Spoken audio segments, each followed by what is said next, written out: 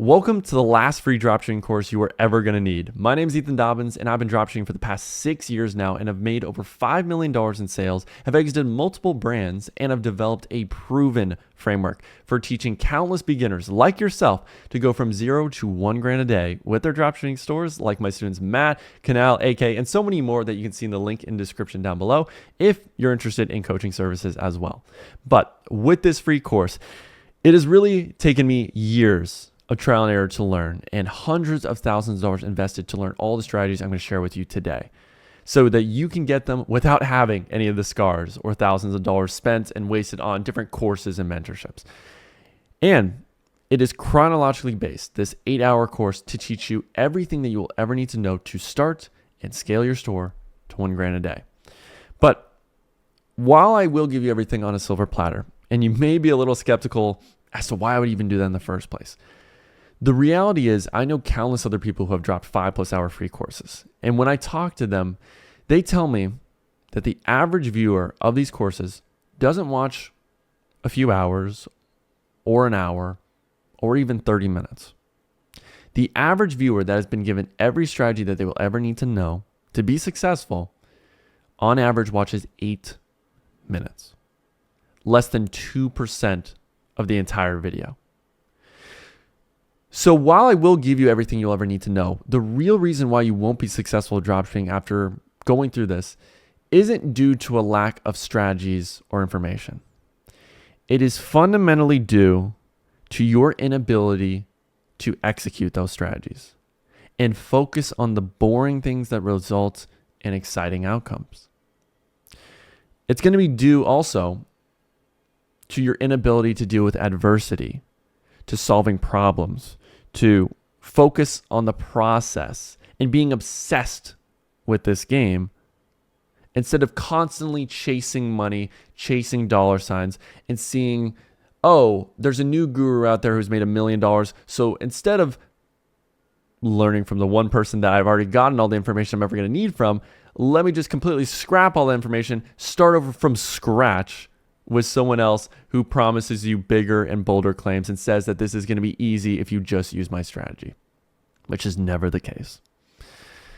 So before you decide to spend another minute watching this free course, instead of your favorite sports team or doom scrolling on TikTok or doing whatever it is you do in your free time, I want to ask you 3 fundamental questions that if you can't answer and you can't say a resounding yes to, you shouldn't even get started in the first place. Number 1. Are you comfortable with sacrificing video games, dating apps, going out with your friends, whatever activity that is currently drawing up a ton of your time, every distraction right now, for the next 6 months to a year, so that you can focus that time and energy instead on developing the skills and execution that it is going to require you to have in order to have a shot at being successful with your store? Number 2, will you stay consistent and fight through the constant headaches that you are going to endure regardless of how much information you know, like ad account bans, supplier issues, customer complaints, losing thousands of dollars for months on end before you see any success? Can you deal with that? Can you deal with that stress? Can you deal with that emotional toll? Because that is the bare minimum it's going to require you as an entrepreneur to take in order to have a chance at being successful. And finally, are you truly ready to change your lifestyle? Because before you ever become successful at any entrepreneurial endeavor, you have to embody the lifestyle, the habits, the discipline that it takes right now, ever before you are successful. You need to embody the actions of a successful person today so that you can actually become a successful person tomorrow and in the future. And that's going to require a lot of sacrifice and a level of discipline that you most likely have never had in your life. Just being honest with you. Now, if deep down you answered yes to that and you truly believe you'll do whatever it takes to be successful, then you have a shot at being successful at this game. Because while dropshipping is incredibly easy to understand, and launching your first test is something that millions of people can do. It does not take a Harvard degree or understanding rocket science to do. The hard part is actually realizing that it will most likely take months to a year to develop your skills enough to the point where you can make any product successful and have your first winner. And the only way you can speed up that process is through constantly doing the thing every single day of dropshipping, of testing products, of working on your ad creatives, of working on your website, doing all these things and getting 1% better. That is it. Because your quality, your skills will naturally increase as your output increases. From test 1 to test 20, just through the sheer simple fact of doing the thing over and over and over and over again, you'll get more comfortable with building websites, with creating ads, with launching campaigns. And as you get more comfortable, you can add more to it. But you have to start at learning the fundamentals of getting the basics. It's kind of like laying the foundation to a house. And then once you have the foundation laid, you can start adding new things. You can start adding a new room, a new bathroom, a TV, new accessories. But it all starts from doing the basics right.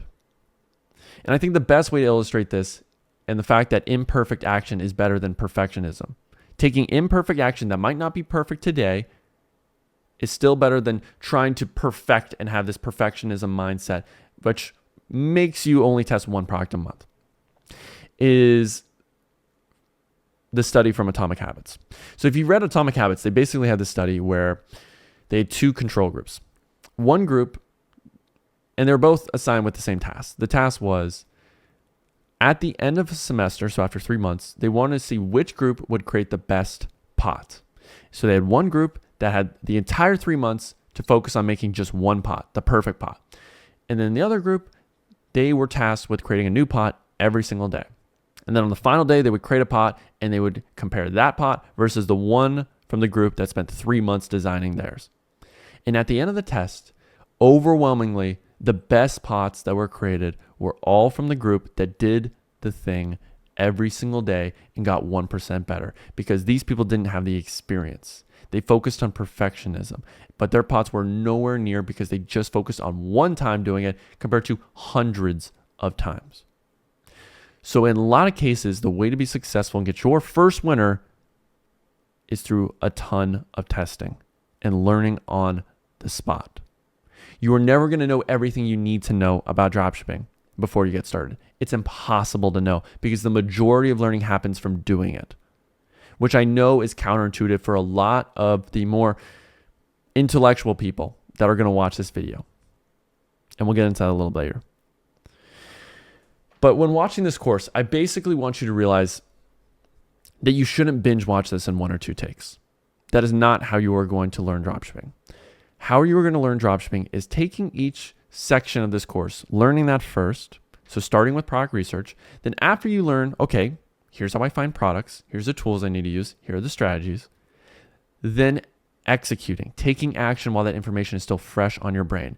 You don't go learn 1 hour product research, then decide, okay, cool, I've learned that. Now let me go another hour of website and then another hour of learning ad creatives. And then a week later, you start doing dropshipping and you realize, oh my gosh, everything I learned I already forgot. It's not going to stick with you until you do the thing. So what I would always recommend is after you finish a video, implement exactly what you learned while it's still fresh on your mind immediately. Because you have Alzheimer's, you are going to forget what you learned a day later. And I'm not kidding about this. I've been teaching people for 4 years. I know what's going to happen. Learn by executing and taking action, not by watching. Now, this may seem like I'm being a little negative about dropshipping, but the reality is I started when I was a pimply-faced 16-year-old scrawny, friendless, antisocial loser who really had no direction in my life. And dropshipping gave me purpose. It gave me a reason to live. Because what you will learn is that dropshipping is arguably the greatest business model in the world for cash flow. and teaching you skills that will last you a lifetime in marketing, building websites, product research, marketing, customer psychology. And those skills of learning how to sell to people, sell whatever product it is, are transferable to any business model. So it's incredibly exciting, and there's so many nuances, and it's always evolving to the point where you can never not get, I would say, educationally stimulated. So it truly is, in my opinion, the best industry in the world to learn, especially if it's your first business altogether. And now I'm a jacked 22-year-old, funny, humble, successful entrepreneur because of dropshipping, because of the work that I put in. So I really do hope that you are serious and that you do execute the information I'm going to give to you, because it's not the smartest people that are successful with dropshipping. It's the ones that have an action bias. It's the people who are comfortable with not knowing everything, but will still take the action regardless, because they are people that just want to do the thing instead of learning 100,000 different ways of doing the thing. Which is why they're absolute morons. 15-year-olds, people who dropped out of high school and have the same IQ of a raccoon, they're making millions of dollars, while the highly educated, college graduated business professional that gets into dropshipping can barely make a sale because they're constantly overthinking, overanalyzing, and thinking to themselves, the thing that I'm missing is a new strategy, which is never the case. The fastest way you're going to learn this is through experience. So without further ado, just the fact that you honestly were able to complete this intro actually is going to put you further apart than 95% of people that are going to watch this video. 95% will not make it to this point. So congratulations. I wish you the best on your journey. And if you ever need more help after watching all this, I do have coaching down below. But without further ado, let's get this program started. Now, you're most likely a dropshipping noob who decided to start as your New Year's resolution, and we'll see how long you'll last, buddy. Or you're someone who's tired of testing products every single week and watching them flop consistently. So in this video, I'm going to teach you the best methods of finding products that my team and I have identified after finding hundreds of winning products for the past 5+ years. But even more importantly, I'm going to give you my laser strict criteria that will help prevent you from selling 99% of products online that will only burn a hole through your wallet and ego. And if you stick to the end of this video, you will be able to spot winning products in minutes and finally only sell products that have the potential of scaling to $1,000 days. And that, my friend, is a Dobbins marketing guarantee. Now, while everyone else is wasting their time acting like babies that need to be spoon-fed winning products by an imaginary airplane by watching these top 10 products to sell videos, which are complete scams in their own right, you are proactively learning how to fish for yourself and getting miles ahead of most dropshippers. So let's cover the main criteria you need to use when evaluating products. Now, if you want to find your first winning dropshipping product, then you need to realize that around 90% of purchases for dropshipping products come from impulse purchasers, which means you should look for products that appeal to hedonistic people, which is just a fancy word in my diction that makes me sound like a smart guru, but it's just impulse purchasers that buy products that they associate with positive feelings, aka happiness, joy, more confidence. And if you can find a product that can demonstrate these emotions visually without you having to hard sell your audience, then you will have a winner, because people don't buy products. We don't buy products for the sake of having products. We buy products because they have a specific solution we're looking for, or they have positive emotions we associate with owning that product. So an example of a 7-figure winner and my biggest win in 2023 was this pheromone perfume, which, as you can see right here, we don't say that it's going to get you guys, but we show people it's going to get you the desired result and the happiness of being able to attract guys at will just by putting on this simple perfume. And this ad itself got 15 million views and scaled our dropshipping brand to over 6 figures a month. Now, another example of a 7-figure winner would be this astronaut projector. So it completely transforms your room, and it's not really a problem solver. It is definitely more of a want than a need, but it's very visually appealing. It sells itself. They're not adding any captions that says it's going to transform your room. They are showing it's going to transform your room and get you the results you want, which is most likely just more happiness because your room looks much cooler. Now, one of the most overlooked aspects of every winning product is, does it visually show the desired transformation your target audience wants with that product immediately, so that they come to the conclusion that they need the product rather than you making claims? Because everyone is skeptical online of your product. You could say your product cures cancer, but it's so much more effective and powerful if you can actually show that result without having to tell your audience. So for instance, if I'm selling these booty shaping leggings, immediately we got this clip here, the girl showing off how good they look on her. But the big thing is she's showing that this will get you that positive emotion of seeing your boyfriend react to them and say, oh my God, you look so great. I'm going to put a baby in you. I'm going to raise this family. I'm going to give you all the love and attention your father never gave you, because you need to buy leggings online to get some sort of validation that's clearly a childhood issue from way back then. But hey, look, we're both happy and he's happy.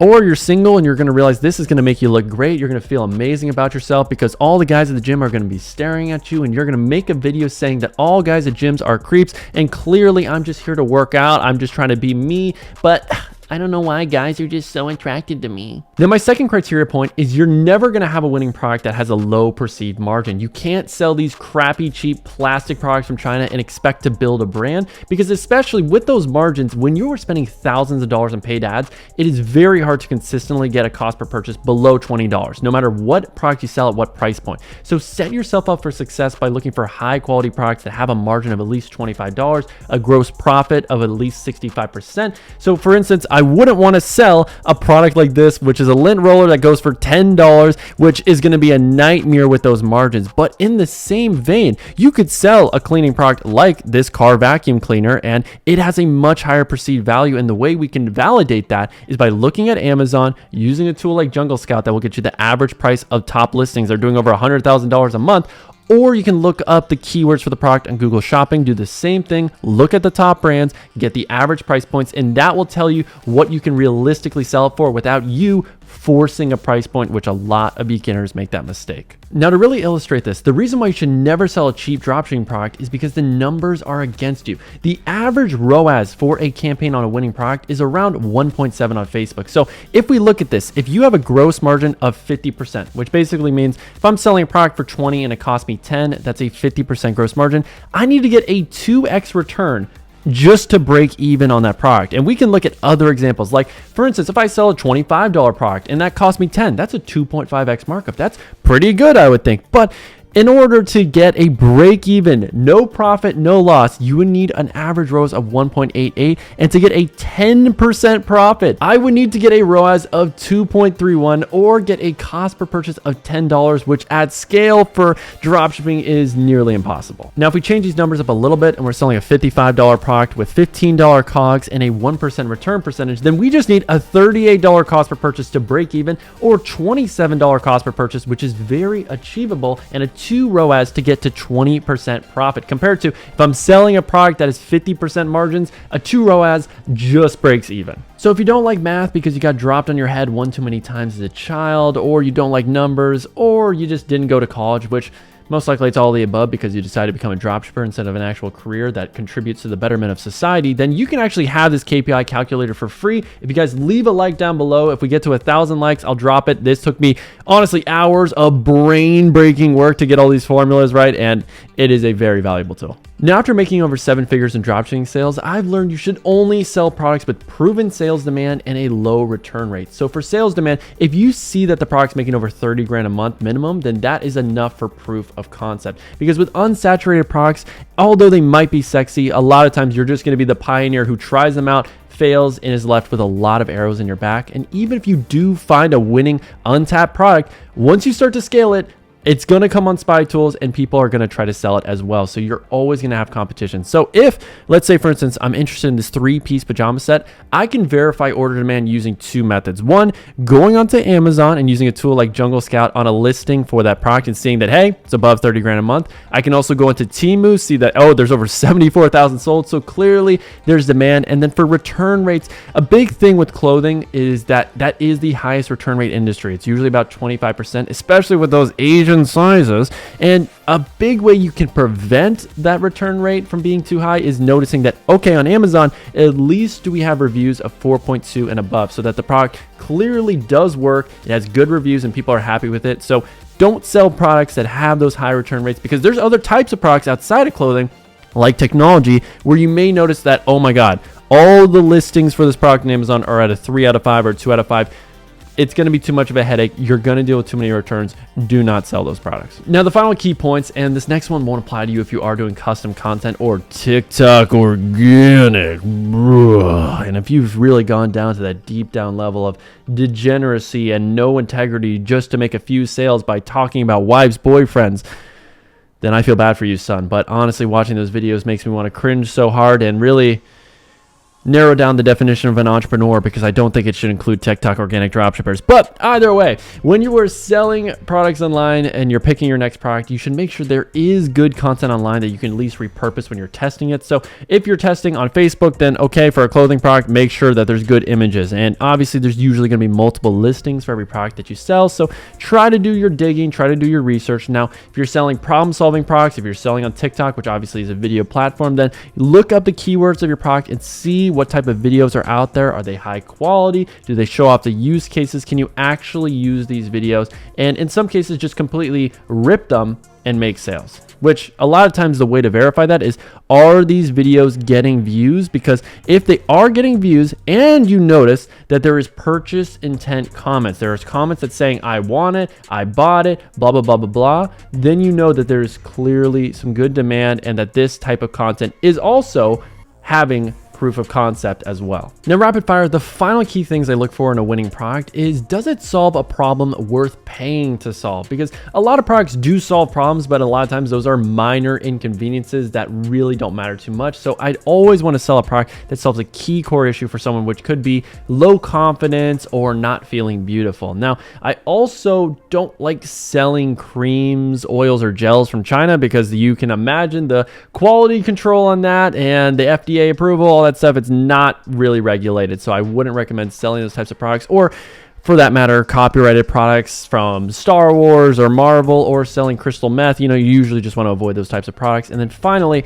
I love evergreen products. My goal is always to find a hero product that I can brand and eventually sell to an investor. And you need to sell products in a lot of cases that are evergreen and are consistently growing and getting sales, instead of seasonal products like the winter heated jackets, the scarves, and all that stuff that clearly will only sell for a few months and then it completely dies down, and all that hard work you put into it just goes to waste and you have to restart it weeks later. Now take a deep Wim Hof breath with me, because I know that was a lot of information and your writing hand is probably cramping from beating your meat and taking so many notes from that prior lesson. But now we need to get into training your eye to spotting winning products, because with these tools, you're going to see a lot of products. And for me, the biggest advantage I'm going to have over you is just the intuition and experience that I've seen hundreds of winning products. And I've also gone through the trial and error of testing and losing on hundreds of products as well. And you don't have that luxury, but you can't know what's going to work in the future if you haven't seen what worked in the past. So before you become the eager beaver that does some research today and decides to sell your first product immediately, genuinely take some time and use tools like Niche Scraper to see past winning products and identify those commonalities, those trends. And not every product on these tools is going to be a winner, but you'll be able to pick up over time that, okay, probably the chicken nugget pillow is not a winner, but okay, maybe if I scroll down, this harness, okay, it had good margins. It had a lot of the criteria points Ethan mentioned. Or you can use the product search feature on PP ads. You can go back in time and see, okay, from 2022 to 2023, or any other time frame, what products we're crushing. And we want to obviously sort this by impressions. Typically, if an ad's getting a lot of impressions, it's getting results for the owner of that store. So yeah, we could see shapewear, obviously big winner. This little shaving product, yep, did incredibly well. The exfoliating scrub. Now the projector, also $1 million product. So again, about, I would say 30% of the products on here are really big winners. So you should study them. You should look at the ads and see with the full red pill how deep this rabbit hole really goes. Now, I know I've said winning products a million times in this video, but the reality is there are no winning dropshipping products. There are only products, and the way you market them is what makes them into a winner. In fact, I had a student of mine who had a product that previously was a loser for him, and after we retested it with a new offer, he did a generic 30% offer in his first test, but then we changed it to a BOGO offer that was much more enticing and led to a higher conversion rate. He was able to scale that product to over $1,000 a day, and that's just one of the ways that you can differentiate your marketing from all the other people selling the same product as you. Now, other key ways is finding a product that's making sales on Amazon, then deciding to sell it on TikTok and Facebook, or taking a product that's crushing on TikTok and selling it on Facebook, or taking a product that's killing it in the USA or the big four countries and taking it to a different country, the different European countries, South America, wherever you're from natively. One country dropshipping is very popular. And then the final way is you could see a product that's killing with a specific angle or to a specific demographic, which I know a big example is the period relief belt. Everyone was marketing that to girls to solve their period pain, but then once a very smart marketer decided to sell that to boyfriends as the solution to make them the perfect boyfriend that your girlfriend is going to love for getting them this amazing gift, that was able to be a winning angle that allowed this other competitor to scale beyond the first person who was able to scale that period relief belt. Now, as a real life example, here's exactly how I scale my dropshipping brand from 0 to $7,000 a day in only 3 days. So I hopped into AdSpy and I saw that this product was crushing it on Facebook, and it had over 10,000 likes. It was being marketed to women above 30, and these countries with the finest women, the Black queens and baddie Latinas. Now, most dropshippers, the average dropshipper will make the mistake of copying the website, the ads, the targeting, and thinking they're just going to print money, when in reality, you're just marketing to the same people that already were exposed to this first brand and have most likely bought from this first brand. They were the low-hanging fruit that was most likely to convert. So in order to create a blue ocean and a whole new market of buyers, what I did is I decided to take this product from Facebook, market it on TikTok, which wasn't being done, and I improved upon the offer because it was being sold for $40, and I saw that I could source this for $5, and at 2 units with shipping included, it cost me $15 to sell that offer for $40. So my offer was better. I cut up the ads to make them better, and that is how I was able to scale so aggressively. And if you look at my KPIs here, I had a 5% conversion rate on my website, which meant I made $2 per visitor, which means if I wanted to get 30% margins, I just need to get cost per clicks at 50 cents. And when I first started advertising this product, my cost per click was at 20 cents, which means I was getting a 10x return on my ad spend because my website was making $2 per visitor and I was only paying 20 cents to get those high quality clicks. Now, again, some people will get low clicks, but it's low quality traffic because you're marketing to countries that don't have a lot of disposable income, or you're clickbaiting in your videos so you get more clicks, but those people really aren't interested in your product. So there's a difference between high quality clicks and low quality clicks, and that's something you have to keep in mind, and that's why CPC at the end of the day isn't an equal metric. It's not the perfect metric in the world because, again, I'd rather pay $1 for a high quality click and someone who's going to pay $3 on my website versus paying 20 cents for a click to someone who's only going to spend 30 cents on average on my website. And on a side note, cost per click is one of the most useless metrics for tracking if an ad is going to be a winner because not all clicks are built the same. You can have an ad that's super clickbaity and is meant to go viral, and it attracts low quality people onto your website that, let's say they come onto your website for your $40 product and about 1% of people converts because the ad just didn't show the use cases and how it benefits you. So therefore, I make 40 cents per visitor on my website, and that means I have to get 22 cents per link click just to be break even. Now, if we have another ad that might have higher cost per clicks, but shows the use case of the product and how it actually benefits someone's life, and then therefore when they come onto my website, they convert at 4% instead, and I'm making $1.60 per visitor, that means at 90 cents a click, I would be break even compared to with the other ad, I have to be at 22 cents. And to be at 30% margins with this better ad, I can spend 42 cents a link click and have 30% margins. That is double the amount I would have had to pay with the clickbait ad just to be break even. So again, it really shows you your ad and the way you market way more important to attracting high quality clicks that you want rather than low quality. Alrighty boys, it is time to find some products. So let's quickly break down my favorite 3 methods for finding winning dropshipping products ranked in order coming from a 7-figure dropshipper. Now, number 1, I always recommend going right to the source. Go onto Amazon, Temu, AliExpress, and look for the best sellers in different categories to find winners before everyone else. Or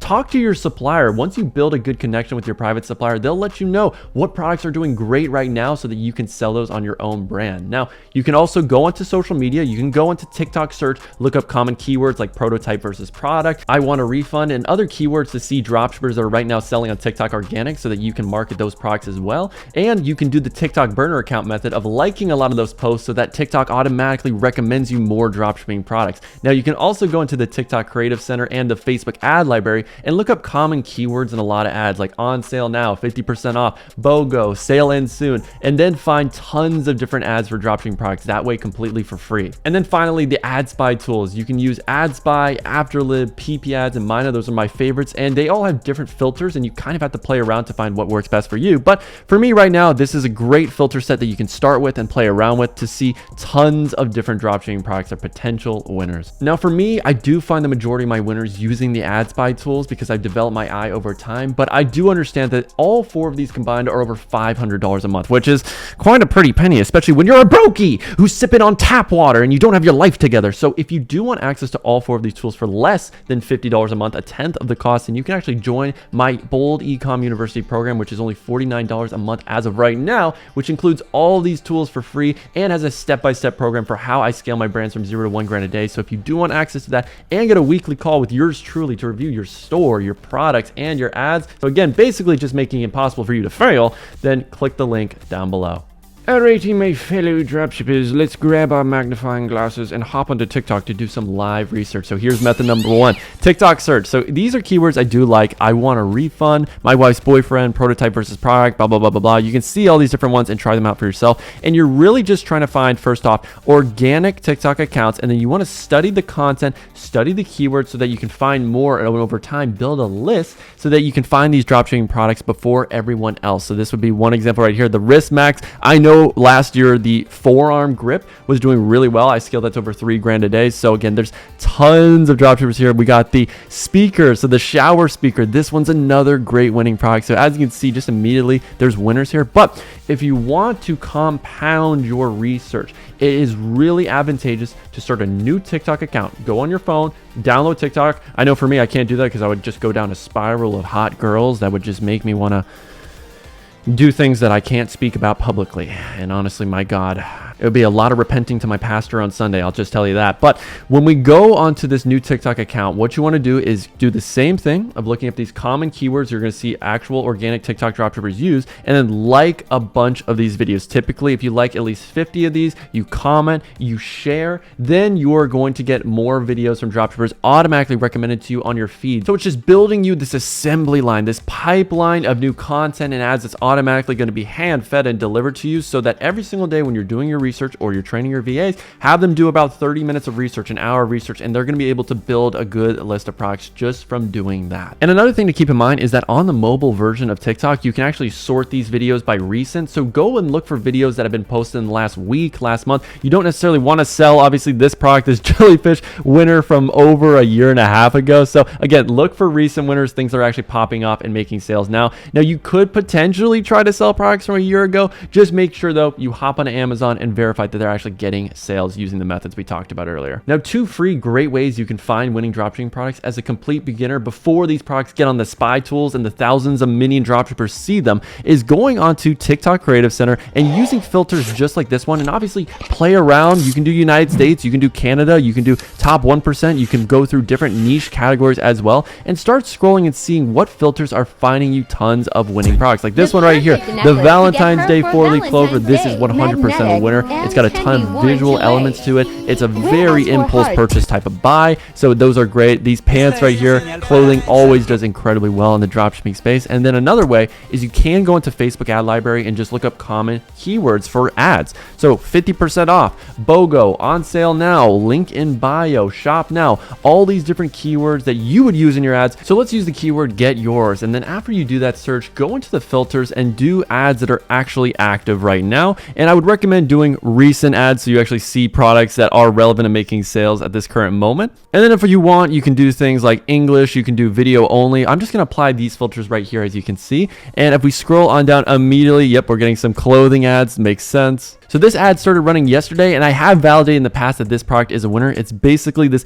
calendar that after you rip every single day, it reveals this amazing castle or some crazy scenery. So it's a great gift. It's very visual. Impulse buyers absolutely love it. And I've seen this being scaled to 2 grand days. So again, you can find tons of winners that really aren't on any spy tools that you're ever going to find for free. So if you're building your team and you're trying to train people, you definitely need to have a list of common keywords that they can use. And then over time, they should also be adding to this list as they find new words that are resulting in more winners and different filters as well, so that your other team members can thrive as well. And you build this great ecosystem where hundreds of products are being found by your VAs that you can go through, you can sort, and then find one or two that you're actually really interested in, because you want to be picky, especially when you're putting your money behind these products at the end of the day. So those are some of the best free ways, but it doesn't stop there. So let's hop into Temu and Amazon movers and shakers and talk about how to do some research there. Now, I'm not gonna lie, this free product research method is a cheat code that found the majority of my winners as a 7-figure dropshipper. And that is hopping onto Temu, going through the best sellers and seeing what is selling incredibly well over the last 7 days. And now all these are winning dropshipping products. The spin scrubber, the shower drying mat, the car vacuum cleaner, these are all doing 50 grand days for dropshippers that I personally know.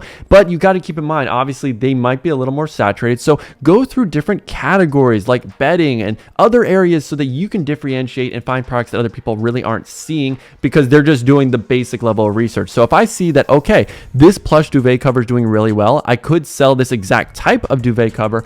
Or I can hop onto Amazon, use a tool like Jungle Scout and look up the keyword of that product, and carve my own niche and quote unquote unsaturated product if I push this from an Amazon winning product to a TikTok winning product. And I would definitely go into Temu and click on the listing for a winning product, scroll on down and see what is being recommended to you. So Galaxy Projector, another winner. These heated winter gloves, they are a winner, but it is a little bit seasonal, so it's not a big favorite of mine personally. Again, the waist training belts, I've made a lot of money selling waist trainers to overweight women. You know, they got a need for that. So I would definitely go through this. This is a great snowball method. You don't need to have ad spy tools personally. You can build an insane list of products just by doing an hour or two of research every day on Temu personally. Then you could make an account, and then after you've trained it and said that, okay, these are the products I like, they will start recommending you more products like the ones obviously you've clicked on, and then you just keep refining it to the point where Temu is giving you the new winners that are selling really well, that have the proof of concept that you can market on Facebook and TikTok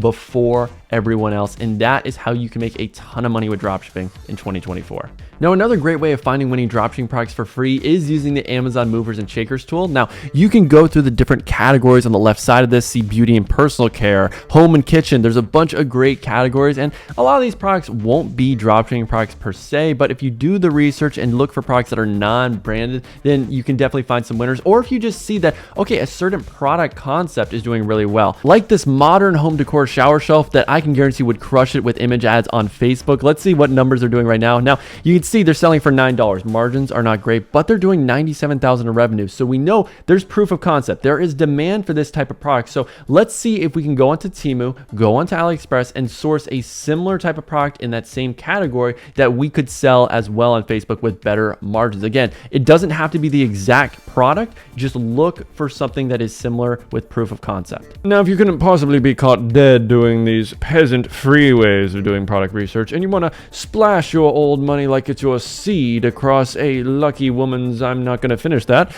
Let's get into my favorite tool for doing product research on Facebook. So with PP ads, these are some example filters you can use. Definitely play around with it, because you can definitely find winners in other countries, like obviously Tunisia and Reunion. Those are huge dropshipping hotbeds right now. So if we scroll on down, let's just say for United States, do we have some instant winners? And as we scroll on down a little bit, we can see, okay, we got the Apple dupes. Now, yes, this is a winning product, but be careful. Whenever you're selling Apple dupes, they may send people to your house and wipe you off the face of this earth, or make you move to North Dakota. Honestly, pretty much the same fate. But if we scroll on down, is there anything else? We got some home decor products, got some more clothing products that are doing really well.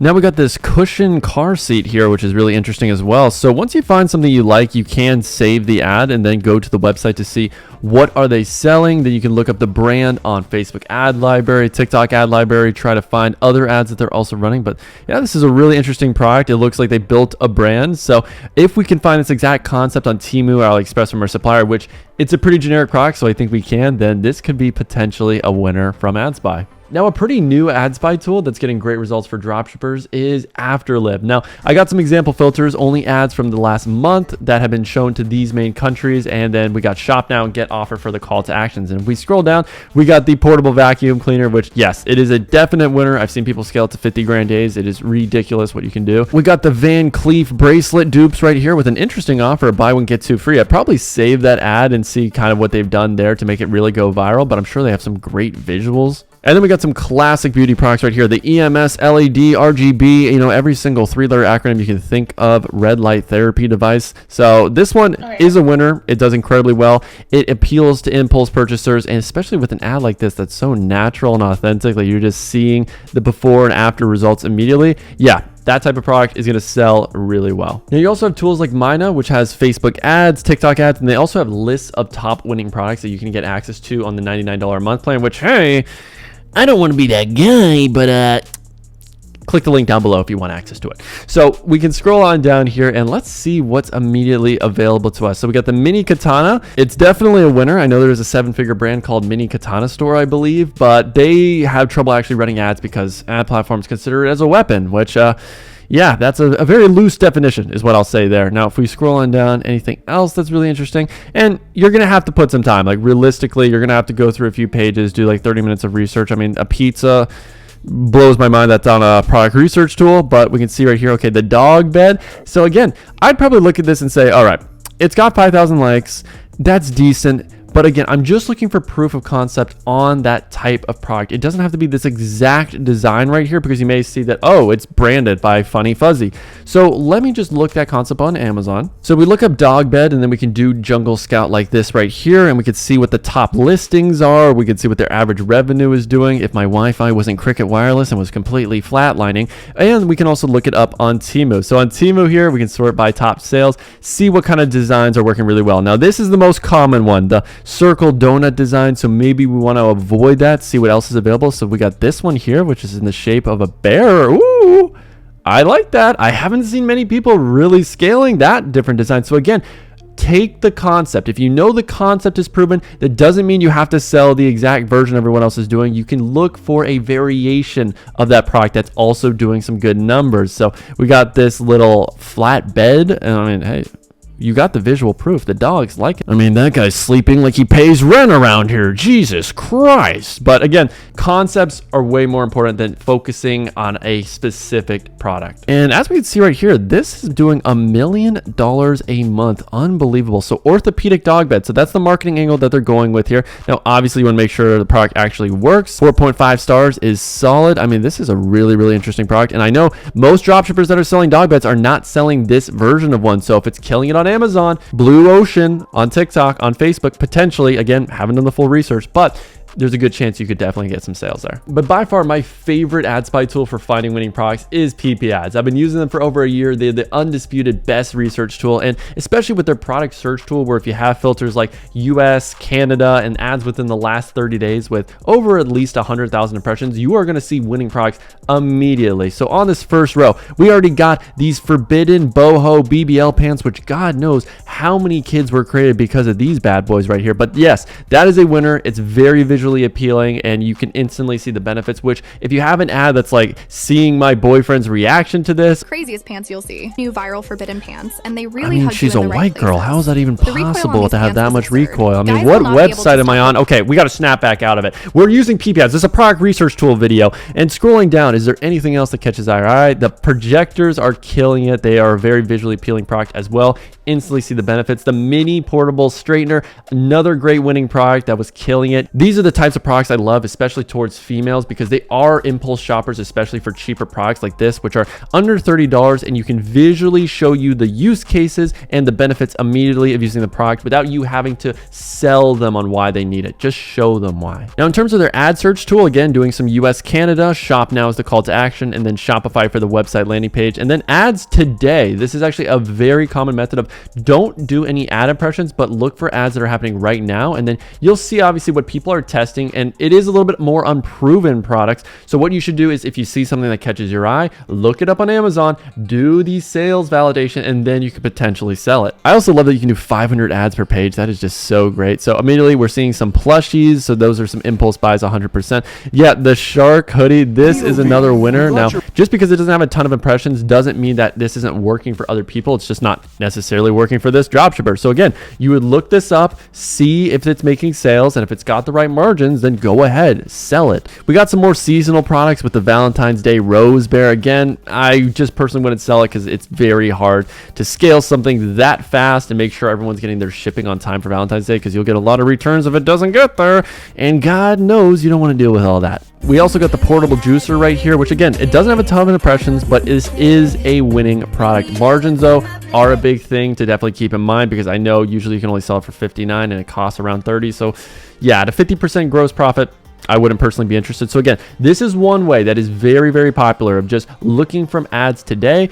But of course, if you're looking for products that are a little bit more validated, go with 100,000 impressions. You're not going to see many ads on the first page, obviously, because it's mainly just going to be brands. But if you do, let's say, last 15 days instead, then you're going to get some more pages worth of ads for products that you can potentially sell. So, okay, we got you know what? I can't do another sexual product. It's just, I'm already bricked up right now. So looking at a product that caught my eye, and not for the reasons you think, it's the I Love My Boyfriend pants, which, yeah, I haven't heard those words in a while. These are definitely a winner that appeals to impulse purchasers. You immediately can visually see the reactions from people, and that's what people want. When you're buying pants like this, you want to see how does your significant other react, and if you see how others react, then you're going to assume, obviously, that's how my boyfriend's going to react, and that's what I want to buy this product for. It's not because these sweatpants look particularly good or anything, or because they're super soft. Again, it's all about that reaction from the other person, the emotions you're going to feel. That is what you sell. Now, once you find a product you're interested in, you should have a good product research sheet that you can add all the products in and then come back to later. So for me, this is the one I personally use. If you want access to this, then just comment down below. And as you can see, I just have the name of the product, the supplier link for my private supplier. So from AliExpress or Temu, the ad, Amazon link. I mean, you can look at all these stuff. And then we have all of our different categories here. Does the product have a low return rate? Does it appeal to those impulse purchases? Does it got a lot of content? As you can see, so on and so on. But the main thing definitely to keep in mind is that this is an automatic calculator that, let's say we're finding a product that costs us $15 and we can only sell it for 30 after doing the research, then it's going to give you this big red flag, which means you shouldn't sell it. So I would only sell products that are green on the gross profit and green on the margins. So for instance, if we find a product we can sell for 40 and it only costs us about $10, and we got green across the board, and you know, based on the margins, this is a product that you can sell, but make sure obviously you go through the other categories. So those are my favorite research methods, but the best and fastest way to find a winning product truly is by building a list using these methods and then having an expert look at your list and tell you which products you should sell versus the ones you shouldn't, because you're going to make some errors and have trial and error here and there. So it's just better to skip all of the time and money you would have wasted on those bad products by having an expert look at your list and tell you the right ones to sell, which you can get that by joining my one-on-one coaching program, where we would have our experts look at your product, look at your ads, your website, your entire funnel to maximize your chance of scaling from 0 to 1 grand a day. And that is the fastest way to shortcut this learning curve and get your next winner. So if you enjoyed this video, leave a like, subscribe, comment, and watch this video right here where I take a losing product from one of my students and turn it into a 1 grand a day winner just by changing the marketing angle. Today, I'm going to find some winning dropshipping products right in front of your eyes and teach you the exact thought process that I go through and other pro dropshippers as well when evaluating what products to sell, so that you can apply this to your own research to know which products you should sell versus which ones you should avoid like the plague. And you'll notice if you keep watching this video, I actually don't look for winning products. I look for something that's similar, but you'll only find out by watching to the end of this video. Now, without further ado, I'm going to do an hour of product research. I know I got the bedhead going on. It's basically the exact hair that you would see if your girl came over to my place and told you, "Babe, don't worry, I'm just trying to get a dropshipping tip from him." And boy, oh boy, did she get more than just the tip. So stay loyal to the gym, my friends, and stay loyal to your product research, because today, I'm not going to teach you how to find winning products. I'm going to actually show you. Alrighty, everybody, put on your overpriced Beats or Apple headphones and blast your favorite playlist, whether it's I Love You by Billie Eilish or Moonlight Sonata by Beethoven, whatever just gets you in your feels now that you know your girlfriend's cheating on you. Right now, I'm in my dance house music era, so we're feeling good. We got good vibes, and we're going to do an hour of research starting with ad spy tools. Now, in my video where I cover all of my favorite product research methods, I do tell you that I love PP ads, Afterlip, Manea, and Ad Spy. Those are my 4 favorite tools, but when you're doing all these methods, and I believe I outlined around 8 in that video, you should really prioritize your time and focus on 1 or 2 of those methods. That is it. You try them out first, and then you find out which one gets you the best return on your time, where if I put an hour of research, I'm finding the majority of my winning products from this one method. And you'll notice there's a certain tool or method that is just getting you the majority of the winners. So I like PP ads the most out of all the iSpy tools, and I'm going to show you 2 filters I really do like, and that's going to be sorting by recent ads and just finding new products that people are testing that may not be validated, but I believe I could sell them and make them into a winner. Because dropshipping is selling products that may be validated or may not, but based on your intuition, you know if you had a irresistible offer and high converting ads for that product, you know you can make that product into a winner. So let's scroll down, and these are the filters I'm using for now: United States, Germany, all those different countries, and then basically sort the ads by less than 3 days. So I don't care about impressions here. I'm just looking for some product ideas that I actually like. So first ad we see here is for this custom hoodie. It's got some numerals on there. You can also put initials. I like that. Valentine's Day is coming up, so it could be more of a seasonal product, but I could also see this definitely selling evergreen. It's not specific with the colors or the messaging where you have to get it for Valentine's Day. That could be a good birthday gift. Honestly, just the design looks cool. So I could definitely see that being a potential winner. We'll do some more research on that a little later. Then we scroll down here. This is a winner, I know for a fact, but I'm not going to sell it. I do believe the margins aren't great. A lot of sellers for this. And again, you may be saying, Ethan, how do you know there's a lot of sellers? It's just the experience. I've seen these over and over. And if you do research multiple times for days and days and weeks and months, you'll see the same products appear on your feed a million times. So that is one of them. Next product here, we got the LED light therapy mask. Another one that you could argue is pretty saturated. I'm not the biggest fan of LED products because sometimes you can get banned just because of that reason. So I'm going to avoid that. Okay, we got this little cube, and yes, this is a winner as well. Very visual. I am going to save it because yes, I have seen this be scaled, and I think we could market it to a different country and possibly make that into a winner as well. All right, so another product here, we got the cloud mirror. It's got some tulips inside. Very girly, it's very aesthetic. It girl energy right here. And yes, 100%, I like it. Definitely appeals to that TikTok young audience. It's an impulse buy, definitely appeals to hedonistic people. So we'll see if the margins are there, but I like that. Okay, so we got another ad here, prototype, got some ugly ass cables, throw that in the trash. Not the best aim, I'm not gonna lie. Definitely not Steph Curry-esque. Okay, so basically wireless adapter. You can project your phone screen onto the actual TV screen of your car. That's interesting. So I could see a lot of people potentially being interested. I will definitely want to verify the order demand, but I could see that being a higher perceived value product. Typically any technology products can go for a fair bit. So we'll do some further research into that one. Let's keep scrolling, seeing what else. Oh God, milk.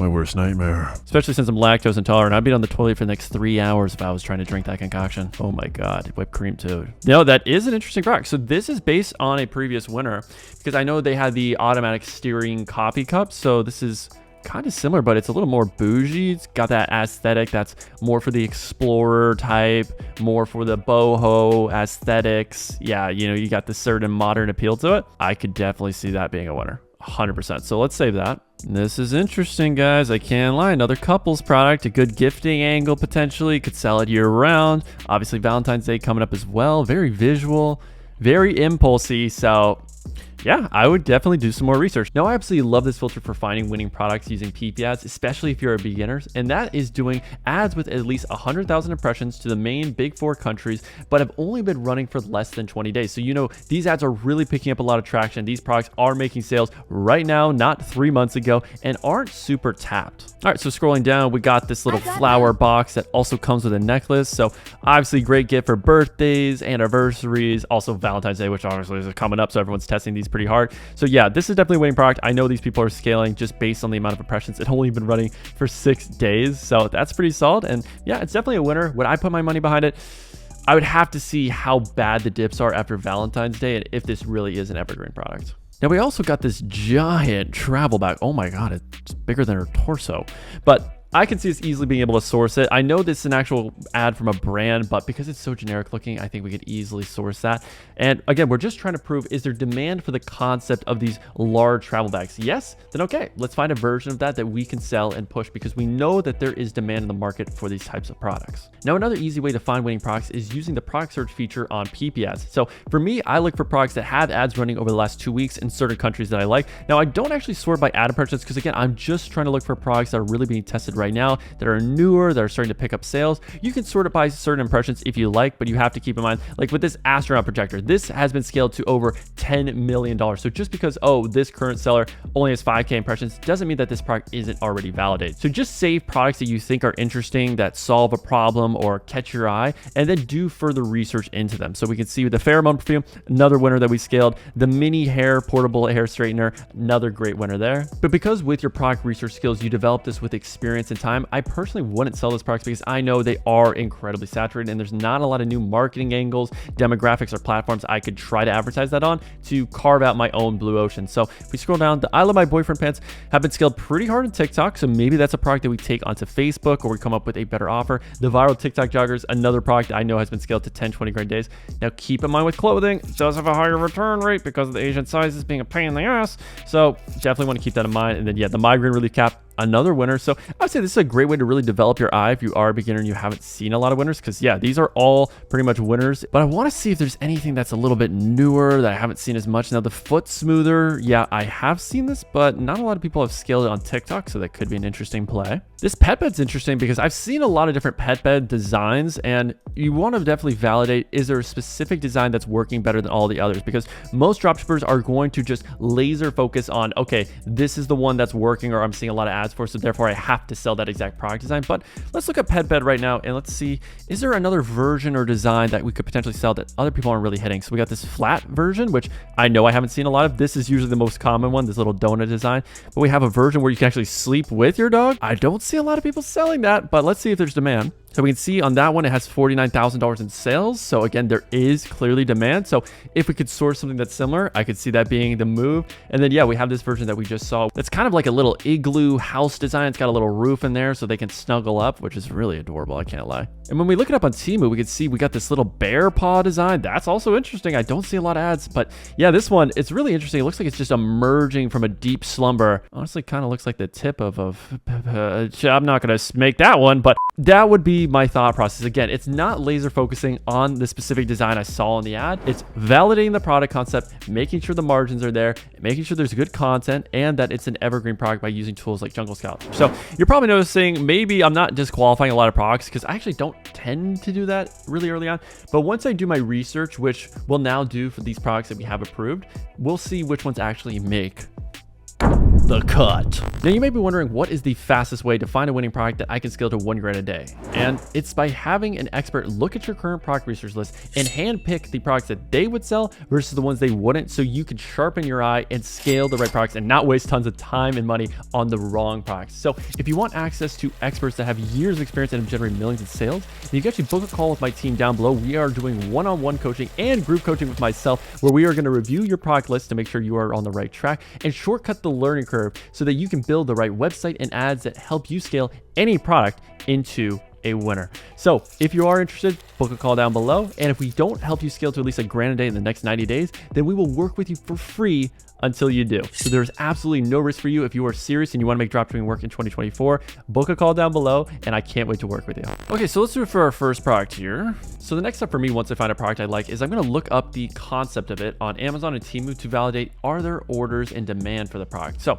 I looked up digital photo frame on Amazon. We can see a few options here, and I'm going to use tools like Jungle Scout to evaluate what these are typically going for on the top sellers in terms of their price point. So we can see $75 is the average. So pretty in line with this brand right here. They're selling it for 90, which is definitely reasonable, especially when you have a brand you could usually sell for 30, 40, 50% higher markups at Amazon. And now we can see 2,000 have bought this in the past month on the top listing. So if we do the math, 2,000 times 60, that's over $100,000 a month. So if you watch my previous video where I cover all the strategies, which I recommend by clicking here because I'm not going to just ramble the entire thing, but I do mention I want a product with at least $30,000 a month in proven sales volume. At least the concept of the product. Doesn't have to be the exact product type, because obviously this one's a glass kind of smaller case inside, but this one's a larger frame. So if we notice that this version is the one making more sales and has better reviews, then let's sell that version. There's no reason to just pigeonhole and say, okay, well, this person's selling this one, so I have to. And if we go into Temu and look at the same digital photo frame, we can see, yes, the more traditional style one is actually making more sales, 1.4K sold.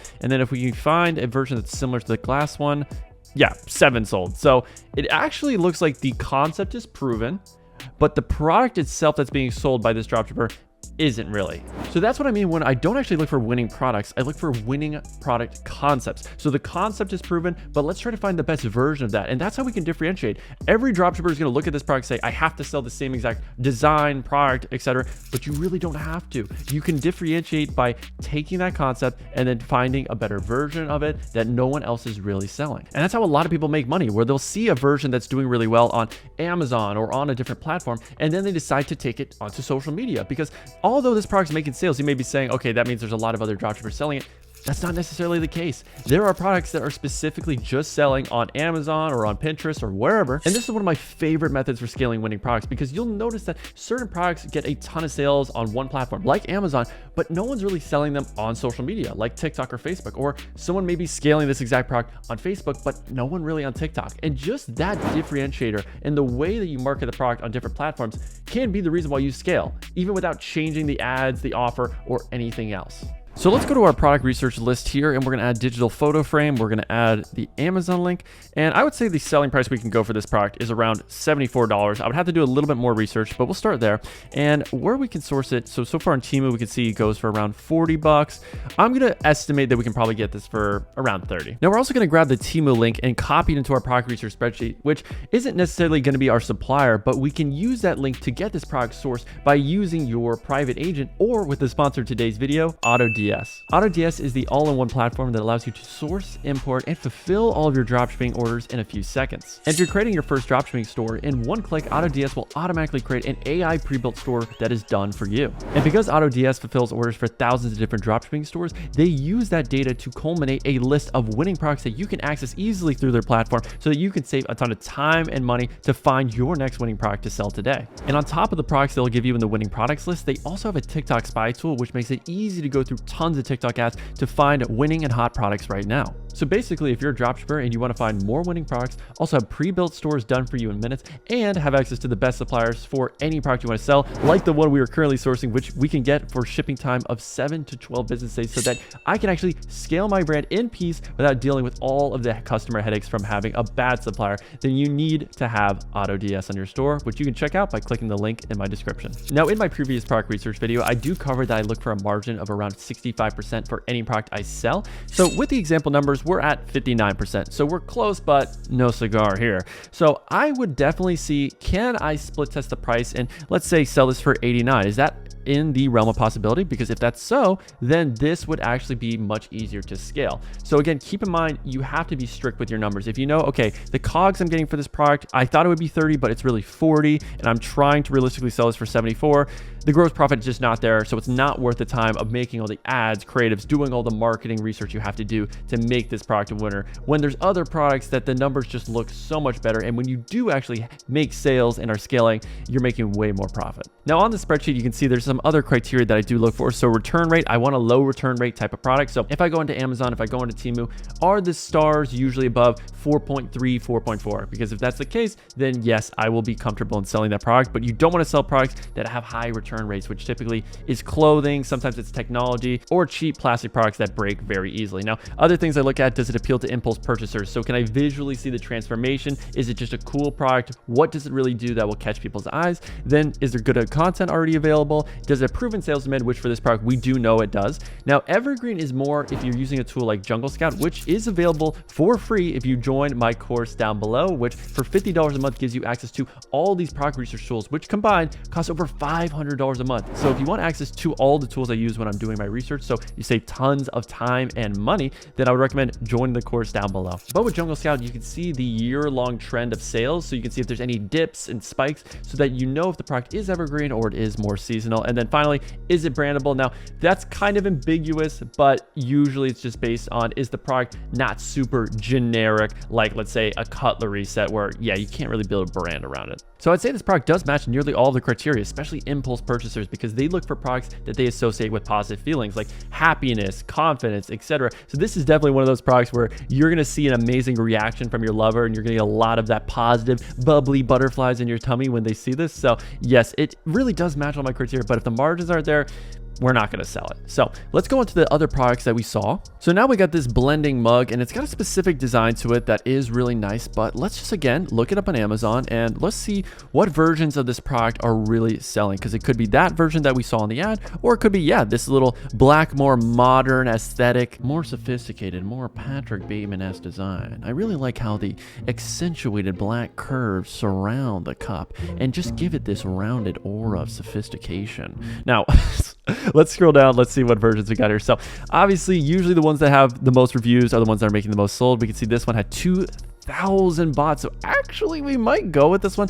There could be certain reasons though why this one's making more sales than others. It could be the aesthetics. It could be there's a certain feature or benefit that people really like, but we can see we have our version here, and let's just see how it's actually doing here. So 3.9, not great. That's a lot of returns. That is a lot of unhappy customers. It is doing 25K in revenue, so that's pretty close to our baseline. I'm sure if we looked at all the sellers for that specific design, it would add up to 30K. So I would say, yes, it is validated, but I'm not liking that there are so many returns. And also this one as well, tons of returns, 3.3.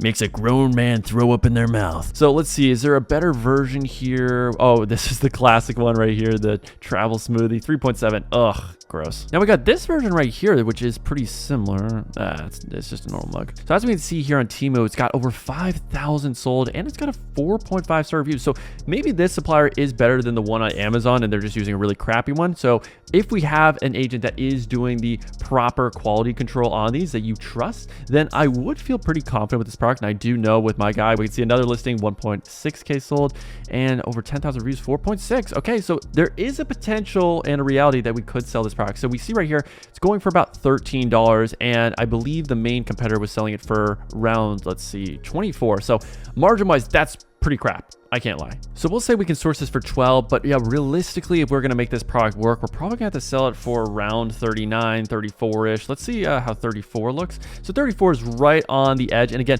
if we are constantly split testing the offer, doing some BOGOs, by having some coffee mug accessories or charging for shipping, because your offer isn't just the price that's listed on the product page, it's your price plus shipping, plus order guarantees, whatever upsells you want to add to get to your ideal AOV number. So in this case, let's say we're selling for 34, but we charge $5 for shipping. Okay, cool. We are hitting our gross profit percentage. So again, there's little ways you can finagle it and finesse your way to hitting that target goal. So after doing all the research so far, I would say the blending mug is Ethan Dobbins marketing approved. And finally, let's pop the hood on the tulip mirror and see what's going on. So we can see here on Amazon, the average listing has about $14,000 in revenue. Now you have to keep in mind, not all these designs are exactly the cloud design, but we can see there's some demand, but not as much demand as I originally thought. Some of these also do not have great reviews, 3.1. Yeah, not great, at least on the top listings. Now, some of these do have more 5-star reviews. Now, if we go into Temu, we could see 5,000 sold, $6, so about $30,000 in revenue in total for that. So there is definitely some demand. There's a lot of sellers though, so we might want to keep that in mind. So saturation could potentially be at play here, where we're going to have to think about marketing this on a different platform or to a different target demographic, or having a different angle so that we can stand out. Now, 4.6, again, not bad here. Now, I will admit, Temu reviews are inflated. So I would say with Temu, it has to be at least a 4.5 to consider selling it. If it's below that, then you're definitely gonna have some issues. I would say the margins are pretty good though. $9, you could probably sell this easily for 39. Have some sort of BOGO also going on. Potentially another room accessory that they can add for their home decor, because that is essentially what they're trying to solve. So there is some demand, but it's not as much as I originally thought. And plus the reviews in these Amazon listings are really, really bad. So if it was me personally, I would not sell this product. Now, a really underrated way to find more winning dropshipping products is to find a pro dropshipper store and then see what products they are currently selling. So obviously right now we discovered this store, Discovery Dynasty, and they have this tulip mirror that they are scaling a little bit, but we could also go to their shop section and see what else caught this person's eye, and then we could potentially test that product before they do, because maybe they just added these products for testing in the future, but we can get that head start. So they got a few winners here. The vegetable slicer, definitely a winner. Now, if we scroll back up, yep, the cup rinser as well. So there's a few interesting ones in here. I will admit it's a little bit more generic type products, but if you do find some more good stores over time, you'll be able to build a list just through piggybacking the research of other top dropshippers. So let's take a quick detour from PP ads and use my favorite free method of finding winning products, which is using Temu. So I go onto Temu, I do not create an account, and I just see what products are they recommending to me right now that are already making sales. Now, you definitely want to go through different categories. They have tons of recommended categories right here where you can sort by best sold within the last 7 days, because obviously everyone's going to see the best sellers from this category within the last 7 days. So a lot of these are going to be saturated, but they definitely are a lot of winners here. So the spin scrubber, definite winner. The portable air tire pump is a winner as well. But again, you're just going to have so much competition. So definitely start narrowing these down by the different categories. So let's go to toys and games, for instance. So we got different drones, wouldn't recommend selling those because you're gonna get banned in 2 seconds. But guns, I'm actually cool with. I think that's definitely the way, especially in America, to little children on TikTok, I think is the move. That is the 8-figure play. But we're really just looking for products that are making sales, and we're not really seeing too much on these different spy tools. So this is the jewelry collection here, and we got these cool LA designed hats, only $5. I could see us building a brand potentially around those. Cool shades as well. I bought shades that look exactly like that for hundreds of dollars. So there's definitely markets for all these different types of products. So you're just going to go through, you might test a few of these with images since these are non-problem solving products. But again, go through different categories. Let's check out appliances, and yet the portable car vacuum. I've seen people scale this to over 50 grand days. So that is definitely a winner, but you're definitely gonna have some saturation. So let's just click on a product that we're interested right now, which is these heated knee pads. Definitely a huge winner, great problem solver, great perceived value as well. And again, I would go through the same process. Does it have the margins we're looking for? Definitely. Does it have the perceived value? Yes. Does it appeal to impulse purchasers? I would say so, because it visually will show the transformation. It will show the effects of the heat. It is an evergreen product, but I think the main objection I would have with this is, does it actually work? So that's where, again, dig through the customer reviews on Amazon and we'll see that. So that is part of the process, but I also will then look at my recommended products based on what I've clicked so far, because you'll get more and more winners that are similar to the ones that you liked, maybe a variation of the current winner. But again, if we scroll down, there's so many interesting products there. So we got the heated shoulder pads. So let's see here, $13, only 818 sold, which isn't a whole lot. So again, maybe we look up the concept on Amazon, see if there's a better version that is making more sales, but it's definitely in the same vein of problem solving health products. Again, Asteron Protector is a winner. All these products are winners. So Temu is just hand feeding you great products. So let's focus on the idea of a shoulder heating pad. Is there a version of this that is clearly making a ton of sales, that's working for people? And we're gonna use our trusty Jungle Scout here to go through the jungle, comb through all those branches like a scavenger with a giant machete. And let's see which versions are really selling. So we'll sort by monthly revenue, click on that one. So it's interesting, this heating pad is actually the best seller with over $200,000 in monthly revenue. Reviews are within the KPI that we like. So this could potentially be the version that people aren't really selling, but everyone's doing their Temu research, so they think they have to sell. Again, this specific one right here, when again, it doesn't have to be the case. Now, this is a variation of that winner as well. That's doing over 60 grand monthly revenue. 4.4 star reviews is also really good. So again, there are slight variations of this product that are out there that are making even more sales than the original. So I, in my opinion, would say, okay, let me try to find a supplier for this one or this one or this one rather than the original on Temu. But we know the concept of a shoulder heating pad is proven. So I clicked on this little face massager device here, and I want to go to the personal care electronics and see what is selling right now. So again, those are different ways to just go through niches, see what you like. So we got another face carving tool, and I'm just going to kind of go through these and give you my thought process. I think this would be a little too cheap. I'm worried about problems with being sued, honestly, when you put stuff in people's ears and the problems that can happen with that. What is this? So basically, it's kind of a high quality lint remover. Again, very, very generic type product. So I wouldn't sell that because it solves, honestly, not really a big pain point for people. And there's so many cheaper alternatives out there. So again, looking here, I will admit the callus removers, I do like. These are very proven concepts. They solve a huge problem for people. They're willing to pay a good amount of money. Now, there are a lot of options out there. So again, it would be, let's look this up on Amazon and see what are the top selling versions. Okay, so all these versions are pretty similar to each other, just slightly different branding, but they're all doing over 200 grand a month. So clearly proven concept. It's got good reviews. Only issue potentially is going to be the margins here because it's $24 and we source these for 10 from this link. So definitely would need to find something that's closer to $4 or $5. See if we could sell for 29. Again, offer some sort of complimentary product, do a BOGO, have some sort of bundle where we can increase the margins on the original offer. But I would be curious if I could find that right supplier, because it is an evergreen product. As we can see right here, it is consistently making sales no matter the month. There's no huge dips going on. It would just be honestly a matter for me of margins are there and do we have specific content with the model that we want to sell. Oh my God, it's a lobotomy machine. The amount of trust you need to have to buy a machine like that off of Temu, put your face underneath. I mean, that looks like a human lobotomy machine, but you can do it at home instead of paying the thousands of dollars at the doctor's office. What a steal. Need to get that for my next girlfriend, can't lie. But let's keep scrolling and see what else is catching our eye. So we got a lot of epilators, razors. Oh, we got the handheld sleep device. There's a lot of common ones. And you're going to notice when you scroll down, a lot of products are going to repeat over and over again. So you should probably avoid selling those types of products if you are a beginner and you don't have a ton of experience. So again, I'm just trying to look for something that's unique that I really haven't seen before that catches my eye. So yeah, the fan, very generic. So I haven't seen a neck protector. So this would fall in line with the idea of just, yeah, the heat therapy that people really, really want.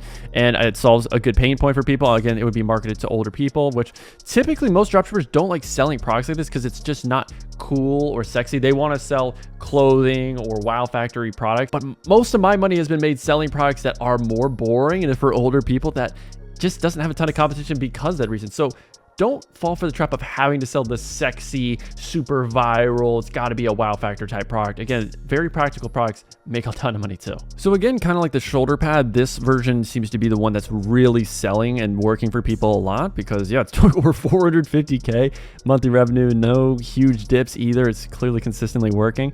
But yeah, that's interesting. When I looked it up, I honestly couldn't find that real version that we saw on Timo. So yeah, again, I would not sell this version then. Let's go with the one that is clearly proven and is working for people. Okay, so now we moved on to home appliances, and I have the filters of products that are $10 and above, so that way we can look for higher perceived value products.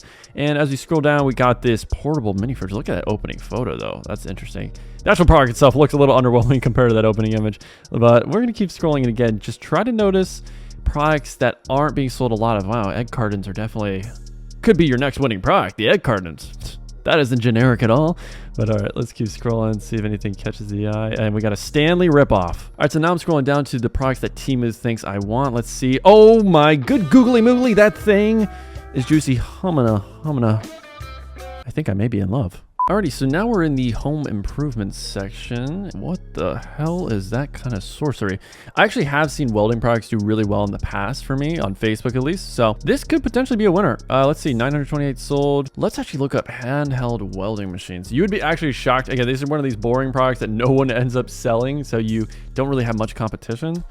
And let's see, yeah, there's a few of these sets. They very high perceived value, which I like. Daddy is definitely a fan. Monthly revenue on listings is 30K, so definitely some demand going on here. And I would want to definitely click on the best listings, see why are people buying. And this is basically the exact same one as this one, but they're selling it for 159. I could get on Temu for 67. Most likely I could get from my private supplier for 50. So again, great margins, great reviews. This is just one of those underground products. And I really like products like this because they are weird. Not a lot of people are selling welding products because they don't think the demand is there, or they don't think they can really sell this via ads, and that there's not much of a market. Because the cardinal sin people will make is, oh, I don't think I would buy it, therefore I'm not going to sell it. and that's never how you want to market. Thinking of what would you personally buy. It's always based on what are the numbers. Is there a market? Is there a demand for this type of product? Yes. Is there good content? Is it evergreen? Do the margins align? And if it matches all of those actual numbers, not your totally subjective gut feeling of, oh, does this product impress me? Would I buy? Never base it off of that, because it's always the product that you think won't work that ends up working the best. And it's always the weird, crazy products like this one that have a much higher chance of succeeding than if you tried to sell the generic saturated tap products that everyone else is trying to push, like the galaxy projectors and the face massagers. And it's not that you can't make money with those products. I have students all the time that will sell those saturated products, but you have to put your own unique twist on the marketing, the target demographic, the ad angle, or the platform that you choose to sell it on. But with a product like this, I could probably honestly whip up any ad creative and market to obviously the specific target audience on either Facebook or TikTok and make a killing, just because there's not a lot of competition. But that does mean when I do start to scale it, obviously this will start to go on more winning product tools, and then I need to innovate more to keep it scaling. So we found some interesting products today, but if you want to see all the other methods of research that I do use, that I would recommend taking a look at this video right here. And if you want access to the product research spreadsheet for free that I use in this video, leave a comment down below and I will make sure to shoot you over that link. Can you finally use AliExpress for dropshipping in 2024? And how do you find your own private sourcing agent that can get you the best prices and shipping times for any product that you sell? Will you finally get laid? All those questions and more will be answered in today's video, and the answers just may shock you. Now, I don't want to give you blue balls or leave you on a cliffhanger, so obviously the answer to that last question is a resounding hell no. We're staying virgins till marriage, and we are not going to engage into any sexual activity until our dropshipping stores are doing millions every single year, so we buy the Porsche, buy the house, and get the gold-digging Latina wife that doesn't speak any English and spends all of our money on Louis Vuitton. So we have to keep making money so that we can help satiate that shopping spree she has. Now, In my last video, we did find 5 great products that I found live in front of your eyes using PP ads, Temu, and some other product research tools. So if you want to learn how I actually find products, you can take a look at that video after this one. Don't skip ahead. But in that video, I actually reveal how you can get access to those tools that cost over $500 a month cumulatively for a fraction of the cost, which is all by joining my $50 a month Bold Ecom University course, which comes with all the tools, strategies, and group coaching with me so that I can analyze your website, product selection, and ads so that you are testing products the right way so you can scale to $1,000 a day. So let's take a look at today's eligible bachelors. Number 1 is the digital photo frame, the self-blending mug, the shoulder heating pad, the handheld welding gun, and of course the very saturated calming lights cube, whatever you want to call it. So once you find the products that you want to sell, yes, how do we go about finding the right supplier? Well, I would always recommend getting a base, and usually every single product that has ever existed in the history of mankind is going to be on AliExpress, and you typically will source it there and then use that link to source it using other more reputable platforms like CJ Dropshipping, Zendrop, AutoDS, all of those big tools that we are going to show in this video. But we're going to go through that process, and where I usually start is I will go onto an image from one of these listings. It could be on Amazon, it could be on a competitor's store. It really doesn't matter. You just need to find a good image of your product like this one right here. So then we're going to right click and we're going to search goods on AliExpress by this image. Now this is using a Chrome extension called AliExpress Search by Image, also known as AliSeek. And as you can see right here, we got a bunch of different suppliers, and it doesn't really matter which one we choose initially. It's usually you want to have one that is good. So then yes, you can use that link to source it on other tools. But I still will sometimes use AliExpress if I feel like the price and the shipping times are better than all the other ones, which it actually happens more often than you think. Now, you should use AliExpress for dropshipping in 2024. And before you get out your pitchforks and ostracize me as a leopard, let me explain. Most people that are telling you that AliExpress is bad started dropshipping over 5 years ago. Back when AliExpress was terrible. It did have terrible product quality. The shipping times were outrageous, 30, 60 days. But nowadays, in 2024, AliExpress has definitely stepped up their game. With all the competition like Temu coming out, they have had to really up the supplier quality and their shipping times. And if you try to source a product right now today, you will always find it for the cheapest cost on AliExpress. But the main objection was always, okay, but the shipping times will be long. However, I have found that when I've used AliExpress, the shipping times have been consistently 12 days, 14 days, 15 days. In fact, for this product I want to sell, this digital photo frame, I can get on AliExpress and have this shipped out in 13 to 18 days. And this is during Chinese New Year. AliExpress is one of the only platforms that is still shipping out products and has suppliers that are actively working while everyone else is shutting down for weeks. Now you may be wondering, how did I find this supplier that was $46 instead of the original that was at $59? And all I did was I just looked up the keyword digital photo frame. So if you look up the keywords for your product, you can usually see all the different suppliers on AliExpress or whatever platform you're using. And that is going to be the next step after we find the best one on AliExpress. So now we know here is the main one that we need to use. So it's $46 and has shipping times of 13, 18 days. That is very hard to beat.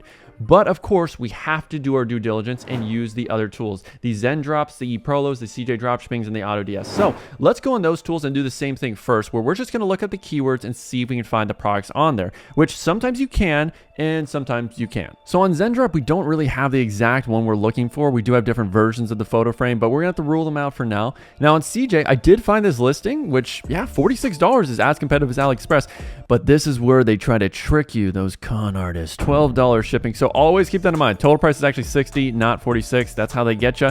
So we're probably gonna still stick with AliExpress, even though the shipping times on CJ, yeah, 7 to 12 days. That's really, really good. Now AutoDS, we did find a version, $50, good reviews, US. Honestly, 4 business days and $50 using one of the suppliers from AutoDS is insane. This is really, really good. And this is why I love using AutoDS for my dropshipping stores and why I personally partner with them, because they have millions of different products on their platform that are coming from verified suppliers, the top suppliers that can ship out your product in 1 to 5 business days to any country in the world. Now, AutoDS can do a whole lot more than that by automating your dropshipping store and automatically fulfilling the orders you get every single day to take that burden off of your shoulders. And if you're right now trying to build a new dropshipping store, they have an AI store builder that will build you a new store from scratch at the click of a button. They They have an enormous database of products that you can easily get suppliers for, and they also have a winning product section where they gather the data from fulfilling orders for thousands of different dropshippers to recommend you hot products right now that you can sell for your dropshipping store. Now, later on in this video, we're going to talk about all the other features that it can do, but if you want to sign up for AutoDS, you can get a 30-day free trial by clicking the link in my description. Now, one of the best dropshipping suppliers in the game right now is the team at Commercive, which if you join their Discord, which is around $30 a month, they will get you your own private sourcing agent that you can just create a ticket for whenever you need to get a product sourced. So it's really simple. Go into the Discord, create a ticket, you drop in all the information about your product, and then they will get it sourced for you. Now, if you are a VIP member, which, hey, I'm going to use my cloud and of course get access to one of their private agents, then they will connect you via WhatsApp, and then you can just send some text, send over the list of products you want to get, and they will give you quotes just like this. So for my digital photo frame, $63 is what they got, and 10 to 15 day shipping times. So shipping times are great. Price wise for this product, it's not going to really work. Now, while this is the exact process I go through for sourcing any dropshipping product, obviously suppliers is only just one piece of the puzzle. So if you really want to shortcut the learning curve and scale your dropshipping brand to $1,000 a day in the next 90 days, especially if you've been struggling and losing money for the past months or years with dropshipping, then I would recommend working with a one-on-one coach. Which is exactly why my team and I have opened up 2 new spots in February for our exclusive one-on-one and group coaching program, where we are going to give you the accountability and most importantly, the support that you are going to need to see real results in the dropshipping game, because we are going to personally review your product list and choose the right products for you so that you don't waste money and time on the wrong product. Then we're going to teach you how to craft irresistible offers on your website so you can have a high converting store for every product. And then finally, we will teach you the secrets, the tricks of the trade to creating high converting ads for every product you sell so that you can make products into a winner instead of praying and hoping that your next test will suddenly become a winner. So if you're ready to personally work with me and my 7-figure coaches that will give you personalized support to your dropshipping store to help you hit your goals this year, then book a call down below.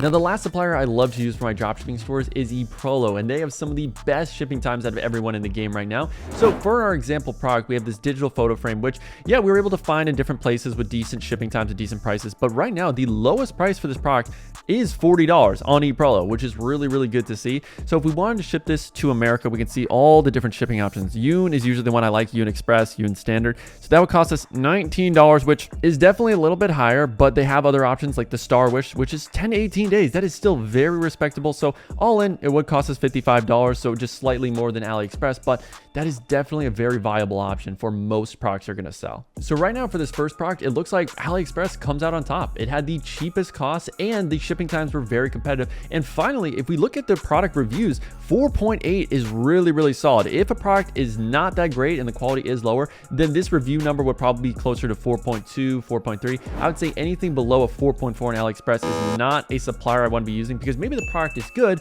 but that supplier has very poor product quality. Now, this is how you vet AliExpress suppliers that you may want to use for your dropshipping store. So for this product, we got an amazing price. The reviews look great, and the shipping time is 2 weeks, which during Chinese New Year is absolutely insane. But is this supplier legit? Well, this is how I like to verify. I look at the different ratings on AliExpress, and mainly if all of these main categories are above a 4.5. Now we can see 4.6, 4.6, 4.7. Those are all really good. And then the final thing typically is you want a supplier that has been in business for over 2 years. You don't want someone that has just started last week, because you will see suppliers that have started a few weeks, a few months ago, and I wouldn't recommend them. I would always try to find an alternative. But these guys have been around since 2019, which is really, really solid. So I would feel more than comfortable with the feedback score, everything I'm seeing, to use this supplier. But before you jump the gun, the final thing you want to do is look at the photo reviews for your product to make sure it's actually the same product, because you will see suppliers faking reviews, and they will import reviews from another listing onto a current listing to make the reviews look much better than they actually are.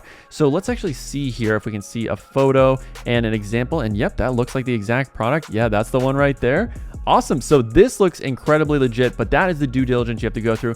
Now, some people may say, go ahead and message the supplier first, make sure they're actually getting back to you. And that's a good step, but I think for the sake of testing products, you don't really need to do that. If all of these definitely match, you should go ahead and be comfortable with using that supplier. And then once you start to scale, obviously then build a relationship, get their contact on WhatsApp, move away from AliExpress, and get a better listing.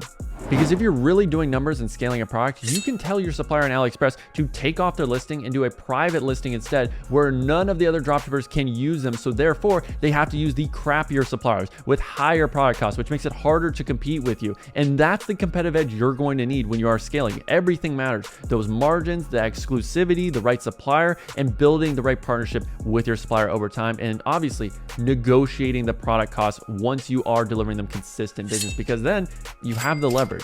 Now, before we look at the quotes for the other products, there is one final step we have to do to make sure unequivocally that this is the best supplier, that we are using AliExpress. And I know what you're thinking. Ethan, please, give us mercy, spare us. We can't possibly do this work for every single product. We are so lazy. I'm in bed right now watching your amazing tutorial, but I can't possibly fathom doing all of this work. Which, if that's the case, then you're gonna lose to me every single day of the week, buddy. I got that dog in me. Woof, woof. And this is the due diligence that I'm gonna go through. Now, before we continue the video, if you leave a like and comment down below, I'll make a full video where I break down how I actually brand products and give you real examples of products that I've added my logo to, branding, and working with 3PL, so you can see the full behind the scenes of what that process looks like. So if you want to get the best rates and make sure without a shadow of a doubt you have found the best rates and supplier, then I would do a sourcing request using CJ and AutoDS. So on CJ Dropshipping, what you can do, if we go back to the main menu here, is there is a sourcing option called sourcing requests. So when you go onto this, all you have to do, click on post sourcing requests in the top right, and then you're going to grab the AliExpress link. So we're going to go to individual product. We'll do digital photo frame. Let's see if I can spell. Oh my gosh. I'm a top G, what can I say? And then for target price, I'm gonna aim around 40 bucks. So we know most of the listings were at 46, 50, so 40 would be really good. Then we're gonna drop the AliExpress link that we found for this product, just like this. La-di-da, bada bing, bada boom. Now for description, doesn't matter. I literally just do the same thing. And then from here, what CJ will do is they will have all of their suppliers see this listing, and whoever has this right now currently available will respond to your sourcing request, and then you can compare the different rates. So as you can see, we did a sourcing request for the digital photo frame. It did succeed, and that was the listing that we just saw earlier in the video, which was $60. So again, not great, but at least we're able to find a supplier using CJ. Now, AutoDS also has this sourcing feature as well if you can't find the product on their platform, which I wasn't familiar with your game, AutoDS. I don't know what to say. So in the product section, as you can see right here, we've imported the product using either AliExpress, CJ, or all the other different listings where you can import it from.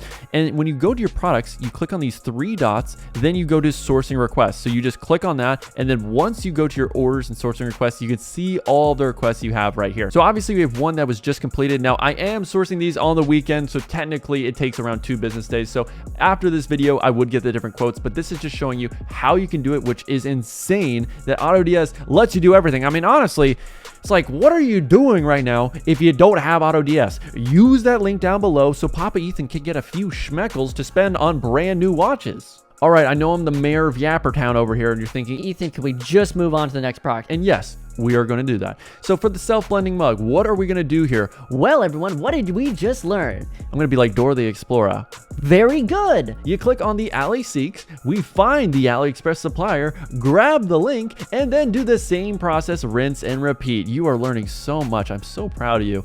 I am a proud daddy. Ugh. So we got our first supplier here, and the total cost is around $18, but 4 to 13 days shipping.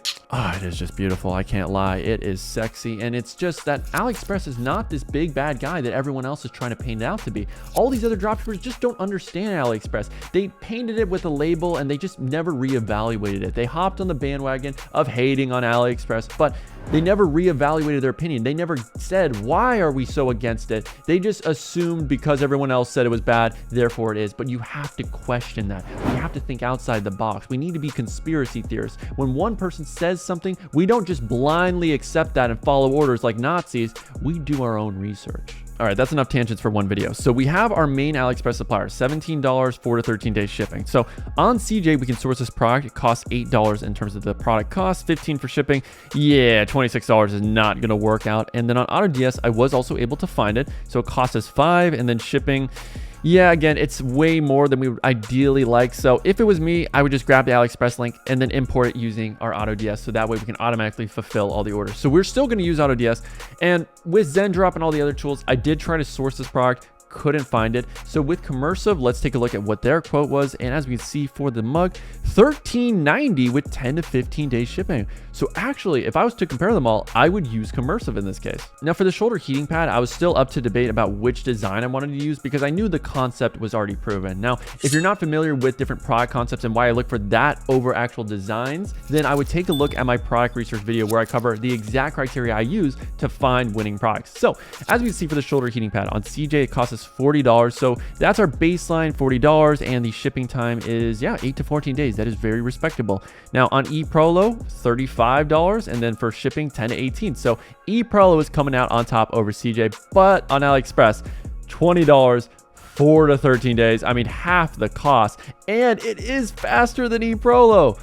Bro, that is ridiculous. But let's see one more time on Commercive, $25, okay, 10 to 15 days. So that is actually much cheaper than eProlo and all these other options. So it would have been a battle between Commercive and AliExpress, but you can really see Commercive, they brought their gloves to this fight. They are competing with the big dogs. So I got to give them some credit for that. Now, because I can see you slouching in your bed right now, fiending to open Instagram, TikTok, or those dating apps, because this video, you've already gotten the point. Well, there's one more final thing you need to know, and that's how do you get a private sourcing agent to get you even better rates than the ones we've seen in this video. So I did reach out to my private sourcing agent, and he was able to beat all of the prices and shipping times for the products we got sourced in this video. So I'm actually going to be using him for these products. And you may be wondering, How did I get access to that person? and it really just came to maximizing my network, because you will find the best private sourcing agents through referrals, through other dropshippers already having those sourcing agents, and I've already gone through the trial and error of working with a lot of bad ones to find eventually that one golden supplier that they use every single time. So luckily, I found my guy, and if you want access to my guy, all you have to do is just join either my course or coaching program, and we'll give you full access. But I would recommend join other Discords to see which supplier agents are they currently using, because usually every single person has a guy. They got their go-to person that they are going to get sourcing for any product from, so you can leverage that network, usually for a cost of like 30, 50 bucks, to then compare all these sourcing agents and see which one is the right fit for you. Now, son, once you enter the big leagues and your dropshipping store is doing over 10 plus orders a day, then you need to be reaching out to multiple suppliers outside of your main one to get more quotes to see, can you get a better product cost and lower shipping times for that main product that you are consistently scaling. And a great place to do that is looking up your product on Alibaba and seeing all the different suppliers. Now, Alibaba is for usually wholesaling things, but if you reach out to their suppliers, they can get custom branding on your product, and obviously you can ship this out to a 3PL that's in the main country you're shipping to. So if you're mainly shipping to US, you find the US 3PL, and then you order in bulk from Alibaba to that 3PL. That is usually how the process is going to go, and then they can brand it with the packaging, adding your logo to the product if that is something that makes sense to do. With this type of product, maybe on the back of the frame you could, but I would say more for the packaging. And you don't even necessarily have to switch from your main supplier if they're good, but if you get a better quote using Alibaba, CJ, all these other places, then you can use that as leverage and say, hey, right now my main supplier, I'm paying $35 for your product costs, but I can see with this other supplier, I can get that down to 30. So can you negotiate? Can you get it down and match that cost? And again, there's always wiggle room to negotiate, especially if you're bringing in consistent business every single month, because you have more and more leverage. So never just settle with the initial product costs and price that you've had in the beginning. Always keep renegotiating. 6 years ago, I started my first dropshipping store as a pimply faced 16-year-old with crippling social anxiety and no game with the ladies. And now as a 22-year-old, which is basically 100 years old plus in the dropshipping game, it's basically like dog years, I've done over $5 million with my own brands and have created a blueprint that complete beginners, my students, have used to scale from 0 to 1 grand a day in less than 90 days of working with me. So today I'm going to teach you exactly how to start a new dropshipping store in 2024, so you have the most concise, easy, step-by-step blueprint for finding your first winning product, creating a high converting store in minutes, and crafting winning ads for any ecom product you sell, so you start your ecom journey on the right path in 2024. Now, don't let the good looks fool you, ladies, because I am absolutely terrified of talking to each and every one of you. But let's talk about what dropshipping actually is. Now, it's a very simple business model where you find products on the internet, like this water bottle. So you may see this on AliExpress for $10 and you decide to list it on your Shopify store or your website for a marked up price, which could be $20, $30. But once you list on your website, then you need customers and traffic. So usually people will drive traffic either organically or with paid ads using platforms like TikTok, Instagram, and Facebook. So that traffic will come onto your website, buy your water bottle, and then all you have to do is just notify your supplier to ship out the product directly to your customer so that you don't have to touch any inventory. And then of course, you keep the extra margin after all of that is done. So for me, this is the best way to price any dropshipping product and come up with an irresistible offer. And that's understanding your numbers. So if I'm selling this bomber jacket that cost me around $20, I want to first go to my KPI calculator and then understand what would get me around a 65% gross profit margin. So for this product, it would be around selling it for $59, $58. Now, is that realistic? Because a lot of beginners will say, okay, let me just list it for $59, but you're forcing a margin because your product's not really worth that amount. So I want to first understand, are people paying that much money for this type of product? So we can see on Amazon, it's going for around $35, $39. I would say the average on Amazon is around $40 to $45. So that wouldn't be really realistic. But if I look at the product up on Google Shopping, that also gives me a nice indication of what people are willing to spend. So we can see here from big brands, we got 42, 56, 29. It looks like people are willing to spend around $49 to $59, I would say. So for me, if I was coming up with an offer, I'd probably start with $49, but then $9 shipping versus $59 on the product page and free shipping to see which offer are people really going to go for more. So there's multiple ways you can hit that $59 number, but you got to play around with where you do that pricing. So you got to be creative and sometimes have a lower price on the front end so that people go and they might add an upsell warranty or a guarantee or priority shipping, or they just pay whatever your shipping cost is, which could be $5, $9. There's a lot of creative ways to get to $59 besides just having your price point on your product page be $59. All right, quick timeout. Now I know this guide will teach you exactly how to start your dropshipping brand and get it off the ground, but I'm sure as you can imagine, this is only a fraction of the information you are really going to need to know in order to scale and be consistently successful with dropshipping. So if you do want to shortcut the learning curve, especially if you've been doing this for months, or if you're a complete beginner who's trying to gather a blueprint together instead of just having one, then I would recommend joining a one-on-one coaching program, which is exactly why my team of six-figure coaches and I have opened up some new spots for our coaching program, where we will personally review your products so you choose the right ones and don't waste money and time on the wrong product, and help you craft an irresistible offer on your website to market any product. And then finally, teach you exactly step by step how to create winning, high converting ads for every single product that you sell. So if you're ready to skip the learning curve and learn exactly how experts like myself are scaling dropshipping brands to $1,000 a day and beyond, then book a call down below and we would love to personally coach you one-on-one. So now that we got our offer locked and ready to go, cowboy, the next step is creating your brand, which is the fun part. So if you click the link in the description, you'll actually get Shopify for $1 a month for the next 3 months. So you save a ton of money. I'm scratching your back, you scratch daddy's back, and at the end of it, we're all happy, we're making money, and I get my Porsche 911 at the end of this video. So use the link if you want to support the channel completely for free. Now, once you're on this link, all you have to do is enter your email, and don't you dare send me fan mail to my email. I'm already getting enough of that, and I got to file a few restraining orders from the ladies harassing me. But all you have to do is fill in your information, and then you'll be sent to the Shopify dashboard. But before we get into that, I want to talk about what store type I really like, because you can either create a one product brand, a general store, or a niche store, and people tend to get tripped up as to what you should do. Now, for years, I was a big proponent of doing one product stores because it does give you the highest chance of making a product into a winner. But what I find is when beginners are trying to create a one product store for each product, it takes them too long.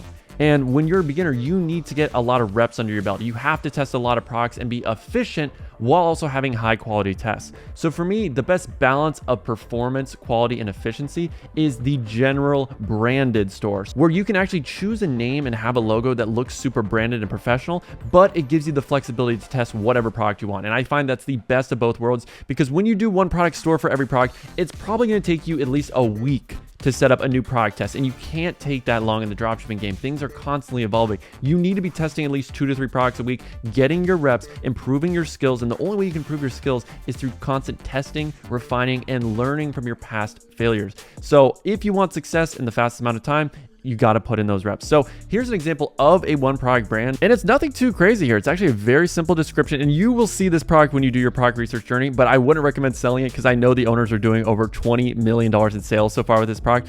But just because it looks nice doesn't mean this is why this product really blew up. I would really pay attention to what they're doing with the offer here, how they're really highlighting ordering more, increasing the AOV, and having all these other buy-ins. And if we scroll down on this page, it does look pretty nice. It's got nice colors and branding, but this is something that you can still do on a general branded store. And you have the pro of not having to switch out your domain, buy a new one every single time, and switch out your logo every single time, which does add up and it does take a lot of extra time.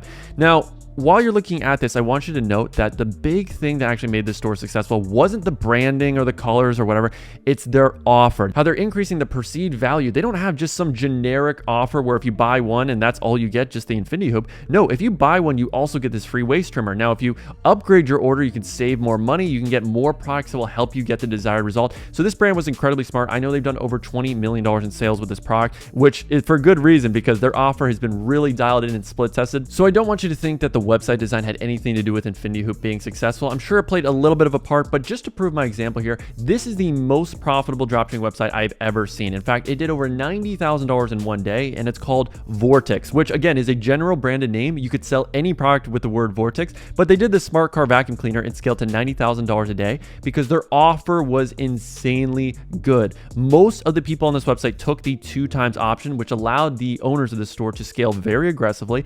But when you look at the description, it's terrible. It is disgusting. It is gut-wrenching. It makes you want to puke. They spelled the word never wrong, and it goes against every single law of website design and marketing that I have ever learned, but it did work. I saw the behind the scenes. They were making $9 from every visitor that landed on this website. And for context, some of the elite best e-commerce brands that have all the branding and social proof in the world usually make about $1.50 to $2 per visitor. That is the elite of the elite. And this store performed 4 to 5 times better than those brands. Now, this is the key to coming up with a professional logo and name for a branded general store. So I would first start with ChatGPT and just giving a list of 10 business names that sound like Bleem, Aldes, Felka, and it'll give you some good names, which you can keep on suggesting more until you find one that you like from this list. So it could be Zolara, Vexoria. All these are pretty solid, but another way you can come up with the name is going onto Namelix and putting up 3 of those keywords. So Aldes, Bleem, Felka, and seeing what names it gives to you from here. So we have Zolka, we got a few different names, Bella. A few of these are really solid, so I'm just going to pick a name from one of these lists and then we'll go to our logo. So Namelix recommended the word Aloma, and I really like the sound of it. It sounds like a kawaii aloha type word, but if I go here, I want to make sure I can actually get a good domain before I start working on a logo. So I would say anything with .co, .com, .shop, .store, those are all solid domains. So going on to my new Shopify store, if you go to the bottom left into your settings and then you can go into domains, you can actually buy your specific domain using Shopify, and that makes the transfer process really easy. So I just did that for aloma.store, but what you would personally do is just type your domain in here and then you can see if it's available for purchase. So let's say I did Aloma and yeah, it's saying .com's not available. So it will suggest some other ones that I can just buy from here, and it makes the process really simple to connect. Now, to design a professional logo in a few minutes, all you have to do is either use BrandCrowd and then type your name and then see what kind of symbol or design you're really feeling. You can buy one of these for about $10. So super simple, ton of different options. Or you can just go to a website like thefont.com, type in the word of your brand, then just see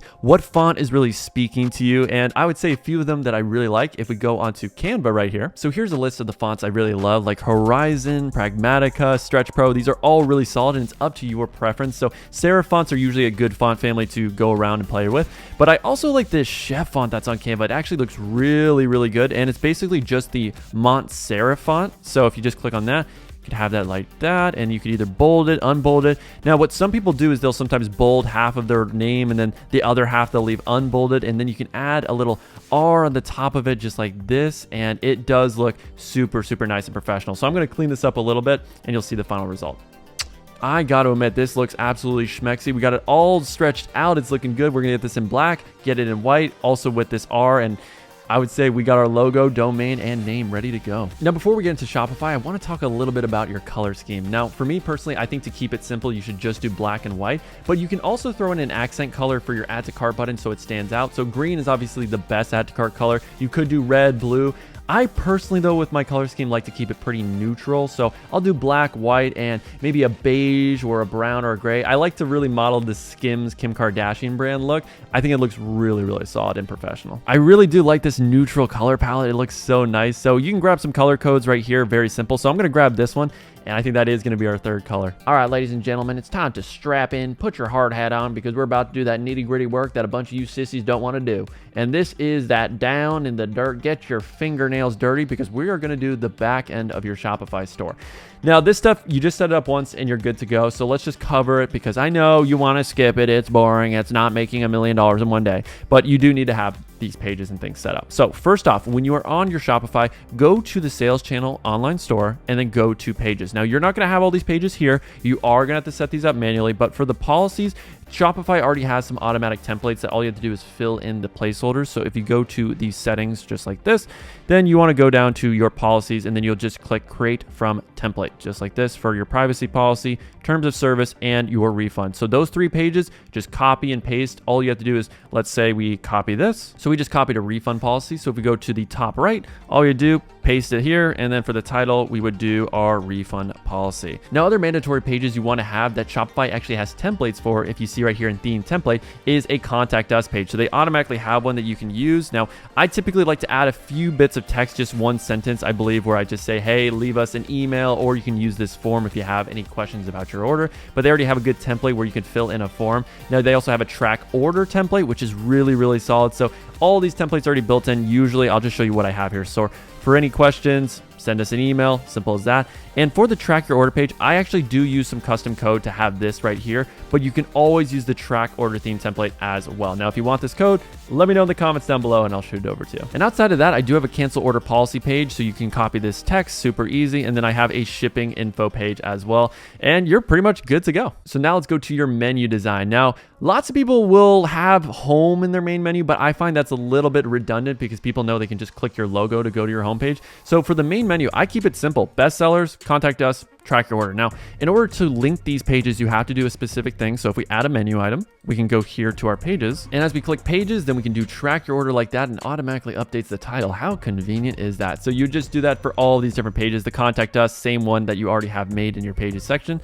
Now for your footer menu, these are all of the pages I have here. I really just have the policies in most cases. I find you don't really need more than that. So this would be how you want to set up your menus ideally. Phew. All right, now we got to open up the hood of your store and go deep down into your settings. Now, first thing that is a mandatory thing to set up is your payment options. You need a credit card processor and ideally another option like PayPal. I know a lot of people hate PayPal. You have your gripes, and I understand that. So I would recommend getting a PayPal business account and obviously making sure you have apps that automatically sync your tracking number so you don't deal with the holds that everyone else has. So Shopify payments is a great option for beginners. You just complete the account setup, which means you just link your bank account so they can automatically wire you the money after usually 1 to 2 business days. And then same thing with PayPal. Usually you automatically get the money though from PayPal. Now going down to your checkout settings, there's a few things I want to do here, and I would just make sure you copy these settings so they can either check out with phone number or email, only require last name. All these are good, email pre-selected, and of course, hey, if people are feeling generous and they want to give you a tip, go for it. I usually want to do 5, 10%, and 15%. And you'd be surprised. Like, you can make some extra money. Some people will tip you when they think you are a little bit of a newer brand. So definitely add that. It doesn't hurt at all. And then with these order status pages, that's just going to be for, tracking if you have Google Analytics, stuff like that. But that's going to be a little bit further down the line. That's way past your level. So checkout settings, we're good to go. And then I would say really the final thing you should worry about is your shipping and delivery. So if you go into creating a new profile, it's probably gonna look something like this, where you want to create a zone. Now, I usually just like to have one shipping zone where I include all the countries I'm gonna be advertising to. So the name really doesn't matter. I can just name this shipping like this. And then I want to select usually the big 4 countries of where you're going to be advertising to. So in this case, we do Australia, we might do UK, we might do United States, and also, of course, include our neighbors in the North, Canada as well, eh? And then when it comes to the actual rates themselves, I usually have these 3 options. So I'll have a free shipping option, priority insured shipping, and then a 3-month warranty plus priority insured shipping. So these are nice upsells. Now, Ignore the prices a little bit because this isn't usually how I like to set things up. I'll explain why I did it this way in the future, but for now, how you should set it up is free shipping is free, of course. 3-month warranty is the most expensive option at $4.99, $6.99, and then priority insured shipping is usually half the cost that you're charging for the 3-month warranty option. So just to show you how to set that up real quick, you would want to type the name in here with a use flat rate. So just copy and pasting priority insured shipping. So for this option, I would charge $3.99 on it. Now you can have conditional pricing, which means this option only shows up if a certain condition is met, which is what I had there. Now you don't need to have this in the beginning. I actually wouldn't recommend it. So I would just have, no matter what the order volume is, people are going to see those 3 options where they can either get free shipping, priority insured, or whatever they want. So now let's talk a little bit about apps. Now, if you look at my app list, I know you're going to have your jaw dropping to the ground. You're going to be incredibly intimidated. You're going to say, there's no way I need that many apps. And you are correct. This is my app stack, but I wouldn't recommend all of these if you're a beginner. In fact, we'll talk about the main ones I really recommend. And the first one would be AutoDS, which is actually the sponsor of today's video. Now with AutoDS, it is the #1 place to import, source, and fulfill your orders. So for our current dropshipping store with the electric knee massager, I would just grab this link and import it using the add products feature, which as you can see right here, if we grab our URL and then all we have to do, paste it, and we can then start editing the product and then publish it to our store. And whenever we get an order, it would show up in the order section of AutoDS where we can easily fulfill it. Now, AutoDS doesn't only do that. In fact, they actually have a winning product section. So if you are doing some product research,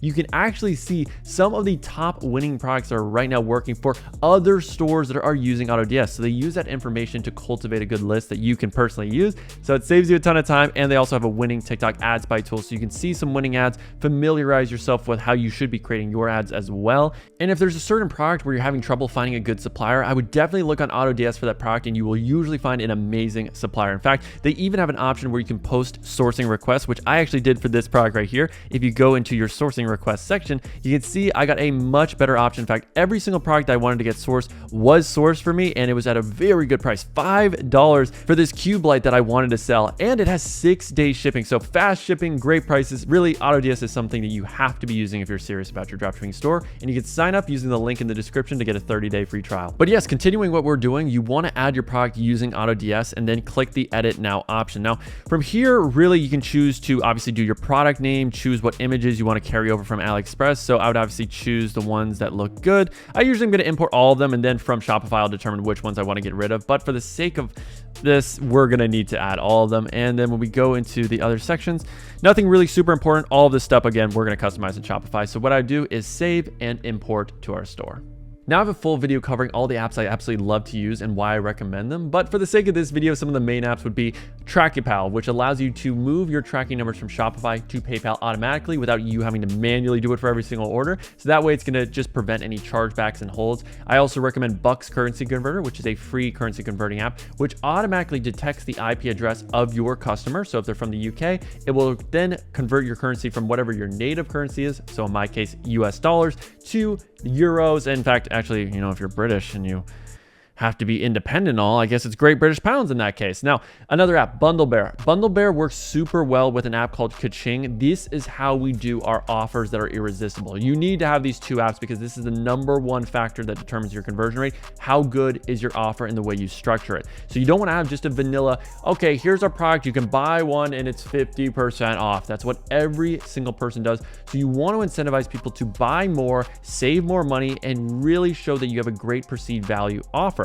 So the way you can do that is using BundleBear, and with BundleBear you can do offers that are bundle deals where, hey, let's say someone buys one of our jacket, then if they buy another one, maybe it's free or there's a certain discount on it. So we can actually do a quick example right here. So as an example, you can see with this TheraBelt, I'm offering it right now for $90, but let's say I want to do a free gift where, hey, if they buy one, they get the second one free. So you can see right there, the perceived value is so much greater. So you can create some really good offers using this app, and you don't have to make it free. You can just do a discount as well, 30%, but typically, I find if you want to do volume discounts, the best app for that is Kaching. It is really solid. It's the same app that 8-figure dropshippers like Bleem use, and I'll show you an example, to craft bundle and save offers that allow them to scale their brand. Because if they were just doing, hey, here's an offer for buying one, they would not have scaled to the brand and the level they are currently at. They had to increase their average order value and make each customer more valuable. And the way to do that is by offering more products or complementary products or more of the same but with a higher discount. So with Kaching, you can do a volume discount offer. All you have to do bundle deal ends at midnight. Here's how I typically like to structure my offers. And if we scroll on down, as you can see right here, if you buy 2, I have this most popular badge turned on, and I have the label as you save whatever the amount I have discount. So in this case, 15%, so 15%. And then for buying 3, we actually have a 20% discount. So let me fix that error and we'll do 20%. And then you can customize the colors. So I'm doing that beige color code that we talked about earlier, and then I'm doing a slightly lighter version of that if someone selects the variant. So again, really nuanced, and you can customize this to your color scheme. And then the final 3 apps we'll play around with is Flash Page Speed Optimizer, which if you download this and just refresh the score 1 time, it will instantly make your website 3, 4, sometimes 5x faster than what it was originally at, because it lazy loads your website, which means when someone clicks to go to your product page, your website doesn't just load the product page, it loads every single other page you have available. So your track your order page that you made, your refund policy, all those things load too, but this app prevents that from happening so that your phone, your computer loads only the product page, which makes your website so much quicker. As you can see right here, my website's now at 1.2 seconds compared to 10 seconds. If you click a link and it takes 10 seconds to load, I can guarantee you're gonna get bored and you're gonna swipe off. So that's gonna make a huge difference in conversion rate. Now the other 2 apps, Upcart, this is going to be an app that once someone clicks add to cart, you have a customized add to cart drawer that looks super freaking professional. So just to show you a few things that you can do here, if you click the edit cart right here, I can add an announcement banner that has a countdown timer to give people some urgency to buy today. I really do like this upsell right here. Now this one is a cheat code if you want to increase your AOV. So all you have to do to actually get that set up, if you go to add-ons like this, then do shipping protection. I label this priority processing and skip the line. People will pay $3, $4, sometimes up to $8 to skip the line and get their order faster. So this is a great upsell to increase AOV, especially if you're selling cheaper products and you really do need that margin. Now, other things you can do, as you can see right here, is having the dynamic checkout button. So PayPal, Apple Pay, all these are available straight from the cart page. So they don't even have to go through your checkout process, which again, limits the amount of friction and will increase your conversion rate. So I highly recommend having Upcart. And of course, you can add an upsell to this cart page by upgrading your order, and then you can choose, again, in this case, the relief belt. Now, I'd probably make a second version of this relief belt where it's slightly more discounted, so we incentivize people to buy that second version. But again, so many things you can do with this amazing app. And then our final app of the day, this is my review app that I love. Now, I know you probably have heard of Luke's and A Reviews and all the top ones.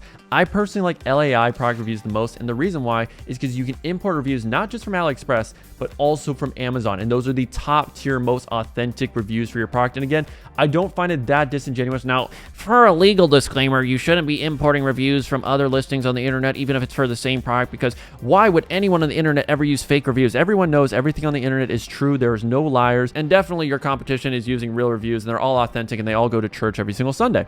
So you can play around with this. Again, as an example, this is just for educational purposes. I would never do this on one of my stores. When you do import reviews, you can go to the import queue, and you can see right here for our different products, we have all the reviews from Amazon, and you can choose which ones to approve. And if you want, you can also, play around, edit it a little bit. Again, legal disclaimer, I wouldn't recommend doing that. But if you were asking me what makes a good authentic review, I would say mention the specific pain points that the customer went through, the alternative products, so it sounds relatable and that they have struggled and had the problem for a while. Then mention their transformation with the product, the benefits, the use cases.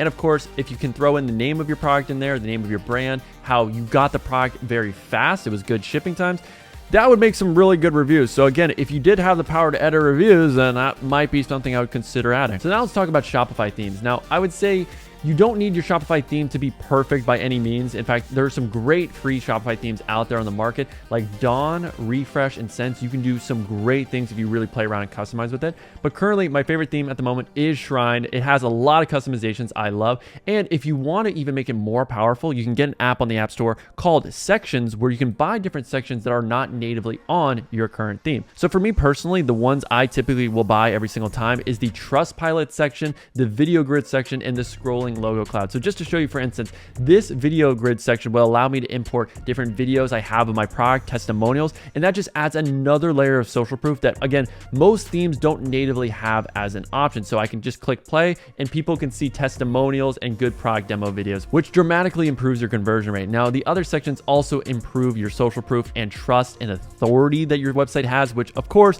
will improve your conversion rate. Like this Trustpilot section, I can't lie, it is super overpowered. If you have a problem-solving product and you know people are naturally going to have fear towards buying because of past experiences with other products, then this is something that most websites, 99.9% of dropshipping stores, do not have, and it's just such a great layer of trust. All right, my fellow artists, it is time to start painting on our blank canvas, our easel. And we have to start with the homepage. Now with the homepage, about 2% of your traffic is actually going to click onto this page. So it is not nearly as important as you think. You can have a very basic layout. In fact, I'll just show you real quick. You can have a main menu, a banner. These are all the different sections you can have, like best sellers, some unique selling points about your hero product, which at the moment you don't have a hero product that you're scaling, so I wouldn't include that stuff. Social proof, review app, call to action. All right, so let's just do this real rapid fire. I am going to, you can just 2x this because it will be super simple. So the horizontal ticker, I would say we don't need. Now for the announcement bar, I do like to turn that on and have some sort of urgency or social proof. So you can do over 50,000 happy customers, or we could do 40% off sale, ends at midnight, or ends today. So we're going to do ends at midnight, exclamation, like that. Now, I do want to customize the color because this is what the default theme is going to be. It's going to be mainly red. And I would say our accent color that we agreed on is going to be a beige. So we're going to just enter the color code like that. And I already like how this is going. Now, for our accent color, we decided it's going to be black. So we can choose, do we want to make our announcement bar black? Do we want to make it the beige? It's really up to us. I actually think we're going to go with the inverse here. Yeah, black is the way to go. Now, in terms of the header, we're going to have to go to our theme settings, then click on logo, and we're going to scroll on down to find the one that we created here. So we have both a black and white version. I actually am going to lean towards the white one, and I want to see how this looks with having the menu also black as well. I think that's going to look super sick. So let's definitely lower the width because we don't want this bar to be enormous. It should not take up anywhere near this amount of space. In fact, we may actually have to choose a slightly different image. Yeah, so you can see right here, this is 500 by 500. You want to make sure your logo is usually more of a hot dog format, which means a lot of width, not a lot of height. So really, this should be about 500 width, but the height should be maybe 100 or 200. So let me update that. Bada bing, bada boom, we got it right there. So let's go back and then upload our image just like this. So we're gonna do this all in one take because I am one take Tony. What can I say? The boy doesn't stutter. He doesn't make any mistakes. So there we go, we got it. And yes, that menu, much more condensed, much more concise, and every single square inch, all the real estate on your website does matter. So yeah, this menu should not take up that much space. Now, I would say the next step is we do need to change this color of the background.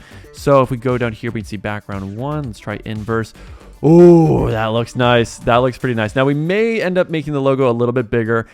Doesn't really matter too much now. Our first thing here we do see is a slideshow. I'd say you don't really need a slideshow. In fact, I would actually opt for an image banner. So if you scroll down here to your section, then we'll go click on image banner like this, and we're going to drag it all the way up to the top. All right, so let's start customizing this a little bit. So for text, I am just going to do shop the latest deals on our featured products. And then I'm just going to do welcome to Aloma. Like really, no one's really going to check out this page, so I'm not too concerned. Now, for the actual banner, I would just use a stock image. It's really not that important either. I mean, obviously, if you have a winning product, put a professional image of that winning product.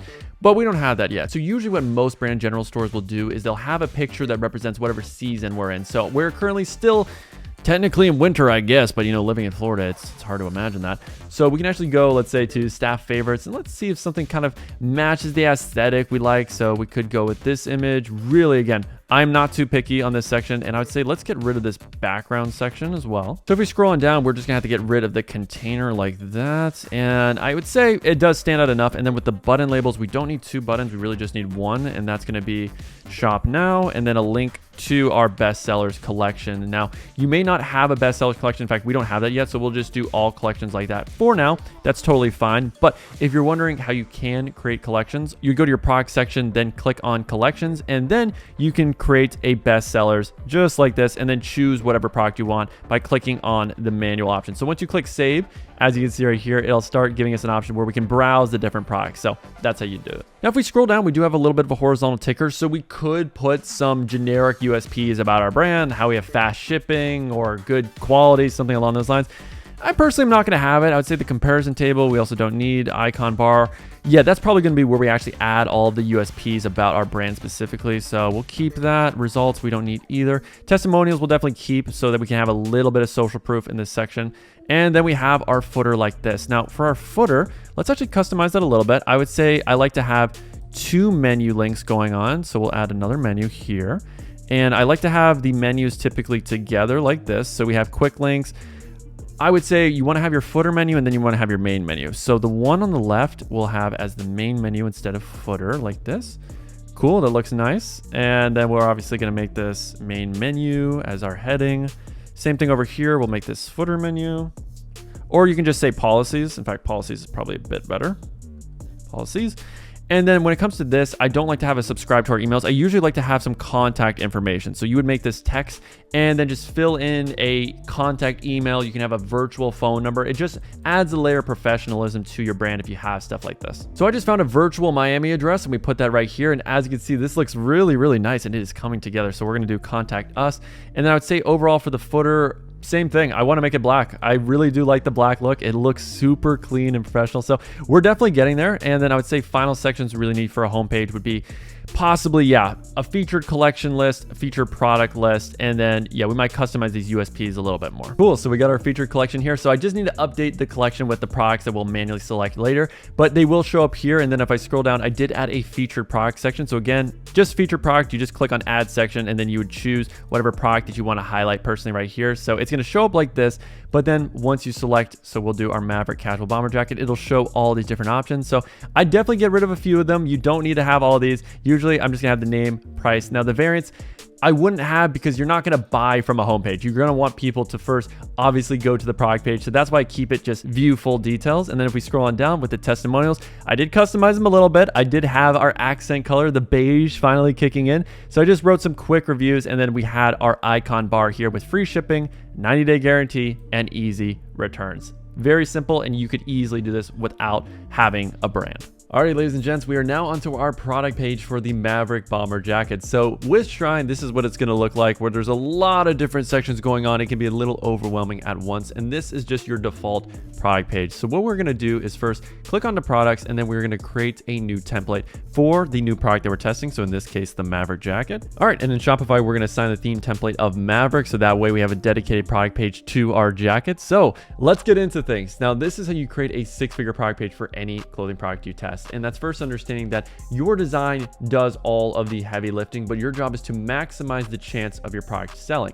Meaning, let's say there's 100 people interested in my bomber jacket, but when they land on my product page, I first off don't have a good size chart. So let's say 5 people don't buy because of that. Then when they scroll down to my reviews, I don't really have any good reviews. They're all pretty generic. So another 5 people drop off because of that reason. Then when we go back up, we don't have any urgency, low stock, a good offer. So another 5 people drop off because of that reason. Then in the product images, all of our images are low res. There's not a lot of variety. There's not any good product demo shots. So another 5 people drop off because of that reason. But if we had all those things, then we would have had 100 buyers. But because we don't, now we only have 70% of the amount of buyers that we could have had if we just maximized our marketing. So while these types of products do sell themselves and you sell through the visuals by having good images, you have to make sure to have the other things if you really want to maximize the effectiveness of that product. Because yes, it will make sales, but it can make more if you know what you're doing the right way. And of course, you also need a good return policy because a lot of people will be interested in what that looks like. So let's actually start building on Shrine. Now, I would say the first thing when we go here to the top, we got the hot product, low stock, all this stuff looks pretty good.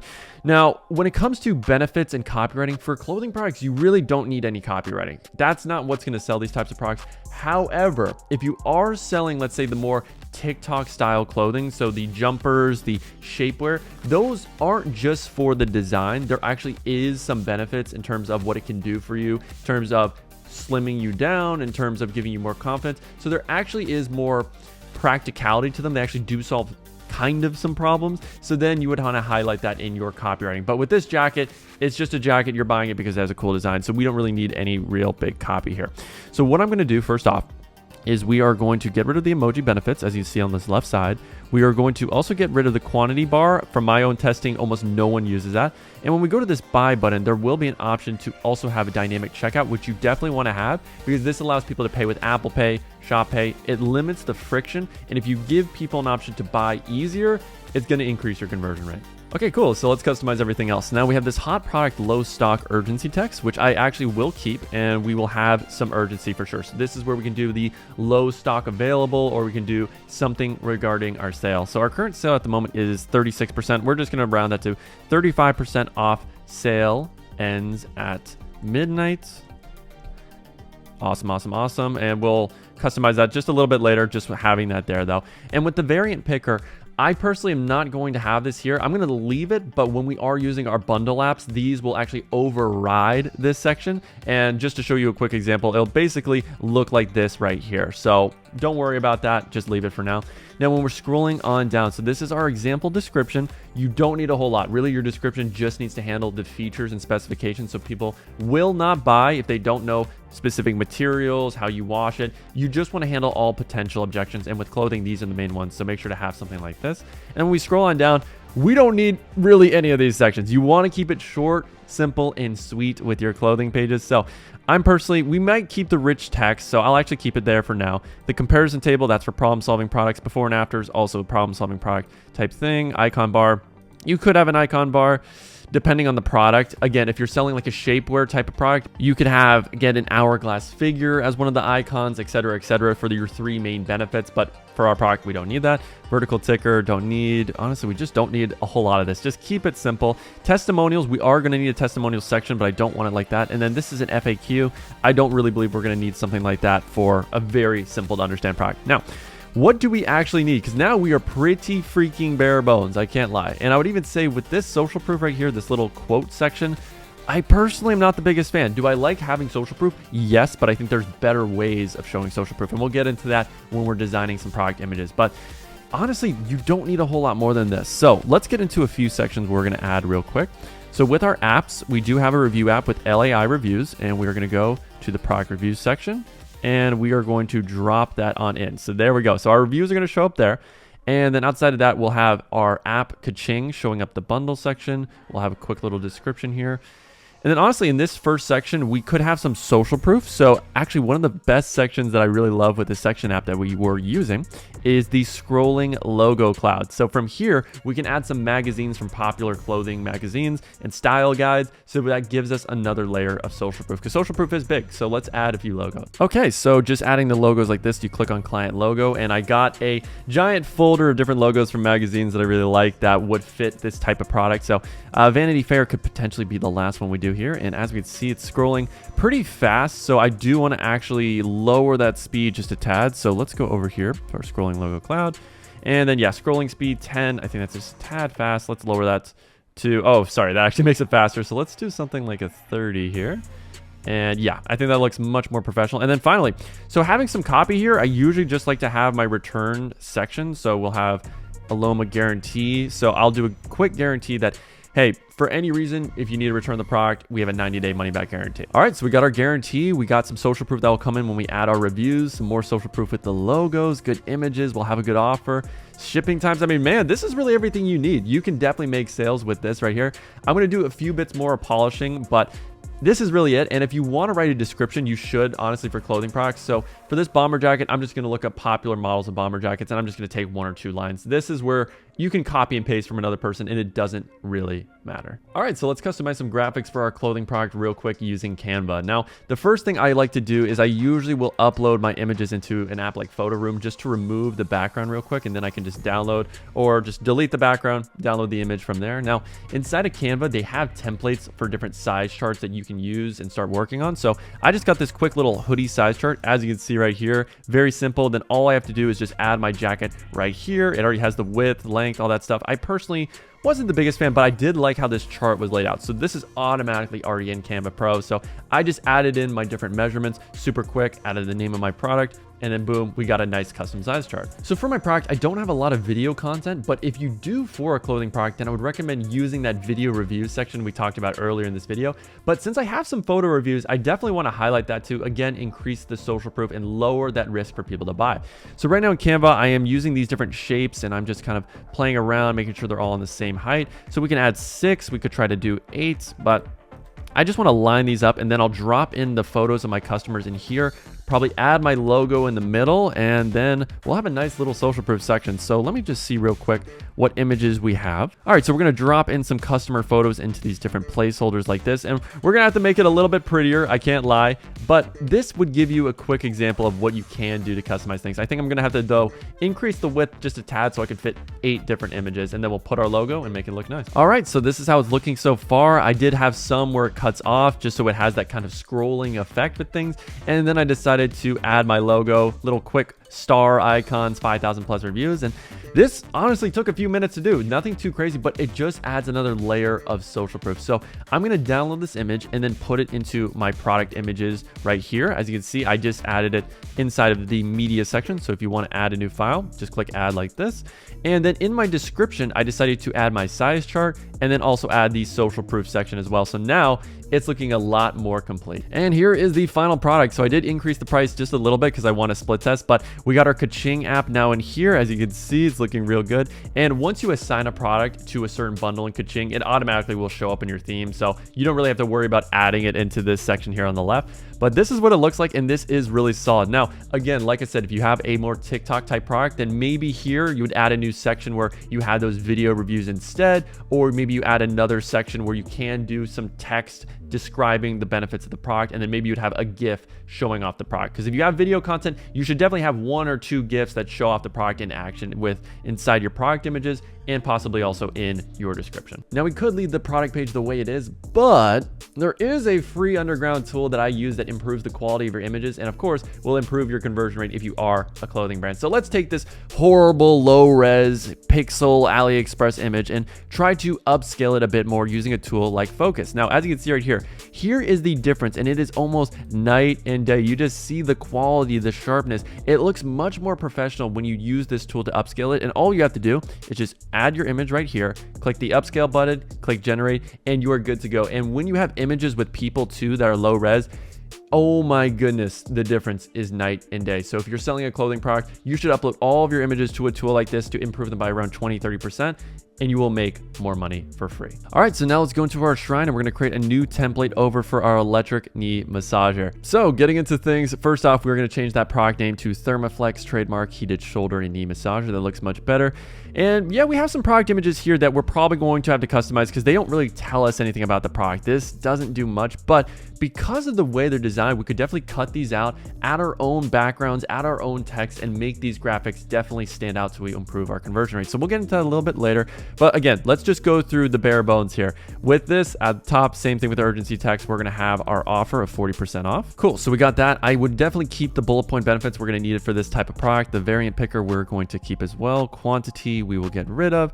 Same thing obviously with the buy buttons. We wanted to make sure to have dynamic checkout going on.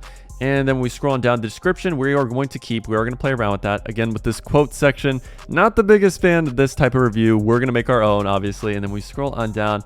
Yeah, we're going to get rid of that. So talking about your brand rich text, we could keep it. I personally am just going to actually have all the description in my product description section. So I'm not going to actually add more than that. We're going to get rid of our horizontal ticker. The comparison table, we're definitely going to keep. We want to compare it to different options, and we'll have some benefits we lay out here. Before and after, this isn't really a visual product. You can't see the difference, so I'm going to get rid of that. Icon bar, we could have. I'm going to get rid of it. Vertical ticker, all this stuff. With the results, definitely for a product like this, we are going to have testimonials. We should have some testimonial section. I could have it in this format where it's like multiple columns, but I actually will do a multiple columns section. So let's actually add that. So we'll do multi-column like this. Cool. And then what we're going to do is just add an image in each column instead. So we're going to talk about how to make your own reviews and make it look nice. And then finally, this FAQ section, yes, we are going to have. So we're going to just do that. And then we'll add our own questions using a ChatGPT prompt or looking on Amazon. All right, so let's start playing around. I'm going to move this multi-column just a bit higher because I actually want to highlight our social proof pretty much immediately. Then, yeah, we can do our comparison table, results, FAQ. Obviously, we're going to need a section for our reviews as well. So let's add our app of LAI reviews just like this. Then we are going to move it on up a little bit more. All right, so let's take a look. So we're gonna have a description here. We're gonna have some highlighted reviews here, comparison, results. Honestly, now that we have the review section and FAQ underneath, I would like to have one final social proof section because we did buy that Trustpilot section. I think it actually looked really, really good here, especially for a product. When it's a health product, you need a lot of social proof. You really need to have people convinced that this is the product for them. And the only way you can do that is show other people that have bought the product and have experienced the desired transformation. So yeah, let's get the Trustpilot in here. And oh my God, that looks so good. I can't lie. Now it's about where do we want to put this? I'm going to put this probably right above our actual customer review section here. So yeah, we'll have reviews.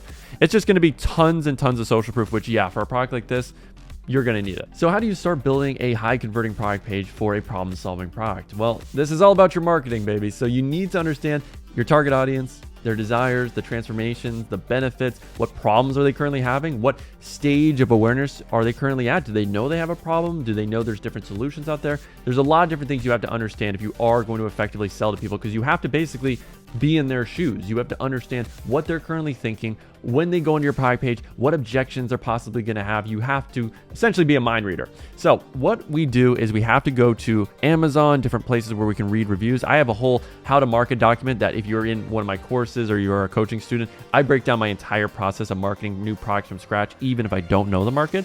But basically, you just have to read reviews. You cannot skip this step. You have to understand who's the audience, what do they really care about, and the way you do that is through pattern recognition. You read a ton of reviews and see, what am I reading over and over and over again are the main objections, the main problems, the main benefits.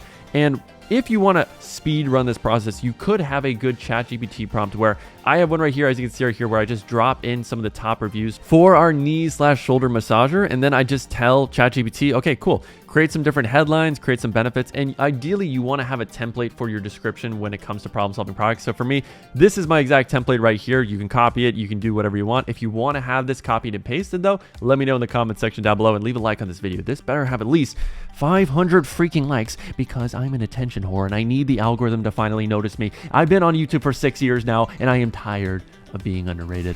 Now, once you have this, we can see here some good punchy headlines, some bullet points, and yes, it is starting to write out a good starting point for our product description. I would say with ChatGPT, it's going to get you about 75 to 80% of the way there, but that extra 20% does matter, and you have to refine this because usually with these types of prompts, the copy comes out a little flat and emotionless, and that's where, as a human, you start to polish it a little. So now we have a basic description that we have copied and pasted over to our store, but now we're going to need some graphics that actually tell people why they should buy our product and the desired transformation. So we are going to use Photo Room. This is by far the best app, and I did find some more images from different suppliers on the internet, which you should do for any product that you're selling, especially clothing, but also for this type of product. Now with this app, it has templates already built in that are really, really amazing. So I love the minimal shop where you can go through and choose kind of a pastel type background. So we'll have to play around, see which one really matches the vibe of our type of product. It could be this blue. So it did make the images a bit smaller, so we'd have to obviously increase the size, but that's really not too bad. Or you can go for more of a cream style color here. So they got tons of different options. So the minimal shop is my favorite section, but you can play around, and as you can see, it edits all of your images if you are using the batch mode. So that's really, really helpful. But now, when it comes to your first image on your product page, the hero image, what I typically will do is have the best shot of a product. So it's probably going to be this one right here. Now, when it comes to all these like different waves, I think that looks a little cheesy. So let's actually start editing around a little bit. So I'm going to do the retouch tool. We're going to just do this, do that, get rid of this, bada bing, bada boom, we're done. Now we can still see the outlines for that. So what we're going to have to do is actually use the cutout tool. We're going to erase those certain sections. Now I know on this version, you can't actually really see it, but I believe it was around this area. So let's just click confirm and bada bing, bada boom. Now we have a fully cut out image. Now let's say, for instance, we don't even want this background and we just want to get this image now without anything. We can just do this, make it full size. And this is going to be our hero image for now. Now, when it comes to the background, I'm probably going to go for more of a white cream type background, and then with this I want to have a money back guarantee as my opening image so we can handle any objection. Alrighty, so I found this kind of marble style background which I really like, so we're gonna make this full size just like that. Add our image right here, bada bing bada boom, make it full size. And then yeah, all I want to do is just add a money back guarantee. So I'm going to go to elements, I'm going to look up money back, and let's just see if we can get a quick little badge that we can edit. And we don't need this to be super great, so we'll just choose this one, 30 days, that will work. We'll put that in the top left corner, just like that. And then we may also want to consider putting in our logo. So let's grab that here, a little black, put that in the bottom right corner. So usually I put the logo in all of my custom product images. So again, just gives that feeling of branding and will improve the trust. Now, when it comes to making benefit graphics, you can use the templates on Canva. They're pretty solid, or you can make your own using the different elements. I personally do not have a creative bone in my body. I'm kind of autistic when it comes to art. I can't even draw stick figures. So I like to use creative.os. Now with this tool, it basically gives you graphics from top brands and it will give you the template. So you just click on Canva. So let's say I really like this template. In fact, I'm not really feeling that one, but this one right here, 100% we could use, just plug in our product images. So we'll just use template for a new design. It'll load in and then this is the template. So let's actually start customizing this a little bit. So I have the cutout version of one of our product images. And let's see how this is going to look. So let's grab the big double barrel shotgun version of our knee massager right here. And with the background, again, we're probably going to make it coherent and consistent by having that cream color. So we'll change this out a little bit later. But when it comes to these little, and this is nothing too crazy. It just has certain elements with an arrow and text. So we're just going to move these a little bit more outside so we can increase the size of our knee massager. So let's just add that one more time. And that's looking a little bit better. We're going to make this a little more professional, get rid of the bottom text, add our logo in the bottom right there. And then when it comes to the headline, yeah, we should definitely look at our ChatGPT prompt. So we have transform your daily commute, blah, blah, blah, blah, blah. Honestly, not the best headlines in the world. I want them to be more personalized to the transformation. So I'm going to do some brainstorming and I'll come back to you. So here we go right here. This would be the main transformation in my opinion. Say goodbye to years of shoulder and knee pain. That's what they really want. People don't buy products for the sake of buying products. They buy it for a certain solution, transformation, or desire. So that is the desire. Get rid of your shoulder and knee pain. Then we had a few bullet point benefits that I grabbed from our ChatGPT prompt. So if we scroll on down, some of the benefits. So I just shortened them up a little bit. And there we go. Orthopedic recommended, arthritis relief, use anytime, anywhere. Super simple, nothing too crazy. And if you're wondering about fonts, I use the Bebas New. It looks really professional. And then I use the Now Bold for the different bullet point benefits. So let's just create one more quick graphic and I'm going to grab this image right here. Let's make it full size. And I do like to have some sort of social proof graphic where it's like a quote from a magazine. So out of the different logos, I feel like Men's Journal Men's Health. That's definitely going to be the one we do. So we have a little bit of space in this top left.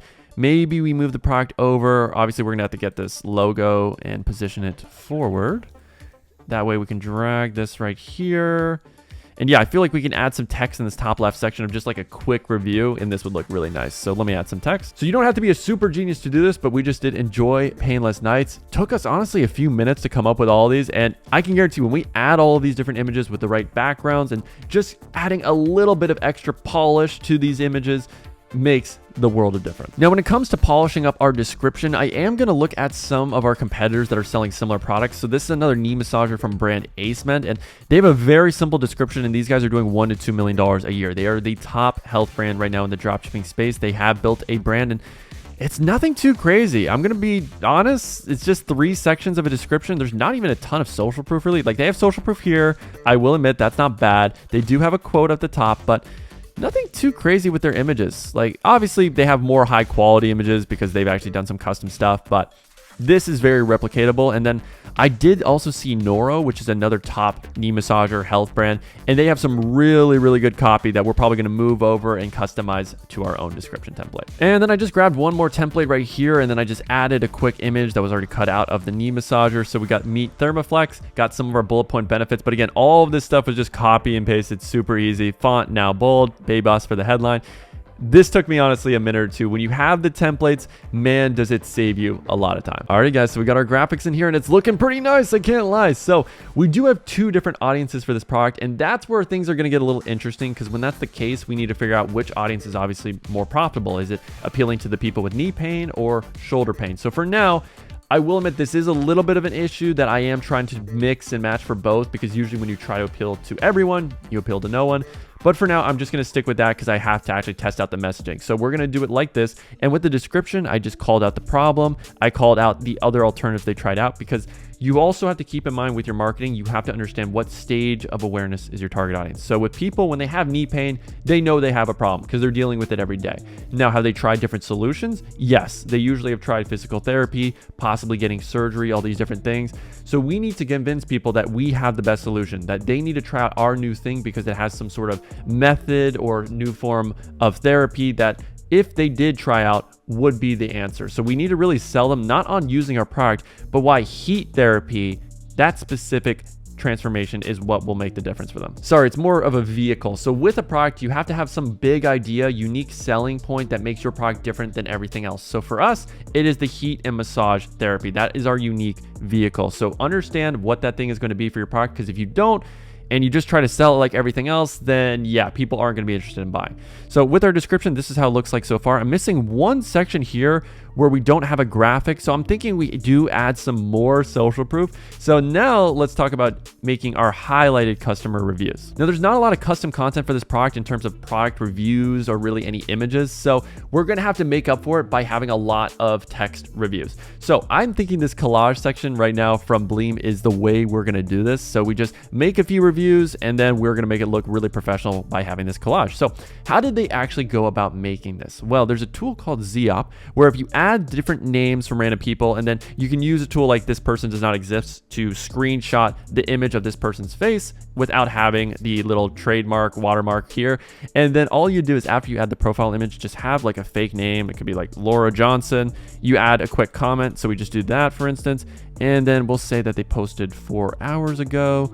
Add the comment, and as you can see, it appears down here. So then from here, all you have to do is just take a screenshot of this comment, and then we would just add it to a Canva collage. So this is going to take you a little bit of time, but I did it off camera. And as you can see right here, we have a ton of different screenshots from different people. So we got Alessandra Hughes, Lisa Robinson. Oh my God, they absolutely love this product. I can't believe it. So I just made them some short, some long. There's 5 on one side, 5 on the other. And then we made this little background shape. You just grab it into the elements section, drop it in here. And then yeah, you can customize the color. So it's super cool. Now, the one thing I'd keep in mind when you are doing these screenshots is you should add a shadow effect to give it that 3D effect. So if you click on one of your screenshots, go to edit photo like this, and then click on shadows. This are the exact settings that I like to have. So this is it.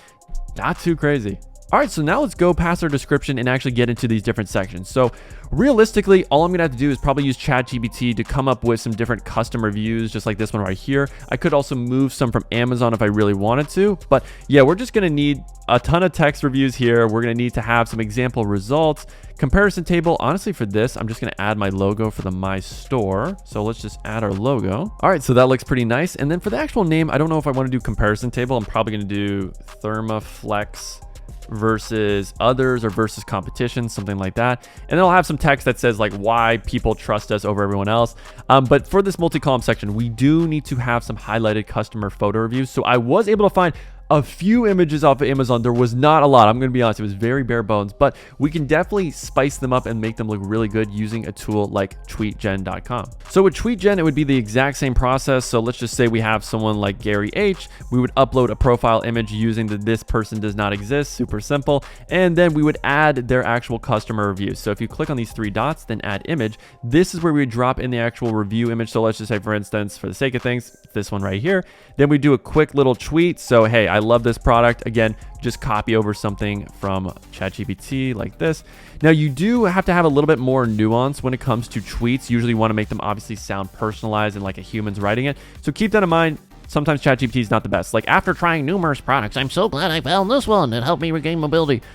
We're going to spice this up and make it a little bit more human. But then underneath here, we just randomize this. And then when it comes to the actual post date, we are going to do 2024. And then we're going to do probably February something, February 4th. And alrighty, so we just added 3 like this, and I can't lie, it looks pretty nice. So I've had shoulder issues for as long as I can remember, but finally I found a massager that works. Then I just did a quick tag to my brand like this. Guys, this doesn't take a whole lot of time, but just look at how far this has come along. We have social proof, we have branded product images, everything's looking really nice. And then I added some few bullet points from ChatGPT. This honestly could work right here. So with my ChatGPT prompt, I also asked it to write a 90-day money-back guarantee, have a comparison chart with different benefits right here. And we just honestly added all these things, the FAQ as well. So this is what the final product will look like for us. So we got the Thermaflex versus others. We got the check marks right here. If you're wondering how to do the check marks, it'll have it in this section down below so you can choose what to do. Scrolling on down, so the Aloma guarantee. So right now we're doing the 30-day guarantee because I couldn't find a batch for 90-day, but I'm sure we could customize one if we wanted to a little later. So we got this text from ChatGPT, and then I just added a few quick things on, okay, 96% of people reported they got the benefit. Another few percent got another benefit. So just have 3 desired transformations and benefits. This looks much more professional. Added a few reviews here. Added the FAQ section down below. So we just customize the text. So as you can see, when you click on one of the rows, add your heading, add the answer underneath. Super simple. So I don't think anything here really needs further explanation or detail. Honestly, guys, I believe this product page is ready to go. So the final thing we're going to do before launching these products and creating ads is doing an A/B split test. So using A/B convert, we're going to click create new test, and we can choose what split test do we want to do. Now for me personally, I'll either split test the offer or the price point first off, because that's the most important thing. You can have one offer that converts at 2% and then another offer that converts at 4%. So that's double the amount of money just by split testing this one variable. So I always recommend having a split test. So for me with the Maverick jacket, I think we're going to do a price split test. So we'll try $57.99 versus $47 as we mentioned earlier on in this video. And the way to do that, we just do create a price test, choose our product at the moment. So let's say for instance, it was the self-stirring mug, just because we already have this test set up. So you would have 50% of traffic going to your original product page, 50% to the new product page that only has a new price. So the original price for this product is $25. So then we could do the test at 35, compare out, we'll do 59. And then for this product, we'll do compare out at 49. We'll just customize that later. But this is just showing you how to get things set up. Click create test, and then you are good to go. All you would have to do from here is when you are launching your ads is grab the URL from the original product page. So in this instance, it would have been the $25 price point. And then half of that traffic that will go to the product page at $25 will be redirected post-click to the new product page, which is $35. So half will see 25, half will see 35. Then you can compare the traffic and analytics to see which one makes you more money. So now that we have that set up, what will happen is A/B convert will create a second version of your product page in Shopify. So as you can see, now we have two versions of the Maverick, one at $47, one at $57.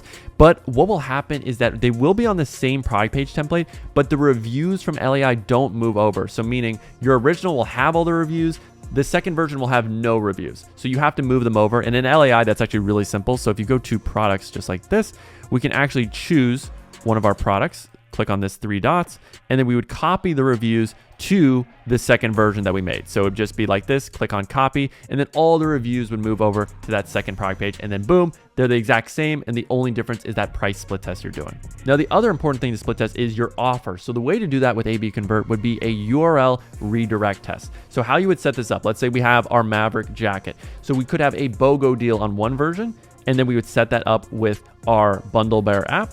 And then with Kaching, we would set up a volume discount app on the second version. So we'd have two versions of the Maverick inside of Shopify, one with the BOGO, one with the volume discount. And then we would do a URL redirect test. So in here, all we would do is grab the URL. So this would be the URL for the BOGO page right here. And this would be the URL for our volume discount right here. And then 50% of traffic will go to one, 50% will go to the other one. And then we can compare which offer does better. So if you're doing an offer split test, then do a URL redirect test. All right, home stretch people, you have the website fully set up, you have your split test, and you are already ahead of 99% of dropshippers because they are not split testing their product page and making their product page at that level. So congratulations if you did all that work. This app made me over $6,000 in one day, which is enough money to buy your entire family because you're a brokey, you're poor, you're sipping on tap water, getting loads of traffic onto your Shopify store, but saying, "Oh, Top G, none of these people are buying," or "I need some new apps to make thousands of dollars every single day extra to my Shopify store." Well, guess what, my friend? You're in the right place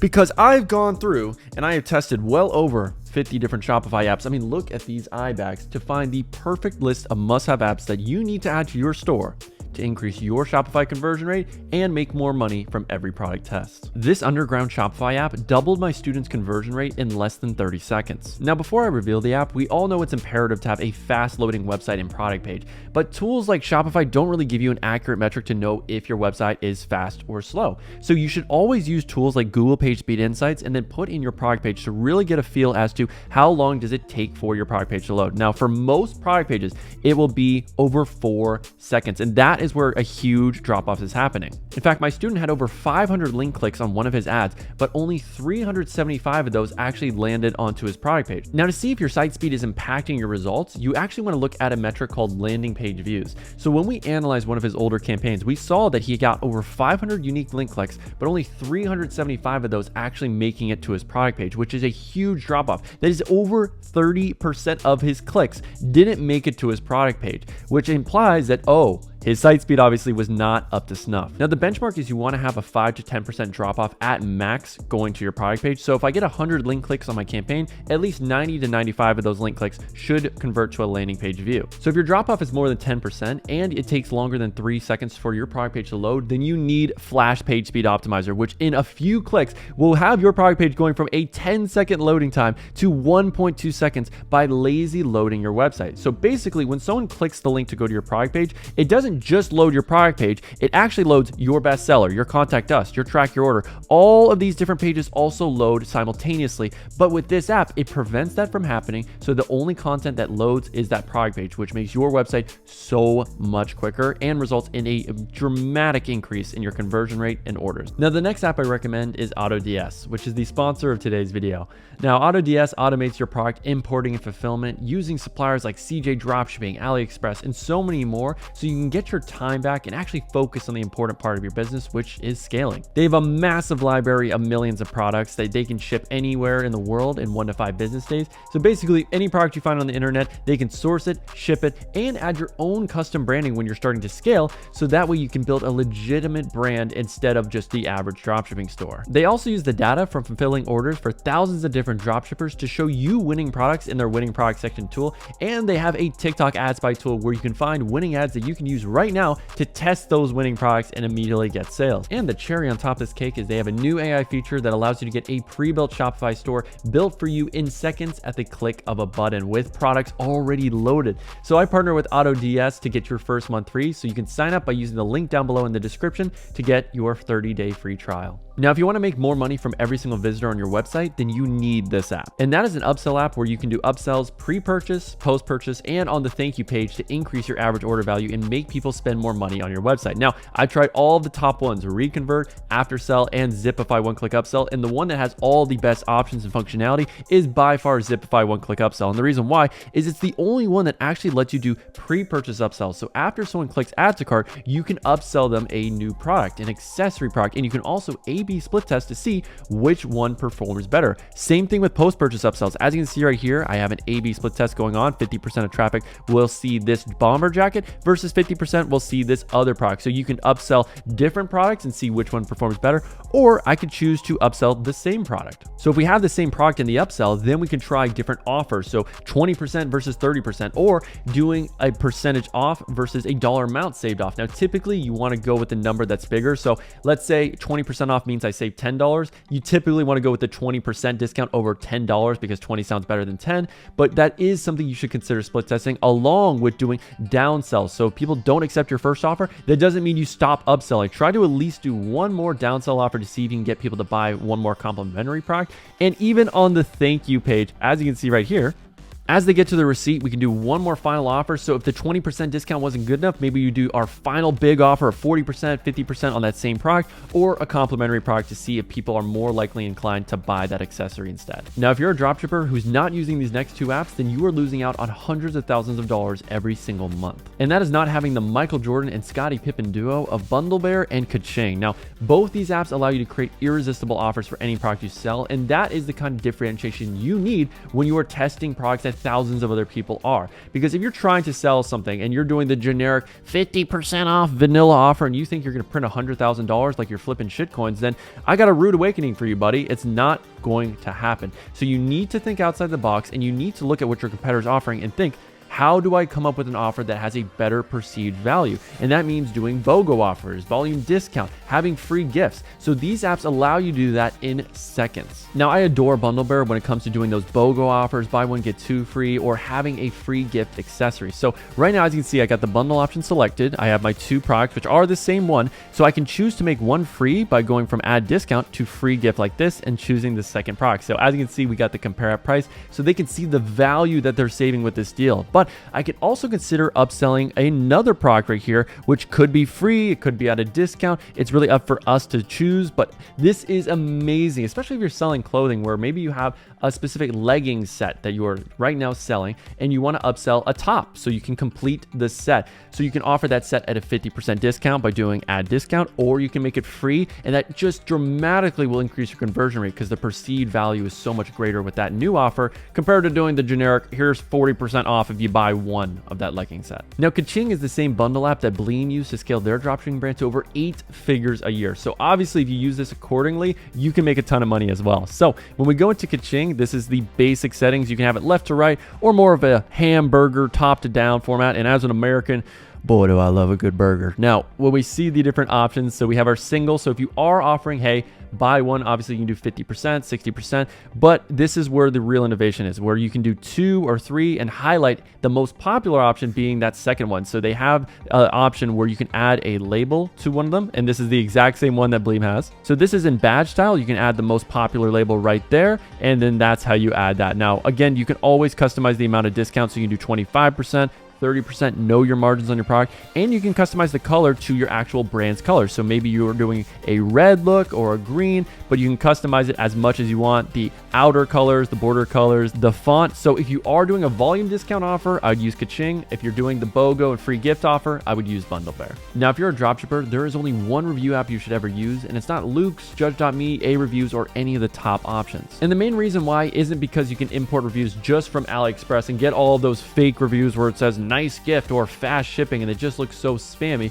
but you can import reviews from Amazon. So real, authentic, detailed reviews for your exact product, if you find the listing on Amazon, can be imported on here, so you can get great photo reviews, authentic real reviews, and that will make the world of difference to your conversion rate. So I found a link on Amazon for my product. I added it right here. I wanted to add 100 reviews that all contain photos. So I might get 100 reviews, or I might get a certain amount that actually have photos, because not every single listing has 100 photo reviews. So it might be around 20. So we got all our reviews loaded up right here. So we got the ones with photos that look great, that showcase our product and have the exact text right here. So if you want to customize it, because maybe there's a spelling mistake like this idiot who clearly didn't graduate 3rd grade, then you can edit it right there. So you can add stuff like fast shipping or your name of your brand. So that way, again, it just lowers that perceived risk that your customer has when buying. But as a disclaimer, this is only for teaching purposes, because importing reviews for your exact product onto your website is illegal, and all of your competitors are definitely using real reviews that they got legitimately, because they're all law-abiding, and using fake reviews on the internet,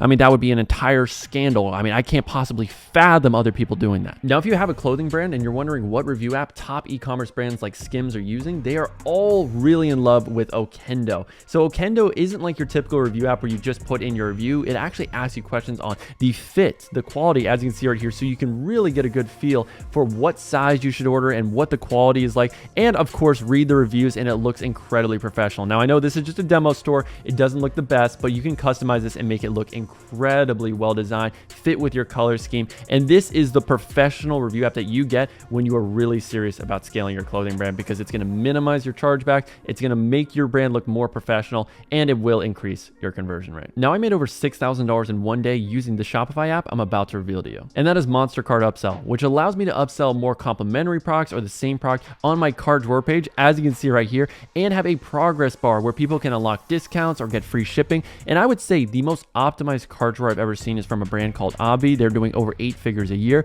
So you can see they got the free shipping threshold, and it's a really well-designed custom coded cart drawer. So it's not an actual Shopify app. Monster Cart Upsell, I will admit though, will get you really close, but I actually wouldn't recommend it. After doing my testing, I think the best cart drawer upsell app is actually Upcart. Because if you compare the two, Monster Cart is a bit cluttered when you want to upsell multiple products, but if you go to Upcart, you can see right here, it's almost identical to Obvi. It also allows you to do one-tick upsells, so if you want to add a shipping protection or a money-back guarantee or a warranty, you can easily do that on the cart page. But the real kicker, which makes it way better than Monster Cart Upsell, is the bottom options. You can have Apple Pay, PayPal, and Shop Pay on your cart page, so people can easily skip your checkout process and buy right there. Compared to with Monster Cart, these are just images. You can't actually buy dynamically with them. So I would always recommend Upcart if you want to increase your average order value and make thousands of extra dollars on your Shopify store. And I'm going to be honest, if you're not as hard as a doorknob right now after seeing this app, then I feel bad for your sex life, my friend. So let's customize Upcart a little bit. So as you can see, we have an announcement banner where we can do a countdown timer. So yeah, your cart's reserved for 5 minutes is usually the way people would use that. But yeah, rewards program. So this is where we can have the free shipping threshold. Some people do, yeah, a reward icon at the top. That looks so freaking nice. So you can do another rewards tier. So this could be a free product. If they order at $100 in their cart or $150 worth of product, you can have a free accessory or complimentary product. Again, that is something you should split test, but the upsell option option is where you are going to do all these different products. So as you can see, I have some manual upsells right here. So what I would do is I would add either my trigger product, or say this would appear on all products. So let's say, you know, someone adds my jacket to the cart and I want to upsell another one of the jackets or a similar product. So we just do it like that.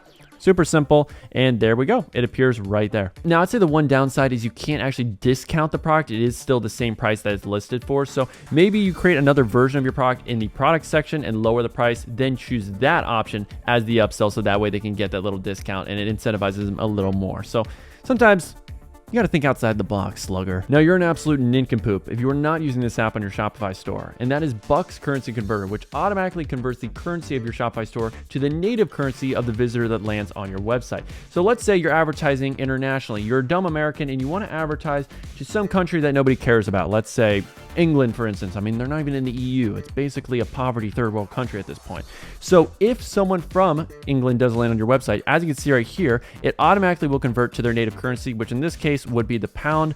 Should be the euro, but hey, they wanted to be special. But depending on whatever country, it could be they're from Belgium, they could be from France, then it would convert to euros. But it automatically, based on the IP address the user converts, and this is a free app, and you can have it automatically working in the background. But when you first install it, it will show up as a little widget in the bottom corner of your website, which I would get rid of. So if you go to display, then you can choose to turn it off from actually showing up, but it will still operate in the background. Now, while all these apps will improve your results, if you are really looking to shortcut the learning curve and scale your dropshipping brand to $1,000 a day in the next 90 days, and especially if you've been dropshipping for months or years and you're still losing money, then you need to be working with a one-on-one coach, which is exactly why my team of 7-figure coaches and I have opened 2 new spots in February for our coaching program, where we will personally review your product list one-on-one to choose the right products for you, so you avoid wasting time and money on the wrong products, and help you craft irresistible offers so you can maximize your chance of finding your next 1K a day winner. And on top of all of that, we will be critiquing your ads and teaching you exactly how you can market any product from scratch and turn that product into a winner, rather than hoping and praying that your next product test will be a winner, which is exactly what you've been doing for the last 3 months, 6 months, or years without seeing any results. So if you're ready to take the jump, stop watching YouTube videos, and finally have a coach that will keep you accountable and help you scale to $1,000 a day in the next 90 days, or they will coach you for free until you do, then book a call down below with my team and we'll see if it's the right fit to work with you.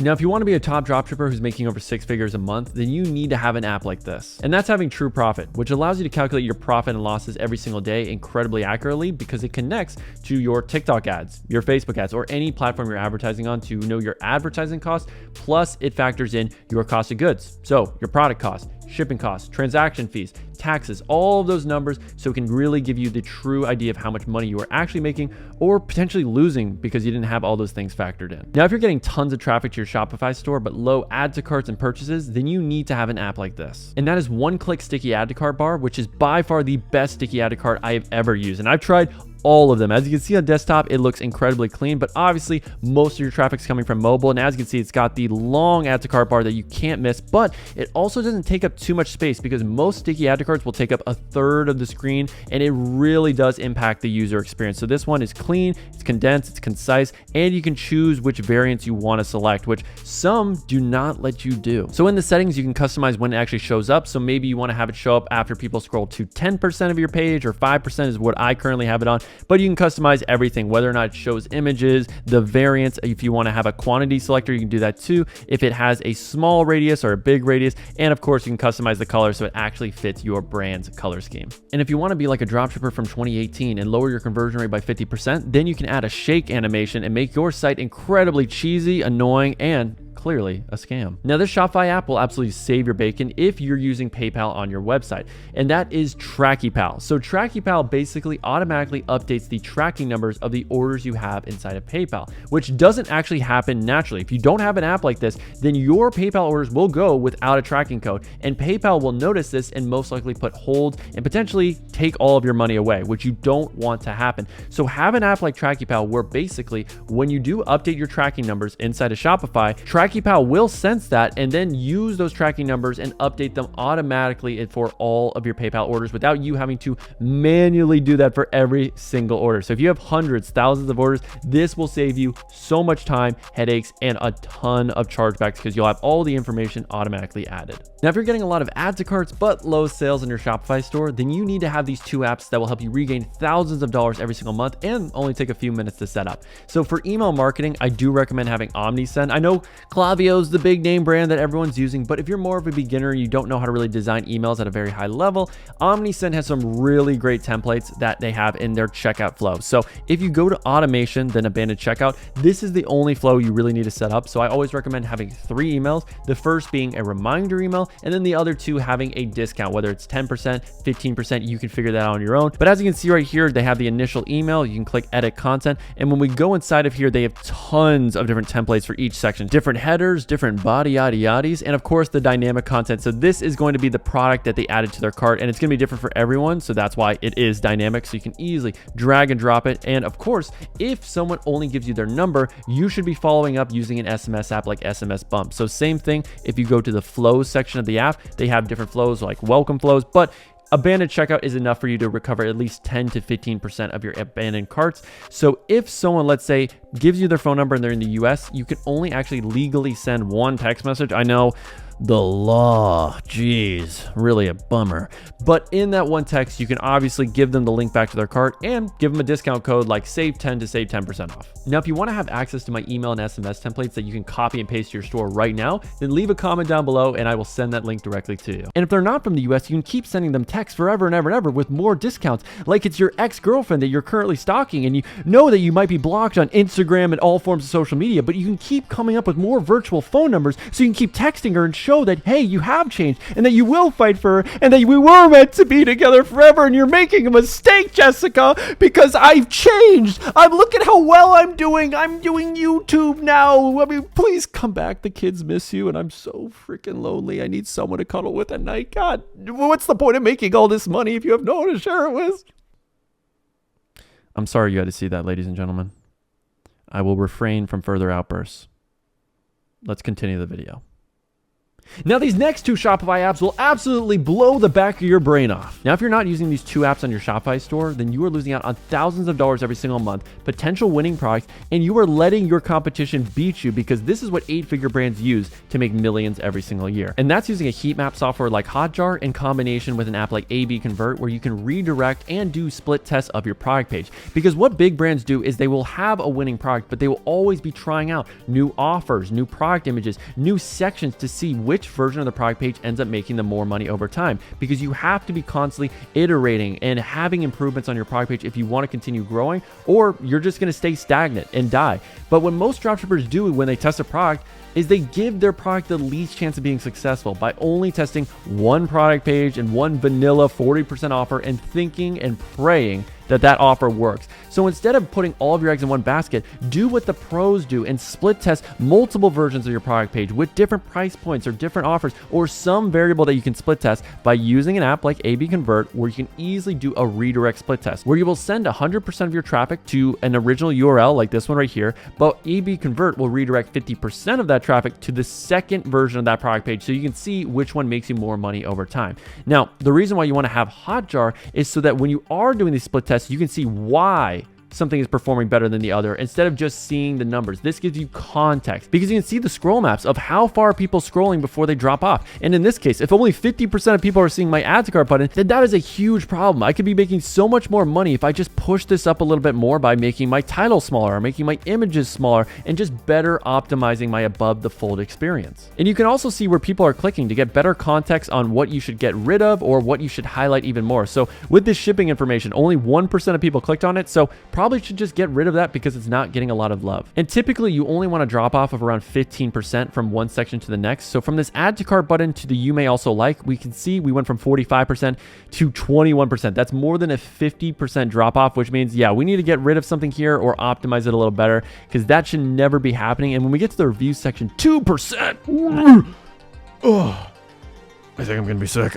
Yeah, you definitely want more than 2% of people seeing your reviews. So we definitely want to get rid of some sections that clearly just aren't getting a lot of clicks, a lot of love, and just aren't necessary. And if you want to feel like an FBI spy, you can actually look at the recording section of Hotjar to see what the typical user journey is like. Where are they scrolling? Where are they clicking? So we can better optimize our product pages in the future for our split tests. So maybe we highlight and make our product images bigger, or we focus on a certain section and designing it better so it gets more interaction. But this is where you get that context and the why behind what split test you should be doing. Now, if you leave a like on this video and we hit 500 likes, I will make a full video on offer optimization using A/B Convert, Hotjar, and how I come up with irresistible offers for every single product that I sell. Now, I know you're looking at your Parkinson-riddled hands right now thinking, there can't possibly be another app I have to download, Ethan. My hands can't take it anymore. Well, my advice to you is stop being a crybaby, stop beating your meat, because we're at the home stretch here, people. So the other must-have apps I would recommend is estimated delivery date. Now, this basically is a quick widget that adds to your product page and tells people when they can expect the order to arrive. So it's a really clean, free app, and it will increase your conversion rate because people do need to know when to expect their order. Because if it's going to be in 3 weeks, 4 weeks, or they don't know, then they're going to expect the worst. They're not going to trust your website and they're not going to buy. So this is a very simple app to help curve that objection. And then, of course, in the sales channel section, when you're advertising on Facebook and TikTok, you should have these apps downloaded. You need them to be downloaded if you want to advertise with these platforms. So it's a very simple installation. I'm sure there's plenty of videos online that will teach you how to do that. Now, what apps should you get when you're actually scaling your dropshipping store? Because there are certain apps that I would recommend, especially if you're doing thousands of dollars every single day. Now, rapid fire, these are 4 Shopify apps you need to have if you were doing over $10,000 a month. Now, the first one is Fairing, which is a post-purchase survey app that allows you to ask questions to people who have just purchased so you can know exactly why they purchased, so you can use that in future ads on your product page, so you can better understand the mind of your customer, which is essential if you want to be advertising and scaling any winning product. Now, the next app I'd recommend is Georgius, which is a customer support tool that gathers your inbox on all social media platforms, Facebook, Instagram, email. So you have it all in one inbox where you can instantly respond back to all your customers when they are asking questions about their order or possibly changing the product that they may have bought because they chose the wrong one. So you can do it all in one place and save templates to common questions like, when is my order arriving? Now, another app, Transy, if you are advertising internationally to countries that speak in different languages, this automatically translates all of the words on your product page automatically. So that way you don't have to do that, and it will drastically improve your conversion rate. And then finally, Shop Protect. This is an app that's great for protecting your website, especially if you're selling a product that thousands of other people are. So you know people are going to try to copy your website, your images, your text by just highlighting it, but this prevents people from being able to do that. And now our ultimate app of the day is Triple Whale. Now, it is expensive. It's about $100 a month, but it gives you much more accurate data to use when you are scaling your ad campaigns, especially on TikTok and Facebook, where those platforms usually track about 75 to 80% of your purchases. Triple Whale is closer to 90 to 95%, and that does make a huge difference when you're trying to understand which campaigns you should kill versus which ones you should be scaling. So it just adds a little snippet of code to all of the ads that you are currently running, so that way it can properly track those attributions of those purchases better. Now, this last app is an absolute game changer. I honestly don't know why I left it for last. But if you are currently doing around 10 grand a month with your dropshipping store and you want to scale to 100 grand a month in the fastest and easiest way possible, then you need an affiliate program like with Lead Dino, because that way your affiliates will get you custom content every single day that you can use for your paid ads, and they will be posting this obviously organically as well, so they can send people to their affiliate link to get commissions. So this app makes it really simple to create that affiliate program, so you can add this as a link to your Shopify store so people can automatically create their own code, or you can manually reach out to different influencers, create an account for them. As you can see right here, you put in their information, you connect your PayPal or your bank account, and automatically will transfer the amount to them, so you don't have to worry about paying them individually. So it makes management so much easier. You actually have a profile for each affiliate as well, so you can see how many sales they're generating, how many people are using their code. And if you go to their settings, as you can see right here, you can automatically create a discount code so they can say to their audience, hey, you obviously save 15-20% when you use my code as well. I've made over $5 million in dropshipping sales by the age of 22, and today I'm going to teach you exactly how to do the same by becoming the best version of yourself as an entrepreneur, someone who stays productive and focused on the things that will help you scale to millions while avoiding the common pitfalls and obstacles that are right now holding you back from living your dream life with dropshipping. And these are lessons that took me years of trial and error and going through the grind and paying thousands of dollars for mentors that had, frankly, decades more business experience than I, who have taught me their lessons so that I don't make the same mistakes. And today, I'm going to share those exact lessons with you for free. Now, when it comes to being an entrepreneur in any business model, but we'll make it specific to dropshipping, you need to realize that the number one thing that's going to prevent you from being successful is your mind. And I know that sounds woo-woo. I know you're thinking about clicking off this video, watching another Facebook ad strategy video, because that has to be the thing. My ads aren't working. It's got to be the ad strategy. No. Fundamentally, the real reason why your business is not where it is supposed to be, or if you haven't started, is because it's a direct reflection of you. Your business is a direct reflection of your personal life. And what I always tend to notice is that there are just certain people that no matter what business model they start, no matter what they do, it never works. And that is more an indication of your lack of execution and your lack of skills than it is of the business model not being something that's viable. Because what do you see all the time? It's people who blame and say, dropshipping is dead. TikTok is dead. It's a scam. It's a sham. Everyone who's making money is just selling courses. It's honestly become more common to hear people say that than to actually say you can make it work with dropshipping. Now, there's obviously people that will peddle and say, you're guaranteed to be successful if you just follow me and join my course, which is not the case. This is a tough industry. Business in general is the toughest thing in the world to master and get down. And when you think of anything that you ever want to accomplish in your life, whether that's learning a subject in school or trying to get somewhat proficient at a sport, we always have coaches. We always have mentors, someone who has already learned and gone through the trial and errors that can teach us and help us avoid the pitfalls. But yet when it comes to business, arguably one of the most complex things to get down, we try to just watch a bunch of YouTube videos and we think that's going to be enough. Even though we've had no frame of reference, we've had no real experience, we think we'll just figure it out on our own.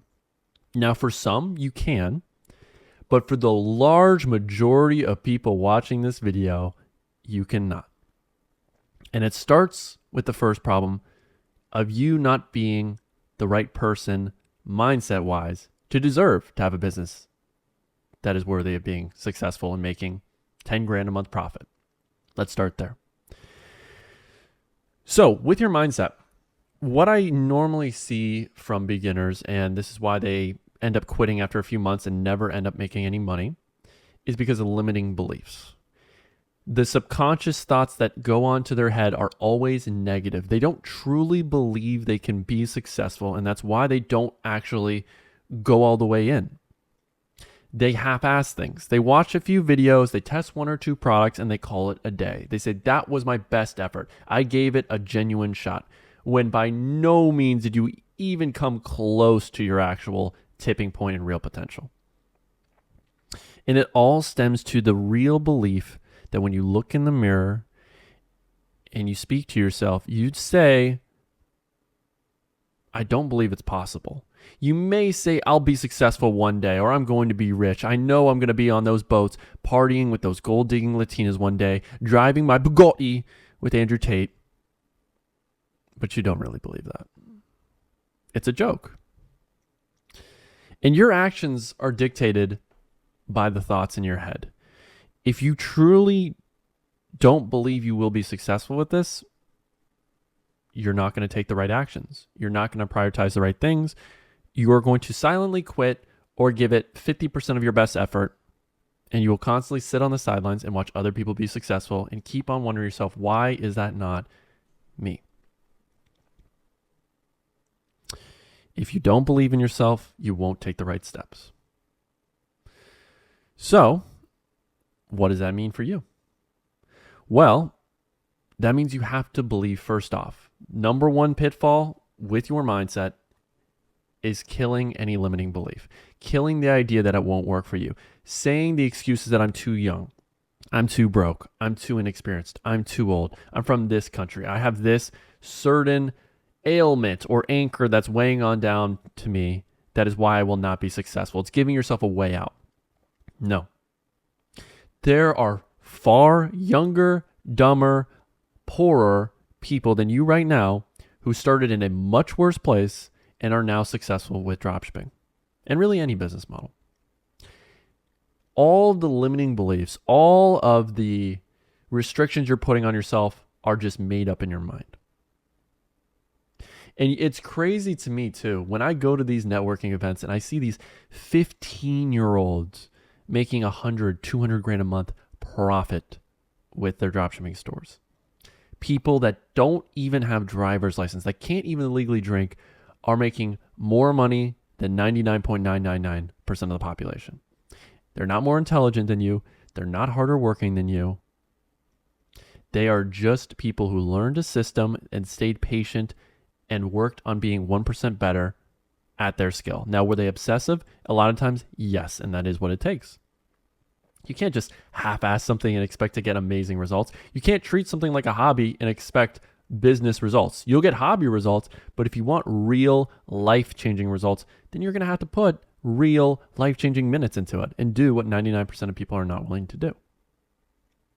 So if that's something you can't commit to in the first place, frankly, I wouldn't start a business. Keep doing what you're doing. Keep settling with mediocrity. Because if you're not willing to sacrifice for your dream, then your dreams become the sacrifice. I know you've heard that paraphrase a million times. And just to give you one more quote that I always live by is, whether you think you can or you cannot, you are right. That's Henry Ford. Pretty smart dude. But it is true. What you feed yourself, what you tell yourself does become reality, which is why I believe the first step before you ever start to test a product or watch a YouTube video, get into a course, get into a program, before you even get started on that first step, you need to fix your mind. You truly do. And you need to ask yourself a few key questions.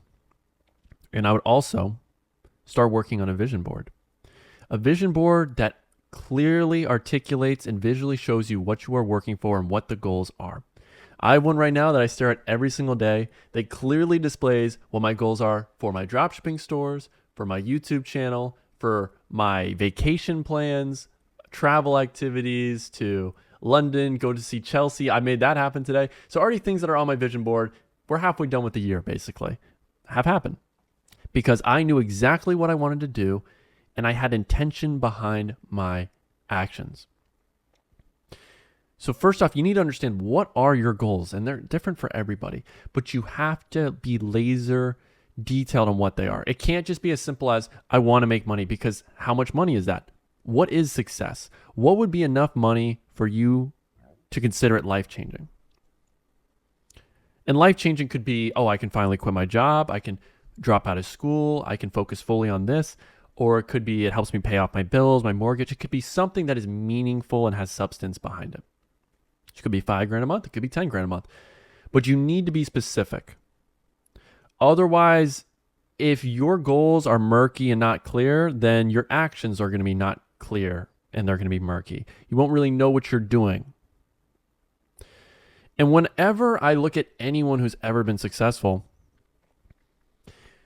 no one ever says, I don't really know how I got here. It just kind of happened one day. When I talk to pro athletes, and I do have a few that work at my gym, they don't say, one day I just was shooting a basketball and then I made it to the NBA. Or when I talk to someone who's jacked, just one day I picked up some weights and then I just got jacked all of a sudden. No, of course, that is not what happens. They intentionally knew where they wanted to go, and then they dictated their lives, their actions, their decision-making, their entire lifestyle around accomplishing that goal. Everything they did was intentional. So once you figure out that, yes, limiting beliefs gone, I know I can do this. I know truly deep down that if other people that are less intelligent, that are far less qualified to be successful, are successful, then therefore I can do it. Then the next step is being intentional as to what are my goals and what steps do I need to take to make those goals a reality. Being intentional, being specific.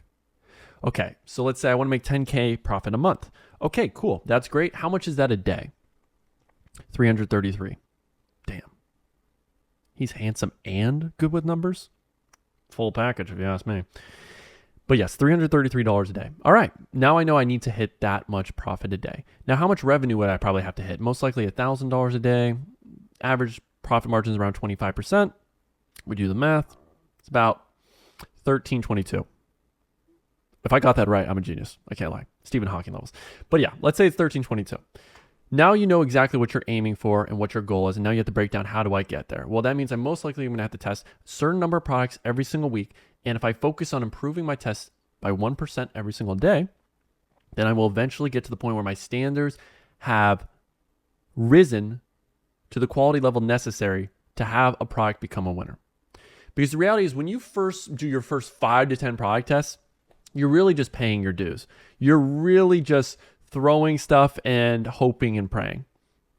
Like, you should not expect anything to realistically happen for your first 5 to 10 product tests. You may make some sales here and there, you should, but don't expect anything to really change. You're still going through the teething phase. So, your job is to try to get out of that learning teething phase as fast as humanly possible. Now, if it takes you a year to test 10 products, then it's going to take you most likely 2 to 3 years to really see any success. But if it takes you a month to 2 months to test 10 products, you're probably going to start to see some results in the actual winning product within your first 3 to 6 months. Speed is really a big part of this game, and getting the reps. Because once you get the reps, you start to develop the skills, which is the most important part to making money. Because everyone, and while I did say you should have a goal, whether that's making 10K profit a month, once you have set that and once you know how much that is per day, you need to then shift your focus from, okay, my idea of progress is money. It needs to change from that to my idea of progress is skills. From test 1 to test 20, how much improvement did I make on my product pages, my ad creatives, my product selection after learning what products have made sales for me and what haven't? Because if you can focus on the boring things, of things that aren't directly tied to money, then you will eventually get so good at those skills that making money will just be a byproduct of your actions. If you consistently take the right actions every single day, then the money will come to you rather than you chasing it. And what are those actions? It's as simple as putting in the reps at a high quality level with the right information and strategies. Now, when you get the right information and strategies, which most likely all of you have, and if you keep watching, I'm sure you will learn an exact blueprint that is proven. What will happen is, although you have all the information you'll ever need, it still won't work for you, and that's just because of a lack of execution, which makes sense. If I was wanting to be a professional soccer player, and it's my first day playing soccer, and freaking Messi across the street was teaching me, and he taught me the exact perfect way, all the information I ever needed to know, I'm still not going to be kicking like a pro that first day because my execution isn't there. I haven't put in the reps. It's not a knowledge problem. It's an execution problem. So you first have to identify, what problem do you have right now? If you're completely starting from scratch, it's both. You have a knowledge problem and you have an execution problem. But once you've gone through a few programs and you know, okay, the person I'm learning from has a proven blueprint. They have a proven track record of their own, and they have a proven track record with their students, and they have a template and a framework that clearly has gotten results, then you know the knowledge isn't the problem anymore. It's just execution, putting in the reps every single day. And there's going to be good days, and there's going to be bad days. There's going to be days where you're not feeling your best and you don't feel motivated. And those are the days that matter more than the days when you're feeling great. Because if you can push through those days and solve problems and keep going at it, then you will build the skill that is the most important outside of obviously everything that's directly tied to dropshipping. And it's the most important skill in business, which is discipline. So once you go past the limiting beliefs, and once you realize that skills are the only thing that I need to develop to actually make money, then the final thing is, how do I develop discipline? Because dropshipping will lose its luster for you. And you need to change from the money is what's motivating me, checking my sales every day is what's motivating me, to what motivates me is just taking action. In fact, you want to obviously avoid the word of motivation in general. You want to change it to, it's a new day. What do I need to do today to see progress, to get 1% better? What in my test did I notice overall I need to improve upon. If I notice my last 5 tests, my ad creatives weren't performing the way they needed to based on my KPIs, then that's what I should put more focus into, studying more ads, trying new hooks, trying new concepts, finding more visuals. If my website isn't performing the way it needs to, let me start split testing with new offer structures. Let me try improving my images, my social proof, my urgency for this next test. Because clearly, if what I'm doing right now, I know works, but isn't working for me, it's just I need to keep trying, putting more reps, and tweaking till I get the right response, the right feedback loop, which is obviously making money. And I do believe the way that you develop discipline and the way that you develop your skills to the point where the quality is high enough to whenever you test a product, if it is a winner, you will make it a winner because your marketing and offer skills are that great. It just comes from putting in the reps and realizing that imperfect action is better than perfectionism and no action. And there's a great study I know in Atomic Habits where there was a Harvard study that basically was analyzing 2 different groups. So there was a control group and then there was the independent variable, whatever you want to call it. And in the control group, they basically said to this group of students, you have a whole semester to make 1 pot. We want you to make the most perfect pot in the world. And by the end of the semester, we are going to compare if your pots are better than the control group, who are going to make new pots every single day. So you had 2 groups. One that only had to make 1 pot after 3 months, and then another group that was making a new pot every single day. So let's say after 3 months, that's 90 pots. And when they got to the end of the semester, they realized the students that were trying to aim for perfection, that spent every single day on just the 1 pot, consistently underperformed and made a pot at the end of the semester that was nowhere near the quality level of the group that was consistently putting in action and getting 1% better at their pots every single day and putting in the reps. There's no substitute for putting in the reps.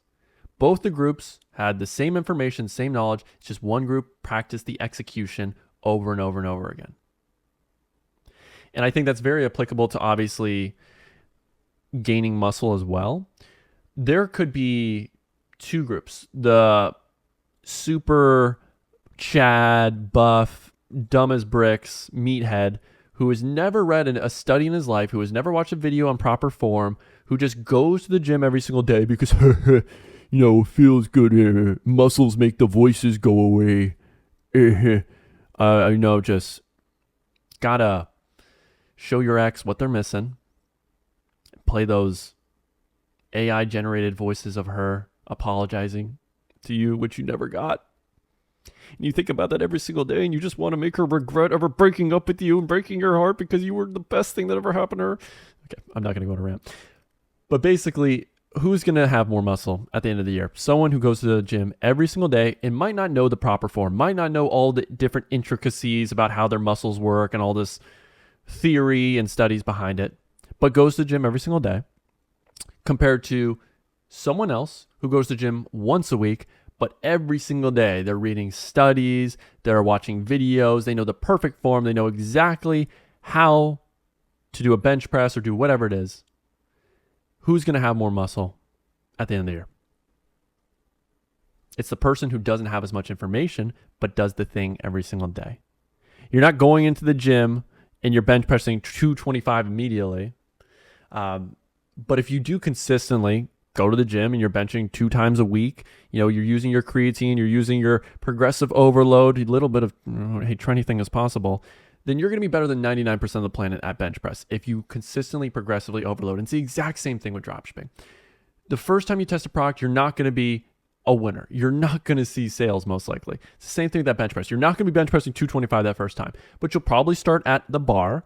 You'll get the bar down. And then the next time you get in there, you might get 5-pound plates. And then eventually after a year, you may get to 225 if you're absolutely jacked and have amazing genetics. But you'll be able to lift far greater than when you first started. So don't expect the world when you first get into dropshipping. Don't expect immediate success. It's not going to happen. You probably aren't going to get your first sale until maybe test number 5. But if you keep putting action, you keep studying, you keep iterating, you keep inputting and then react to the output by analyzing and then give yourself a feedback loop of, okay, that means I need to improve this skill or put more emphasis on this part of my tests, then eventually through those 1% incremental increases, you will get to the point where you have developed your skills enough and you've raised your standard to make money. If that makes sense. And I think a great analogy is also with athletes like LeBron James. They put in so many reps and they have so many years of experience that their quality level, their benchmark is so high that when they have an off day, that means they usually score 20, 25 points, which for someone who has not put in as many reps, 25 points is a career game for them. That is the highlight. That is the thing they are going to talk to their grandchildren about. But for LeBron, that's an off day just because of the amount of reps that he's put in. So over time, through volume testing, through realizing that the only way I can get better is through testing products and learning from those tests on what I can improve, then you realize I shouldn't be spending a month testing one freaking product. I should be testing 1 to 2 products every single week, learning from those tests, and then next week I'll have more information, new things that I can improve and iterate on. And if you keep going through those cycles, test 1.0 to test 9.0, oh boy, it's going to be a world of difference. Your ability to choose what products will work for you, oh my God, it's going to be night and day. Your ability to build websites, to create offers, to do your market research is going to be so many levels ahead of anyone else that tries to compete with you. But it's a game of reps, sacrifices, and realizing what you need to actually prioritize. Now, the final bit I want to give to you as an entrepreneur to become the best version of yourself, I know I promised productivity. So how do you actually go about doing all these different things? So now you know what to focus on mindset-wise. Now you need to know what you need to prioritize in terms of volume of testing and being efficient while trying to maintain a solid quality. But hey, maybe those first couple tests won't be perfect. They're not going to be perfect. They'll probably be 50% of where they need to be at, but they'll be good enough for now, just so you can get some baselines. And then eventually, again, your standard will increase to the right level and standard where with the right product, you will thrive. But even when you get to my level, you realize at this standard, still 20% of products are going to be successful, which is perfectly fine. Because I could test and fail on 4 products and I'll lose maybe $400. And then, hey, I get a winning product. I'm making easily $400 a day profit in the beginning of scaling it. So you realize just a numbers game. It's a lot like how hedge funds work, where obviously they put large bets. Not maybe hedge funds is the best example, but maybe angel investors. Angel investors will invest in a bunch of different companies. They realize 90% of those investments are going to fail, but they just need that one hit, that one home run, that one unicorn that's going to pay off every other investment that failed and still give them 10x more money than they originally put in. It's the same concept with dropshipping. So here's everything you need to know about productivity. Now, I know lots of stars and autistic drawings, but this is everything that I do. This is a $10 million productivity journal that was given to me by my first mentor, Dan Henry, who's done well over $50 million in online sales. And it perfectly summarizes everything you need to do that billionaires do in order to organize their schedules, stay on task, and focus on the highest priority tasks in their business that actually move the needle. Because what you realize over time is that the most important asset you have is your time and how you allocate it to the right things. Because there's a difference between being busy and being productive. Busy people will say, hey, look at me, I'm doing all these different things. But then at the end of the day, when you analyze their work over a week or a month, you realize they haven't really moved the needle. They haven't really progressed that much. And it's not because they weren't doing things. It was because they focused on the wrong things. Because I could spend 4 hours on working and studying winning ad creatives, and that will most likely make me about $1,000 every single day to my business, compared to if I spend that same 4 hours on customer support, I'm not making any progress in my business, because that's just maintaining the business. So I can have a skill that adds an extra $1,000 a day with those 4 hours of time, or I can spend those 4 hours of time on something that doesn't add any value really to my business and can easily be outsourced through leverage. So you need to realize, what are the most highest impact tasks that I need to be consistently taking every single day to move the needle in the most efficient manner possible. And those tasks are product research, building your websites and offers, creating ads, and media buying. Those are the only 4 tasks you should ever be focused on. Customer support, order fulfillment, hire a VA for $5 an hour from Pakistan, and they'll do a much better job than you. Running social media, handling influencers, UGC creators, finding those people, hire a VA for $5 an hour, give them an SOP, give them a training video, have them do that. The mundane tasks that maintain the business, the repetitive tasks should always be outsourced, and you should be focused on the highest leverage activities, which is scaling the business, making your boat go faster, not maintaining it. So for me, this journal perfectly helps summarize it. Now, I know my handwriting is borderline doctor levels where there's no chance in hell you'll be able to read it. But basically how this journal works is I put my most highest priority task up here. It is the king. Then I have my 2 secondary most important tasks here. Then here are all the other tasks that if I also completed them, then today would be a resounding success. And what you tend to notice is that you are never going to complete everything on your to-do list, which means if today I only accomplished 3 things, what are those most important things? Boom, boom, boom. It is the top things. However, what I tend to notice among dropshippers and entrepreneurs in general is they don't start from the top to bottom. They start from the bottom to the top because they say, okay, let me do the easy things. Let me get the easy things out of the way. And then they do the easy things and they get too tired to do the actual important needle movers. And then the next day happens and they put, okay, here's tomorrow. I know yesterday wasn't as good. All right, let me put those things that I didn't do yesterday. Oh, and there's also these other little things. So let's start with the little things again. It's just a repetitive cycle of mediocrity. And they wonder why after a month or after 6 months or after a year, why they haven't made any money or progress. And it's as simple as this, just not prioritizing your time. So I would recommend getting a journal like this. This is the Finisher's Journal. I'll link it down below. Use my affiliate code so I can buy my Porsche 911, by the way. And you should use it exactly like this and think to yourself, if I could only accomplish 1 task today, what would be the biggest, most valuable thing that would be? Write it down there. All right, if there was 1 or 2 other things that are really important, and when you notice from most top entrepreneurs, they usually only give themselves 2 to 3 things to do. And that's a huge difference between beginner entrepreneurs and experienced ones. Beginners put 20 things on their plate to focus on. The real experts usually focus their day on 1 to 3 things. And that's the only things they have to do today. And they put utmost focus on nailing those high priority tasks. So don't think being a great entrepreneur is putting 100 things on your list. In fact, a lot of these things on my list are pretty much mandatory things that I didn't even have to write down, like going to the gym. Going to the right after this, by the way. Got to get my leg day in. I mean, this bakery doesn't make itself, I wasn't just born with this cake. Someone had to bake it. Boy put in this work. Why get a BBL when you can get one at the gym for free? So you write down your tasks, and ideally you want to focus on just really a few things, few core things. And once you get those done, then you can focus on the less important things. Now, the next step of this is you should time block. And oh my goodness, will this change your life? You should have a time for every single hour of the day as to what you are doing. From 10 to 12, I know I'm doing this task right here. I know you can't read it. From 1 to 3, I knew I was doing this task. From 6, 7, every single hour of the day is accounted for. And it really helps you because we're pretty much ingrained from elementary school to follow a specific time slot. And basically, we are programmed to time block because every single 45 minutes, you knew what class you were going to be in and what you needed to focus on. And okay, this 45 minutes is history. This 45 minutes is math. So you've already been ingrained in, whether you like it or not, psychologically programmed to follow a schedule like this.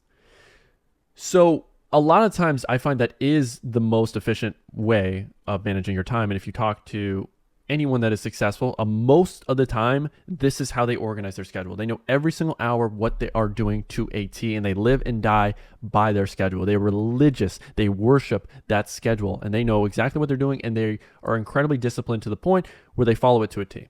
What you'll notice is beginner entrepreneurs, the only difference between them, a lot of times they can set the times, but they don't follow it to a T. They get distracted, or they don't know how to properly allocate as much time that is necessary. They say, okay, there's this task that takes 3 hours. I'll just time block an hour for it. And then it throws off their entire schedule, throws off everything.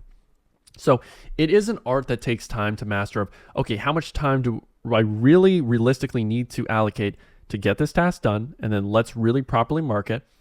And then after that time slot is done, even if I haven't finished the task, all right, that's fine. Let's move on to the next thing. So although I have my main tasks, I will allocate a time to it. So for that top task, I may give myself 2 to 3 hours. And if after those 2 to 3 hours, I'm not 100% done, I'm 80% done, I'm still wanting to move on to the next thing so I can at least chop it down, get it closer to being done. And maybe that second or third thing I'll get done for that day, which is great. Then the next day, all right, on that first most important task, I have 20% left. Let's have that top of the mind. We'll finish it, get it done for tomorrow. That's it. That is all you need to know productivity-wise. Keep it simple. You don't need these complicated routines. It's just the night before tomorrow, write down what you need to get done, what are the highest priority tasks, list them in order. So usually what I'm going to do is I'm going to brain dump here are the 3 most important things. Maybe I'll throw in 5, and then I'll list them in order of priority, and then I'll time block what I should do first. Always putting the most highest priority thing first. And then later on down the line, like today for me, doing this video was the last thing I had to do. I had my group call, and then it was this. And hopefully, if you consistently do this, it's not going to be perfect in the beginning. You're not going to get it down. You'll probably forget some days to write when you need to get down. But you realize over time, if you consistently practice the discipline of writing things down, of time blocking, of prioritizing the highest priority tasks, you will get significantly further in your entrepreneurial journey than any other time in your life. And I'd say once you start journaling and doing all these things that are right for you, and it will take time. A lot of times you can't just go from cold turkey to all these different things at once because it's going to be too overwhelming. But once you slowly start implementing these things, usually the last obstacle in terms of discipline and taking consistent action is the environment around you. And usually what it means is addition by subtraction. So what you should do is while you are working, note why aren't you accomplishing the most important tasks? Are you getting distracted too easily? Are there things that you are currently doing and prioritizing that are not beneficial to your goals? Are you not being intentional with certain actions? And you need to be brutally honest with yourself and say, okay, if I truly want this goal, if I truly want this lifestyle, if I truly want to change, then nothing's going to change if I don't change. It's a great Theo Von quote, actually. And it's a quote that I actually am considering tattooing on my body. Nothing changes if nothing changes. If you don't change your habits, if you don't change the way you operate right now, then the results will stay the same. So how bad do you truly want your goals? Because if you do truly want them, then your actions will reflect exactly that. You will sacrifice. You will sacrifice those days of going out, of watching movies and TV, of playing video games, of scrolling on social media, of texting random women that are no good for you on dating apps, of whatever vice you currently have that is clearly sucking up your time and attention. It might be watching YouTube videos like this one right here. If you truly want your goals, a lot of the times the number one thing you have to do is detoxify your mind and dopamine. Detoxify yourself. Because the threshold of taking action and being committed to something is so high that the only things that you ever decide to commit to usually are these very pleasurable, very high dopamine activities like playing video games. I can guarantee most of us probably spent thousands of hours playing video games, ranking up, getting our ultimate teams to a certain level, spending hundreds and thousands of dollars in gambling as a kid with your mom's credit card to get Lionel Messi's team of the year. A few of you will understand that reference. But you know you're capable of hyper-focusing on a specific task. The problem is that task is something that rewards you with a high level of dopamine. So you have to train yourself to live without that much dopamine. How do you do so? You have to learn to be comfortable without your phone, or without your PS5, or without your TV. You genuinely, and this is some of the most progress I think you'll ever see in your life, is when you genuinely just sit with yourself without any distractions around and ask yourself, am I comfortable with who I am? Can I just focus on taking the right actions? Do I truly want what I say I want and what I know I've been thinking of all these years? And hopefully you win that battle with yourself. Because if you don't win that battle, you shouldn't get started in the first place. And if you notice yourself slipping, then you have your answer. You don't want it as much. And you have to be brutally honest before you get started, because you will lose money. You will lose a lot of time from other tasks that you enjoy to be fully balls deep into this, which is what it requires to have the chance of being successful. So for me personally, my vices were my PS5. I had to give that to my best friend. Sayonara. And I was a video game addict. I didn't think it was possible for me not to play video games. But what I realized is the first week was hard. The first month I had those urges. I would see some things, but then after a month, it just became normal. And when you think of people that lived before all this technology, they didn't know what they were missing. They just lived their life. So for me, I realized, oh my God, it is possible. I just had to remove it from my eyesight. I had to remove the distraction. Same thing with other vices. I was a dating app chronic scroller, addicted to all that. I had to delete them.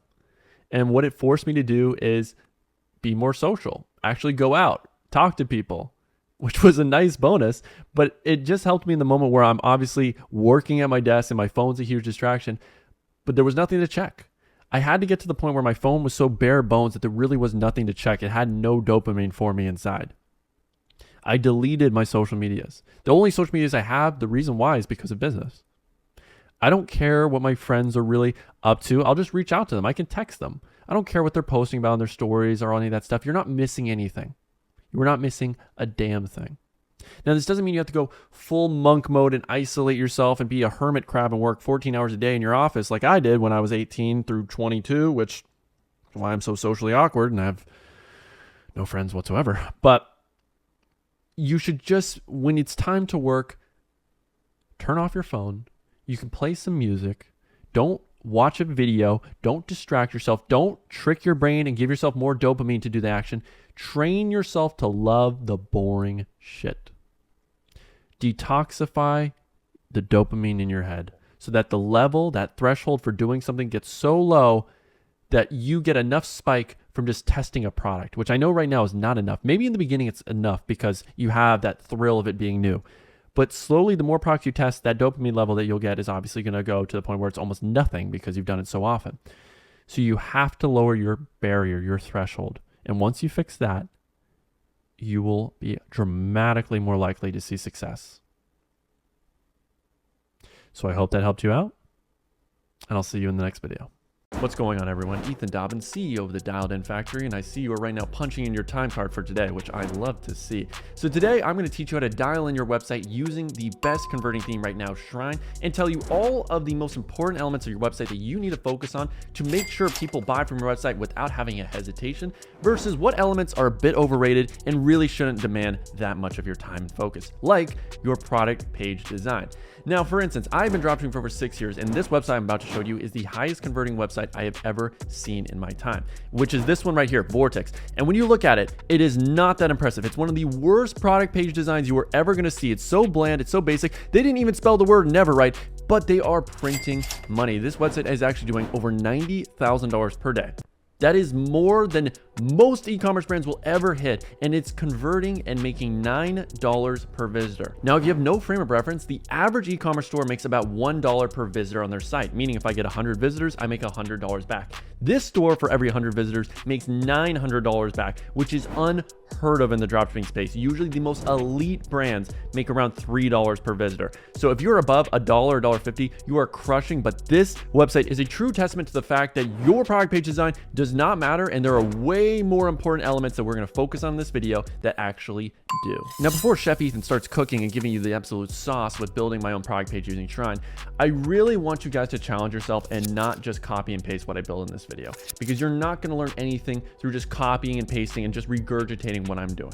The only way you are going to succeed in dropshipping and doing any of the skills that are important is understanding why someone does the things that they do, and understanding the deeper philosophy and the real meaning behind, okay, if he built his product page like this, why is he doing it? Instead of, okay, he built it like this, therefore I'm going to copy, I'm not going to think for myself, I'm going to be a mindless drone clone in the Star Wars troops. So here are the 7 most important things you need to have in your product page to scale to 10 grand days. Number 1 is an irresistible offer. So you need to try BOGO, volume discount, different offer structures to see what resonates with your audience the most instead of just the generic 50% off offer. Then have social proof, not just at the bottom of your product page, but at the top with collages, with testimonials, video testimonials, highlighter reviews to show that your product really does work and does what it can do. Then you should have an optimized above the fold. So the top of your product page should have all of the key information about your product so that someone can buy just by looking at that top section of your page. Then you need to have descriptions with bullet point driven benefits that really show the use cases and USPs of your product. Then you need to handle all objections that your target audience has by having a good FAQ and good testimonials that also proactively handle objections. Then you need to have urgency and trust on your website as well. Urgency can be low stock or sale ending soon, and trust comes from having different logos of magazines or having a great money back guarantee like 30-day, 90-day, just so you have that risk reversal in the mind of your customer. That is really it. But now we need to get that pattern recognition and study what the top brands are doing that are executing these different elements at the highest level possible so that we can use that for our own websites to get inspired. Because you don't want to just look at what other dropshippers are doing because they're kind of bottom of the barrel. I'm not gonna lie. It's like studying a high school level football player instead of Patrick Mahomes or the best in the game. So let's study the best. So first off, for problem solving products, we have the avocado hoodie. Obviously we know hoodie, David Fogarty, legend. He's done well over $100 million in sales with this product page right here. So the key elements I would notice is that they have a really good description template of having headline and then 2 to 3 sentences here accompanied with either a photo or a GIF. So I really like how they do their description layout. It's a very simple product page, good reviews with testimonial images. They have an accordion menu with all the key information. They have this little save $40 badge that I'm sure they've split tested that looks really good for demonstrating the value of this sale that's going on.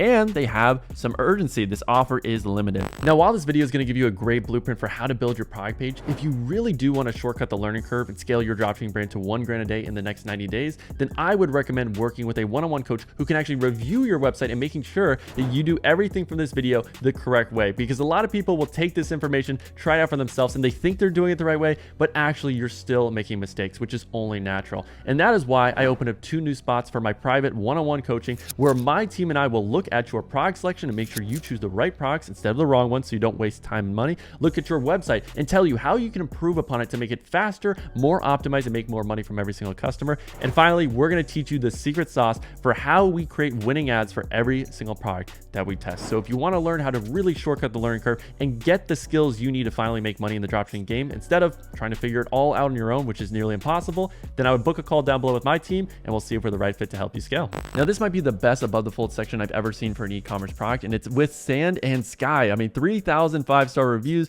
our cult favorite, 1.5 million units sold. So they have tons of social proof immediately. Their product images are all consistent. It has the right color scheme. They have bullet point benefits here, more bullet point benefits over here. But basically, the best above the fold sections give you all the information, key insights you need about the product without you having to scroll down any further. And that is exactly what they do. And they also give you a layer of social proof. And if we scroll down, I'm sure they have things about guarantees, shipping and return. So they have all the key information right at the top, which is what you want to model. Now, shout out to my man, Oliver Mercado, because his product page probably has the best social proof I've ever seen out of any e-commerce brand. And as you can see right here, 30-day satisfaction guarantee. They have all these trust badges to immediately show you why, again, you should trust their brand. And then we go down here, over 200,000 delighted customers. You have featured in these magazines. You have all these different benefits. Social proof here. Scrolling on down, you have more social proof and you have more trust badges to trust the brand. And I mean, video testimonials, highlighted reviews, 200,000 happy customers, a review section. They don't just settle with, here's a review section where you can scroll down and only maybe 10% of our customers will see it.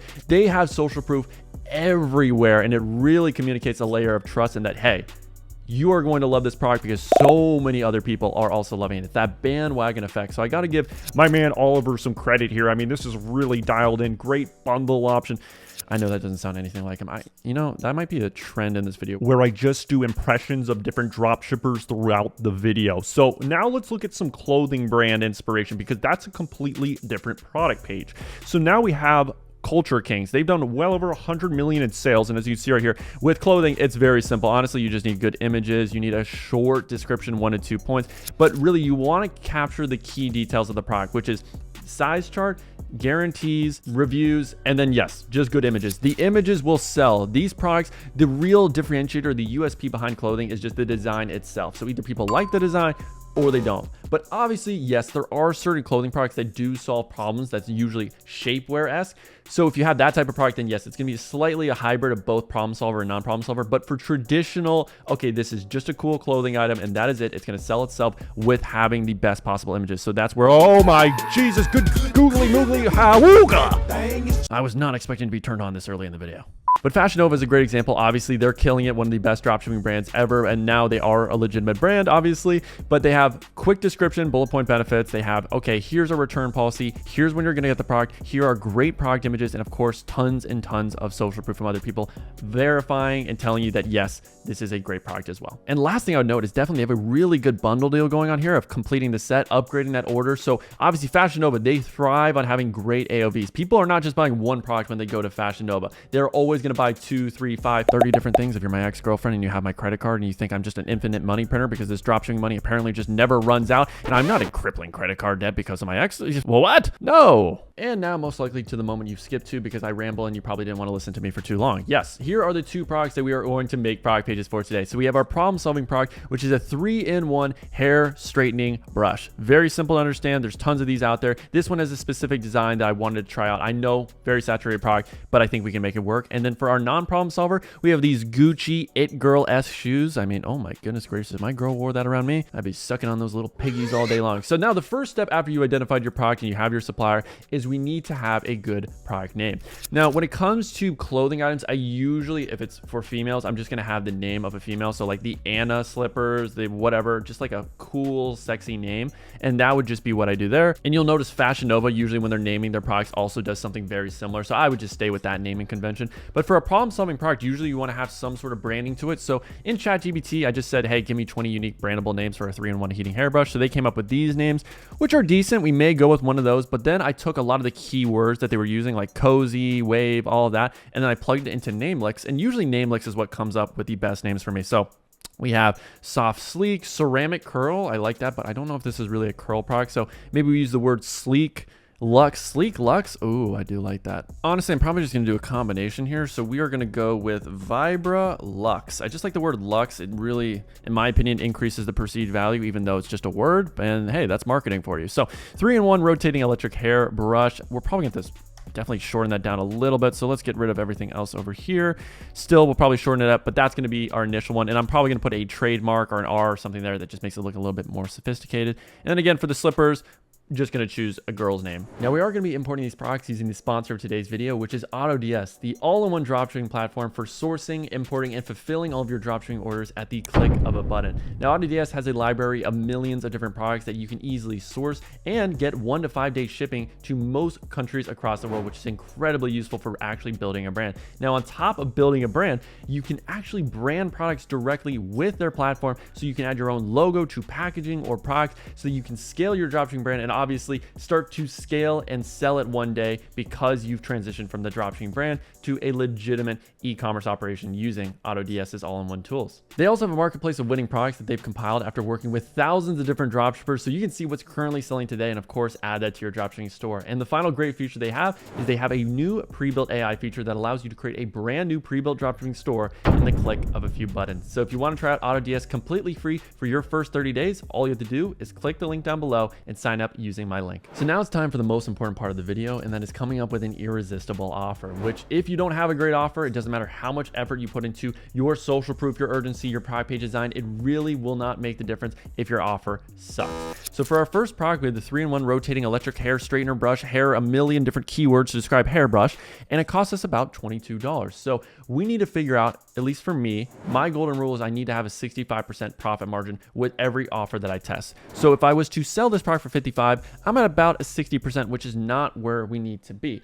But we can't force a margin. We don't just price a product based on, okay, we need to hit 65%, therefore, okay, let's sell it for 64, and we do that. No, we have to see what is a fair market value for this product. So I would go onto Amazon, I look up other brands, and I would see what are they charging for similar types of products. So on Amazon, usually it's gonna be cheaper brands and cheaper products, but we can see some 49s in here, we can see some 20.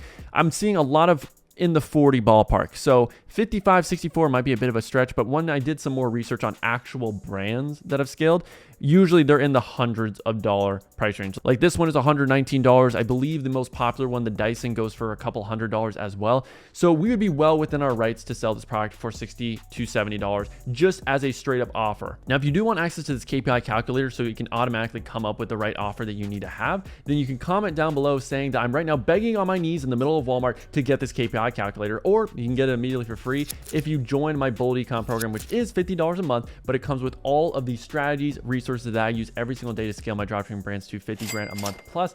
And it also has access to the top product research tools, PP ads, Manea, all of those tools that will cost you over $500 a month if you use them without signing up for the Bold Ecom program, but you can get access to all of these tools and more by joining down below. Oh, and I also forgot to mention it comes with a weekly group call with yours truly and a step-by-step course that will guide you exactly on how to get your dropshipping store off the ground running and making your first sales. So let's get into the other product we have here. So the slippers. Now this is where we can get a little bit more creative because it is a cheaper product. So this is where I would definitely consider doing the BOGO style offers, volume discount. Now, we know right now if we were going to sell this product as a BOGO, it's going to cost us about $8 product cost, $10 shipping, so $18.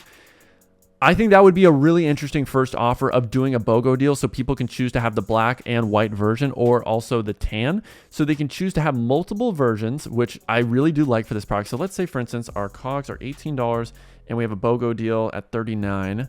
So not exactly where we want to be, but so let's try out instead $49 for this BOGO. And that is much closer. I think if we definitely just charge for shipping an extra few bucks or have some sort of guarantee that they have to have, we could definitely get that up to the 52, 53 mark that we need to be hitting. So I would say first offer is going to be a BOGO at $49. Now for buying one, it's going to cost us about $11 in COGS. So we're realistically going to need to pay around $35, $36. So yeah, I would say that's pretty reasonable. So we could definitely do the BOGO offer at $49 versus a volume discount where if you buy one, it costs around $34.99, but as you buy more and more and more, you save a little bit of money. So we're going to do volume discount versus the BOGO offer and see which one does better. So let's actually set that up so you actually know how to do that. So this is Bundle Bear right here, and we are going to select our product. So we're going to go right into it. And first off, we are going to do our Stella Chic Women's Fashion Slipper. So we're just going to have to upgrade the price. I didn't actually get into the price right now, but basically what we want to do is a free gift. So we're going to make the second product free, just like that. And we're going to click on save.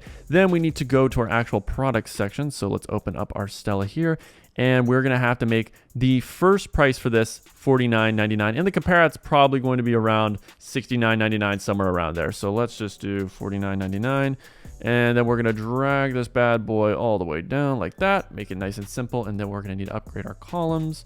Same thing, and of course, we're going to do the best number in the history of mankind, especially if you are a virgin that has no social skills and is chronically addicted to brain rot TikTok online and you're edge maxing and looks maxing at the moment. $69.99 is going to be our compare at price. Now, I'm also going to have to make a duplicate of this product where we're just going to move over all the images, barcodes, inventory, all that stuff. We're going to set this as active, and this is going to be the version that we are doing the other price point of $34.99. So we're just going to do the same thing, bulk edit, make it $34.99. I think you guys get the gist. But once we end up doing that, then the next step would be we have to go to our app Kaching and then set up a volume discount. So not for all products. We're going to do a select product here, which would be the copy that we just made. So let's see if we can find that real quick. There she is, nice and pretty. And then for layout, we'll do, something like this. And then we'll do probably, usually the best offer in the beginning is like 15%. Then 20% like that. And then we'll just customize this to make sure it fits with our brand color scheme, which for this product page, I feel like we're going to do black and white. So we'll just keep it as is for now. So other settings we're going to do is use product compare at price. I'm not going to skip the cart page. You can definitely go for it if you want, especially if you're testing multiple products, because on the cart page, usually you're supposed to be upselling certain products if you have that winning product, so the complementary product to it, but we don't have a winner yet. So you can go for opting in to skip the cart. I personally do like to go to that cart page, so I have my other upsells, which is usually a warranty or fast in line shipping, like skip the line shipping, those little upsells that again will increase our AOV as we talked about earlier to get it to where it needs to be. Now everything else standard price, single, duo, trio. When it comes to naming, we could just do buy one, buy two, buy three, and save. That's usually what most people do. We can actually look at what Bleem does because usually they're pretty much the golden standard when it comes to the Kaching volume discount app. So let's just see real quick what they got cooking up in the office. So they do 1-pack, 2-pack, and then they have this little label of free shipping.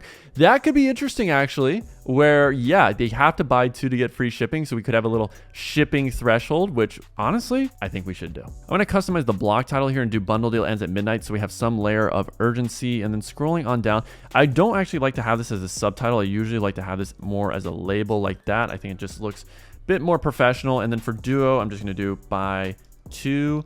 And then you save 15%. And then for this one, I'm going to do buy 3. Move over this subtitle down to the badge text. Ooh, do we want it as badge text or do we want it here? Tough call. Kind of want to have it on both. It actually looks really sexy, I can't lie. I'm going to darken up the text on the use save a little bit more, but honestly, looks pretty good, can't lie. So all we'd have to do now is just obviously change that price back from $49.99 to the $34, and we are going to be good to go on our offers. But again, most important part was getting that nailed down before everything else. Talk about a continuity error. I mean, Ethan, you're already upgrading the drip and the hair. What can I say? I'm a man of many surprises.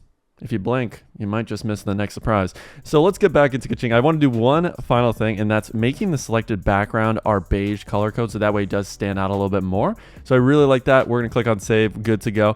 Now we do need to go over to Bundle Bear as well, and I do want to play around a bit with the design because I will admit the basic design's kind of, again, not really matching with our color scheme. The grab this deal is a little aggressive for me. So what we can do here is go to the design section, and for button color, same thing. I want to make this the beige that we have going on, just to make sure it all is coherent. Instead of grab this deal, I'm just going to do shop now.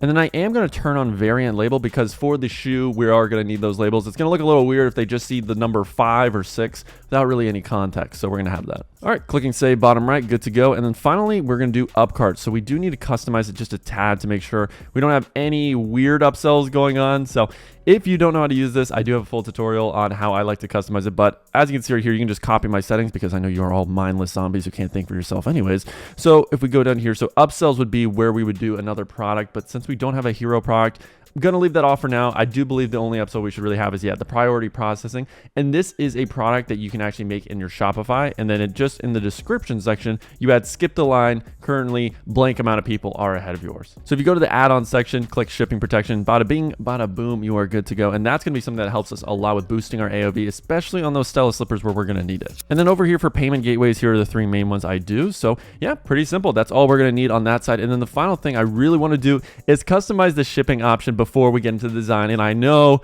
I can hear you groaning. I mean, geez Louise, Ethan, when are you going to get to the good stuff, the meat and potatoes? Guys, all this stuff is important at the end of the day. So pay attention. Now, right here, we do have 3 different shipping options. These are the default ones I love to do.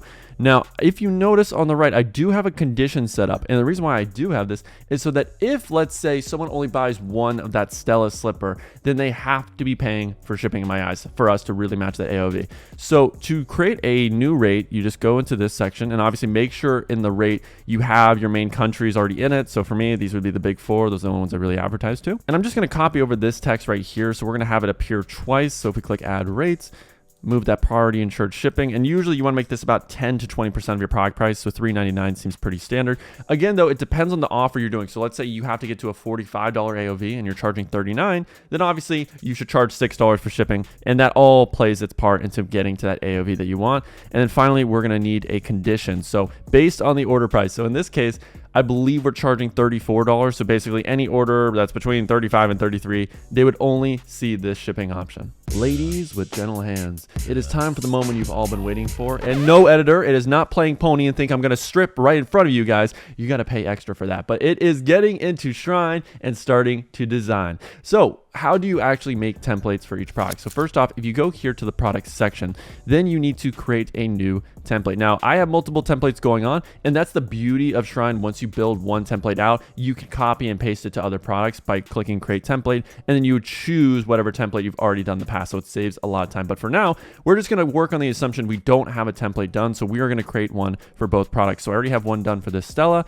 and then we're going to need one for our Vibra, Lux, whatever you want to say. And then in the Shopify Shopify product section, we're going to assign our theme template to our product. And I will say we are ready to start cooking. So I do like to get a little bit of inspo beforehand just so I can see what I'm competing against or what the big brands are doing. And maybe we take a few lines from the description, a few of the trust badges. I mean, there's a lot of really good brands out here that we can model, but I want to have one rival that we establish that we have to beat these guys. And this is right now the top seller of the 3-in-1 rotating voluminous air styler and blow dryer. I mean, look at it. It's disgusting. It makes you want to barf. They're called Wow Room, but for today's video, they're going to be only referred to as Dinkelberg.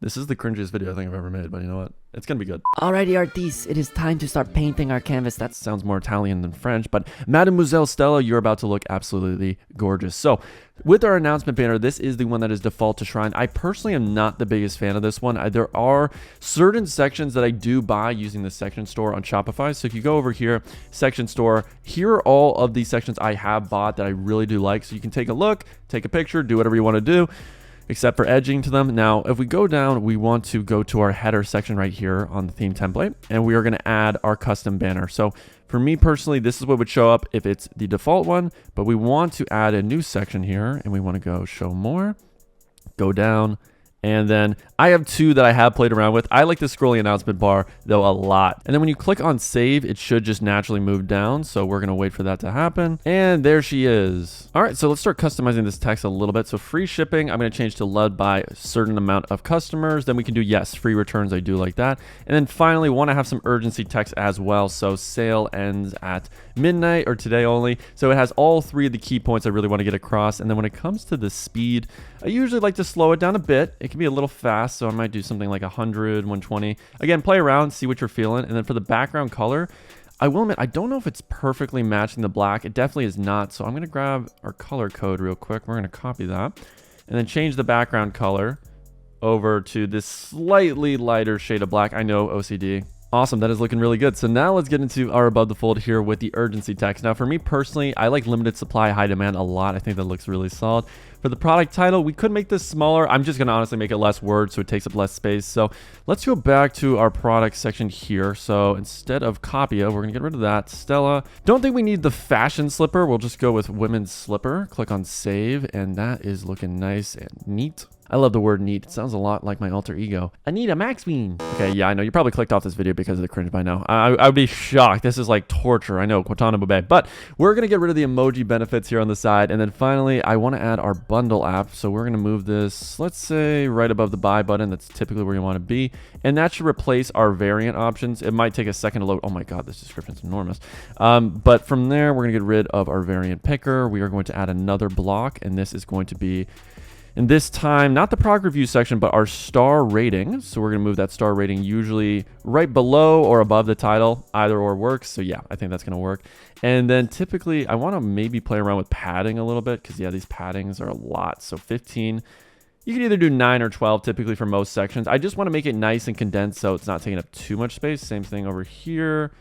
And do we need anything else on the above the fold section? I mean, we're going to have the bundle show up. When it comes to this buy button, honestly, we're not going to need it. We'll see. Now, before we start customizing a little bit more, I do need to clean up this description because it has so many images. And for me, I do like to have a description for these types of products. It's just usually going to be something really short, 1 to 2 sentences, and then a size chart. Now, after that, in terms of the media, we do have a lot of images that are in the square aspect ratio, which is perfectly fine. Usually it's the best for most products. I find though for clothing, since images do all of the selling, it's all about the visuals. I may want to go with more vertical style images so people can really go through those. So I went through, found some more suppliers for our product here, and there are a few that do have some vertical images. So I'm going to play around. Like these ones right here, I think are really, really good. So I have a tool called AliSave that can save all the images from AliExpress. So I'm going to start saving these, adding them over, and I want to compare and see which one I feel like works better. Okay, so this is what it would look like on desktop. Not too shabby. It looks a little bit better, I think, with the square images on desktop, but mobile is going to be the main place for advertising. So that's going to be the real decider here. And I can't lie, those look really, really sexy vertical compared to the square. Yeah, I'm not feeling it as much. I can't lie. I think we're just going to switch this all to vertical. And this is what the review element's going to look like. So yeah, that looks really nice. I think this is going to look solid. So if you're wondering about this review element, this actually isn't native to LAI. So I did customize it just a tad. So I'm going to show you real quick. So you go over to LAI and then you go over to widgets. Then you can start customizing things a little bit. So usually the native star color is not this yellow. So I just grabbed it over here. This would be the color code. So for rating icon color, I do change it. And then when it comes to the actual text, we're going to have to back out of that section, and then we're going to have to go to another one, which I believe is the star rating. So if we go to star rating, yep, star rating colors here. And then this was the text that I customized. So on this, I just grabbed the average rating. So this little piece of code right here, and then out of 5 based on total reviews and reviews. So that's all I did to customize it and make it look really more professional. And also real quick, if you don't see your bundle app showing up, a lot of times it's because you haven't turned it on in your theme section. So if you go to app embeds and then make sure the slider's turned on, then it should show up properly if you have it added to your theme. All right. So we are looking nice and tidy here for the above the fold. So we have our add to cart here. I am going to add a dynamic checkout button as well. Now I know it's going to show up in a weird color like red. It doesn't actually show up like this. It's just going to show the Apple Pay, Google Pay, whatever option that someone is scrolling your website can use.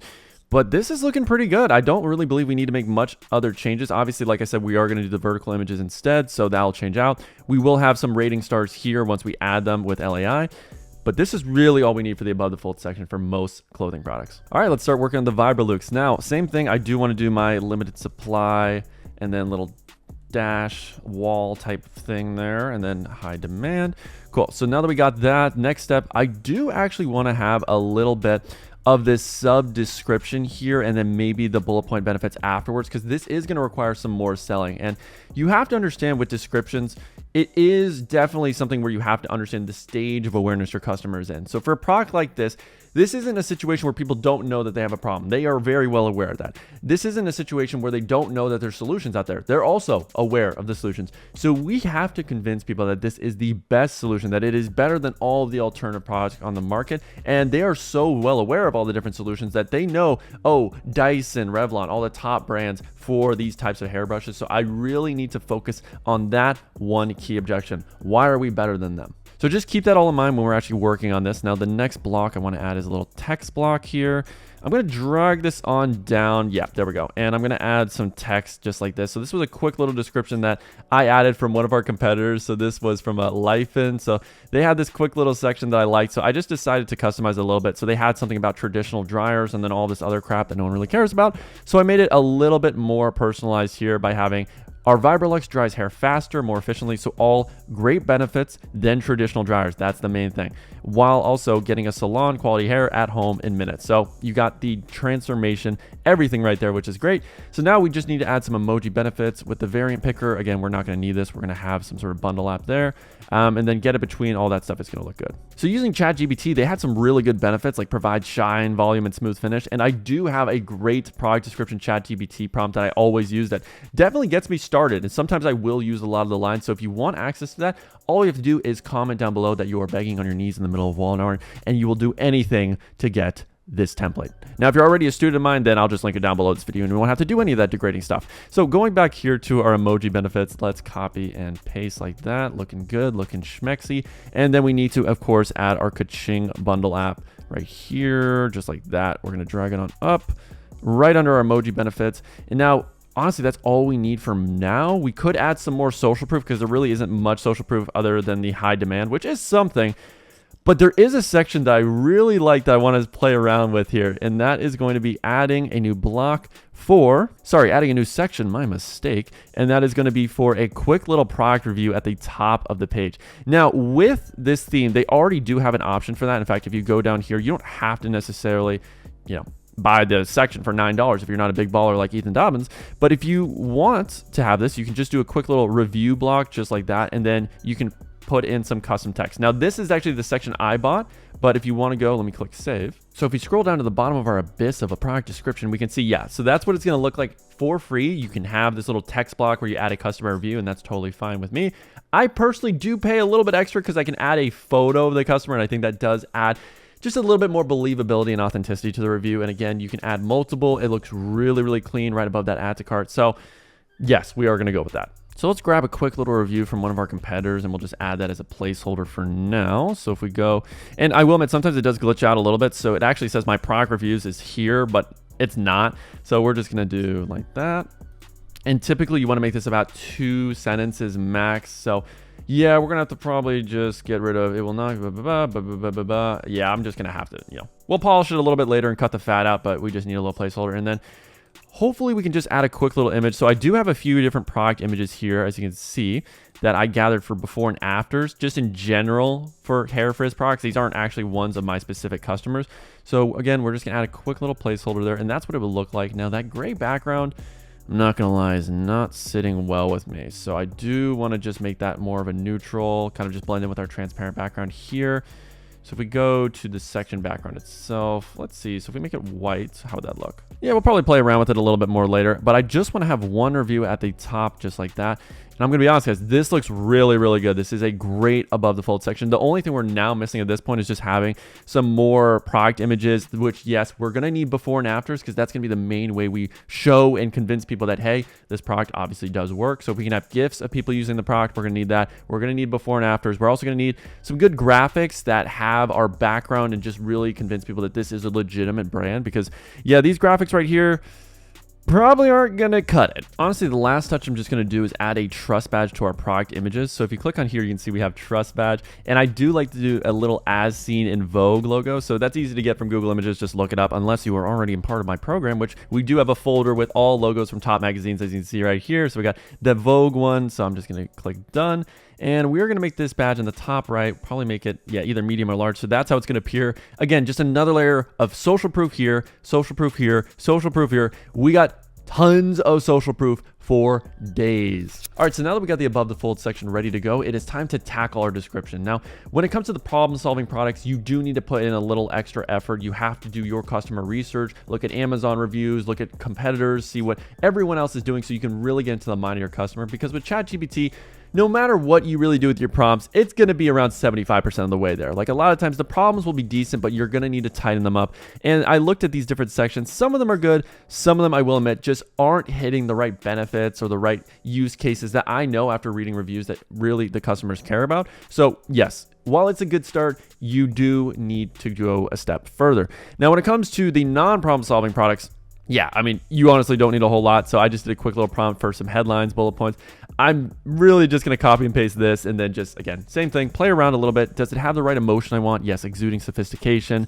Yeah, a lot of this is really good. So I'm just going to move it on over and we'll play around a little. So this is what I got so far. Indulge in the epitome of style and comfort with this Stella slipper. Big thing here, exuding sophistication and make you feel like a celebrity each time you put them on. So that looks really nice. I would say next step.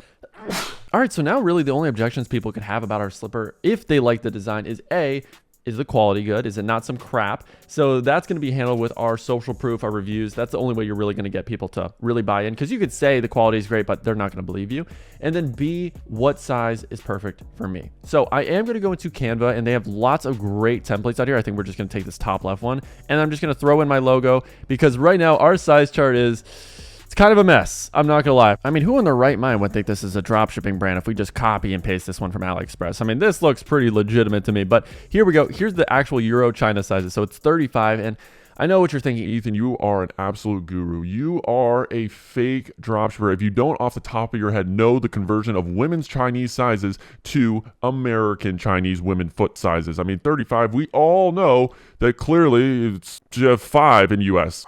I mean, you guys are really calling me out on my BS today. I can't lie, but I did make this quick little size chart, as you can see right here. So we're gonna have the sizes in the American way, because that's always the only right way to do it. And then as you can see, we got UK, Europe. So again, handling all objections when we're advertising international, so they don't have any confusion there, which is great. Have our logo, and this looks pretty customized, I'm not gonna lie. Now it's just about where do we want to place this, because we could place this size chart back in our description right here by just adding an image. So if you just click on insert image, you can just add it right here. But typically with most products, they usually will have a tab accordion section. So I will admit, natively within Shrine, they don't really have a great accordion menu. So I did buy one real quick. I know Ethan splashing the cash today, but we're going to click add section, and you can just compare. You don't need to do this. This is just what I'm going to do. Again, I want you to think for yourself and just do what you think looks nice. So we're going to have this product tab section. So as you can see, so there it is right there. So we got shipping, returns, all that. Typically what you're going to do instead is you're going to do one of these is going to be a size chart, and that's where we could drop in our image. Actually, this one's kind of a ripoff. It's not letting me add images. I'm sure it's probably a workaround that I could find out that I'll post later on after this video, but for the sake of brevity, we have our description added right here. So this is just what it's going to look like. So let's actually get rid of these nasty looking tabs. We don't need them anymore. And then yes, description section. So how are we looking now? So I would say these payment badges, I really don't like. I don't think it's necessary. People know what payment options you're going to have just by looking. And then I'm currently on the second version of the Stella, and this one has the bundle bear. So we're going to actually have to add bundle bear as well. So let's just do a little freestyle, do a little playing around. So we're just going to bump this up right next to the ka-ching one, so that way it appears as well. So we got our description, we got our shipping times. Really at this point, what you want to do is keep it short, simple, to the point. We don't need a comparison table. We don't need results headline. We are just going to honestly addition by subtraction here. We just need really a review section, some social proof. So what I'm going to do, add section, we are going to go to our apps. We're going to add a product review section from LAI, and that's going to just show up right here. FAQ for some products is necessary. I'm going to be honest, for this, not really. Footer section also, we're going to have to play around a little later with that. But yeah, we have a few reviews that I did populate, and then honestly up top, I would say we don't need a multi-column. We could have something. So in terms of social proof, there's 14 different ways you can show social proof. And we're going to cover that a little bit later on. But one of them that I think would be big here is we add a section with logos of trusted brands. And that is a scrolling logo cloud. So again, this is one that you would have to pay for, but it's worth every penny, I swear. Cool beans. So we got those right there. I'm going to slow it on down a little bit, and we're going to add possibly 4 to 5 reviews from different logos. All right, so I did slow it down a little bit to a 55. Again, you can play around with speed. It doesn't have to be exactly what I do. And then going down, we're probably going to add, Elle. We're going to add Vogue. We're going to add a few of the big dogs. And again, this is going to add another great layer of social proof. Now, we could add a trust badge also like we did with the other product, but it depends. All right, cool. So we added 5. So we're just going to get rid of 2 of those logos like that. And honestly, it doesn't look too bad. So finally, I would add one more section with something about returns and all of that. So that's where, again, the product tabs would be great because yes, you could have the size chart, description, and returns all in one place at the above the fold section, which is really good. But since the tabs one I have right now isn't working great, we're just going to have to add a rich text like this. And then everything's freaking out and my Wi-Fi is blowing up. Alrighty, so let's get into it. So we don't need a button label here. And then we're just going to add some placeholder text like 30-day warranty, 90-day money back, whatever you want to do. And I usually will call this the name of my brand. So Aloma Guarantee. I can spell. I swear I'm not dyslexic. And there we go. That's honestly it. I don't really believe you need much more than this. Obviously, we got to make sure the bundle bear shows up. So we'll make sure after saving everything it does. But from here, we just have some reviews. This is it. You really don't need much more than this outside of having some UGC images, some video testimonials, some more social proof, maybe one more layer of social proof in the middle of here if you have access to that. I will admit I did some research before this video.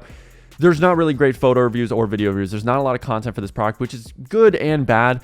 Bad in the fact that it's going to make it tougher to advertise, but good in the fact that, okay, our competitors can't really beat us in any way. So while that's doing its thing, let's go to our footer menu and start customizing that just a tad. I don't really need an image. I usually will just do my 2 menu links, and then subscribe to our emails is also something I don't really do. So again, do another menu like this. We have our quick links. Usually the first one, that's going to be our main menu. So I have 2 menus that I always do, footer menu, main menu. And then finally, I'm also going to, let's just change that to main menu. And then finally, I will do a little text block on the right where I put in my information about my company. So we're just going to drop that on in, and then we're going to do contact us. And then do we want to make this beige? Do we want to make this black? Let's just see how it looks inverse. Ooh, that's sexy. Can't lie. Okay, cool. We are basically done here. I don't think we need much more. Again, we could add some final little touches, but this is a great template for any non-problem solving product that you sell. And definitely keep note with the review section. This is going to be big. I do handle a lot of objections using my review section. So you can see here, super cute design, worth the price, great quality. I do mention the name of the brand too. So little things like that will make a difference in handling objections and improving your conversion rate. So make sure to put in that extra mile when you are doing your reviews, at least for the first page of reviews. So for me, I'm going to have around 8 that show up. So the top 8, I'm usually going to edit with LAI. So if you go to LAI, just real quick. So the final thing I did is I did edit the reviews a little bit to handle those main objections for the Stella. So the quality, all of that is covered in here. Shipping times being fast, all of that. So it's really good with LAI that you can customize reviews. And you may be thinking, Ethan, That's incredibly legitimate of you. How could you do something like that? Everyone knows all reviews on the internet are totally legit. Nobody ever fakes reviews. Top brands don't do that. And it's time for you to grow up. Santa Claus isn't real, buddy. It's time for you to take that cloth over your eyes and realize if you want to be a big dog, Sometimes you gotta get your hands a little dirty. but for the sake of this video, and if the FBI is watching me, this is a complete educational purpose type store, and I would never ever test a product this way. All right, so let's start working on the description for the Vibra Lukes. This is going to be a big one here, so we're going to need a good headline. I have 10 right here, so I believe out of all these, cut drying time in half, say goodbye to frizz. Yes, I do like that one a lot, so let's just move that one on over, and we are going to make this a heading one. Yep, that looks nice, and I'm going to get rid of everything else down here. We're not going to need it. And typically, after the first headline, I do like to have a GIF. So I did find some GIFs already out there for my product. Again, I might make my own using custom images, but we're going to grab that on in. We're going to move that over. And then when it comes to my descriptions with problem solving products, I always start with the problem. So for ChatGPT, they came up with, hey, most tools you spend hours with lackluster results. That's decent, but I'm going to need to expand upon it just a tad to really drive it home that this is a huge issue, or you are paying for tons of other solutions that don't get you the same results that we can get. That's going to be the main crux of this, convincing people their other alternatives suck. Alrighty, so after doing some brainstorming and turning on my copywriting brain, I came up with this. So let's face it, you're tired of paying hundreds for salon appointments. Again, you can read all this. It's pretty good stuff. What can I say? I'm a little bit of a poet myself. Now, I do want to have a before and after image. Again, I grabbed this from one of our competitors too. I can make my own a bit later on, but just for the sake of placeholders, we'll have something like this. And then for the second and third part of the description, now it's up to you if you want to have 3 parts, but it's all about what are the other things you haven't talked about. So usually we're gonna have a second headline. So okay, if we didn't talk about the drying time, okay, cool, let's have a section about that. And then third, we could see here if there's another headline that we'd possibly add. So for that second section, what do we have here? So cut drying time in half. That's not bad. Let's go with something like that. So this is just using our ChatGPT, so that'll be a good placeholder. And then finally, I do want to have one more GIF of someone using the product. So we have this girl right here. We are going to center align that. And then for our third section, what do we got here? And then again, we could look at some of our competitors, see what they were doing for their description. So Leafin, I'm not going to lie, they don't have a lot in their description. Not too great, but this competitor, I will admit, they had a lot of good lines I liked. So yeah, 98%. Oof, this looks so sexy. Look at this. I can't lie. All right, so we might take some copy from them. Oh my goodness gracious, this is an endless abyss. How many images are in here? Jeez Louise. Okay, cool. So right here, we have our final little section. Again, it's only based on how many important things you want to highlight. If you only have 2 big selling points, then cool. Just only have 2 sections in your description. Don't have a third one. But for me, I do believe this is going to be a unique selling point. So we are just going to play around with the spacing a little bit. I'm gonna do that a little bit later, but we have our description ready to go. Alrighty, so getting into it, we got our description here looking nice and neat. Now, we are gonna have to have a comparison chart, 100%. That's gonna be the big thing, comparing us to big brands. So again, with Shrine, they do have a pretty decent comparison table. You can see right here, you can customize the rows. And with ChatGPT, I did have a few examples that we can use for the comparison. So drying time, all this. I do want to go a step further though, because I really need to beat Dinkelberg. So what I'm going to do is actually buy a custom comparison table. So there's many obviously already out there. For me, the one I believe I already went with, if we go to add a new section here at the bottom, and scroll on down. So they have many sections. Go through the sections app, honestly, and choose the one you like the most. Again, this is just the one that I personally prefer, but there's great ones already out there. So if we go here, product comparison table like that, and I believe with this one, it natively will actually go under the add to cart button, which isn't my favorite thing in the world. I do believe there's some custom code I can do to get rid of it. But the reason why I like this comparison table is because that price, that's going to be the big thing I'm competing on. Our price is going to be hundreds of dollars cheaper than the other options. So we're obviously going to highlight that and then talk about a few other benefits and how we're better so we can really drive home why we are the best option, because that's going to be what it takes. But before we do all that, in terms of actually laying out how our description is going to look, so we have results here. We could have that. Again, play around. Some products, definitely results makes a lot of sense, like health products where, you know, you do need surveys. I don't think we really necessarily need that for this product. So if we go down, I do want to have another layer of social proof. So we could either do video testimonials, product reviews. I'm going to go with video testimonials. That's going to be the best form of social proof by far. And there is some good videos for this product. So let's just move that one on up right under our description. That should be the first thing people see. So they see our description, then they see some video reviews.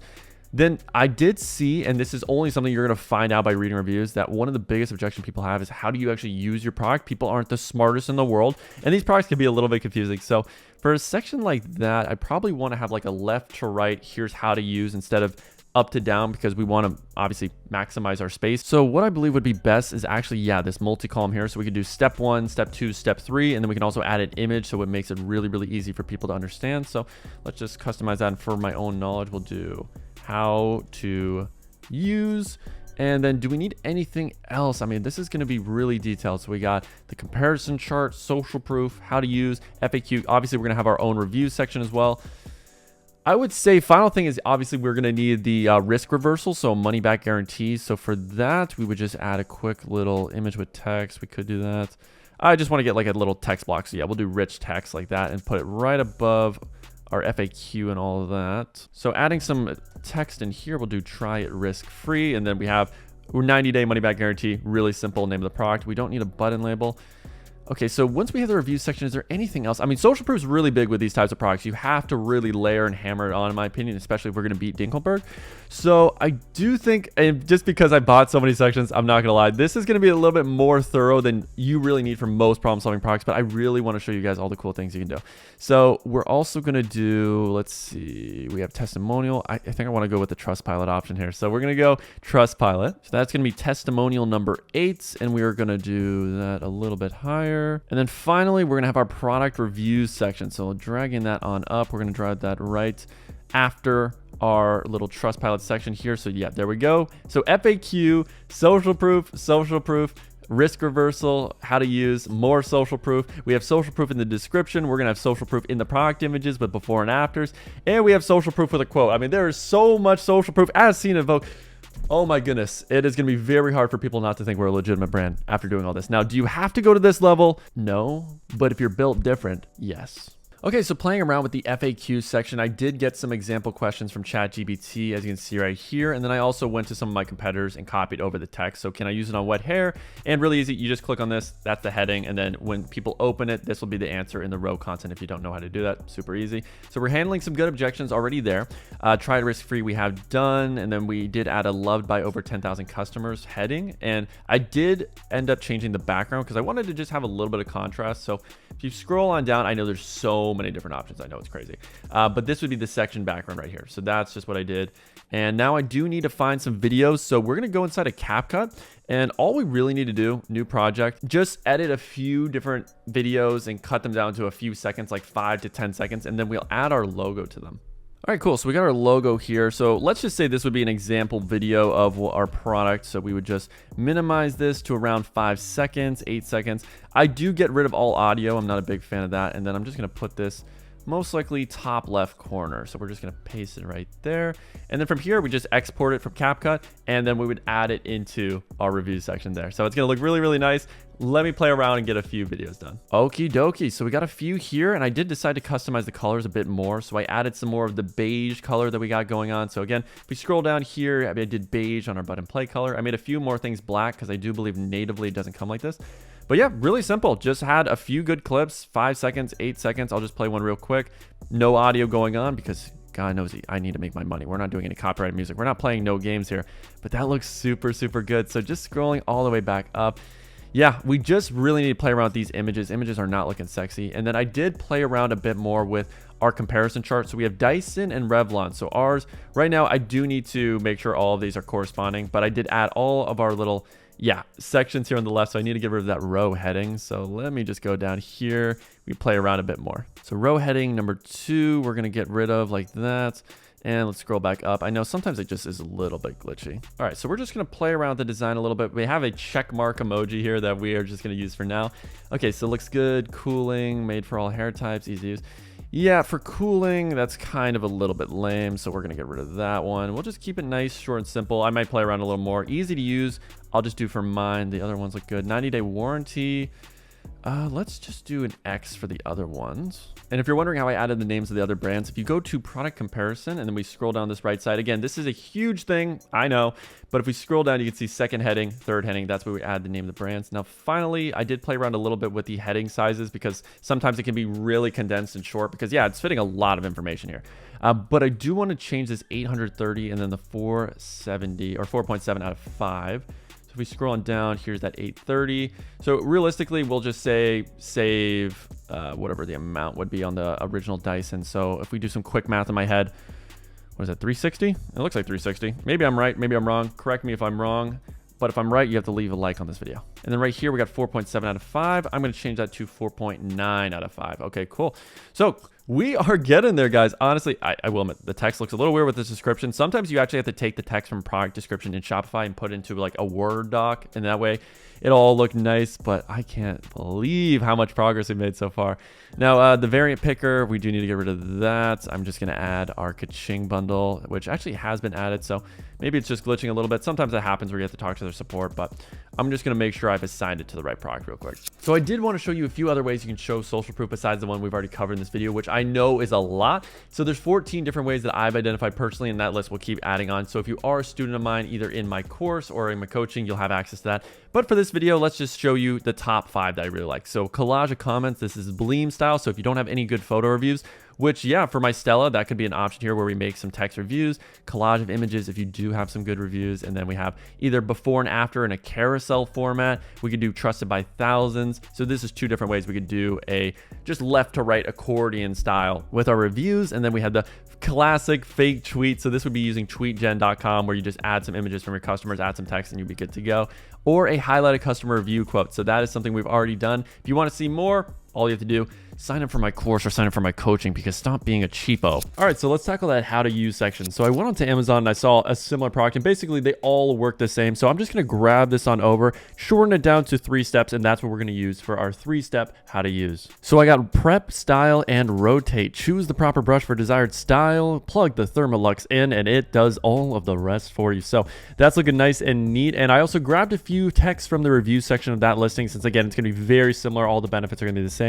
So we added that to our Trustpilot section. And I only did 4 reviews, but as you can see, they do repeat themselves, so it looks like they're new, but this just looks so freaking beautiful. So on the left side here, you can see you have to add a heading, add the text, add the name, good to go. And then in the review section with LAI, I did import one of the links. So, you know, for LAI, we all know what to do. Just grab the link, click on import, grab Amazon, select our product. So in this case, it's our Vibralux.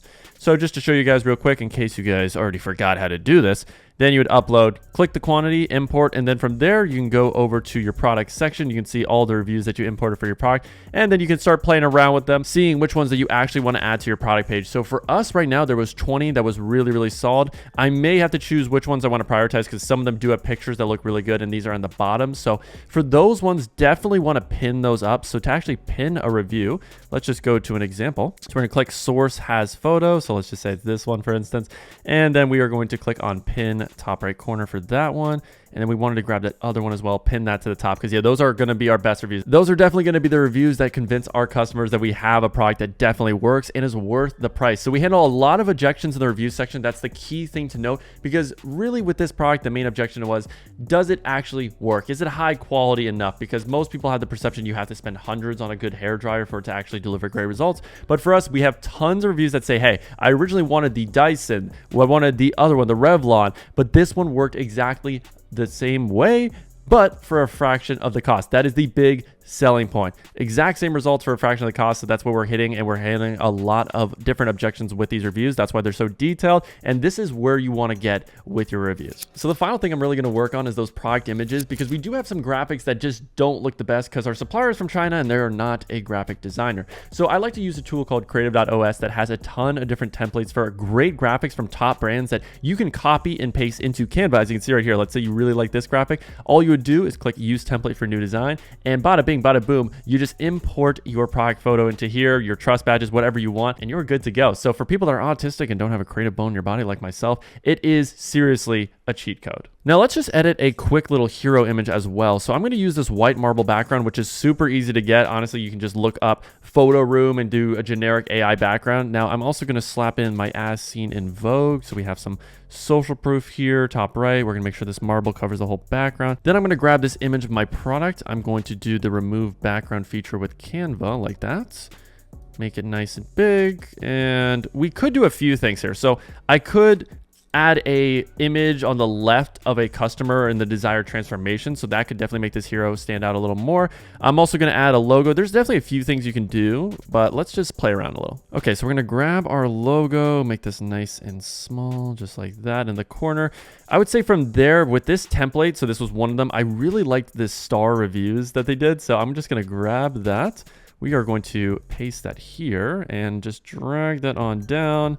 That looks super sexy. I might just make it a little bit less because, yeah, 25,000 is not the most believable in the world. So let's do 1,000. And then the final thing is I'm going to grab this money back guarantee, do the same thing. We're going to remove that background, 90 days, put that in the top left, make it nice and big as well. And that is a great hero image. I mean, that does a lot for us. It does social proof, it shows our image of the product, and it has our warranty, so that risk reversal all in one main image. Now for our other graphics, I just played around with the templates I already had, added some benefits. So honestly, this kind of looks like a lightsaber. I'm not going to lie. I'm feeling the power of the Force right now. But we can see right here, in terms of the headlines, I do Bebas. And then for the benefits, I do Helvetica now. So if you want to copy those, but super simple, super easy, nothing too complex. Same thing here. I just added a headline. And then I did little dots to specific parts of my product that talk about what it does, because this was a graphic from my supplier. So I just wanted to recreate it, make it look a little bit more professional. I know it's not the greatest in the world.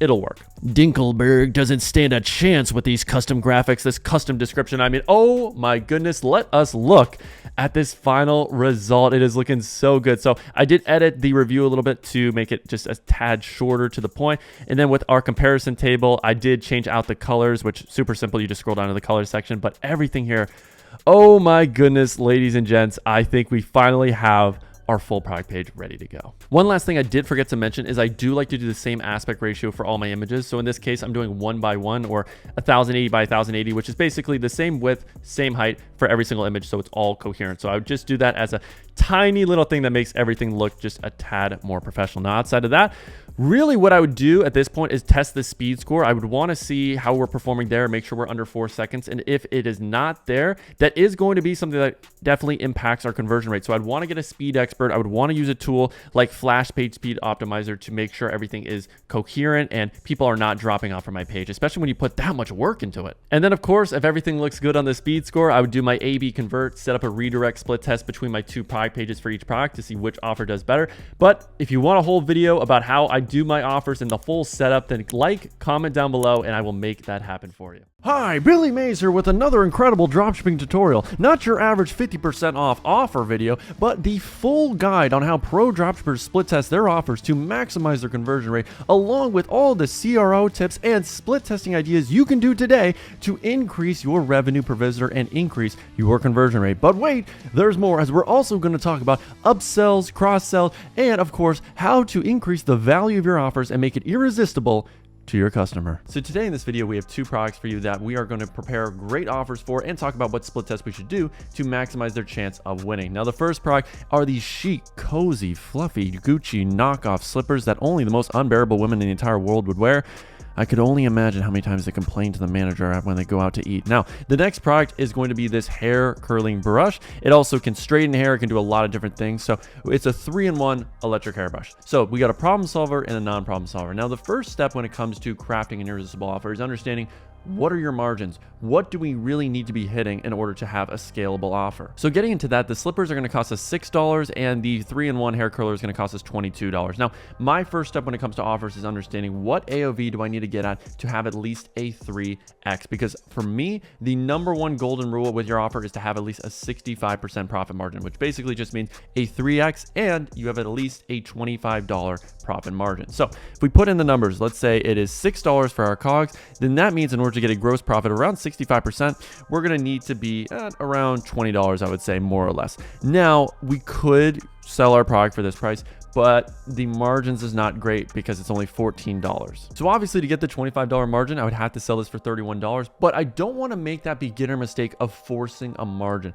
Obviously do your own research and see, is that a realistic price point that you could sell this product for at scale? And the way for me to verify that is looking up the product on Amazon and also on Google Shopping to see what are the average prices for listings in this category. So we can see $18, $24, $39, $34. So definitely there's a bit of a range between around $19 to $40. So I would say anything within that range definitely will fit for this product. So I would say 31 is not too crazy. We can maybe even go a little higher at 34. And when we look up the hair curler in Google Shopping, we can see 149, 99, 89. So I would say the range here is about 89 to 149, which is great for us. That definitely is within our KPI of a 3x. Now, when it comes to these listings, you'll see some on eBay and Amazon, Mercari, all of these kind of general stores that are usually cheaper. So I don't actually usually look at those listings. I only will look at listings for my product type from actual brands. So not the Targets, not the Amazons, not the AliExpresses. So just keep that in mind. But for our product here, we know our COG is about $22. So if we sell it for 66, that gets us our 3x.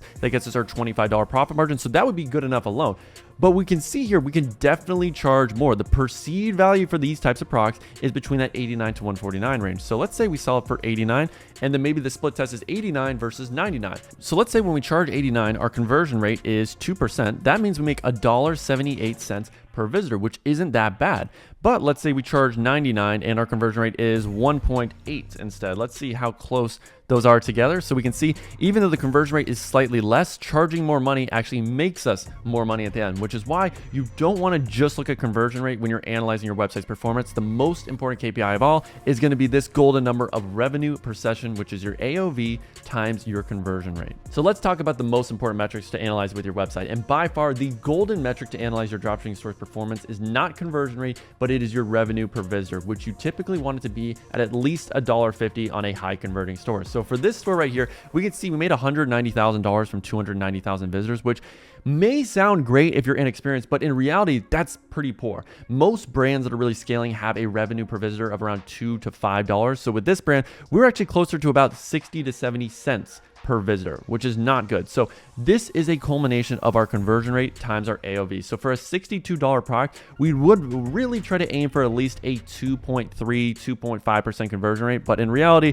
we were closer to 1%, which is going to make it very difficult to scale because our website is definitely underperforming. And that's a big reason why you don't want to just rely on conversion rate to be your guiding metric, because you could have a conversion rate of, let's say, 5%, which sounds great in theory. But if you're selling a cheap product like a phone case that's $15, then you're still not making a whole lot. That's 75 cents per visitor, which is half of where you'd ideally want to be. So if you're selling cheaper things, then obviously your conversion rate needs to be higher. But if you're selling a $500 refrigerator or a couch, then your conversion rate could be only 1%, but you're making $5 per visitor, which is still insanely good. Now, if you're wondering what it takes to scale a dropshipping store to 5 to 10 grand a day, then here are typically the metrics you're going to see on those winning stores. Now, they always will have at least an AOV of typically $50 or above, and their COGS are about 3x less than that. So for instance, I'm selling a product that cost me only $16, but instead of selling it for only $30 or $40, I'm selling it for around that $50 to $60 mark to get a gross profit of 70%.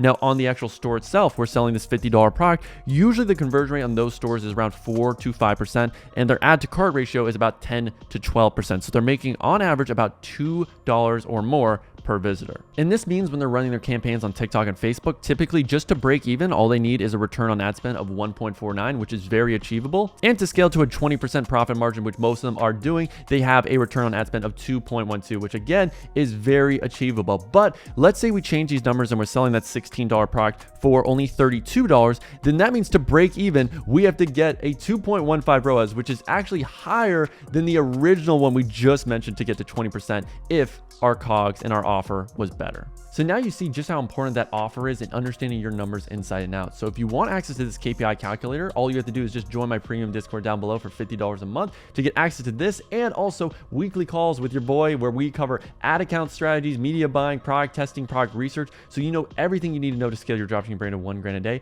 And it also includes a variety of other resources like all the top product research tools like PP Ads, Monea, and so much more that cost $500 a month on their own if you were to get them. But you get access to all those tools and more, and calls and accountability with me for only $50 a month, and you can sign up using the link in the description. But if you really want that KPI calculator, then comment down below that you fell to your knees in the middle of Walmart, and also like this video, and if we get to 500 likes, then I will send that out to each one of you that comments for it. Now, getting back into everything else with the metrics. So when we look at our example store right here, what will we do to try to improve it? Do we want to raise our AOV, or do we want to try to raise our conversion rate? And hopefully by now you realize, yes, the major problem is the conversion rate being too low. So we'd want to be at around 2.5 to 3%.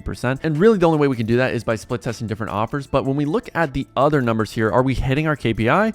Not really. So typically when you are scaling a winning product, your add to cart percentage is going to be around 10%. So we are about half that number. So the first challenge we'd actually have to solve is increasing the amount of add to carts we get. And that's going to be coming from offer split testing, from having more urgency, more social proof, handling more objections, because there's just some reason why people aren't clicking add to cart, because 5% is pretty low. Now, once we do get to that 10% add to cart mark, typically you want a third of your add to carts to convert to purchases. So if I get 100 add to carts, then I want 33 to convert to purchases. So in this case, are we at least getting to that a third mark? Not really. 4.8, I would say a third of that is about, let's say 1.6. So yeah, we are again a half of that. So how are we going to bump this 0.8 to 1.6? Well, that's where we'd have to look after the add to cart. What is happening? Why are people dropping off? Are we asking for too much information in the checkout? Do we not have a free shipping option? Are we not having enough urgency? Because people will add to cart, but they won't buy today if you don't give them a reason to buy today. So in that case, usually it's going to be an urgency issue or an offer issue, or there's just something where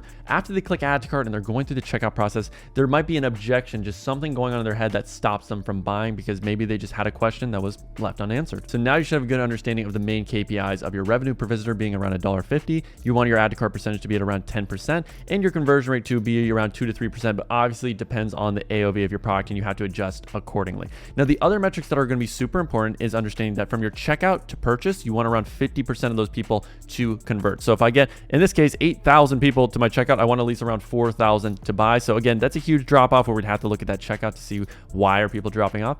But the other metrics are going to be once we start to do upsells, what is an average percentage we want people to take those? Now, typically you want to be at around 10 to 20% of people taking your upsell offer. So if you're below that, that means we need to optimize. We need to try new things, new offers, new price points to increase that number, because that is definitely achievable. And then the final thing outside of that would be your speed score, because this will impact your conversion rate. So I always use Google PageSpeed Insights, where I will put my product page in here and then I'll see on both mobile and desktop, how long does it take to load? That's the number one question. So you want to be under 4 seconds. So as we can see on desktop, 1.4 seconds, that is laser fast. We were doing great. But on mobile, this is an issue. 6.7 seconds is way too long. So the main way you're going to combat that is you can use two different methods. One, you can hire a page speed optimizer on Fiverr, where all they would do is just go into your store, you add them with a staff account, and they will remove excess code, because the reason why your product page is taking so long to load is just because you have a ton of code. So maybe you have old apps that have been added to your theme that are obviously making it load more stuff, which you don't want to happen. And then you can lazy load your product page by having an app like Flash Page Speed Optimization. So with Flash Page Speed Optimizer, what it basically does is it lazy loads your website, because when someone loads into your product page, it doesn't just load your product page. It also will load your bestseller, your contact us, your track order, basically every link in your main menu and every link in your footer. All of these pages will get loaded as well. But with this app, it prevents that from happening. So therefore, your mobile device doesn't have to load all of this content and take 6 seconds on average in that case to load. So now that we have the app, we can see we went from 7.9 seconds to 1.2. So now page speed is no longer an issue, but obviously do your testing, make sure it is verified on both GT metrics and also Google PageSpeed Insights. And it never hurts to have someone also just go through and optimize your theme for you. All right, timeout, ref. Quick break from the video. If you are looking to actually scale your dropshipping brand to $1,000 a day in the next 90 days by having me and my team personally help you with coming up with your offers, your product pages, and help you choose the right products to sell so you don't waste time and money on the wrong products for the next couple of months, especially if you've been in this game for a while, then I would recommend joining my one-on-one coaching program. We currently have about 8 spots remaining for this month, so I would book a call by clicking the link down below. And inside the program, you get your own dedicated one-on-one coach that you can message 24/7 and will keep you accountable and support you on your journey to scaling to $1,000 a day by having a weekly call with them along with the 24/7 messaging. And on top of that, we also do group coaching calls every single weekday. So as you join this program, you're not going to just get a ton of one-on-one help, but you also get to see what my other successful students that are scaling to 3, 4, 5 grand days, like my student Matt, Rashad, Saeed, are all currently doing and learning and implementing on their stores, so that you can implement that to your store to scale to $1,000 a day or more. We are currently the only program that has a guarantee where if you don't hit $1,000 a day within your first 90 days of joining, then we will coach you for free until you do. So if you're interested in working with the right team, getting the support, and getting all the answers so you know exactly how to scale your brand to $1,000 a day or more in the next 90 days, then click the link down below, book a call with my team before we run out of spots for this month. Alrighty, ladies and gents, let's get into the real meat and potatoes of this video. So we know we're selling this 3-in-1 hair curling device, and it costs us about $22, and we need to have an AOV of 69 to have that gross profit of 65% or more. Now, there are multiple ways we can get to $69 outside of just charging $69. And you may be thinking to yourself, Ethan, have you finally lost it? Has all the money, the fame, and the women finally got into your head because you are speaking in hieroglyphics if you think there's another way we can charge $69 outside of just doing that on our product page?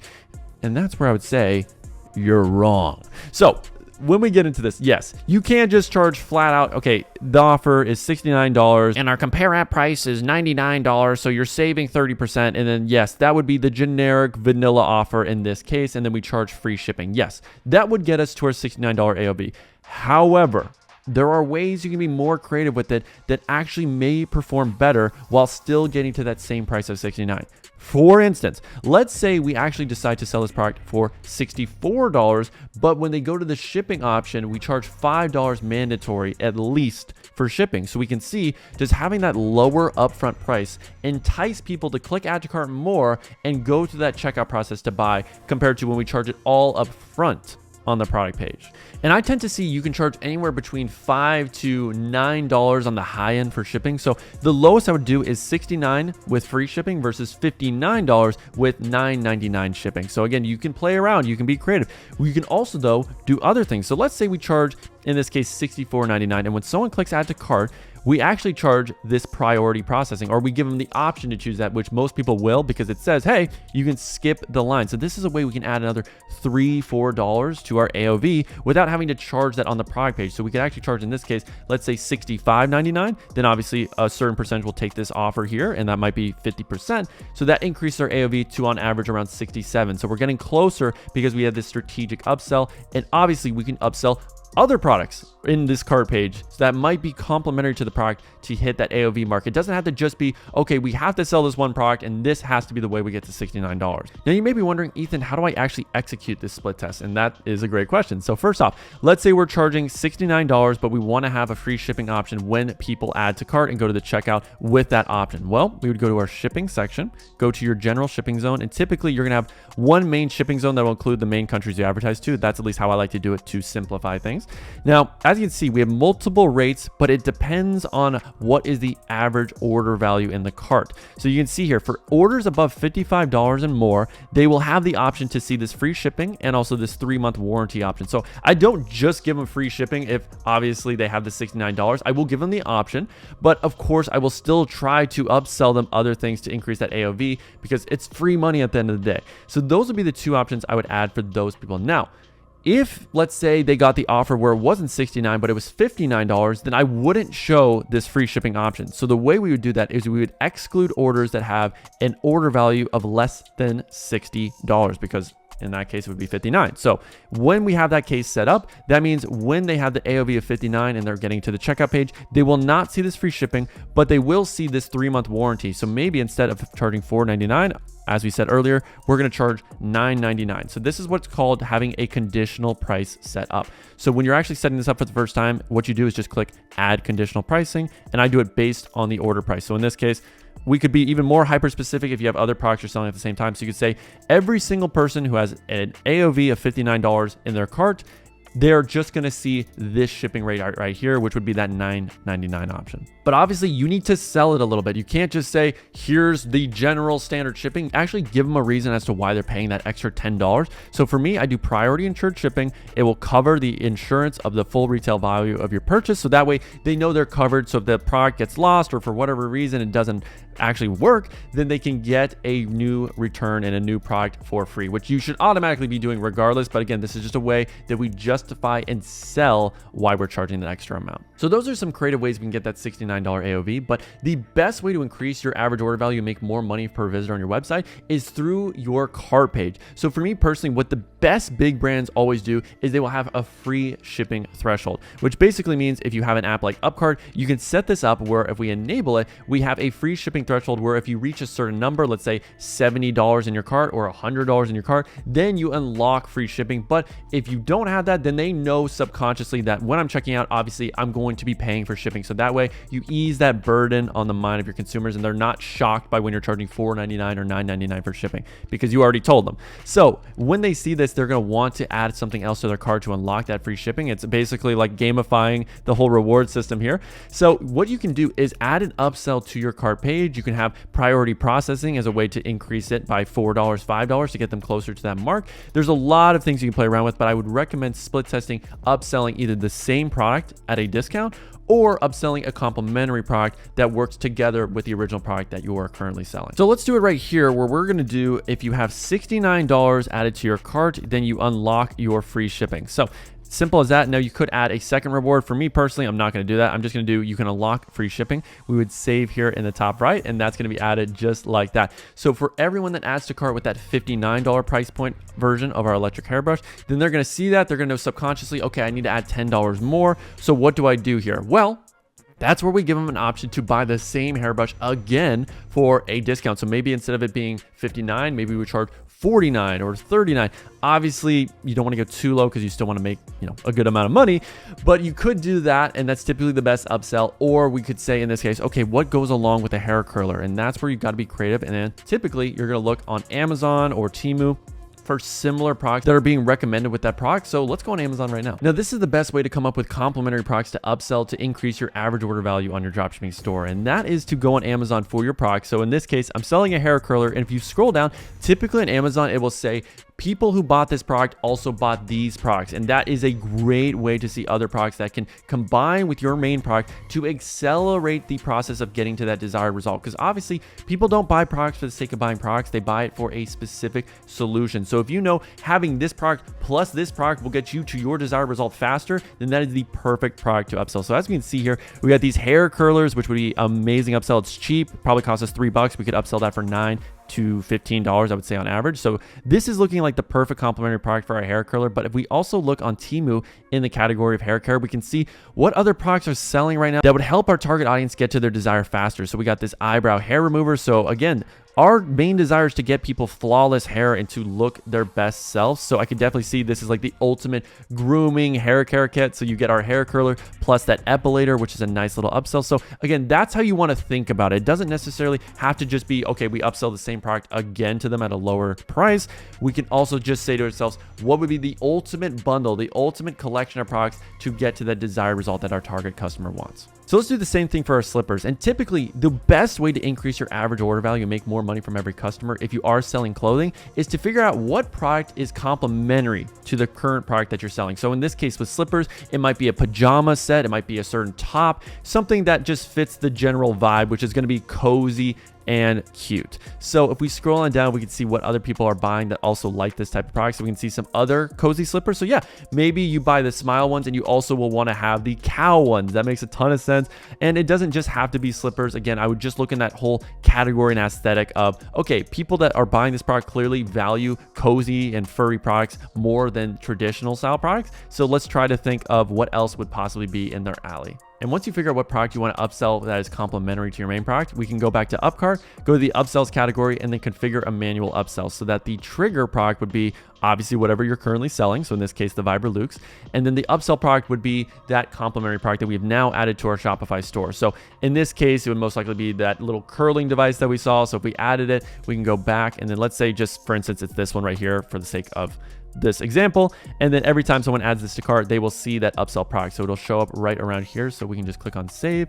We're going to click on enable and there she is right there. So upgrade your order. So obviously we could change that language to complete your hair set or complete your dream look. Usually with clothing, it's more complete the set is what people will say, but there's a lot of ways you can word it. Now, other ways you can do the quick upsell with Upcart outside of priority processing would be doing insurance or warranty. So you can always change this tile. So in that case, you could do 3-month warranty, or you can do premium insurance, 1-year insurance. Those are all little things that people would be willing to pay extra for, and you can charge anywhere between $3 to $9 to increase that AOV. Now, the best way to make more money from every visitor in your dropshipping store is to have post-purchase upsells. Now, for me, my favorite app is One-Click Upsell, and the reason why you want to have these upsells is because people are already in that buying sense of mind. They've already bought a product from you, they put in all the shipping information, so to buy another product, it only takes one click. There's very little friction. So I always always start with upselling the same product they've already bought, but at a higher discount. So if the product they bought was $55, then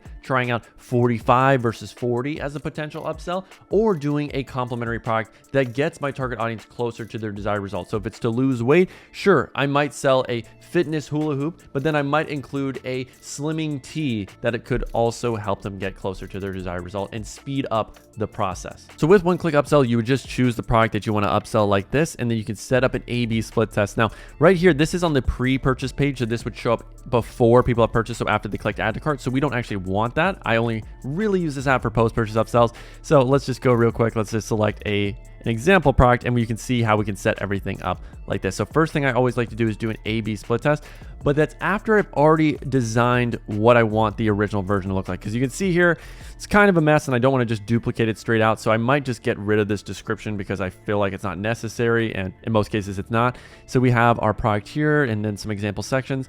Personally, the headline, all of this extra stuff, I really don't think we need. So I'd also get rid of that. So for content 2, we're going to turn that off, and then content 1, we're going to turn that off as well. And then our incentive 2 also, and buy box 2, we're going to turn off. So just keep it super simple. Maybe you add some bullet point benefits in the description section to incentivize why people should buy it. But most of the selling happens from this headline here, where you're going to say, add a second version, but at a higher discount, or add this complimentary product to upgrade your order, etc., etc. Most of the selling is going to happen here. And then with the countdown timer, usually I keep it to around 5 minutes. But yeah, you don't have to do too much here. You just want to make sure you have that good offer. And then of course, when you go to buy box 1, you want to have that discount already implemented. So let's say we're doing a 20%. We just do it like that, and it'll show up just like this with the savings and the newly discounted price. So for this first offer, we'll do a 20% discount. We'll exit, and then we'll do the A/B split test like this of the same exact product. And you don't have to do the same product. A good split test could be doing which complementary product obviously sells more. So it could be one versus another. But in this case, we'll just do the same product, but with a slightly different price. So we have 20% as one of them. And then for the other one, we could do 25%. We could do 15%. We just want to figure out which one obviously makes us more money at the end of the day. But of course, always be split testing. So then once you have that, you click start split test like this, and then it'll do 50% of people that purchase whatever the trigger product. So let's say, for instance, if we go back up here, we would have to choose that trigger product. So right now it's any product, but we're gonna do a specific one. And let's say it is this bomber jacket. So everyone that has bought the bomber jacket will see this specific upsell. And let's say they don't take the upsell. Then of course we can add a downsell offer, which could be a greater discount on that product that we originally upsold, or it could be a different product. And I would recommend always split testing both. Now I want to take a quick break to talk about the sponsor of today's video, which is AutoDS, which is currently my favorite platform for importing and fulfilling all of my dropshipping orders seamlessly without me having to handle the day-to-day operations. So AutoDS is the all-in-one platform that allows you to import products from AliExpress, CJ Dropshipping, and has over 5 million products that all can be shipped out to your customer in 1 to 5 business days to allow you to scale your dropshipping brand. They also use the data from fulfilling orders for thousands of different dropshippers to curate a list of winning products that you could sell on your store today to make sales and start scaling with in their winning product section. And they also have a TikTok ad spy tool where you can again find more winning products and see winning ads from top dropshippers that you can get inspiration from for your own dropshipping store. Along with all those great tools, they also have a new feature where they have a pre-built AI store that can be generated and built for you at the click of a few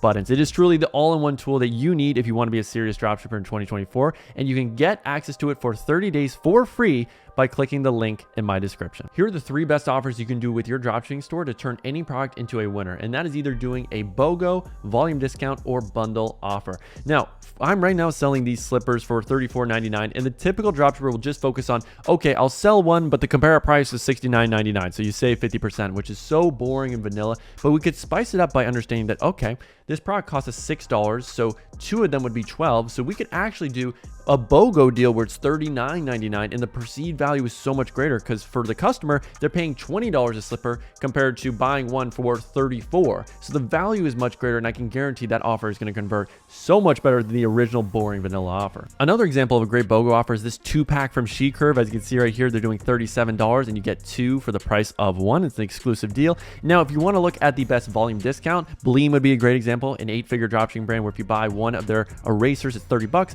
But if you buy buy 2, you get 1 free at 48, which is a great deal. And in fact, if you buy 2 at this original price, it would be 58. So you actually get 3 for less than the cost of 2. And they add on to that with the free shipping label at the bottom, which again, just great perceived value. Now, some great bundle offers would be this one right here from Infinity Hoop. They are a $20 million a year dropshipping brand, and they don't just sell their Infinity Hoop for $49.99. No, they increase the value of their offer and increase the amount they can charge by having it bundled with other products that get their desired target audience the result they want, which is losing weight. So they have the hoop plus a free waist trimmer, or their best offer, which is a hoop, slimming tee, all these other products that just speed up the process of getting the desired result, which is losing weight. And of course, it allows them to go from charging $49 for this hoop to $150 for this all-in-one weight loss bundle. And obviously one of the most successful e-commerce brands of all time, Manscaped, you can see now they're not really pushing as much their one product offerings anymore. Obviously they had that lawnmower 4.0, 5.0 that they would sell for about $99, but they are now pushing the bundle discount offers way more. So they have the performance package. This is what they're pushing, $150.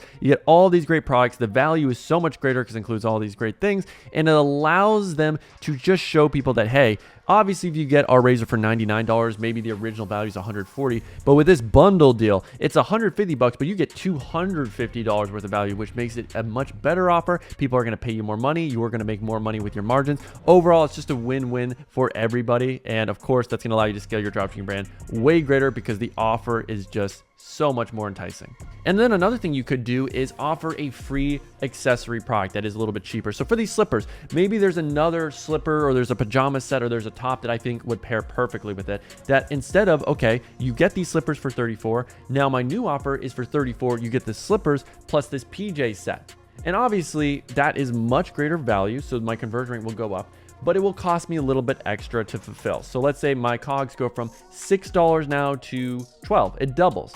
Well, that's only a $6 decrease. And in terms of my total order value, $6 from 35, that's maybe 15%. That's not a whole lot I'm really losing. So if my conversion rate goes up by 15%, so let's say increase by 50%, then yeah, losing 15% is definitely already mitigated, and I make way more money because that conversion rate increase justifies it. So that's where you got to play around. AOV, conversion rate, irresistible offers. How do you make your offer more enticing for your target customer? And then we'll talk about other ways, but in terms of the actual structure in which you do your offer and the price points and the split test, you should now have a pretty firm grasp as to all the things you can do. Now, you may be wondering, how do I split test this? So let's say we have a version of this product page where, okay, the original is we're doing a volume discount here. So we got our volume discount, buy 2, buy 3, versus we want to do a BOGO offer. Well, in that case, we would need to set up a redirect split test with AB convert. So as we go into AB convert, we're going to create a new test, URL redirect, and then we are going to grab the original version of our product page, which in this case is the $34.99.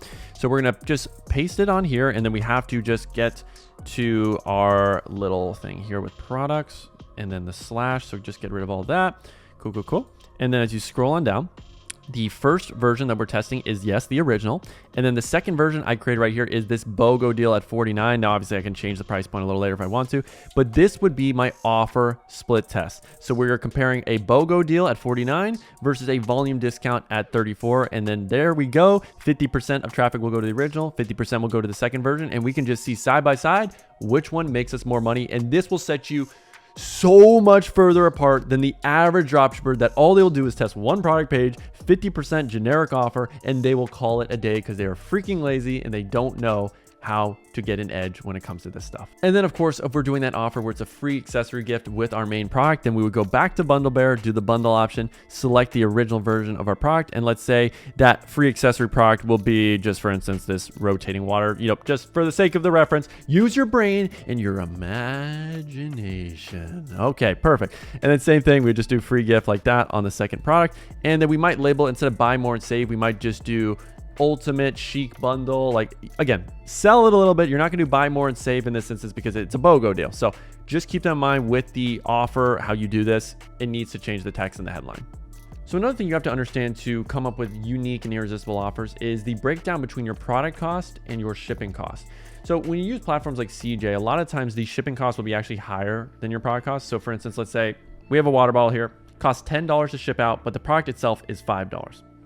Typically, that means if you want to do a BOGO offer, so 2 of these, The only thing that actually gets added to your COGS from buying one to buying two is just the product cost. So for buying one, it's $5 plus the $10 shipping, so that's $15 in total. But to buy two, it's only the extra $5.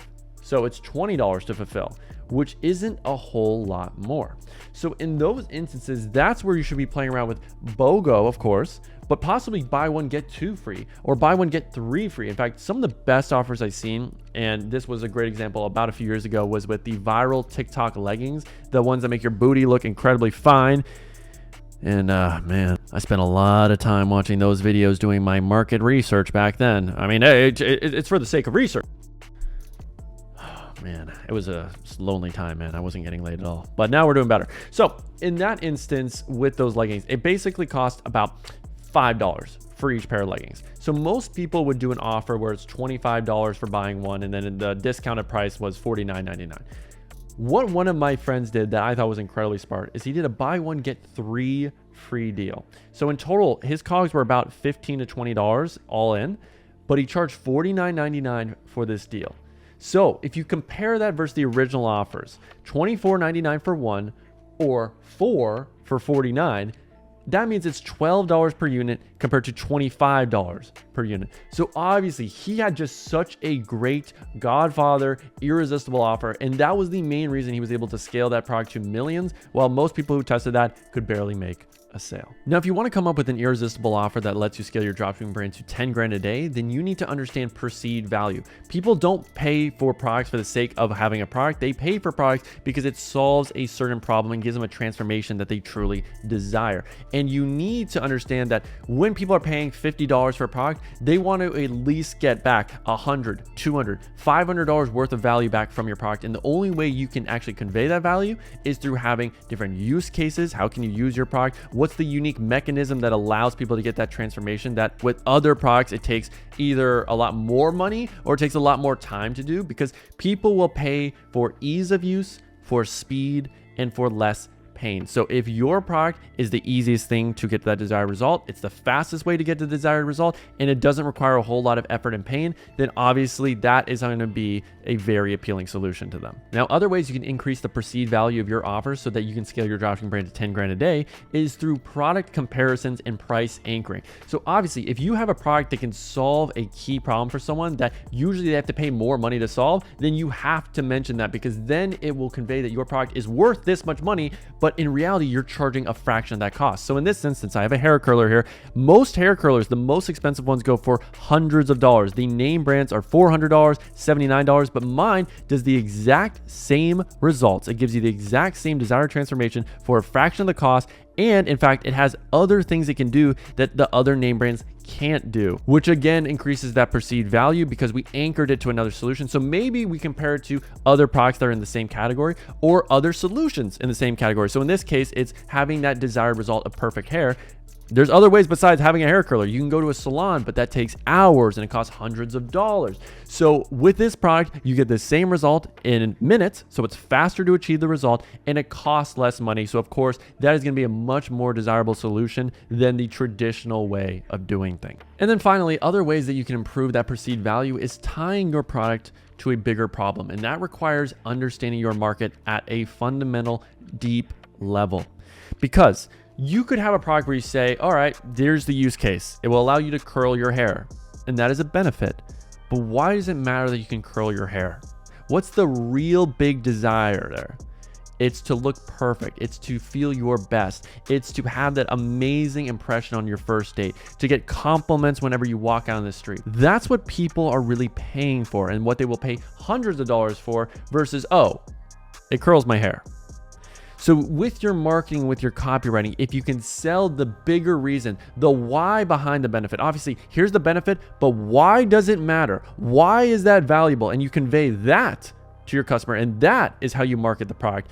You can charge way more money than if you just say, yeah, it gives you this benefit. And of course, we mentioned other things like use cases and a unique mechanism. So maybe my hair curler has a unique mechanism where it's developed with some sort of technology that allows it to dry hair 50% faster than all the other different hair curlers on the market. And again, faster to use, faster to get desired results, then people are going to pay more money. So unique mechanism can be a great thing, especially when you're selling a product where people know all the other alternative products on the market. So a lot of the times how people will sell is, yeah, we have some specific feature, we have some material that we use. In fact, I actually saw a great ad recently for this pillow, and they sold how this pillow is the most comfortable, most soft, and everyone says that, but how did they sell that their product does it? Well, they were made from a specific type of sand from some Egyptian desert that allowed you to get the best sleep of your life. So they had that unique mechanism that other products did not have, and that was their leading selling point. In fact, if you look at the pillow cube, for instance,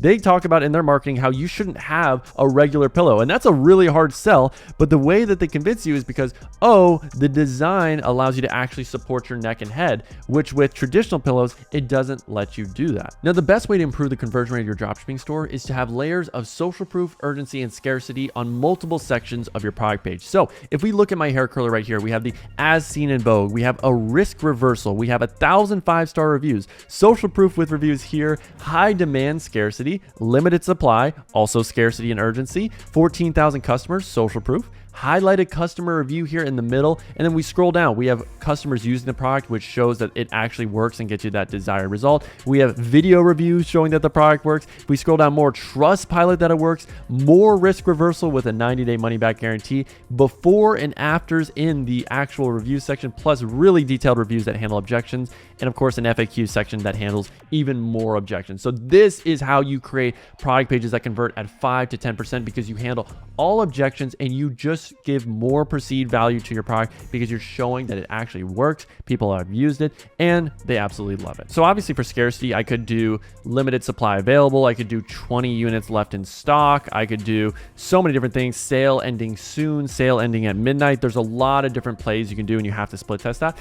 But when it comes to social proof, I do have full video and a whole shrine tutorial that I would recommend you watching after this video if you really want to optimize your product page for other things outside of the ones we just talked about, which is mainly just offer related. I've scaled multiple dropshipping brands past 20 grand days and have consistently had winning products convert at 3% or better every single time with my product page builds, including this store I'm running up to a cool casual 45K with a 3% conversion rate. But I've been coaching dropshippers for the last 4 years, have analyzed thousands of websites. So in this video, I want to review your websites live so you can see exactly how you can improve your website and make more money from every product you test. What's going on, Pookie? I'm Ethan Dobbins, dropshipping wizard and looks maxer extraordinaire, and today we're going to be breaking down 4 websites that were sent to me in my paid Discord, and we're going to talk about how they can improve every single area of their product page to make more money from every product they test. And we're going to be using my criteria of my 7 most important bullet points that every single high converting product page needs to have. Now, I have broken down this list in another video, my Shrine 10K a day product page template that you should definitely take a look after this video.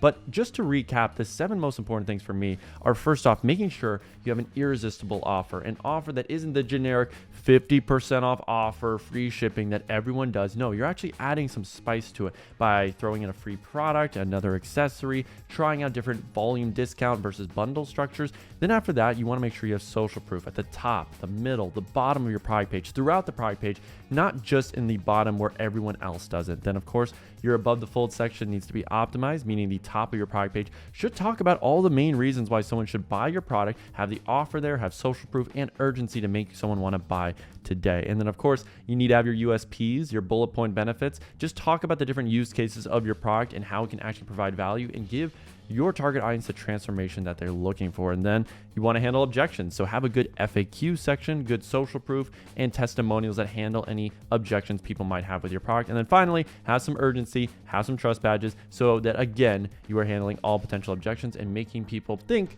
that it's an absolute no-brainer to buy from your website today. Now, I know probably only one of those points actually synced into your thick chimpanzee skull because you were probably mesmerized by my mustache, and I know.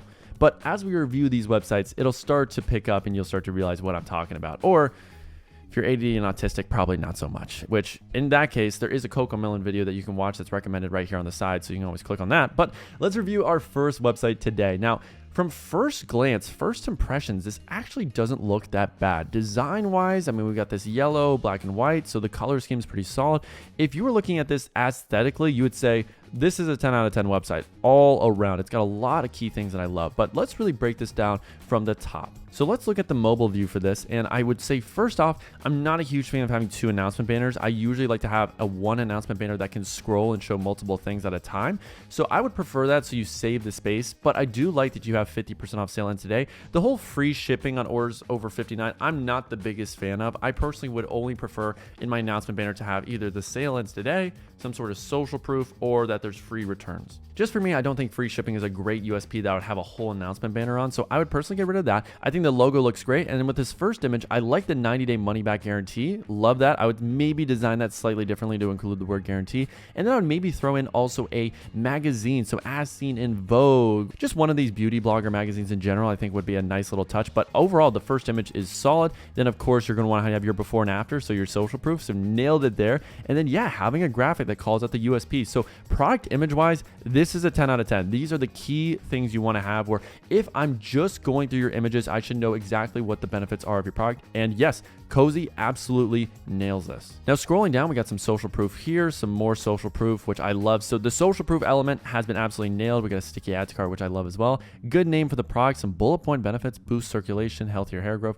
Yes, these are all great transformations. These are not features. This is the exact desired result you're going to get from using the product. Nailed it. Great variants. Now, this offer, we have Duo, where it's not the best in the world, but you do save about 10% and get free shipping. So there's something going on at least. So it is a volume discount play. Now, if it was me and I was looking at this product, $50 does seem kind of rich. This seems like a kind of a cheap plastic, low perceived value type of product. I would say $29.99 to $39.99 is where I'd be pricing this. So I would imagine this is probably going to be the main reason why this doesn't convert, because your offer really does account for about 70% of your product page success. You can nail everything else, the social proof, the testimonials, the use cases. But if people don't feel like they're getting more value than they're actually giving to you, which is the core element of your offer, then they're not going to buy. And I really do feel like this price point's a little high. So if it was me, I would be split testing different price points for this single offer.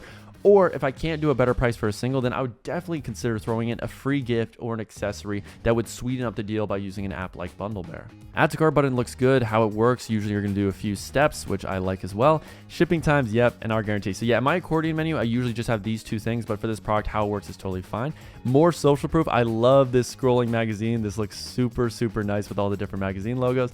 And then with our first headline, secret to thicker hair in less than 60 days. Now, I will admit with this headline, the capitalization's a little bit weird, but I like the idea. I think the execution could be slightly better. So get thicker, healthier hair, or get thicker, luscious hair in 60 days or less would probably be how I'd word it personally. And yes, when you're selling a problem-solving product, this first section needs to be talking about the problems. So we have worried about thinning hair, dullness, and a tight, itchy scalp. The Cozy Scalp Massager can transform your hair routine.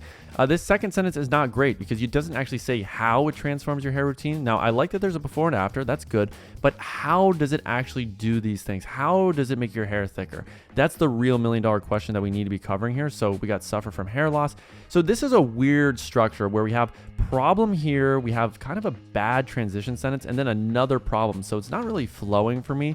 This is the answer to your hair loss problem. Again, not actually saying how it is the answer. Now we're getting to by gently stimulating your scalp, boost circulation. Okay, blah, blah, blah, blah, blah. All right, thicker, fuller hair. So I'm seeing a lot of benefits, which I do like, but I'm not seeing a lot of features or here's the way we actually get you and deliver those results, which is a little bit of a problem for me.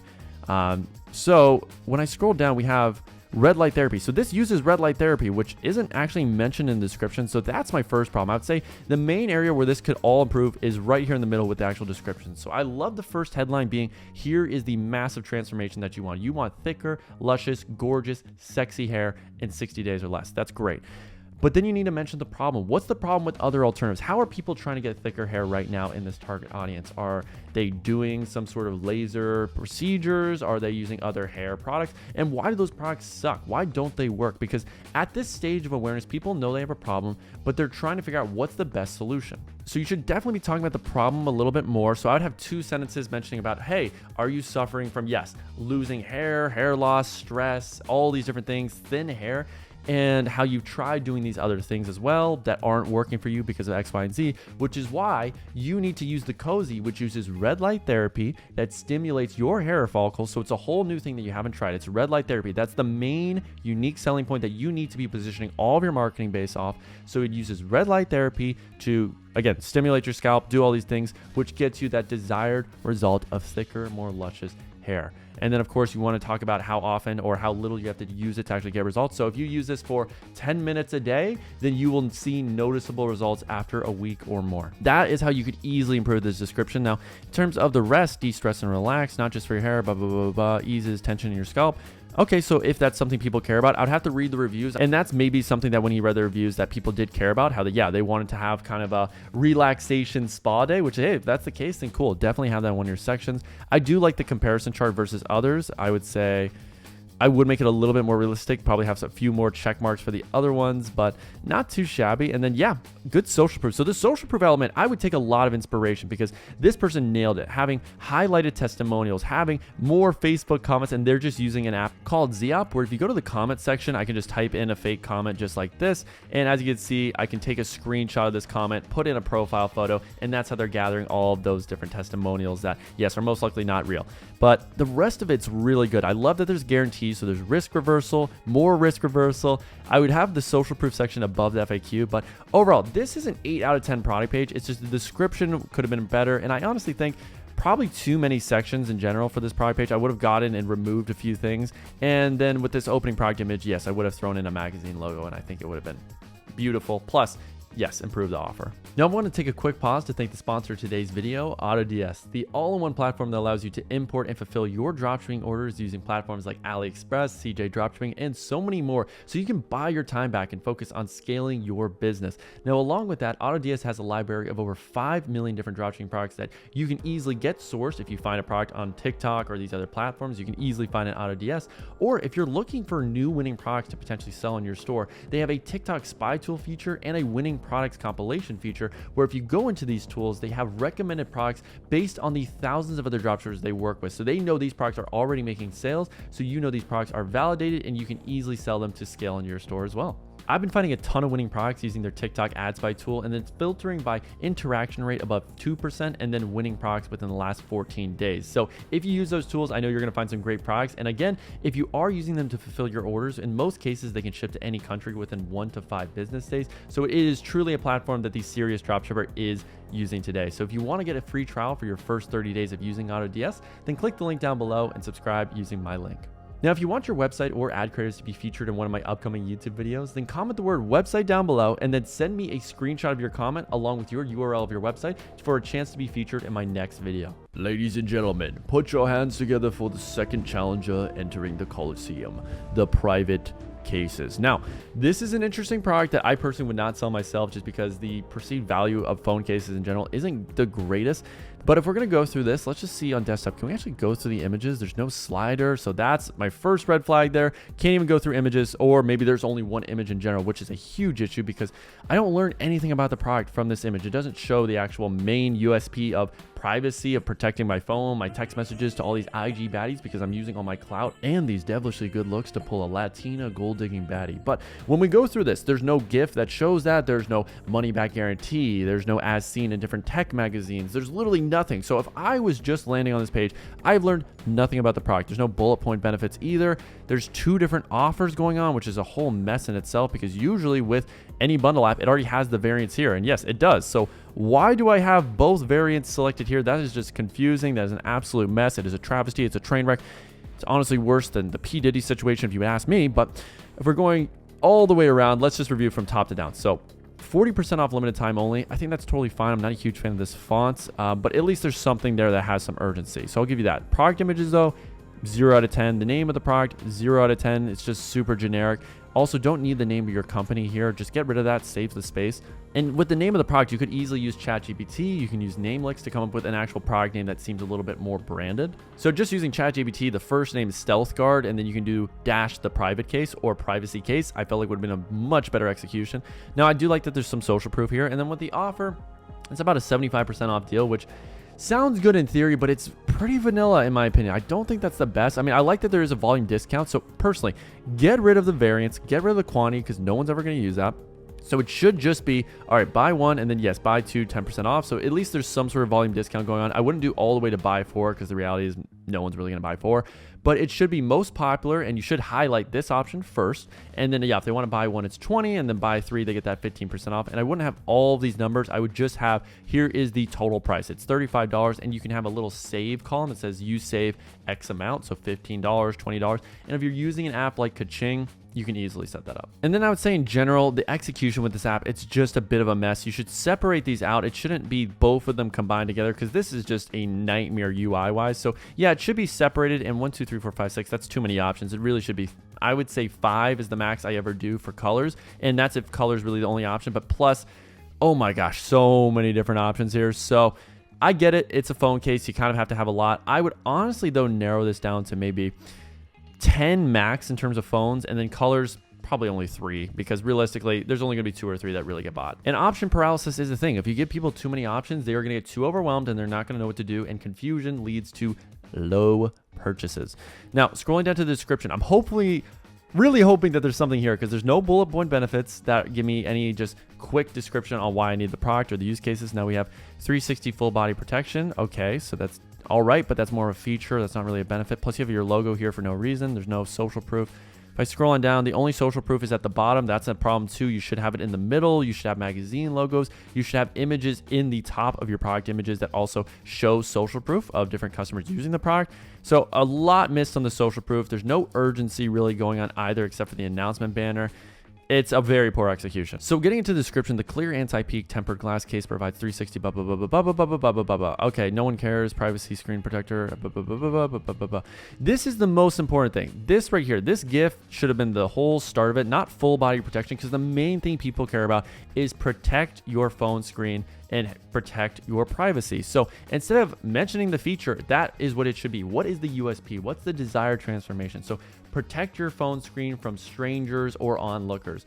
Something along those lines. Again, read the reviews of why customers bought the product and then just say it in your own words. That should have been the main thing, that with most phone cases, you can't protect your privacy. People will be onlooking, they're snooping on your text messages and your private interactions. So with this privacy screen protector, it immediately protects you from all different angles. And then of course you can transition into, yes, how it protects your phone in case you drop it, because it has this specific material. Then we can see wireless charging compatible. And if that's something people care about, sure. I feel like most phone cases do offer that, so I wouldn't highlight it personally. I think that's just kind of extra information that I don't think is going to improve conversion rate. So usually the shorter the better when it comes to descriptions. So I usually am going to do 2 to 3 sections that talk about specific use cases. So if I was selling this phone case, yes, it would be first off the privacy part, and then of course the screen protecting part of, yes, your phone will be protected from drops, falls, all those different things.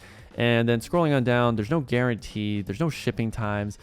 The reviews are very AliExpressy because they're not super detailed. I mean, it's not the best execution. I'm going to say this is a 4 out of 10. All right, quick timeout. I hope you're enjoying the video so far. Make sure to leave a like if you are. But if you do want to actually shortcut your learning curve when it comes to building your websites, testing products, and scaling to $1,000 a day in the next 90 days, then I would recommend having a one-on-one coach that will actually look at your website every time you test a product and tell you what you should be improving on, how you can improve your ad creatives, and also making sure that you choose a product that can scale, because in a lot of cases, you don't want to waste your time, months of time, and thousands of dollars testing products that just never had a chance to work in the first place. So if you're kind of lost and you haven't seen any results so far in your dropshipping journey, then I would recommend applying down below to my one-on-one coaching program, where you will get a coach that is dedicated to you, that will answer all of your questions, that will give you the support and give you the experience that you are going to need to leverage in order to see results as soon as possible and shortcut the learning curve and all of the trial and error. Along with that, you also get 5 group calls a week, every single weekday, to talk to me, get your questions answered, and learn what our other students that are scaling to 5, 10, 20 grand days, even like my student Matt, are doing to get to those levels. So if you're interested in applying for that program, click the link down in my description and book a call with my team, and we'll see if you're a good fit to become our next case study. Ladies and gentlemen, the third challenger, Lou Vera. Now, my first impressions of this website are very glowing. You have tons of social proof, great headlines, great features, USPs, a step-by-step guide on how to use the product, and the color scheme super consistent. But the best part about this product page that I would all take away is how detailed these reviews are. This is what real reviews look like. Super authentic, to the point about how their journey was using other products, how they were a little skeptical about using this, but then the before and afters. That is how you're going to sell any beauty product, where you can see the visual difference. Always before and afters, before and afters, before and afters. So that should be in your actual review section. That should be in a highlighted review section. So right here, this is great. This should also definitely be in their product images. I'm hoping it is. If we scroll over here, yes, but I would make this most likely the second or third image, because how are you going to get people to believe in this product? It is solely going to be those before and afters in most cases. So let's go top to bottom here. We have free shipping worldwide, 30-day free returns. Now, I like the 30-day free returns. I'm not the biggest fan of the free shipping worldwide. I would do again, 50% off sale ends soon, ends today, midnight only, something along those lines. Now, with this first opening image, I'm gonna be honest, this is probably the biggest weak point of the product page, not having, again, the money back guarantee, the as seen in, social proof, or at least some benefits like a graphic style image where you have multiple benefits coming out of it, because this first image tells me absolutely nothing. This second image, it's a good demonstration of the product, but again, doesn't tell me anything. Doesn't tell them anything, but this is a good image here because yes, we can see immediately 3 minutes per day and will help you with these different things. This should be the second image in my opinion. This should be the third image, and that first image should have been improved to actually have some social proof and some money back guarantee and risk reversal. Now, going here, skincare renewal wand. Not a branded name by any means. I also would get rid of this space. You have a lot of empty space here, which easily could just be saved. So the name of the product, not great. That is a 1 out of 10 for me because it's not branded whatsoever. I do like the social proof. The offer 50% off. It's kind of generic again. And the quantity button, no one ever uses quantity. So you could use a volume discount. You could also consider throwing in another complimentary product to help with skincare. So the offer itself is actually probably going to hinder everything. Like all of this great work will probably be upended just by the fact that the offer is not that enticing. It's a 50% off offer on a $100 skincare wand, which is not great. Obviously, it's possible to pull this off, and you're going to have to do that by talking about the transformations. And if you talk about, hey, this will make you look 10 years younger and it will reduce puffiness and it will make you feel more confident in your own skin, then yes, that is easily worth $100. But we're going to have to price anchor this. Like, what are the other alternatives to having your skin look new and rejuvenated? There's obviously going to these overpriced salons, which might cost hundreds of dollars for each session. So yeah, that could be a good way to price anchor. It could be trying out all these different skincare products that again cost you hundreds of dollars every single year. And hey, with this product, you only buy it once and it instantly in a few minutes will get you the same results. So I would like to see some price anchoring if you're going to charge $100 for this type of product. Otherwise, yeah, the perceived value is not going to be there. So if we scroll on down, we have one powerful wand for so it reduces lines, rejuvenates cells. But can we see any comparison to other products in here? Like, why should I choose your product instead of all the other ones?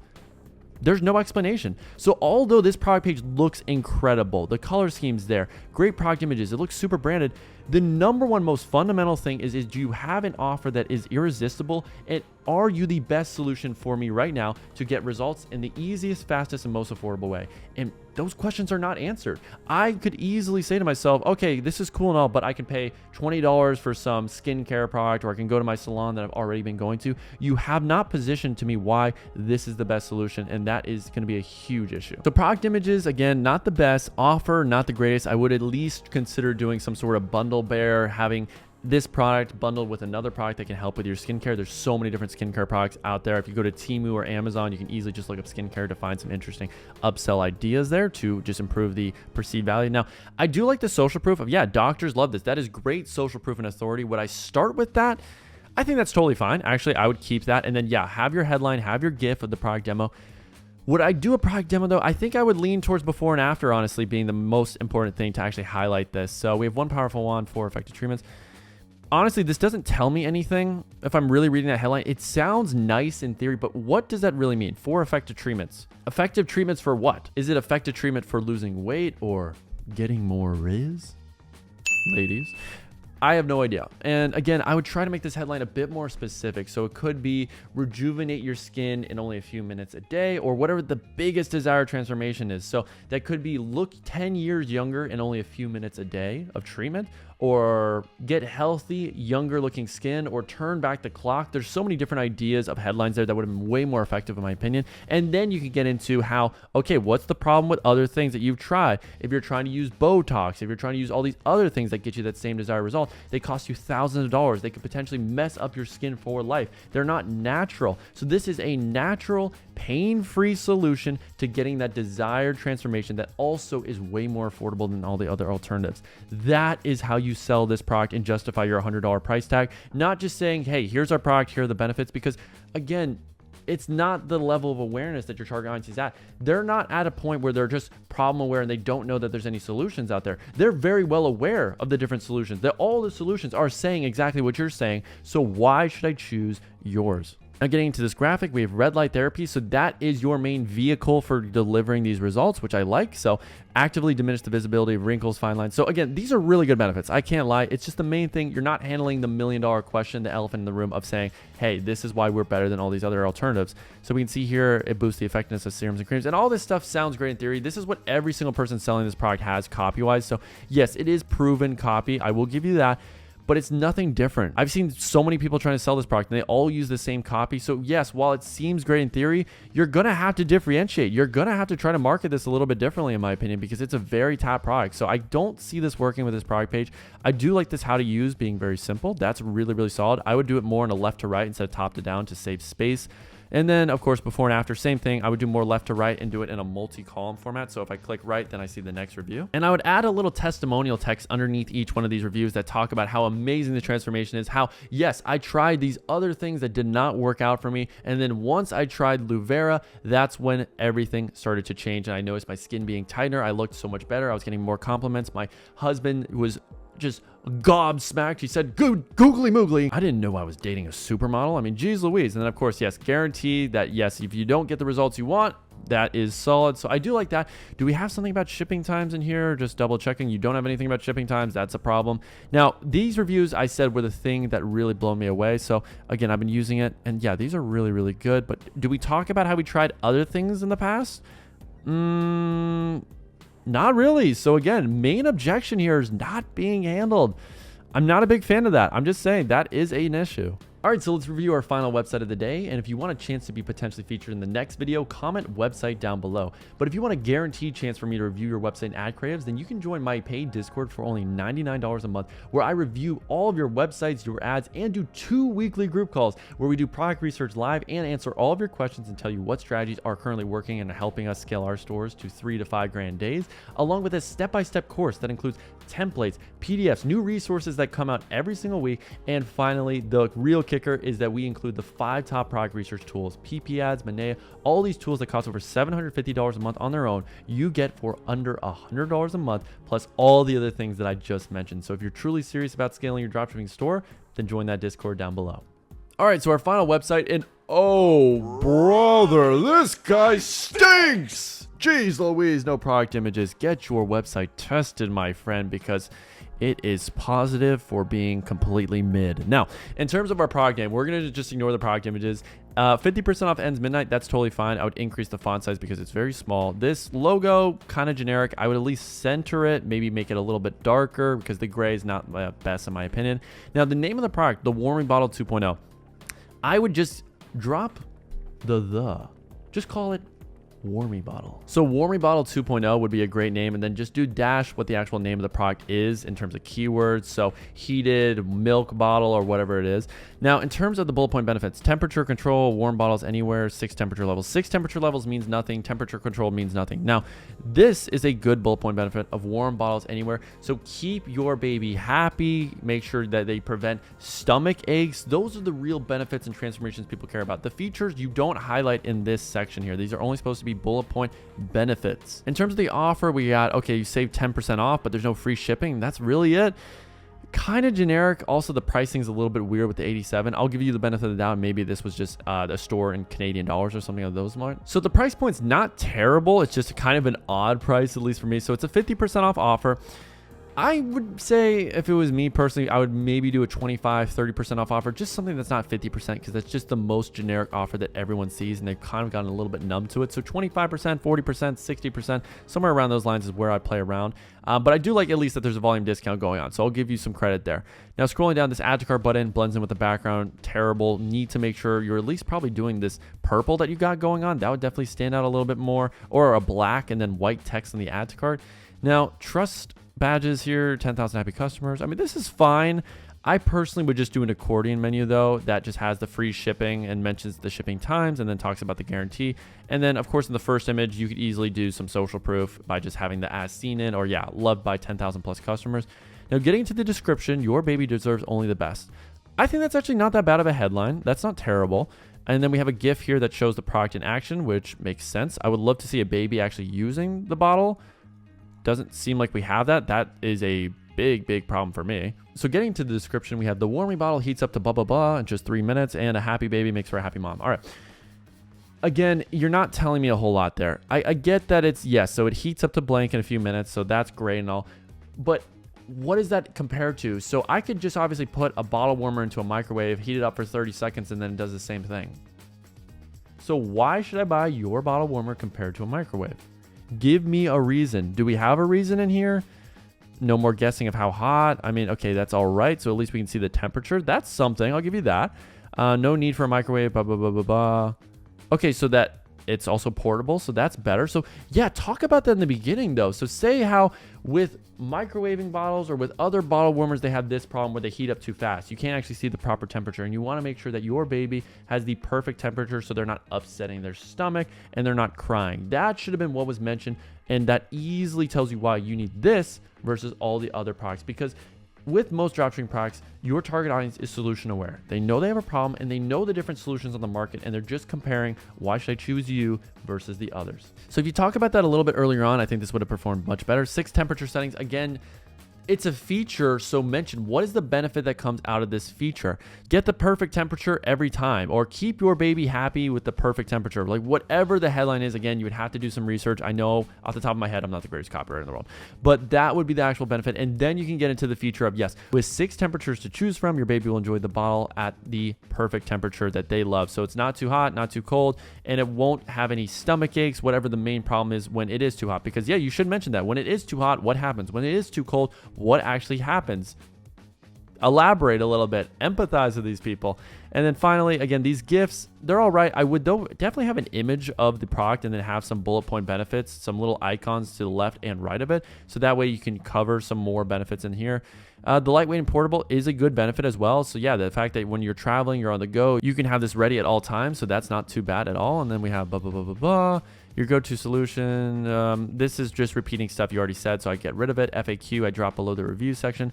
Review section's pretty poor. This is really poor because, yeah, these are just AliExpress reviews. I mean, item was received the same as advertised. That is the most generic AliExpress review I've ever seen. Plus these dates, not the best that it's all from last year, so I would try to get some more recent ones, update those dates. Make sure that these are at least detailed and have 3-4 sentences. Like the other one was so much better. You can tell the difference between when reviews are executed the right way and actually handle objections versus when you just have them for the sake of having them. And these are just had for simply vanity at this point, just to say you had a 4.9. But when you read them, they tell you nothing. And if I'm a mom and I'm reading these reviews, I immediately know these are fake because they're not relatable. You're not actually getting into detail. Moms are very in detail. They like to write about products for their babies. So go into Amazon, import those reviews, and this would have performed a lot better. And of course, have some damn product images for God's sake. In my 6 years of dropshipping, these 2 apps have gotten me my best return on investment. And I'm not talking 5 or 10x or 10% on your Fortune 500 investments. I'm talking 100x returns. And I know it sounds too good to be true, but frankly, no one does this because it's not sexy. But once you set it up, and it only takes minutes to do, you never have to worry about it ever again. Hey, I'm Ethan Dobbins, dropshipping wizard and email extraordinaire for some of your favorite e-commerce brands like Friday Beers, where we crafted email sequences that help them generate thousands of dollars in one day. And today I'm going to teach you exactly how to do that for your dropshipping brand on autopilot using Klaviyo and SMS Bump. We're going to be whipping up 3 emails and 2 texts in this video from scratch that you can copy and paste into your dropshipping store to make more sales from every product you test. So let's start with the most profitable part first, which is setting up your SMS text. So you're going to want to download this app called Yotpo Email Marketing and SMS. And the reason why SMS tends to be more profitable is just because the open rates are obviously a lot better and people check their phone way more often than their emails. So once you install this, it's going to ask you a few questions, but then we have to go into our Shopify settings to make sure we have email marketing and SMS turned on. So once you download the Yotpo Email Marketing and SMS, it's actually going to show up in your sales channels. So just keep that in mind. But when we scroll down to settings, what it's going to ask you to do is go to checkout, and then you need to make sure you turn on, yes, both the SMS and email options. So yeah, we got phone number or email down here. And then scrolling down here, we have our SMS turned on. So if you have it turned off, make sure to check it on. Then the next thing is you have to copy 2 texts into your policy pages. So as you can see right here, Yotpo will give you these little setups. So the SMS account verification. So we copy this text, and as you see, we need to go to our privacy policy. So typically your privacy policy is going to be inside of sales channels, online store. Then if you go to your pages, unless you haven't already created this page, which if you want to create a template for this page, that's also in the settings, and they have a section called policies. But I do have my own privacy policy, as we see right here, and we're just going to want to drop the text in right here at the bottom if you don't already have it. and then we're bada bing, bada boom. And then we have to copy in this next bit of text in the terms of service, and we are solid. Now, once you do that, you want to go into the SMS Bump dashboard, and it's going to look something along these lines where it'll say your toll-free number can't send because it hasn't been verified. And the way you do that is you have to open up a chat support ticket. So as you see in the bottom right now, talking to one of their chat support, and you can even ask it for those setup instructions of those documents that you have to copy and paste things. So all of that is in their chat support. But in the meantime, while my girl over here, Joanne, helps me out with that, I'm going to go inside of our flows to set those up. So if you go to the flows section, then click on browse templates, you want to do a banded checkout for both international and US, because in most cases you're advertising to the big four. So from here, it's going to be a little bit complicated looking. You don't want to be too overwhelmed. Really, all you are doing is just creating 2 texts, and that is it. So basically, if someone is from the US, you can only send 1 text message to them within 48 hours, and that is the only text you can actually send. So they're going to have this default template, which is pretty good, but we're going to customize it a little bit. I have one that I have split tested, and it does perform slightly better for me. So I'm going to copy and paste mine right here into the text message, and make sure you are using at least these little placeholders. So to get one of the placeholders, it's really simple. They have these short codes here, so you can click on first name to get it if you don't already have it in yours. So I'm just going to delete the original and then add mine. So, hey Ethan, we noticed there's some items left in your shopping cart before your cart expires, so have some urgency. Here's a code, 15% off your order. Now you can do 10% off, you can do 20. It's really up to you. It depends on obviously your margins. Now the reply stop to opt out was not working properly, so we're going to need to just change that a little by clicking on include opt-out instructions, and then we're going to just delete that space. And there we go. So we got our discount code. Now, in order for this discount code to actually work, we need to set this up inside of Shopify. So if you go to discounts, this is either going to be an automatic discount or a manual discount. It's up to you. So we go to our discounts. We're going to do create discount. And I know a lot of different options going on here, but basically you're just doing amount off order. And this is not going to be automatic. This is just going to be a regular discount code that they have to add manually at the checkout process. So we're going to do Aloma 15% off. And again, you can do specific rules that it's only for 1 or 2 types of products. It's up to you. I'm going to do no minimum requirements though either, and it's just, yeah, whoever uses this code gets 15% off. So now we have our text. We have to choose what the delay is going to be, and I typically like to do this around 5 to 10 minutes. It's up to you. Find the golden spots around that 10-minute mark. So that's the only text we're going to set up for US, and then for other countries as well. So yes, we have Canada, Australia. That's going to be a very big market, so I'm just going to copy and paste over that same exact text to be the first one, and bada bing bada boom, we are ready to go. Now you can do a second text, and this is up to you how long you want to wait. Could be 6 hours, could be 12 hours. I tend to do this around 6 hours, and then I don't like to really hamper them with text because people can't block your number, and that will affect your deliverability score with your number. So I am only going to do 2 texts here, and let's set up that second one right here. So I'm going to get rid of a few things, but I'm going to keep the abandoned checkout URL. So we're just going to get rid of some of the spacing there, and it's just, hey, first name, did you see something you like? Get 15% off before your cart and discount expires in 6 hours. So again, just trying to have some urgency to get back and actually complete the order. All right, quick timeout. I know you're getting a lot of value in this video, but if you want my fastest way to scale your dropshipping brand to $1,000 a day in the next 90 days and create amazing product pages and ads, then you need to be inside my one-on-one Bold Ecom program, where for 6 months, we will coach you one-on-one and give you group coaching to help you scale your dropshipping brand to $1,000 a day in the next 90 days. And this is the perfect environment that will push you, keep you accountable, give you the support of answering all of your questions and giving you the right guidance on what you're doing right and what you're doing wrong with your store that's preventing you from getting to $1,000 a day. And it's a lot simpler than you think once you have the right coaching and one-on-one help on your side. So if you want access to these prompts and a ton of other resources that we use, including those coaching calls and top product research tools that I'm currently using to find these winning products, then I would recommend booking a call down below with my team, and we'll see if they're the right fit to be working with you. And the best part is, if you don't hit $1,000 a day within that time frame, then we'll keep coaching you for free until you do, guaranteed. So no man or woman is left behind. So I'm going to grab that abandoned checkout URL and place it right there where the link placeholder was. And then the same thing with the stop to opt out. It is giving me a little bit of a red. So what you're gonna have to do again, just include opt-out instructions. And then it automatically has this little discount code that's 10%. So we're actually gonna remove that because we have our own manual one. But yes, you could choose to embed a custom discount code. So every time someone gets this code, it's something a little bit randomized. So it's up to you how you wanna actually do it, but this is the essential meat and bones. So going back into your business settings, if you click on policies, mine are completely empty. So you can click replace with template and then add that text from SMS bump into there for the terms of service and for the privacy policy to make sure sure it shows up there as well. So let's set up your Klaviyo and email marketing. And usually the number one problem you're going to have as an e-commerce brand owner with email marketing is your email's not actually delivering. And it's usually due to a few things like not having a branded sending domain connected to your Klaviyo account, and also just not having a professional email that is really easy to create using a platform like G Suite where it's about $9 a month. So let's set up a professional email first before we do anything else. Otherwise, the emails won't really send out properly if you have a normal gmail.com. So this is using G Suite, and right here I got the name of my business. I'm going to put in my name and my address, but I'm not going to put that there because I know you're going to send all your fan mail requests, and Oh, we have this amazing sponsorship deal. we'll pay you $1,000 to promote our crypto coin. And I do want my Porsche 911, but I'm not that down bad yet.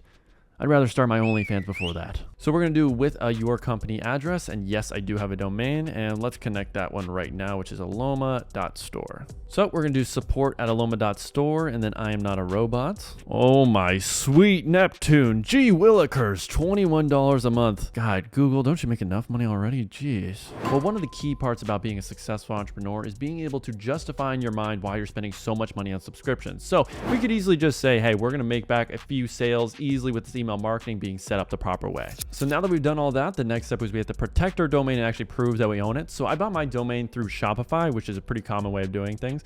Now, obviously it depends. There's specific instructions on everything based on your actual platform. So a lot of people do GoDaddy, but essentially what you need to do is just copy this TXT value and put it into the DNS records of your domain. But for us, we have to go to our business settings, then domains. And if we scroll on down to email forwarding, we're going to switch to email hosting.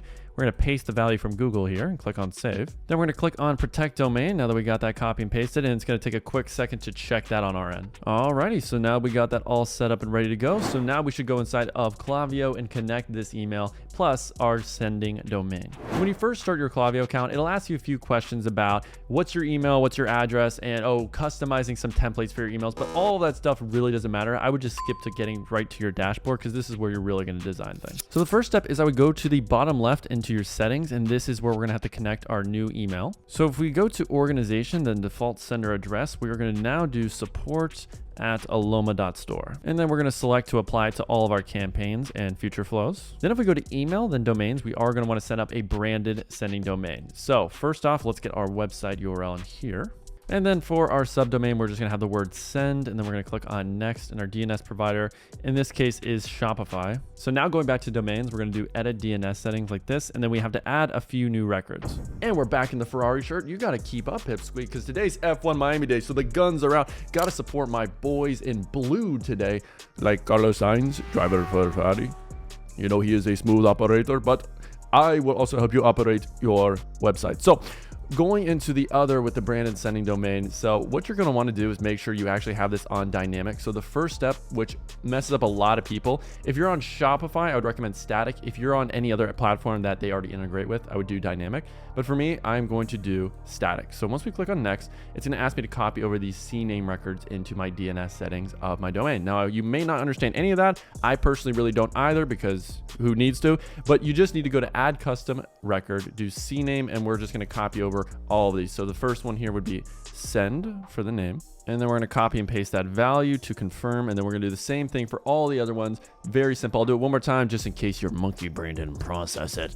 But we're going to do CNAME domain key right here. And then we're going to copy that value. We are going to get rid of the .myshopify and click confirm. And then our last record here is this TXT record, which is an @ symbol, and then confirm. And there we go. So let's click on save, and we want to verify those records as well. So once you do all that, I clicked verify records, and you can see we are all good to go. Super simple. We're going to click that check mark, click activate, and now you have a branded sending domain. So your deliverability is going to go through the roof. Now, the first step to creating high converting emails for all of your different sequences for your e-com brand is to get inspiration and to have a few things in place first off. So you want to make sure you have your logo that's stretched out in this hot dog style, because this will be at the header of most of your emails. That's going to be the most important thing. But then go to a website like Really Good Emails or mill.com, and you can search by different categories, like, yes, abandoned cart, or if you're doing a welcome series, they have that as well. And I've saved a few that you can look at right here, but usually how it works is they're going to have their logo, a quick concise headline that summarizes the main part of the email, and then if we scroll on down, here's our offer, here's our products that are still left in the cart, and then of course a little call to action. Now all this other stuff, I mean, you can add if you want. Personally, I don't think it's necessary. Then then we have other emails that are more for discounts. So I think the perfect email sequence for abandoned cart is to do 3 emails. One that's just a reminder email, then the next 2 are giving a discount code. So this is why I want to get inspiration from a bunch of different brands here, but usually the simpler you keep it with your emails, the better. You don't want to have too many words. I am someone who's really guilty of over typing and doing too much and thinking, oh wow, this is so minimal, there's no way it's going to work. It works. For instance, this is Fabletics, and they easily do over 50 million with their abandoned cart emails. So we have logo, headline, 1 sentence, see my cart, here's our products, and then they have this, which most brands don't really have, the whole VIP offer. That's kind of unique to them, and that's literally it. So just to give you the general structure, it's usually logo, then a hero image that's about 900 by 900, or you can make this as a headline using the HTML block inside of Klaviyo, which I would recommend because your deliverability score will be better. Then usually a call to action button, here's your products, and then finally after that, it might have some text about the offer. So really, it's that simple. So let's go over to the flow section and click create flow. Now you want to grab one of their templates here. So if we scroll on down, we want to prevent lost sales, and then you can go to a bunch of different ones. So I'm going to do the abandoned cart. So for abandoned cart reminder, I'm using this one right here. It does have an SMS text, but we're just going to delete that. I just personally like how this flow actually goes, and we're going to customize it a little bit. So after we click create flow, let's actually go into a few things. So you got the conditional split, that is of did they actually opt in for SMS. Now that doesn't really matter because in our case, we already have SMS set up with SMS bump, and I don't like the deliverability of the SMSs through Klaviyo. I don't think they're the best at that. They're really good at emails though. So we are going to, yes, select a path. So we're going to delete that path, and we are just going to have these emails going out. So I personally like to have this first email sent out almost immediately within 10 minutes. So I do 10 minutes right here because, again, the quicker we get to people, the quicker then they can buy. Because we all know life happens. I mean, 1 second you're buying the greatest dropshipping product of all time, and then the next second you get distracted and you realize, oh my God, I'm late to my simp convention because I know all of you guys don't got your money up right now. So let's keep focus. So getting into this abandoned cart email number 1. So once you click on this and you have the wait 10 minutes set up, we are going to scroll on down to our actual email template. So it's going to look like this, super bare bones, but we are going to customize it to just spice it up a tad. So this first headline, and then we have this header bar. So the header bar is where we're going to add our logo just to make it a little bit more bougie. So we're going to grab that Canva logo, and we are going to make it a tad smaller. We don't want to make this enormous. It's not the main focus. So if you go to max width, I usually do something like 180 right there. So yeah, it's going to make it a lot smaller. And then for the link padding, I'm going to make this 0. So it's up to you if you want to make your logo bigger. I mean, if you're that proud of it, go for it. Now, when it comes to the headline here, this is probably the most important part where we're just going to do something along the lines of forgot something. Okay, so we got forget something right here. I'm going to personally center that text. And then for fonts that I really like, I'm a huge fan of the Helvetica one. That's the native to Instagram. So it's really, really solid. So I'm going to bold that. And then I think we want to make it just a tad bigger. I want this to be the number 1 thing people see. Also want to see how this looks if we just make it all caps here. So let's see if my dyslexia will let me do that. Yeah, I think that does look a little bit better. There is quite a bit of padding here at the bottom, so we may end up getting rid of that. So if you scroll on down, we have padding on the bottom. So we're just going to get rid of a little bit. We want it to be nice and cozy. Same thing at the top. It does not need to be that far down. So let's say right around here. All right, so let's click onto this text block here, and we're going to edit it just a tad to make it bigger and just edit the text to have some urgency in there. Because right now, yeah, it's the size of my... I'm not going to finish that, but we have saved all the great items you've added to your cart when you're ready to buy. No, there's no when you're ready to buy. It's, hey, there's some urgency. We're going to have to give people a little bit of a kick in the butt here. So we've saved all the great items you've added to your cart. So before your cart expires, complete your purchase. We could do something along those lines. So I changed it to, but we can only hold them for a limited time before your cart expires. So again, give people urgency, give people a reason to buy today. We're going to change that to Helvetica as well. And then we are going to center it. And then we're going to highlight all the text, and we're going to increase that size to at least 16 pixels is usually a happy medium.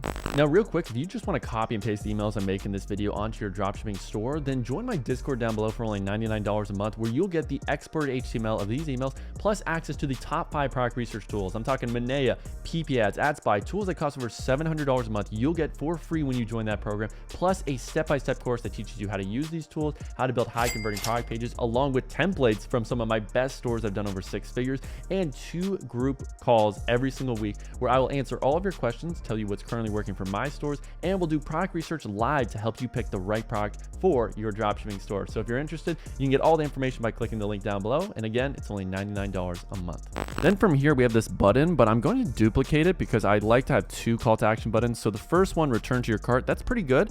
I'm just going to do all caps, see my cart, because that's another variation. And if you look at at all those great emails from reallygoodemails.com. Actually, yeah, they're just good, not great. But you can get different inspiration for what you can put for that call to action button. So there's so many different ways you can do. You can shop now, check out now, finish your order, so many different things. But we're just gonna do see my cart. And as you can see, this URL is back to the checkout. Now you're gonna wanna preview this. We'll do it a little later. But after that, we wanna customize a little bit of text and have a footer. So if you have any questions or need any help, feel free to respond to this email. Just do that. Oh my God, perfect spelling. God, I should have been a spelling bee champion. And then for social links, we don't have any social links, and we're gonna just delete that section overall. And I'm gonna add a quick little text block at the bottom, and this is just gonna be our footer. I like to make it seem like it's coming from an actual person, because then people are more likely to actually respond to it if they do have a question. So we're gonna increase the size there. We are going to center it up and then choose our Helvetica to keep everything nice and kosher there. Awesome. Then our final button here, we could do finish my order, something along those lines.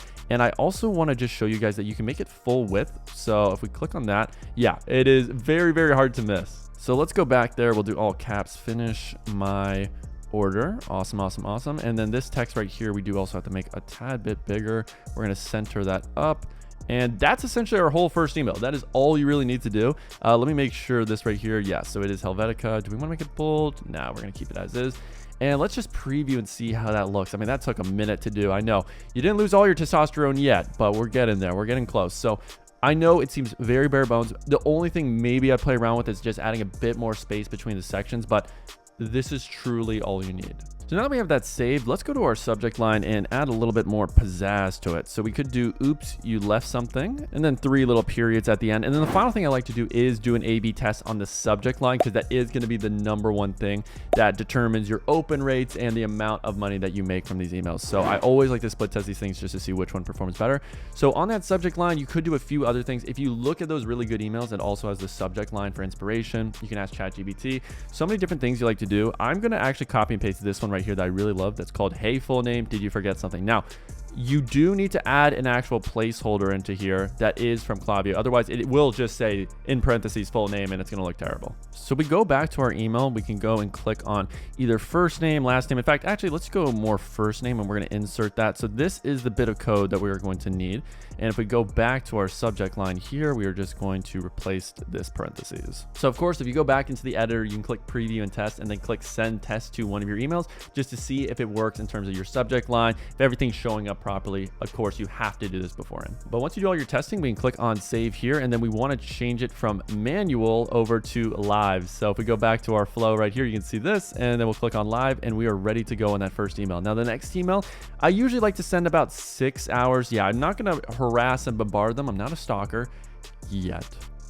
Hey, you. Pretty good Joe Goldberg, if you ask me. But all right, so going to the second email, this is where we're going to do our first discount code email. All right, so let's go to our second email here. So it's going to have the same template, and you could save that first email as a template, but honestly, this is so easy to do that I think even a kindergartner could recreate these. So let's do the same thing that we did last time. We're going to add our logo. We are going to make that max width 180, and we are going to make this logo link padding a big old fat 0.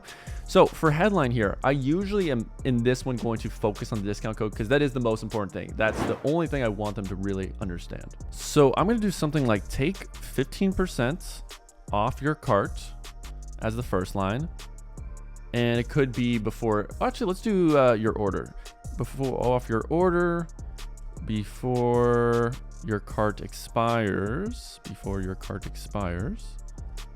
Using code ALOMA15, and we're going to center all of this. We are going to have to make that second line much bigger. So if we go here, we're going to increase that size. See how it looks.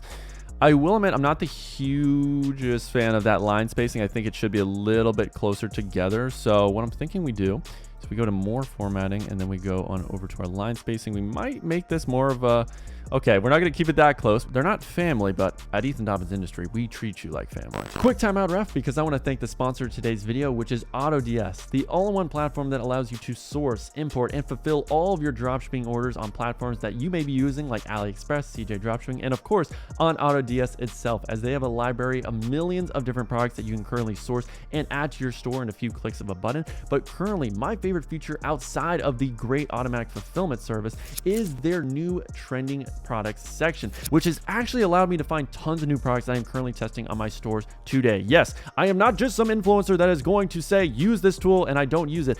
Actually, it is one of the best product research tools that I'm currently using today. And if you go through these specific filters of recent products and then you select it by interaction rate, for me at least, more than 2%, all these products, I mean, some of them aren't going to be the best, but there are a lot of great winning products that easily justify the cost of a subscription. And the reason why these products are so good is because AutoDS is partnered with thousands of other dropshippers, and they use that sales data to build these lists of products that are handpicked for you. So you already know these products are proven. Now, some of them are going to be copyrighted, and I wouldn't recommend selling them, but some of them are really, really great products that match all of my criteria that I've explained in previous videos, like my product research ones. So if you want to get access to AutoDS completely for free for your first month to try out all the amazing features, then you can sign up using the link in my description. So scrolling down, I think that does look a lot better. Now, do we want to maybe move the discount code onto its own line? Give me a second to cook. All right, so I'm going to change this to Helvetica, and it looks absolutely atrocious, I know, but we're going to do a few things that makes it all pretty in the end. So take 15% off your cart.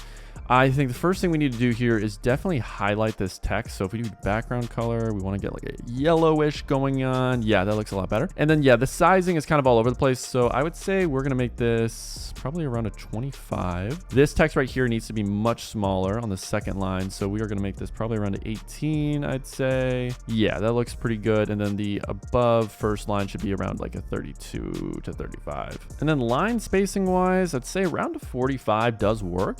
Yeah, I don't think that's too shabby. And then we might get rid of some of the top padding just to, again, keep it a little bit shorter and condensed. Now, I will admit, this is kind of close quarters, so you may consider spacing it out when you design it in your own way. And again, you can get inspiration. You don't have to just copy and paste me. Maybe you have an actual brain in your head and you have some inspiration and creativity. What am I saying? You're a dropshipper. There's no way you have that. So let's go to our second button here. I don't know why I'm roasting you so hard in this video. I apologize if you genuinely get offended. But we're going to have this button here. This text, we're going to remove. Honestly, we just don't need it. This is the only text you really need. It's 15% off your cart. Make it so simple that even someone without a brain that has had a full lobotomy can understand it. So we're going to return to my cart. And then finally, are we going to have these questions or this text here? Probably not, but we're going to do the same thing of getting rid of the social links, and we are going to have that footer of our good old friend Alexandra. So let's get rid of that text, and then right here, we're going to do the same thing, make this full width, and we are going to change that call to action to complete my purchase. And of course, we're going to make sure that each font is the right font. So we're going to do Helvetica for everything here. And then final thing is we're going to add that text block as we mentioned and just copy and paste our little Alexandra Clark here, our head of customer support, our trusty head of customer support. And we're going to make this Helvetica and we are going to center that up. Guys, I know I'm a genius. So for subject line, we could do take 15% off your order today. And for general practice with your subject line, you don't want to do any exclamations. You don't want to capitalize all letters because basically how spam filters work is obviously they notice trends. So most spam emails have a lot of punctuation marks. They have a lot of capitalization. So I usually don't like to include any of that stuff because again, name of the game, deliverability. So we're just going to do something as simple as this. And then for our A/B test, we can think of another quick little subject line to go with. So scroll on down. We could do complete your order today, save 15% off today only. So something along those lines. I'm gonna do something a little bit riskier and just say warning, 50% off discount ends soon. Again, no exclamation mark, but it's warning. I mean, you can say the word warning. There are definitely some words that trigger filters as well. So warning could potentially be one of those. So maybe I'm a little bit of a dunce, but we're gonna go with warning. Alrighty, so now we have to set up our final email. So we are going to do 6 hours. So that way they get 3 emails within 12 hours and that should be enough harassment for them to finally come to their senses. And then we're going to add a third email down here. Okay, cool. So in terms of setting up this email, it's going to ask us to choose a template. So what I'd recommend is that through the templates you've already created here, we are going to save these emails as their own template. So this is, discount code reminder, and we're going to click save as template, and then we're going to use that one again. So now we're going to click select template on our new email, and then if we go to our save templates, yep, we got this one right here. And a big reason why you want to save it is because that block in the middle, the item product title, that will dynamically populate whatever product has been added to the cart. It's very difficult to recreate. So that template, it's really, really essential, this table. So that's why I always will just create a template when I create a brand new email from scratch. So in terms of this final email, we really want to get the idea across that this discount code is going to expire soon. All right, so for line spacing, I'm going to do about 105. So get 15% off your order before your code expires. That looks pretty good. And then I might have one sentence below that just mentions how there's maybe a few hours left. So there we go. Complete your order in the next 6 hours and use code ALOMA15. And we are just going to get rid of this one. And then we're going to highlight this one, of course, in our yellow. So if we grab that and then make that yellow, how does that look? Get 15% off, complete your order in the next 6 hours, return to my cart, complete my purchase. Ladies and gents, that is truly all you need to do. So of course, for other options for text, you could do checkout now, you can do shop now, you can do see my cart, you can do view my cart, so many different things. It's really whatever tickles your pickle. So from there, we can see that it looks pretty good. If we go back to our first email here, yeah, it's 3 lines, not the end of the world. So yeah, maybe we might make it a tad smaller on mobile. There are a few tricks that you can do with text. So for instance, this is text for desktop specifically, but what you can do is just say that, okay, that text right here is only on desktop, but we could recreate it again. And I know this is kind of advanced. Maybe I shouldn't even be teaching you this because this is some dark level wizardry, but then we can make this one mobile only and then customize it specifically for mobile. So that way the two don't really interfere with each other and they look good on both. So let's say for instance, we wanted to do, okay, yeah, that looks pretty good for the size on that. Maybe we make this only 16 pixels instead of 18 just to see how that looks. Yeah, spacing wise, it's kind of a little weird there. Not liking how much spacing. So let's just move that formatting a little bit more. See how that looks together. Yeah, that looks so much better bunched up. So we just saved a bunch of space. Doesn't affect the desktop version at all. Then we click on save. Of course, make sure you preview and test, and you're Gucci. And then if you want some final subject line inspiration for this one, I would do last chance to get 15% off as your first subject line. Ladies and gentlemen, I'm going to teach you how to script, write hooks, and the exact marketing blueprint I use to create high converting ads that have generated me over $5 million in sales over my dropshipping career. And the best part about this blueprint is that anyone can do it, and it takes less than 1 hour to do to make high converting ads for any product that you test. Now, after running my own brands and my ad agency that makes ad creatives for 7- and 8-figure brands, I realized that the two most important things that you have to nail down to have a winning ad is the hook and the concept that you choose. Because you can have everything else right, the body, the call to action is absolutely perfect, the editing is great, but if people aren't interested in your hook, they don't have that curiosity in their head, they're not really engaged, then they're not going to watch the rest of your video and all of your effort is for naught. So that's why I put the majority of my emphasis on nailing those two things down. Now you may be wondering, what is a concept? And that's basically just a marketing angle. It's a way that you present the selling points and the problems that your product solves with your product. So some examples of concepts would be problem solution, or how to get a certain result and then a step-by-step following that, or 3 reasons why and then 3 reasons why you love your product. It's just the way that you present the selling points and the problem of your product. It's a way of scripting your ad in a different format. So there's tons of different concepts, hundreds of them out there, but essentially you're just going to be saying similar messaging and seeing what way of presenting the benefits of your product resonates with your target audience the most. And that's why you want to test different concepts, because it could be a how-to style that works the best, or it could be a problem solution. So when I test products, I like to have 4 concepts that I try. I find that's the happy medium for me, where if I do more than 4, sure, but I find when you do more than 4, there's a trade-off between efficiency and quality. And I want to be able to test a product within the same day. So for me, 4 solid concepts that are thought out of with having 3 to 4 hooks on each concept is the way to go. So for instance, if I choose a how-to ad style, then I will have how-to said in 4 different ways on that hook, because it's the most important thing to split test to get people's attention. Now, just to show you how powerful it is when you marry the right concept with the right hook, with this pheromone perfume brand that I worked with last year, we tried a few different concepts to see what would resonate with our audience the most. So we tried an unboxing angle, we tried a boyfriend reaction angle, we tried a TikTok comment overlay, and we tried so many different things. And the concept that ended up working the best was this one right here, where we put the potion on a single girl. She went out, and then immediately we saw the results of boys hitting on her. So we knew this concept was a winner, and we were able to scale it to, yes, 1 million views. But we tried that concept again, and we said, is there a better hook that we can test with this concept that again would resonate with people and would allow us to scale this brand even further? Because we know the concept, the idea, the way that we set up the stakes gets people interested. So we tried out with a slightly different hook of testing this perfume on my single friend for a night out. So again, we now have the implication that, yeah, she's gonna go out. We tried a few different split tests on the body part of making it shorter. And this ad, as you can see, 2 million likes, over 15 million views, and it scaled the brand to over $100,000 $1,000 a month by having the right concept figured out by testing and then trying out different hooks and different bodies to find the perfect combination that scaled this brand. So to summarize, you're gonna have 4 different concepts with 4 hooks, and then you're gonna pair those 2 together to have 16 ad combinations. And if you can't find a winner with 16 ad combinations on your product, then you either have a skills issue or the product is not right for you. So let's get into the actual process of doing the market research to actually know with certainty which concepts and hooks would resonate with our audience. So for today's video, we are choosing this example right here, which is this foldable travel carry-on duffel bag. So many different keywords. I know, but it's a really cool product. And basically this video has already gone super viral with the product. So when I first actually test with my 4 concepts, usually what I like to do is 2 of the concepts will be straight up ripped videos where I add 3 different hook variations to it. So I'll have the original video plus 3 hooks, and then that's gonna make 4 videos with that concept. And I would say the final note about choosing the right concept is understanding what concept allows you to demonstrate the value of your product and show people why they need it, rather than you telling them. Because a lot of beginner marketers will make the mistake, and this is the same thing as when you're writing a paper for your middle school English teacher. She's always gonna say, don't tell me about the character, show me through context, and I will come to my own conclusions. You want to help people come to their own conclusions as to why they need the product. So in this case with this product, we want to show people that they will save money.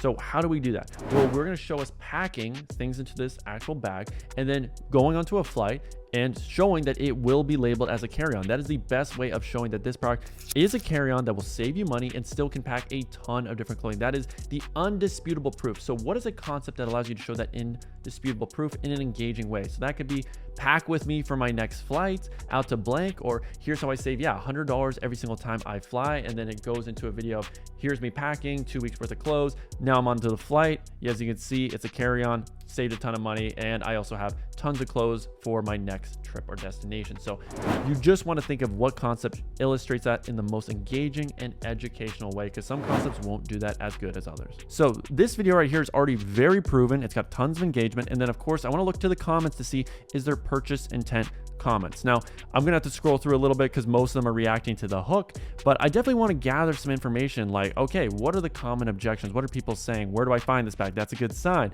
I like the bag. So there's definitely some proof of concept here that people don't just like this video because it's engaging. They actually like it too because the product is interesting and they want to buy it. So after doing some scouring on TikTok, the 2 best videos for this product are the 2 most popular ones. They both have over 1 million views and they have tons of different purchase intent comments. So what I'm actually going to do for this product is, yes, 2 of my concepts will be just ripping these top videos and then adding different hooks. And we'll talk about how to do that later in part 2, where we cover how to edit. But in this video, we'll talk about different scripts for that hook that we can write to have some split tests, because you don't want to just rip this ad and that's all you ever test. You definitely want to add some sauce to it. Now, once we have that established, we have to get into the market research part of this. Now, when it comes to this market research phase, this is truly where you make your money. This is your bread and butter. This is where when you see your competitors selling the exact same product, they have that giant steak on their plate. You go up to them, stare them in the eyes, and you say, "Give me that." Give me that. What? Give me that. My food?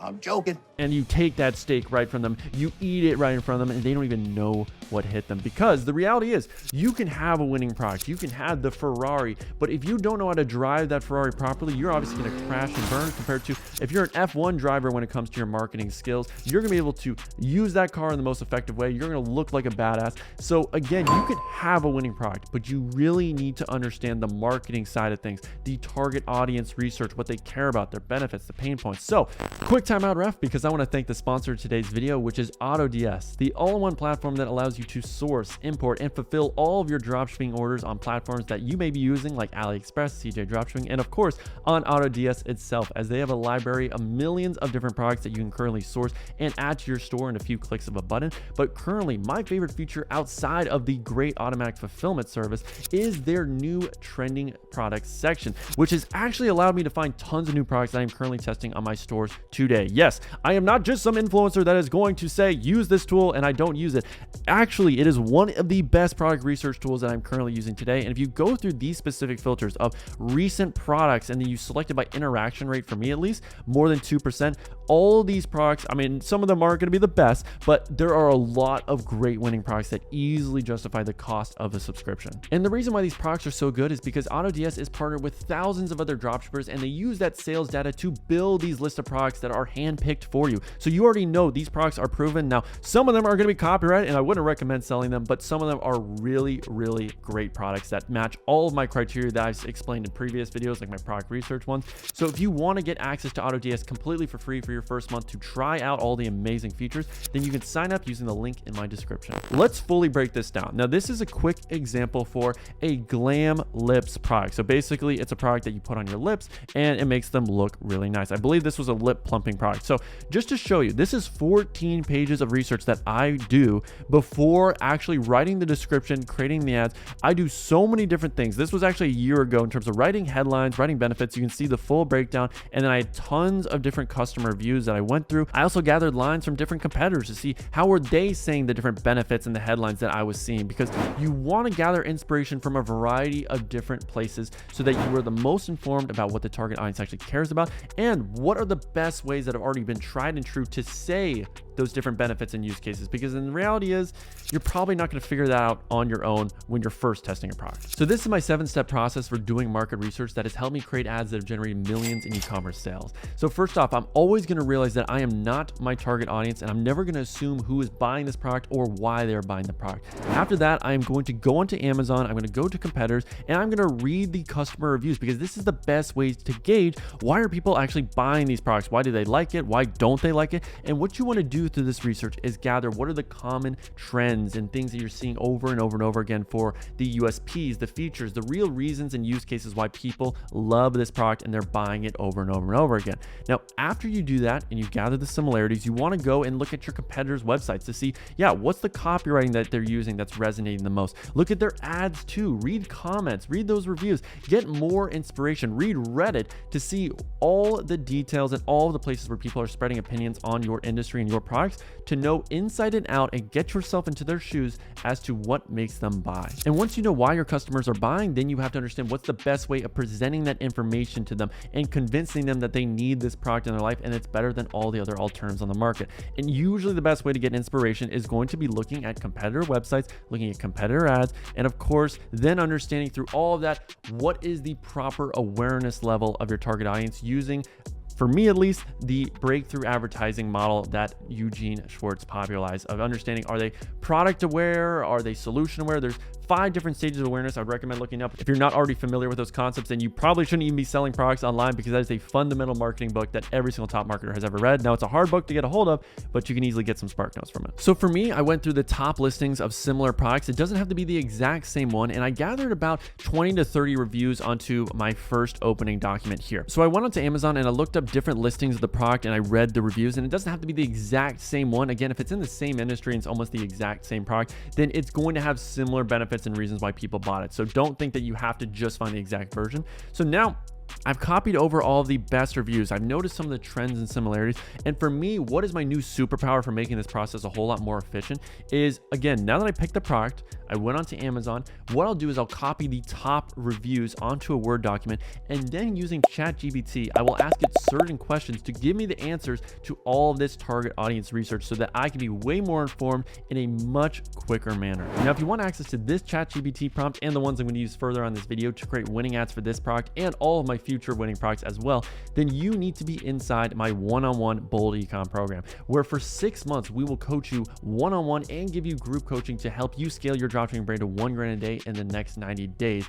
And this is the perfect environment that will push you, keep you accountable, give you the support of answering all of your questions and giving you the right guidance on what you're doing right and what you're doing wrong with your store that's preventing you from getting to $1,000 a day. And it's a lot simpler than you think once you have the right coaching and one-on-one help on your side. So if you want access to these prompts and a ton ton of other resources that we use, including those coaching calls and top product research tools that I'm currently using to find these winning products, then I would recommend booking a call down below with my team, and we'll see if they're the right fit to be working with you. And the best part is, if you don't hit $1,000 a day within that time frame, then we'll keep coaching you for free until you do, guaranteed. So no man or woman is left behind. So while you won't have this exact prompt, you can get the idea of what I'm telling ChatGPT by just looking at the answers here. So after putting in all of those reviews and a few other ideas into here, ChatGPT told me exactly who are my main target audiences, which makes sense. So frequent travelers, people that are style conscious, because yeah, there's a lot of people that fly and they want to make sure their bags they're using are aesthetically pleasing, they look nice. That's why there's been a huge trend in this luxury luggage space, the more modern kind of metal or aluminum design. And I know I'm one of those people that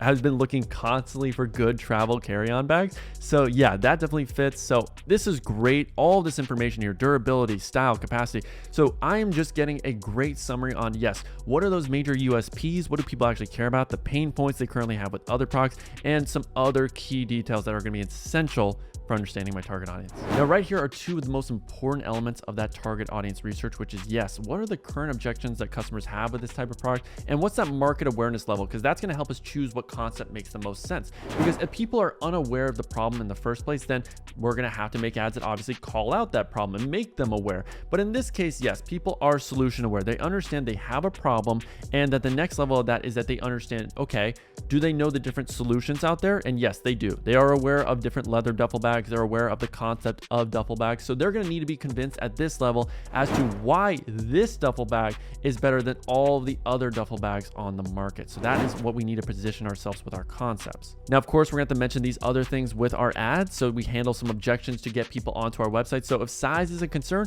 cool, then definitely in our ads, we're going to call that out and say, wow, this was a lot larger than I thought it would be. I could fit tons of different outfits in here, which is insane. It actually carries more than my traditional larger duffel bags that I have to check in and actually pay extra for. So that's easily the way we can handle that. Quality doubts, just make sure that, hey, this is great quality leather, it lasts for years. So again, there's a lot of different ways that we can handle that objections, but this is just great information to know, because you want to be kind of like a psychic, a mind reader, where you can already read the thoughts of your customers before they have these objections pop into their head. Now, my next prompt after this is to gather some punchy headlines and some benefits that we can use inside of our ads and our copywriting and our product description. So I'm doing 10 punchy headlines right here, and we could definitely use a few of these for the benefits. So pack more, worry less. That could be a great line for a benefit. The last travel bag you'll ever buy. That could be a great hook for an ad. And then for these benefits, we're definitely going to mention a few of these in the ad concepts, because every single video ad concept you're going to have is going to have a benefits section. So you just need to figure out what are those benefits, and then what are the best ways to communicate those benefits.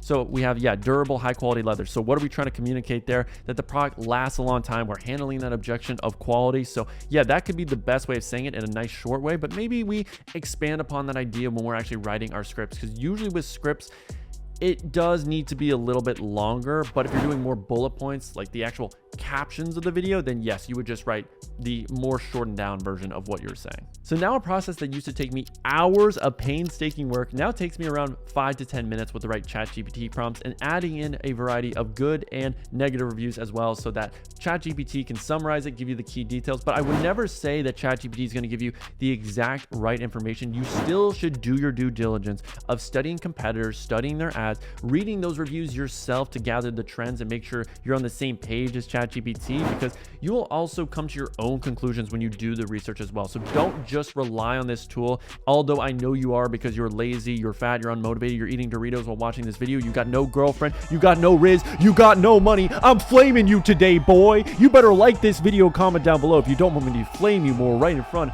of all of these baddies. But man, if you're gonna get this value, sometimes you just gotta take a little bit of heat, because yes, you're a dropshipper. I know you. I know my target audience, and this is one of the easiest business models. And you have an inclination to being lazy, and you just watch a few of these videos and you think you're progressing and that you're big brained and you're an alpha male that's smarter than everyone else, when the reality is you're probably not even going to apply this information anyways, so it's going to be useless, and you should probably just click onto a Cocomelon video if you just want to be entertained anyways. But for the real hustlers, for the real people that want to develop their skills, let's keep continuing. So in terms of concepts, here's a few examples of concepts you can use for every single problem solving product. Now, again, if you're selling clothing, you may be wondering, Ethan, are these principles obviously something that I can move over to those types of products?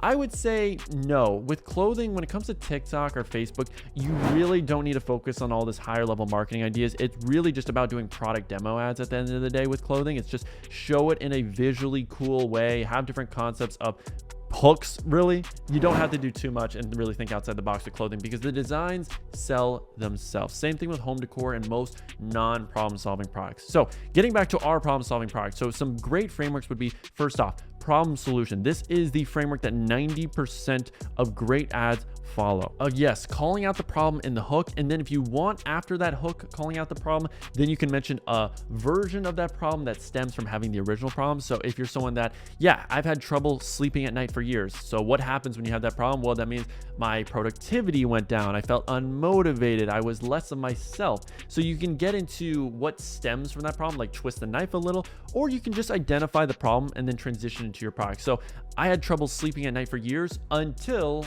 I tried out this new magic sleep pill, or until I tried this weird hack out. So there's a few things you can do to just transition right into the product, get as fast as possible to the solution, and then mention a few benefits or demo the product and how it works, call to action, and you're good to go. That is by far the most profitable framework. I know it's simple, I know it's basic, but this is like the vanilla ice cream that just never lets you down. Now, a few other frameworks would be, yes, the before and after, the social proof angle. Now, I have a full breakdown right here that you can read for all 5 of these different angles. Now, I personally have about 30 plus different angles that I will go in between and test. So if you want full access to that, hey, we got a one-on-one program for a reason. If you want that elite sauce, then you're gonna have to pay for it. I can't just reveal all the sauce for you. What do you think? I'm P. Diddy? I'm just throwing it out to all you guys. But these top 5, if you use these and execute these the right way, can easily help you scale to 3, 5, 10 grand days. In fact, problem solution is really all you need. So follow this framework to a T, and you're gonna have some great angles right there.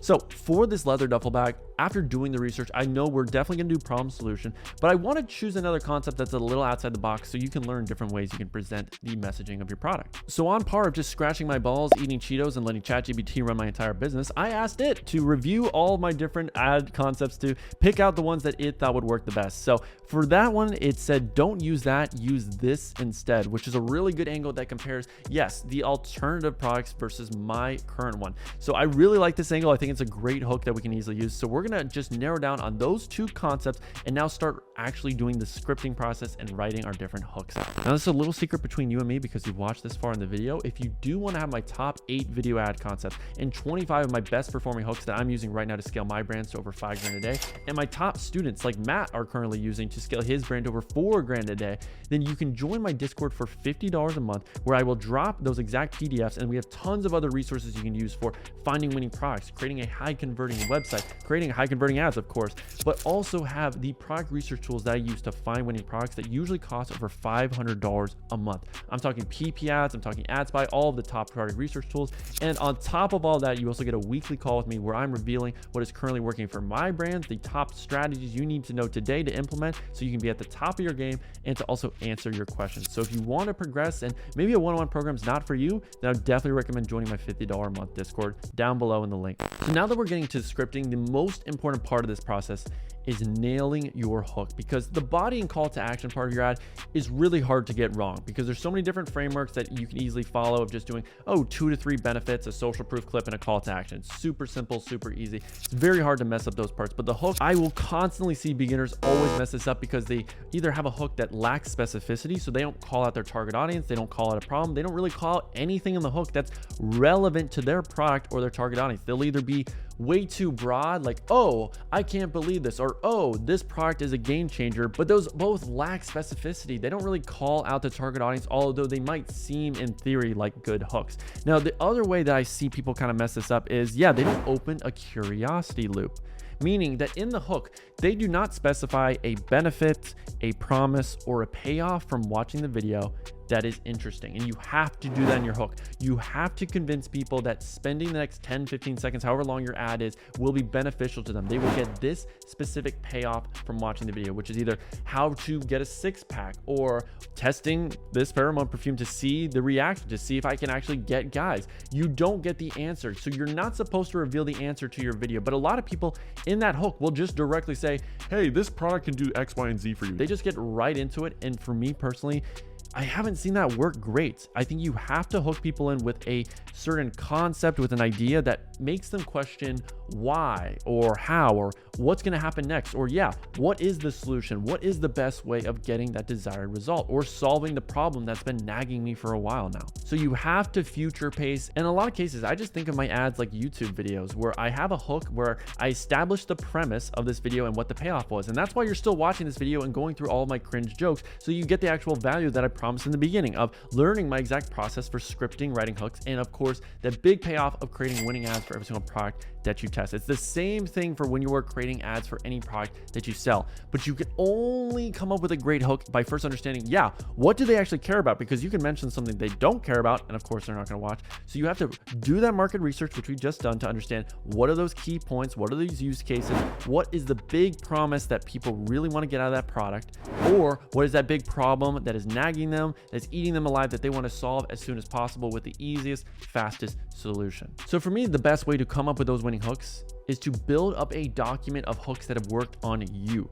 When you go to PP ads or TikTok and you're just scrolling, what hooks captivated you to stop your scroll and actually watch that video? So for me, I have a whole document of over 100 plus different hooks that have personally worked on me that apply to our e-commerce industry, that when broken down can work for every single product that you test. So of course, this document only available for the one-on-one students. So again, if you're really interested, book a call down below with my team. And if you really just wanted the exact blueprint and you have all the information you're going to ever need to scale to $1 grand a day, I'll join that. But of course, in this video, I'm going to share with you quite a lot that you can use right now. So let's go through 10, and I'm going to my editor blur, half of them out. But so first one, here's something I wish I knew sooner. Now this could be, here's something I wish I knew sooner, travel edition, fitness edition, or here's something I wish I knew sooner before I turned a certain age or before my last flight. So there's ways you can make it specified to your specific audience and niche. Next one, before you scroll. This is a great hook. So before you scroll away, if you want to know the fastest way to do blank, or if you want to solve blank,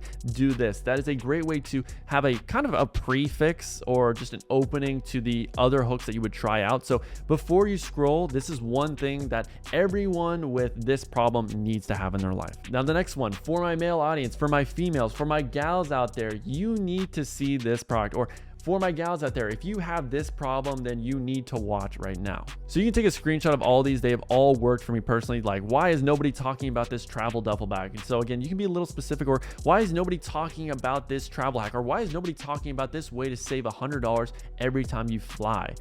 That's going to pique my curiosity. If I'm someone who flies all the time, I want to know how I can save some money. Everyone wants to know how to do that. So after studying some of the winning ads from my competitors on Facebook, using the Facebook ad library, as you can see right here, there's tons of different videos for this product. And also again, analyzing the top performing video on TikTok for my product to understand what benefits resonate with people the most, I figured out that the best way to do this script of problem solution is focusing in on that angle of saving money every time you fly. So here are the hooks I went with specifically of hate checking bags every time you fly, because again, that's saving you money. Stop scrolling if you hate overpaying for luggage. So I'm just fully going in on that angle of saving money. So all of these have a slightly different feel to them, and they will perform differently if you test all of these out. So I'm going to do that with that. And then the body part of this will all be the same afterwards. So the only difference among the 4 variations are going to be the hook itself, which is the most important thing to split test, along with the visual. And that's something we'll get into the actual editing video, because yes, I would say the visual actually plays a bigger percentage of your hook performing well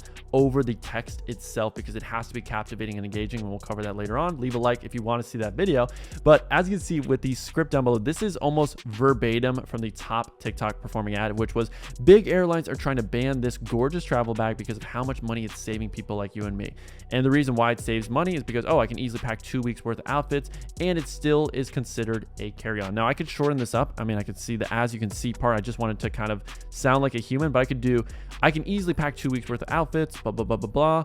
I can even get rid of all my accessories. I can easily pack 2 weeks worth of outfits into this bag while still being considered a carry-on. So you can shorten up, you can make it longer. It's up to you.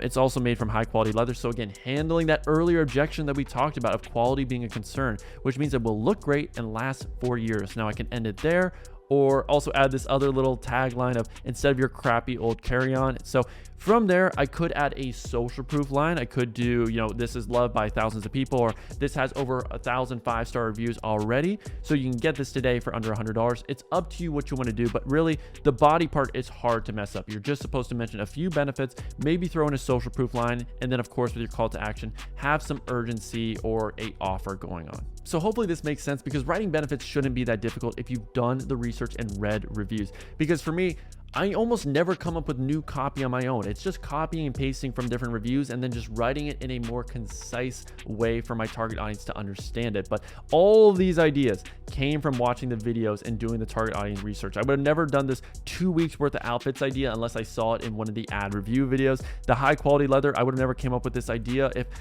honestly, I didn't see that the quality wasn't concerned. If people didn't mention that quality was one of the reasons they bought, then I would never mention this benefit. I would have stuck to something else that is more pertinent, like, the style being important. And then for my second script of don't use that, use this instead, I need to have specific hooks that obviously are going to mention some alternative solutions. So after going through my hooks document, I found 4 that I think would work perfect. So stop bringing your giant luggage bags every time you fly. Why stop using huge luggage bags? So that's going to be the main alternative. These huge luggage bags, the huge carry-ons that are bigger than your entire body that you don't want to be carrying, wheeling around, and also cost a shit ton to obviously have on the flight. So you're going to save money. You're not going to roll this around anymore because this will pack the same amount.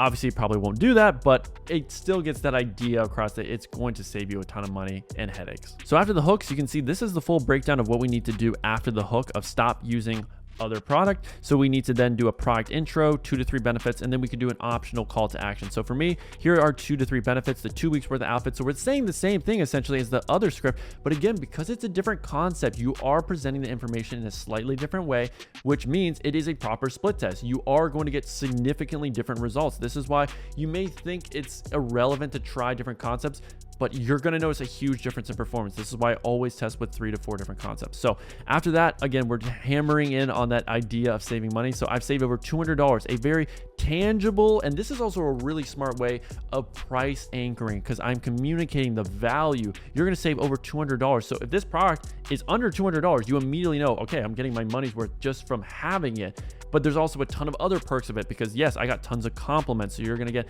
social proof. You're going to get social validation. You're going to get that attention that you never gotten from your father so that you have to buy this product to finally justify your existence on this planet and get just one compliment in your life. Because as a guy, whoever gets complimented as a dude, I didn't get the first compliment from a woman until I was 18 years old. And you see, the girl didn't even like me that much. It was a prank. It was a dare from her friend. And it's so lonely out here. All I ever do is just go to the gym, cry, and make dropshipping videos. I mean, what am I doing with my life? Genuinely, for my guys out there, when is the last time you got a compliment from a female?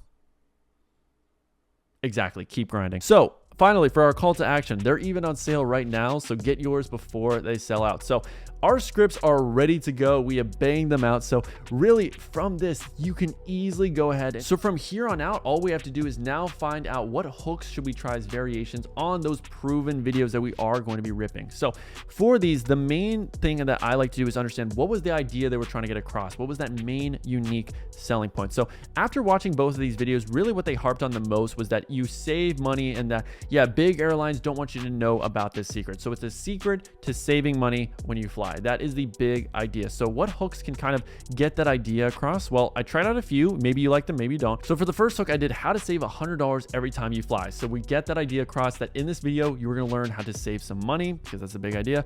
I can't gatekeep this travel bag anymore. Now we could change this to travel secret, or I actually think that would make a little more sense. I can't gatekeep this travel secret anymore. Tired of hauling your oversized luggage. Now, does that necessarily relate to the saving money? Not as much. So we could do tired of carrying around your overpriced luggage or checking in and paying exorbitant fees for your giant oversized luggage. So we could do more of that. I would definitely work around. And then the final way of wording this is how I save $300 a month on my flights. So just different ways of saying it. And then for the other one, which was also the same thing of saving money, but I also noticed the theme of you can pack tons of different things. That was a clear, huge concept. I did watch till the end to see how much I can fit into this travel bag. That creates curiosity. It asks a question in your mind. You're thinking, how much can you pack? Or here's the best way to save money every time you fly. You're giving people enough of a bone. You're just dangling that carrot in front of their face so that they keep chasing it. Because if you just give them the answer of this travel bag will help you save money every time you fly, maybe that will create a little curiosity because people will say, how does it do it? But in general, you're kind of spoiling the surprise. So again, you don't want to give them the answer immediately. So other ones, why is nobody talking about how much you can pack in this bag, blah, blah, blah, blah, blah, blah, blah. So hopefully now you get the idea. I'm really just going to use only 3 of these hooks, and then that will be my variations of the original plus the original video. And that way you're going to have 4 videos from this concept, 4 videos here, 4 videos with the other, and you're gonna have a total of 16 different videos that you can try and test. Now, obviously, we gotta go ahead and actually do the editing part in CapCut and make these come to life, which is going to be in part 2. So comment down below part 2, and we'll get that done as soon as possible. And I would say the final sauce I can give to you guys is if you are on ChatGPT 4, which I believe is $20 a month, there is a different GPT tool called AI UGC scripts. And this is where you can actually plug in different frameworks. So you could plug in that problem solution framework and then give it some ideas of the target audience research you've done, so it can come up with scripts on its own. And it generally does a pretty good job. I'll just show you a quick example of one it currently did for me. So it did a few of these benefits and gave me some good inspiration, so that, yeah, other bags are very bulky and they wear out. So if you're looking for some more inspiration, some more copy that you can model, I would definitely recommend using this tool. And then the final cool thing you can do with this tool is once you have your script written out, you can ask it to come up with what visuals should you actually use, so that way you have some guidance when you are actually in the editing part of making these ideas come to life. So for instance, stop bringing your giant luggage bag every time you fly. A frustrated traveler, yeah, that is just hauling this huge thing that doesn't fit. So I could easily see if I go onto TikTok and just do like viral video of someone just carrying a giant travel bag that's just so large, it's comical, that could definitely get people's attention. Or someone trying to get onto a flight with a huge bag and security is stopping them, they're not letting them on the flight, and they're freaking out about that. So there's definitely a few ideas, but it can just get that ball rolling for you, because sometimes it can be a little more difficult. Oh, I didn't see it there. You want to learn how to edit high converting, winning TikTok ads for every dropshipping product you test, eh? Well, you interrupted my mewing streak, but you came to the right place, because the ad doctor has arrived. So I'll teach you all the nuances, all the principles, but in exchange for this information, I'm going to need you to smash that like button and comment down below, and you'll learn everything you need to know to create winning ads on repeat. Now, this is the part 2 of a series where we're going to create winning, high-converting ads for this leather carry-on duffel bag. Now, before you start doing any of the editing process, you should already have your scripts in place, which we covered all in the last video. So if you have trouble with scripting, definitely take a look at that. But you can see right here, we have our example scripts for 2 concepts that we're going to make today. So we got the hooks, we got the benefits, and we also use ChatGPT to get some examples of visuals that we're going to need to represent the different points in our script. Now, if you already have experience, then you can use your common sense to understand that, okay, if I'm talking about a certain point, this visual is going to make the most sense. But after you have the scripts, the hooks, and some visual inspo, now you need to gather content. Now, here are the best places to find content for your dropshipping ads. And that would be first off with PP ads, looking up the keyword of your product on the ad search and the product search function to see different videos. Now, obviously, you're going to find your specific product in this case, and it'll take a little bit of digging. But once you find some clips and videos, then obviously download the ones that don't have a whole lot of text and ideally don't have both a person and music in the background, because it'll be hard to then place your own music. But with CapCut, you can actually isolate the audio now, which is a really, really cool tool. So for now, I would say look for clips of your product in action, just different shots, because mainly most of the shots will probably be the same. So you want to try to get a good variety. Now, of course, you can also look up the keywords of your product on TikTok. And this is where I actually found the majority of clips for this product right here. So we had tons of different viral content that has B-roll, product demo shots, so many different shots that I can use. Now, YouTube's also another great place. I just looked up the keyword. We have this video that's more of a product demo, and it's not the greatest quality, so maybe we'll use it, maybe we don't. But again, you will find content on YouTube. You'll also find it on suppliers. So right here, I have a different supplier for my product. And as we can see right here, they have a video. So they have a few close-up shots that we can possibly use. And I would also recommend looking at the keywords, going on to Amazon. You will find new content. And this is definitely something I could see us using. This is a really, really sexy shot. It's up close, seeing the product demo in action. And then the final place, which is very underground, this is probably the best place to actually find content, is using the Manea Magic Search tool, where if you grab an image of your product, you can upload in here and it will find all of the different ads on Facebook, TikTok, Pinterest that use your product. So you can use this for getting tons of content. So right here, this video I was not able to find on my own. So it's just incredible how fast it is. This is also a nice little product demo video that I did not see earlier. Honestly, these shots aren't too bad. So I could definitely see us using this. Like, I don't even know where they got this UGC creator right here. So we're just going to right click and save that. And of course, I would go through, scroll, and just gather as much content as I can. Usually at the end of this process, I'm going to have about 20 to 25 different clips. Now, before you finish gathering your content, you also need to understand that with your hooks, you are going to have to think outside the box. And a lot of times, you're not going to want to use the actual content of your product in the hooks. You want to try to gather other clips that would be more engaging and captivating. So if we look at our scripts right here, our first hook is hate checking bags every time you fly. Now, it wouldn't really make sense to have a clip of us opening the product in this case because it doesn't really correlate that much. So I would want to show a visual that shows this in the most interesting, engaging way. So I would hop onto TikTok, I look up the keywords, and we see this video right here of this guy actually checking in his bags, and that would make a lot of sense for the visual. We also have this right here, a funny clip of people, trying to finesse the checked-in bag. So obviously that's not going to work, but this is a viral, proven piece of content. It has tons of likes, tons of engagement, so I could see that being a way better hook visual than just, here's our product and we're starting the video. And then as a final example, we have stop bringing your giant luggage bags every time you fly. So again, wouldn't really make sense to just show here's us starting the clip of us opening and demonstrating the product. It would make more sense though to hop onto TikTok. I mean, this visual right here, way more interesting of a hook. I mean, that's going to captivate your audience's attention. I'll see if there's anything else that kind of stands out, but I'm going to go through, do a little bit of research. Like this right here is enormous. I honestly need one of those to fit the bones of everyone that watches this video and doesn't end up liking, therefore preventing me from being the greatest, most popular dropshipping YouTuber known to man, which I already deserve. What do I have to do for you people? All right. Okay, we'll get into the sauce part of this video. And then the final thing you'll see here is that I did write out some hooks for some ads I'm just going to be repurposing and split testing by adding different hook text to see which one resonates the most. So in some cases, like you see with this video right here, the text isn't actually said in the script. It's just to give people context on what they're about to watch. The payoff of the video, it creates a curiosity loop in their mind as to, oh, yeah, I want to figure out what is this key thing to spice up my relationship. So as we can see with these hooks, I'm just going to write these out as text, like how to save $100 every time you fly. That is just going to be text, and we'll talk about how to design it like this as well. All right, so let's hop on over to 11 Labs, and we're going to have our AI voiceover be read here. And I absolutely love the Chris voice. I think it is fantastic, but play around, see which one fits the vibe of your product the most. So in this case, I'm going to need a male voice. So I could do my own, which I have actually created a duplicate of. So if you go to the creative voice, you can duplicate my voice and have it on every single dropshipping ad. Therefore, it's great branding for me, and everyone's going to think that I'm running all the dropshipping products in the universe. So I definitely recommend downloading some clips from this video so you can use my voice. You have my permission. Now, unless it says anything sus, I swear to God, if you have me saying skibbity toilet and that we need to run Fortnite duos in your ads, then I'm going to come to your house and gritty right in front of your mother. Think about it. All right, so yeah, in order to actually clone a voice, you go to the instant voice cloning or voice design. It's up to you. I do instant voice cloning. And what you could do is gather videos from different influencers that you have permission from.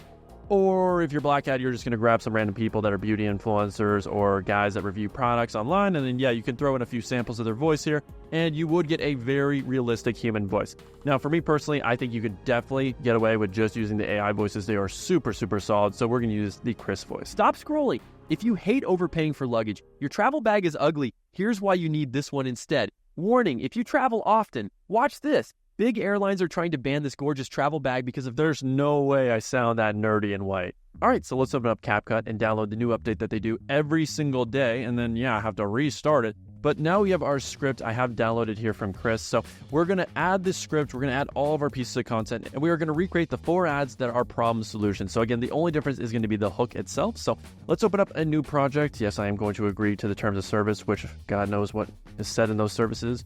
I know if you guys saw that one South Park episode about reading the terms of service, you know exactly what I'm saying. So we're going to import everything just like this. So we have about 20 pieces of content, and we're just going to start from the beginning. Plus, let's upload that audio clip. All right, so we're going to edit this one hook at a time. So let me see where it actually starts the script. Here's why you need this one instead. Okay. Warning. If you travel often, watch this. Okay, so the actual script part starts right around here. So I'm going to cut out all the other hooks because they will be added later on.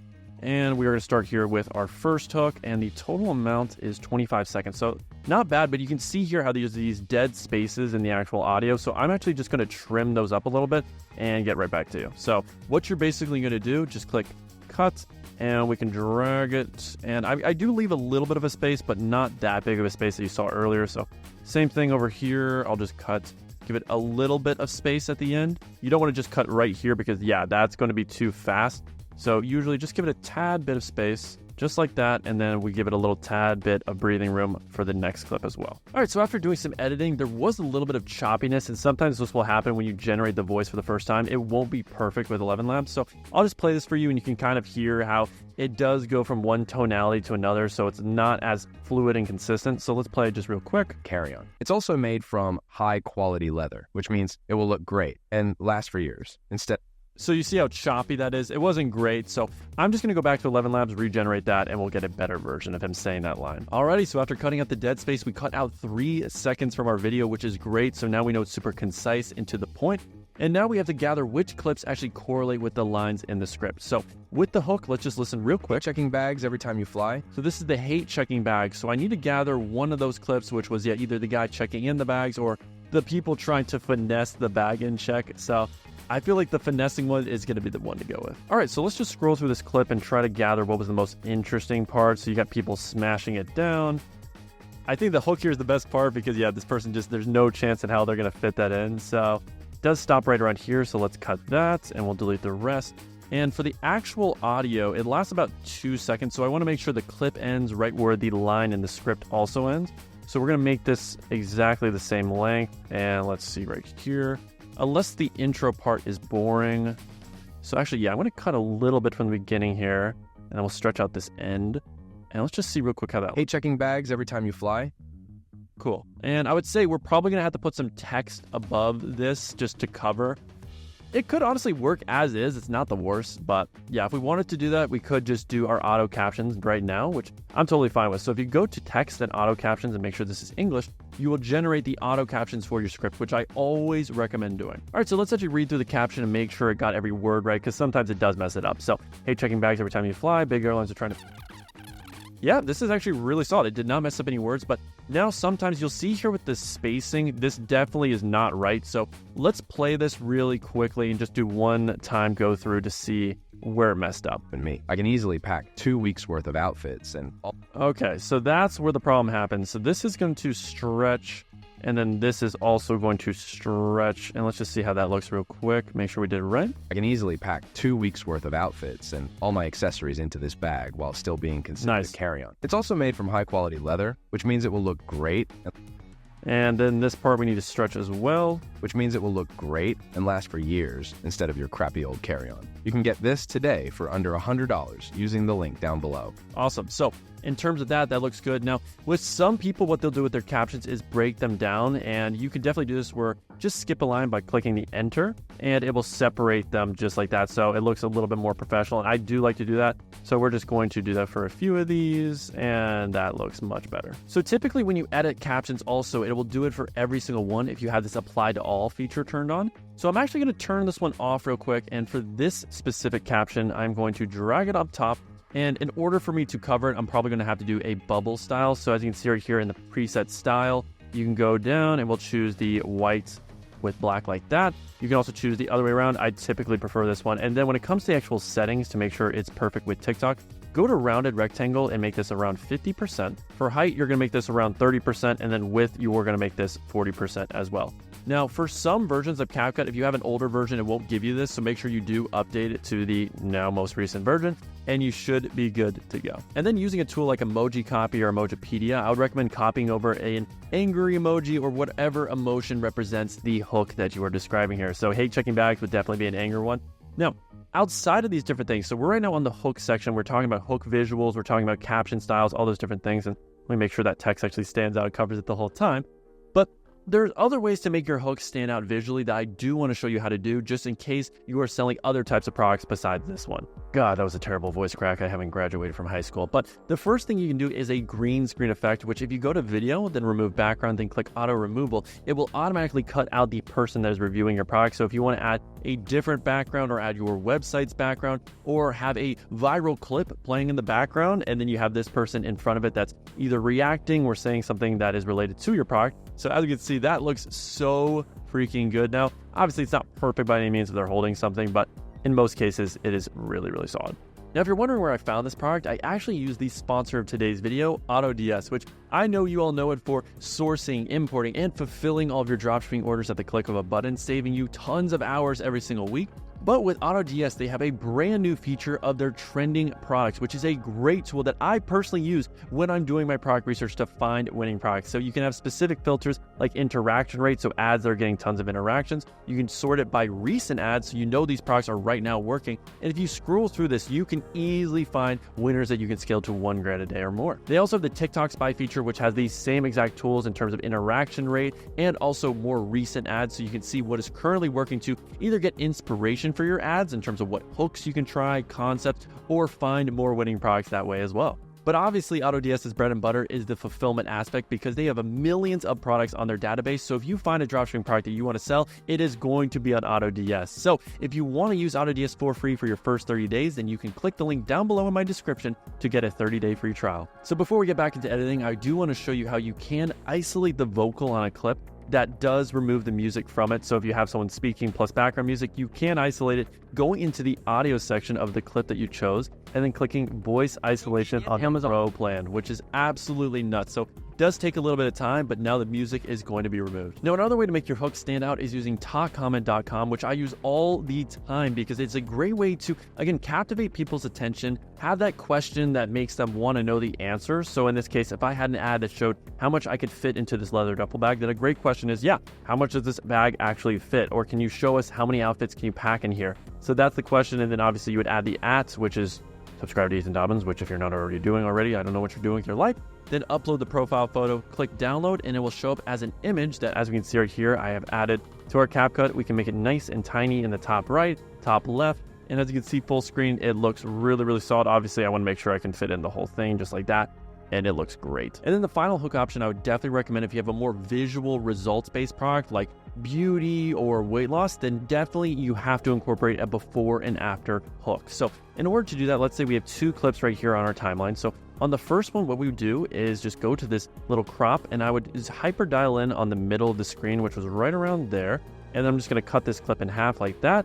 I'm gonna drag the outline. And then for the next clip, I'm gonna do the exact same process, but I'm gonna cut it in half from left to right instead of right to left. So we're just gonna do that, make sure we're zoomed in. And it's not gonna be exactly perfect, but that right there allows you to do a nice split screen of a before and after. Now I know these aren't related to each other, so it's not the best example, but on the before you would wanna show their current situation, their bad situation, so skin not looking great, hair not looking great. But then on the right, here's the after of what it looks like when you use the product. Now, before we edit the rest of this ad, I actually do have an SOP document that you can see right here that reveals my exact blueprint for how I like to edit my ads and train my editors to edit in the TikTok style to make our ads engaging and scale our brand to $5,000 a day plus. Now, this is only available to my one-on-one students, along with, as you can see, tons of other SOPs, documents, resources, and coaching that will allow you to scale your dropshipping brand from $0 to $1,000 a day in the fastest amount of time. So if you do want to speed up the learning curve and actually work with a team of experts, have a one-on-one coach that's dedicated to you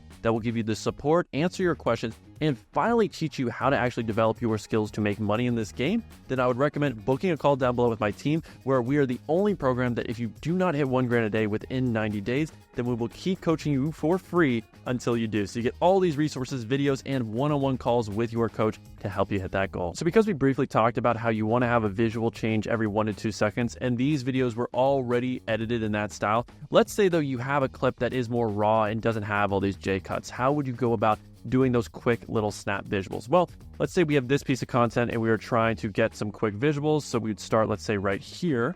And then after, so at 34 seconds, so let's say around 35:20, we'd cut. And then we'd want to get the next visual. So let's say the next visual is now us lifting up that flap on the side here. So we do that. And as you can see, and I think that actually was a little slow. So I'm going to trim it down to 1.5 seconds and see how that looks. We got that, then we got the flap. Yeah, that looks a little more natural. So I would say it's probably good practice to cut every 1.5 seconds of visual if you're doing a specific line that's around 4 to 5 seconds. So that whole visual of this is a gorgeous leather bag, then I probably want to do around 3 shots. Each shot is about 1 to 1.5 seconds long that show the bag in different angles. So this could be an angle. And then if we get later on, so let's say we want to do this side angle, and then again, so 44:14, and right around there is about 1.5. We'd go around, see, okay, he's got this little hand shot, so 51:20, and then right around here is about a second. So let's put those two together, and that could be a good little compilation of side then again, another visual. So you're just going to do more choppy, more clips, more volume. All right, so the next line is big airlines are trying to ban this gorgeous travel bag. So in this case, I need to show a shot of the bag looking absolutely gorgeous and pretty. And I don't want to delete all my captions, so let's not do that. So I'd say right here is a good, clean clip of the product in action. Looks nice. So let's make sure that covers the duration of this script. So let's see right here. Big airlines. All right, so I'm going to try this clip right here. It has extended to the length of this line. So it's about a gorgeous travel bag. So I just want to have nice, sexy shots of the product. Big airlines are trying to ban this gorgeous travel bag because of how much money it's saving people like you and me. And I love how this is already edited because it has fast cuts, because that's what I would recommend. Because this is about 5 seconds, you're going to need to have multiple shots, usually every 2 seconds, to just, again, have a new visual, keep people entertained and engaged. So this already has done it for me, and this is the style you definitely want to model. Now, the next clip is about packing 2 weeks worth of clothing into this. So we're going to need a product demo shot. So this one right here would be a pretty solid one. So let's see where we'd want to start. So we have, throwing the clothes. I'd say right around here is where I'd want to start. So we're going to delete that. Just see how it flows. Let's see if this is any good. I can easily pack 2 weeks worth of outfits and all my accessories into this bag while still being considered a carry-on. It's awesome. Yeah, I think that definitely works. Again, it's already edited in a nice visual way where there's multiple cuts, so you're going to keep the attention. So pretty solid here. So we're going to cut and then see what is our next line trying to say. It's also made from high-quality leather, which means it will look great and last for years. So that's going to be more about the leather. So we probably want some close-up shots of the product. So right here, we have some more visuals of the product in action, which I love. So let's see how that looks. It's also made from high-quality leather, which means it will look great and last for years instead of your crappy old carry-on. Awesome. Yeah, that's super solid. I mean, I will admit, you usually don't get clips that are just edited that perfect for you, but hey, it works. So let's see, our call to action is you can get this for $100. So now usually for call to action, you can almost put any clip. You just want it to be a good product demo clip. All right, so we have this final clip right here where this guy's pointing down at the screen, which is perfect for what we need. So I'm just gonna make sure this fits pretty much the amount of length that we need, and we're gonna remove that audio. Let's just see. You can get this today for under $100 using the link down below. Hey, checking. Awesome. Yeah, that's perfect. I'm gonna make sure this ends right where the audio ends as well. And obviously there is some text on screen from the original clip, so I'm just going to zoom, see if I can actually just crop it out by doing this real quick. And I think that still works. Let me just see. Yeah, it's a little blurry, but I still think it works. And it looks like it did delete one of my captions right here at the end, so I'm just going to add new caption by copying and pasting, and we're going to do using the link down below. Now, the final thing you might be saying, wow, Ethan, this is ready to go. There's 2 elements we're missing, and that's going to be editing these captions to be way more engaging than they currently are, and then adding our trending music. Now, the 2 most common ways to edit your captions in terms of styling is to do the white text with a black outline. By far, this is most common on TikTok. So if you do want to blend in and make your ad look like a natural video, then this is the way to do it. So right here, click on your text. We are going to now click apply to all. And as we scroll on down, you go to the preset style right here. And then typically for thickness, instead of 40, you want to do around 33. And then in terms of placement, usually you want to place your text in the middle unless there are faces. Now, if someone's face was here, so let's say we grabbed this clip right here, this content creator. I don't like to put the caption on the person's face. So I usually would put it underneath the chin or above their actual face. So again, I don't want it to be distracting. But for the sake of this ad, since there's no faces, we're just gonna put it right down the middle. And right there, that's perfectly fine. That's really all you need. Now, the other most common style is doing the opposite, where it is black text with a white bubble. So going right here, this is the second most common. So if you are gonna do the bubble, make sure to go to the background section and choose this. And then rounded rectangle, again, we're going to talk about this. We're going to do 50, 30, and then 40, as we talked about earlier on. So that looks perfectly fine. But actually, my favorite template to do is going into the templates and doing the one word at a time. I find this is the most engaging. Now, there's a few others that I do like. So going into here, the quick brown fox. So just to show you real quick how that looks, it highlights the specific word that's being said. So I love that one that's in the yellow. I love this version too that's in the pink. I've tried multiple. It's usually either one of those 4 is the ones I like to do. This style of font looks really nice, but it doesn't have that one word being highlighted. So I'm a big fan of the one word being highlighted. It's up to you really just what font resonates, because they have so many different options. So you do want to usually save these into your favorites folder. But for now, we're going to do one word at a time, because I know that is just the one that converts the best for me. Now, if you want to follow a video to see how these ads that I'm going to make perform, then leave a like and comment ads down below.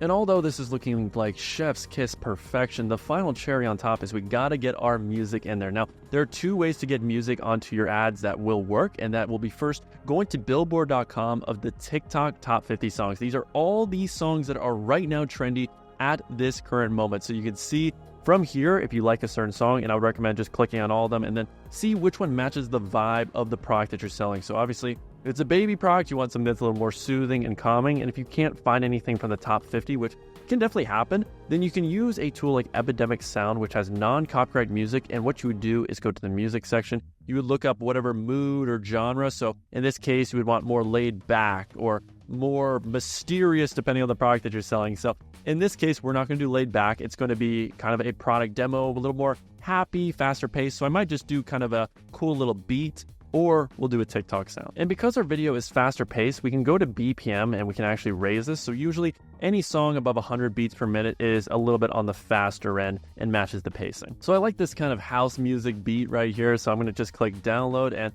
we are going to do the full track and just cut out this segment that we like the most. But let's see on TikTok if there's a sound that I think could beat that one. So once you add your audio track, usually you want to lower the decibels on it to -20 or -25. So you can see with CapCut, the original audio is enormous. It is going to compete with my narrator, so I need to lower it to the point where it is background music. So for some, it ranges from -15. I would say this is a much louder audio track than usual, so we're going to do -27 and just see what our final product looks like real quick. Hate checking bags every time you fly? Now, I can't play the entire ad because the music is copyrighted, but hopefully you guys now know how to edit your ads in this TikTok high converting style. Now, the final thing I'm going to do is we are going to get our repurposed videos, add the text as well with the hooks, and you'll see how that looks as well. So once I finish all the different variations of this ad concept, what I'll typically do is I will create a new project for each concept, because that way, if I do identify a winner, then I can just go back to the project for that specific ad and do my variations. But if you just edit on the same project and you end up deleting everything, then you're gonna have to recreate the ad from scratch, which is a pain in the butt. So always create a new project. So let's do it right now. As we see, we have our viral video, and what we're gonna do, go to our document right here, gather one of our hooks. So in this case, let's do the I can't gatekeep this travel secret anymore. So we're gonna copy that. Super simple, just add text right here from this section, click default text, and that is just gonna last as long as the hook itself.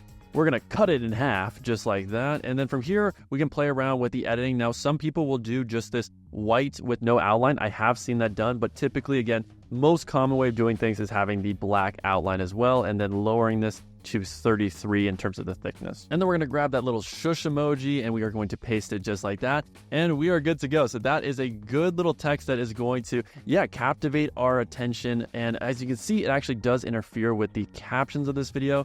So let's put it actually right down spank in the middle, and that's gonna work just fine. So usually you want that text to last about 4 to 5 seconds, not really the entire video, unless you're doing a clothing ad, which is usually the hook of most clothing ads. You're just gonna have that one hook, and that's the entire caption for the entire video.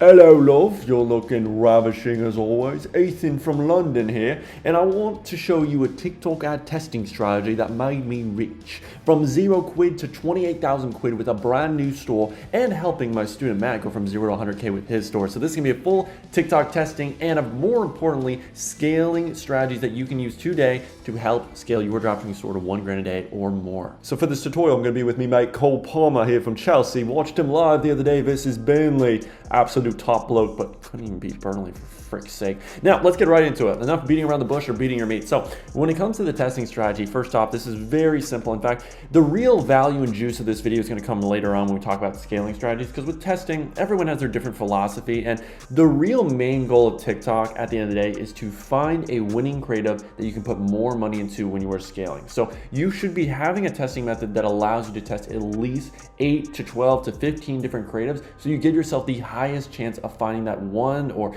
possibly multiple winners that you can scale with aggressively. So the product we're testing is the Vibrolux, and it's 63 quid. Way. Now, when it comes to the settings, so we're gonna do website conversions, we're gonna name the campaign the name of the product. Scrolling on down, we're gonna do a CBO at $50 a day. That is the minimum budget, in my opinion, for testing a product, so that you can at least get enough data within 2 days of knowing, is there some potential here? Now, scrolling down, I'm always gonna select the pixel connected to my store. If you don't know how to do that, just go to your sales channel, make sure you already have the TikTok one enabled, and then you can see in your settings if you've chosen the right ad account. Now, going back to our current campaign here, we can see if we scroll on down, placements, I'm always just doing TikTok only. These other things, I still don't know what they are, and it's been years since I've used this platform.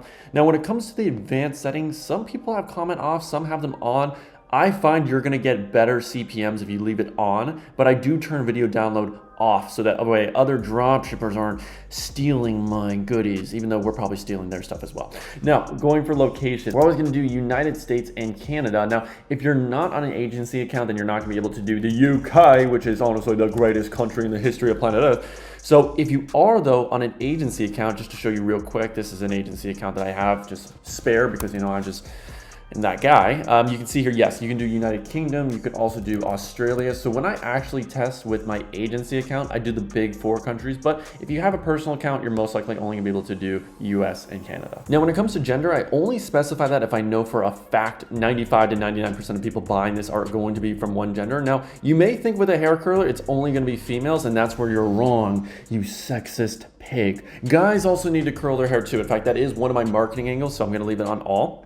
Now for ages, I usually do 18 plus because 13 to 17-year-olds have zero money. They're spending it all on V-Bucks because this generation is screwed. And then with interests and behaviors, I usually, with TikTok, I'm always gonna leave it broad, but we'll talk about interests a little later on. Now, when it comes to delivery, we're just gonna do midnight of the next day, or you can do 7 a.m. of the next day. Honestly, this is personal preference. So for me personally, I've been split testing it. I find 7 a.m. actually does a little bit better. And then I do like to day part from 7 right here all the way to 11. So scrolling on down, we're gonna do conversion, click next. And then with each ad group, I have a certain set of ads it's going to see.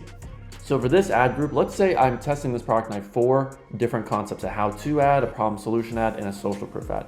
One of my ad groups is just gonna see the how-to ads. Another one of the ad groups is just gonna see the problem solution. And then another one is gonna see what other concept we have available. Now, when it comes to custom identity, I just do the name of my brand and the logo, but some people will do a little bit of a black hat method where they'll put a girl's name just so it seems more authentic, like Brittany Smith, and then you have a fake image of someone who's not real as the actual profile photo. So you can play around with that, see what works better for you. So there's definitely some cool methods you can do. And then when it comes to obviously uploading your video, pretty self-explanatory. You just drop your ads here. I already do have a few that I have uploaded. So as you can see, we'll just select all of the male angle ones because, as I said, that this is a new potential target market that just really hasn't been hit. And then when it comes to smart creative ads, I do turn this on. I like to give TikTok the option to play around with different caption and video combinations to find out what works the best. And then when it comes to captions, there's a few different styles you can do, which is more doing the urgency of a sale ending soon, ending at midnight, today only. You could do a social proof angle, which is, yeah, see why 5,000 people love this product, or you could do a caption that's more trying to get engagement. So would you try this? What do you think? Something along those lines. Is it worth it? So there's so many different things you can do to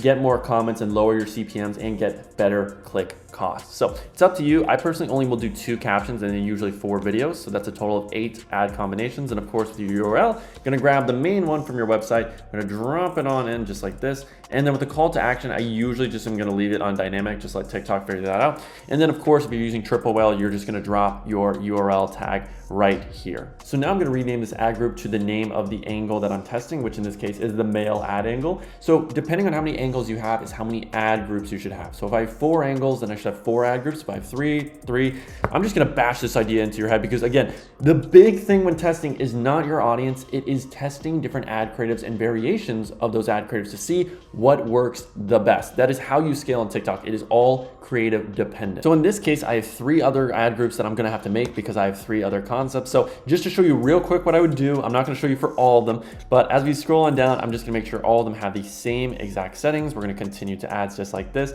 And then I'm just gonna remove the videos, but I will keep the same captions. So now that we're on the ad screen, we're just gonna delete these real quick. And then again, I'm just gonna grab the next one. So the next one is going to be our before and after So we're gonna just grab all of them. We have 1, 2, 3, 4. Actually, it looks like I only have 3, but again, you get the idea. So this ad group right here would just be called the before and after. And then again, we just do the same exact process for the other 2 angles that we have, which was the get ready with me. And then I believe we also had a problem solution. And that is your initial testing campaign ready to go. So you can just launch with this. And then obviously after some time, analyze which ad group is getting the spend and which one's profitable. Then you just cut off the ad groups that are not working and then increase the spend of the campaign so that the ones that are still on get more spend so you can scale. Now, besides just doing this, I will admit when I test a product, because I got more money than you, I mean, hey, your boy's affording some new Tissot watches while he's out traveling in London, you know, I do pretty well for myself. Also huge penis.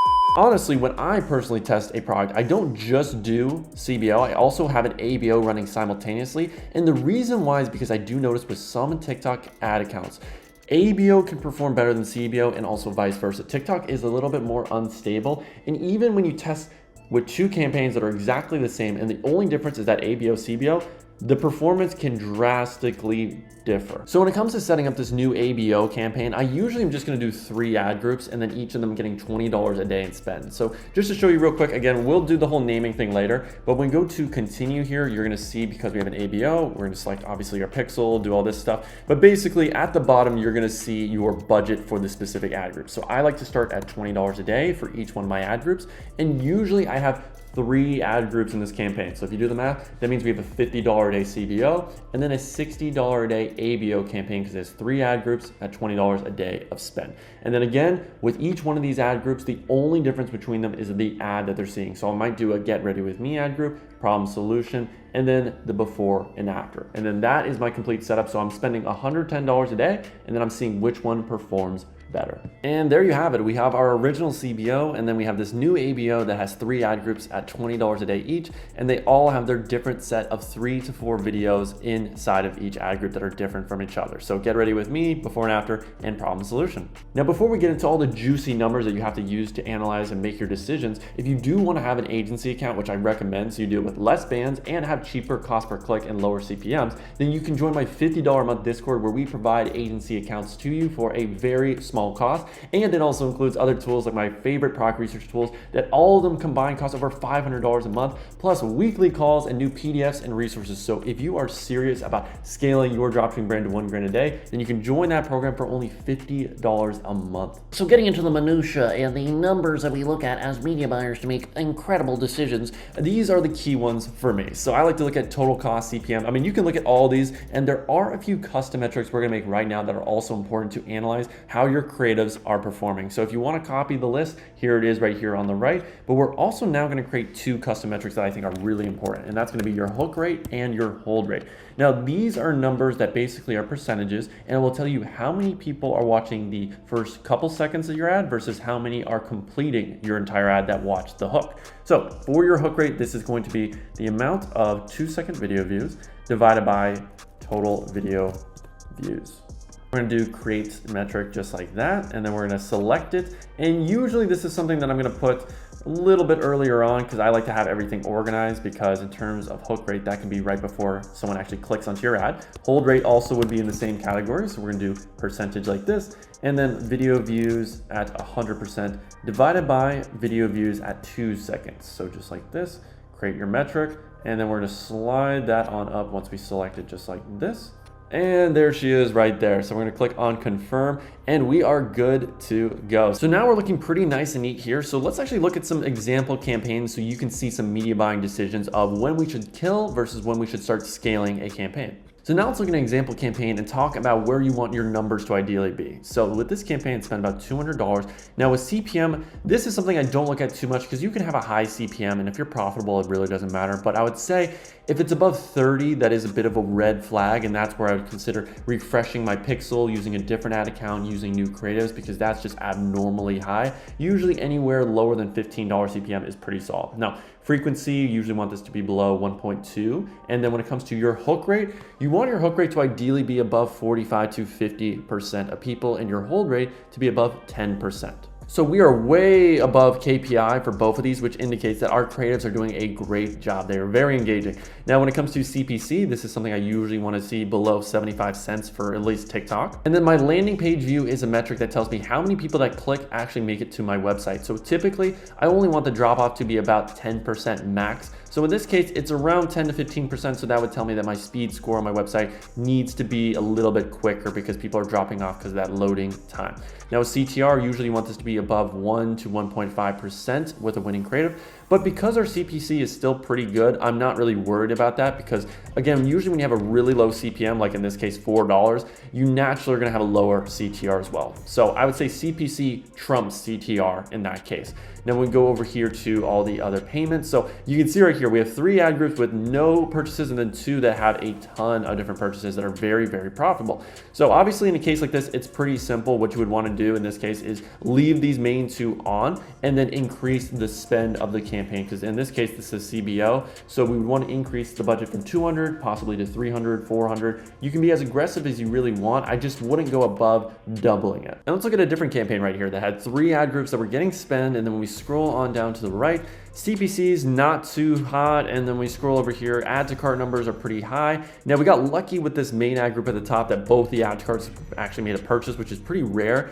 But overall, complete payment ROAS, it's about break even. So if I saw this on the first day, I'd say, okay, cool, that's a good sign. We're making some add to carts, there's some demand for this product. So what I would most likely do in this case is analyze where are things going wrong. And I would say it's our CPC being a little bit too high. So that would tell me I need to add a new ad group into this campaign with new creatives so that they can also compete, get some spend, and see if they can outperform my current top performer, which isn't even doing that great. Now, with these other 2 ad groups that receive $27 and $13 in spend, I would say $13 in spend is not enough to know if a creative is a winner or not, but this $27 without a purchase, I would turn this off in this case. Now, obviously it depends on your break-even point, because if your product, let's say, has a break-even point of $100, it's a more expensive product, then you do need to spend more to get a purchase in general compared to if you're selling a phone case for $10 where your break-even is around $6 to $7. So you may have to make killing decisions much quicker. But in this case, yeah, $27 to spend in just 1 add to cart is not really enough for me to keep it on, so I would turn it off. Now, I would say some just baseline metrics for when you can kill your campaign or kill an ad group would be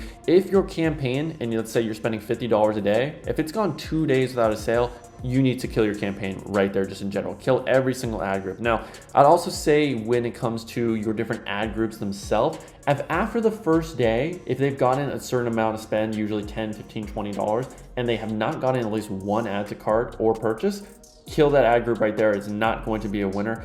And then finally, I would say if you have a campaign that's spending $50 to $100 a day, if it's gotten to the point on that day 1 where it spent $30, $50, about halfway through the budget, and your cost per click is above $2 on that campaign, just across the board, it's above $2 a click, usually those campaigns are never going to work. So I just cut the campaign even on the first day if the CPC is above $2, because usually it's just never going to recover from there. So what I would do is kill it and then go back to the drawing board, retest that product again with new creatives, and try again. Now, while this video does cover a lot of amazing media buying strategies, I can understand it can get a little overwhelming if you are more inexperienced. So if that is the case, then I recommend working with a one-on-one coach that can look at your ad account with you live to tell you when you should kill versus when you should start scaling your campaigns, and also help you with your TikTok ad creatives, as that's the most important part that people usually will get wrong and why they can't scale on TikTok whatsoever. So if you are in a situation where you haven't scaled before, then I would recommend applying to my one-on-one coaching program down below,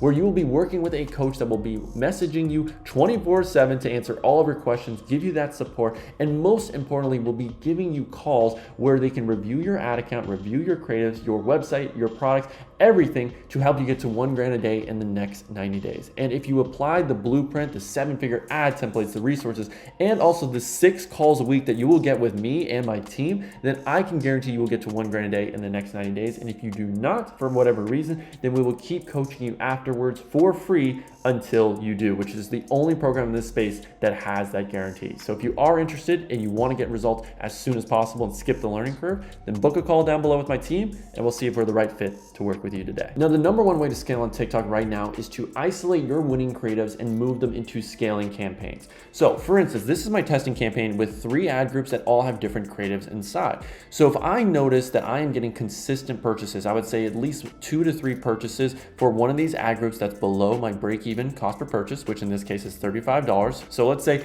Get Ready With Me is getting purchases at $20 CPA, which is really good. What I would do in this case is I would duplicate this campaign and have only that ad group a few times inside of it. So maybe 3 or 4 copies of it, and I would bump up the budget. That is currently the best way to scale because you are isolating that winning creative and pushing more spend to it. So what you could do is click copy right here, then move it to a new campaign, and then you can do scaling campaign, Get Ready With Me. And then instead of doing $50 a day, which is what we currently have it at, we can bump this up to $100 a day CBO, $150. Usually I don't go above the $100 to $150 range with my first scaling campaigns. And in this case, since I'm duplicating it from the ABO campaign, then I would still keep doing ABO. I would just do whatever bidding method's working better. So in this case, I would actually do $50 a day, and then I would have 2 other copies of it. So that would be a total of 3 ad groups, each at $50 a day. So it's $150 a day in spend. That all is going to those winning creatives. Now, when you do that scaling method, I would say you need to be more vigilant, which means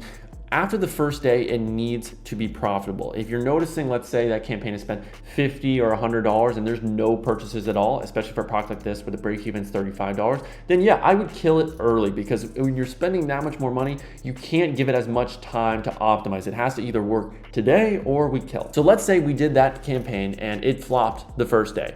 What I would do in that case is I would turn it off and then I would try again. So I would create another one of these. I would do the same process, new campaign, make 3 copies of it, and I would try again the next day because you just need to get this to work once for it to make a ton of money. And this is right now the best way to scale. So again, this isn't a method of, okay, I'm only gonna try it once and then if it fails, I'm never gonna do it again. No, you have to keep doing it. This is the best way to scale. And in most cases, what the top dropshippers will do is they will create this campaign, not just once, they'll have 3, 4, 5 versions of this exact campaign going on. And then what they'll do is throughout the day is they'll say, okay, I have 5 of these scaling campaigns and 2 of them are performing really well. They are right now in line with my KPI. They have a $20 CPA, which is great. So we'll leave those on and maybe even bump up the budget halfway through the day. But the other 3 have spent $50 each and they don't have any purchases. So let me kill those 3 and then just leave on the 2 that are killing it and put more budget into them.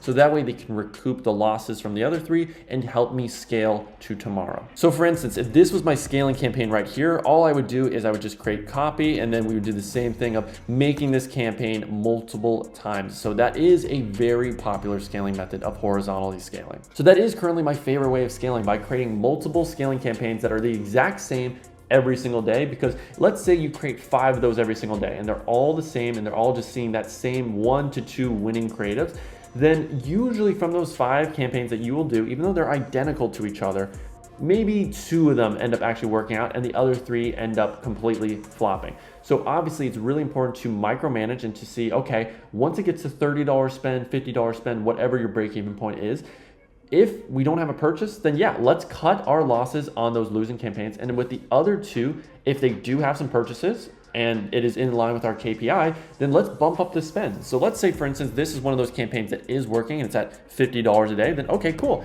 Let's bump up that budget to $100 a day. And then, okay, let's check it a few hours later. It's still crushing. All right, let's bump up the budget to $150 or maybe even $200. So that way we can push more spend, really maximize when things are working well. And then at the end of the day, what I will most likely do is just reset the budget back to the original, which was $50 a day. And then I will then start the process again of creating another 5 scaling campaigns with those winning creatives and keep forcing more spend and then just micromanage, cut what's not working, scale what is working. Now, if you guys want a full PDF that breaks down all of my rules and KPIs for when I start to kill or scale campaigns on TikTok, then all you have to do is leave a like and comment Peaky Blinders down below, because it's me, Thomas Shelby, and by order of the Peaky Blinders, I command you to comment a like down below. Now I'd say the final way of scaling on TikTok that is horizontal would be to duplicate your winning campaign and then day part it from 5 p.m. to midnight.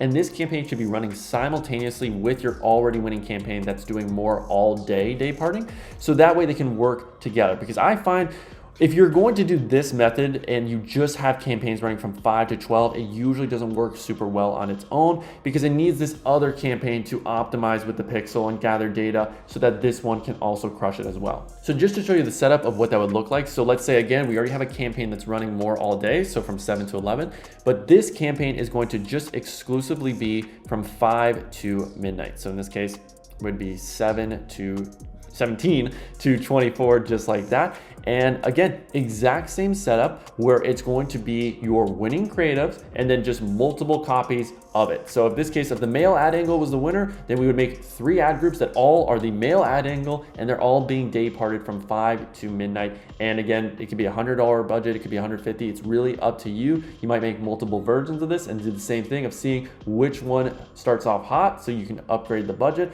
And then the ones that are not doing so hot, you kill them. And that's a big reason when you look at this ad account right here, there's so many different campaigns running simultaneously. It's because we were testing with a ton of different CBOs, because CBO was working best. And all these campaigns are the exact same setup, just different budgets and with the same exact creatives, because we isolated that winning creative and we put more spend into it. Now, the final way you can start scaling once you've identified that winning creative, which is what you have to do, is to vertically scale. And vertically scaling is just upgrading the budget on your campaign that's already running. So like this, you would just edit the budget from 50 to maybe 75 or 100 at the max. Again, I don't like to go above doubling things. So you do 75 like that and then confirm. And if you have an ABO, same thing, you can bump up the budget from 20 to 30 or to 40. It's really up to you at that point. I usually am gonna go with bumping it up to $30 and then from there to 50 to 75 to 100. It's up to you how aggressive you want to be with it, but that would be the other way of, if we've identified that yes, the before and after creative is crushing, then yeah, let's upgrade that budget vertically on that already performing ad set. So now you see how you can actually scale to $1,000 a day with just one winning creative, but obviously you may be thinking, well, what happens when that ad dies and there's ad fatigue? Because that's naturally going to happen. And usually with TikTok, ads only last about a week or so. Well, you are right. And that's where we have to keep testing new creatives. So what's the best way to actually do that? Well, for me, that is to go into my first original campaign. So let's say it's this one right here, and that's the one that's been performing for me. And what I'll do is I will just create a duplicate of one of my ad groups. And then all I'll do from here is just drop in a new set of ads. So that could be a completely new concept that I haven't tried already. So if I haven't tried a green screen ad, then cool. Let me make 3 or 4 videos. They're all green screen, and then I'll drop them in here. Or what I personally prefer to do is if we go back here, we can see, all right, which concept was performing the best. If we go into here and let's just say it was male angle 3, that was the winning creative that we started to scale, then okay, what I'll do is I will grab that ad and then I will start to make variations of it. So I will try to change the hook visual. I will change the hook text. I will change the body of that by maybe adding some more social proof or a new benefit or a new clip. Again, it's just making one tweak to the original winning ad so that way we have all new ads that could potentially be scaled as well alongside this winning ad, because that is how you truly scale on TikTok. You can't just rely on one ad. You have to build up this foundation of multiple winning ads that are scaling at the same time. You can't just rely on that one. So again, isolate the winning creative. So if it was male angle 3, identify what did you do differently on that ad compared to the other ones that you made. Maybe it was a different hook or a different call to action. Then of course, keep that winning change that you made, but then change the other variables. There's so many other things you can change. It could be having captions, having different text. It could be having a different music choice, a different hook. There's so many different things that we'll list on screen, but those are where you start to make more versions of your winning creative so that when you test with this new ad group, you can get some more winners and you can do the exact same process. The actual process of scaling winning creatives is the exact same that I just taught you of horizontally scaling it with new campaigns. So duplicating into a new campaign and then doing either CBO or ABO, whatever the winning creative came from, and then just making more copies of that campaign over and over and over again. And then just manually checking them throughout the day. So you turn off what's not working and leave on what is working. So just looking at this winning creative right here, and this is the hook of it. We could definitely change up the visual, change up the text, change up the music, because the reality is, It's very dumb to think that what you have made right here is going to be the best, most perfect version of this ad concept. That's very unlikely. So you should be testing more variables. So I could see how maybe changing up the text to something a little bit more engaging could make it perform even better than it originally is, which is great that it's already working, but yeah, how can we make it even better? So instead of a how to get the perfect flow every time, we could change it to, I regret buying this hair curler, or something that's even more clickbaity, because then people are gonna wanna watch the rest of the ad to see, yeah, why do you regret it? Or 3 reasons why I love this hair curler, or testing out TikTok products so you don't have to, part 20, or hair edition. And that's just one little tweak, just changing the text, and that's an all new ad in itself. So when you see the guys that are scaling to 5, 10, 20 grand days on TikTok, they usually are testing 20 to 50 different ads every single week. And it's not like they're creating completely new ads. It's they are taking their winning concepts and then just adding one tweak, and that is a whole new ad concept. So they might have 10 of those new ads just being changing up that hook text, another 10 just being trying out another 10 different songs, and then another 10 could be changing up the body of the creative by adding another social proof line or another benefit line, or taking a line out that maybe it was a little bit extra and people aren't really that interested in. You just have to split test, call to action as well. There's so many things, and those are usually how they get to 50 new creatives every single week, just because they change one variable in each one of those ads. And then of course, once you have 5 new ads ready to go, what you'll do is just create a copy of one of your ad groups and then just drop all 5 creatives in there to see if they get spend, or if you want to force spend, then just do an ABO, $20 a day, and then you will get spend, and then see, yeah, is there potentially a winner here? And if it is a winner, we go through the same exact process of horizontally scaling it and vertically scaling it too. Now, the final 2 ways of scaling, again, once you have a winning creative, this all comes from you have to have winning creatives that are already profitable from you,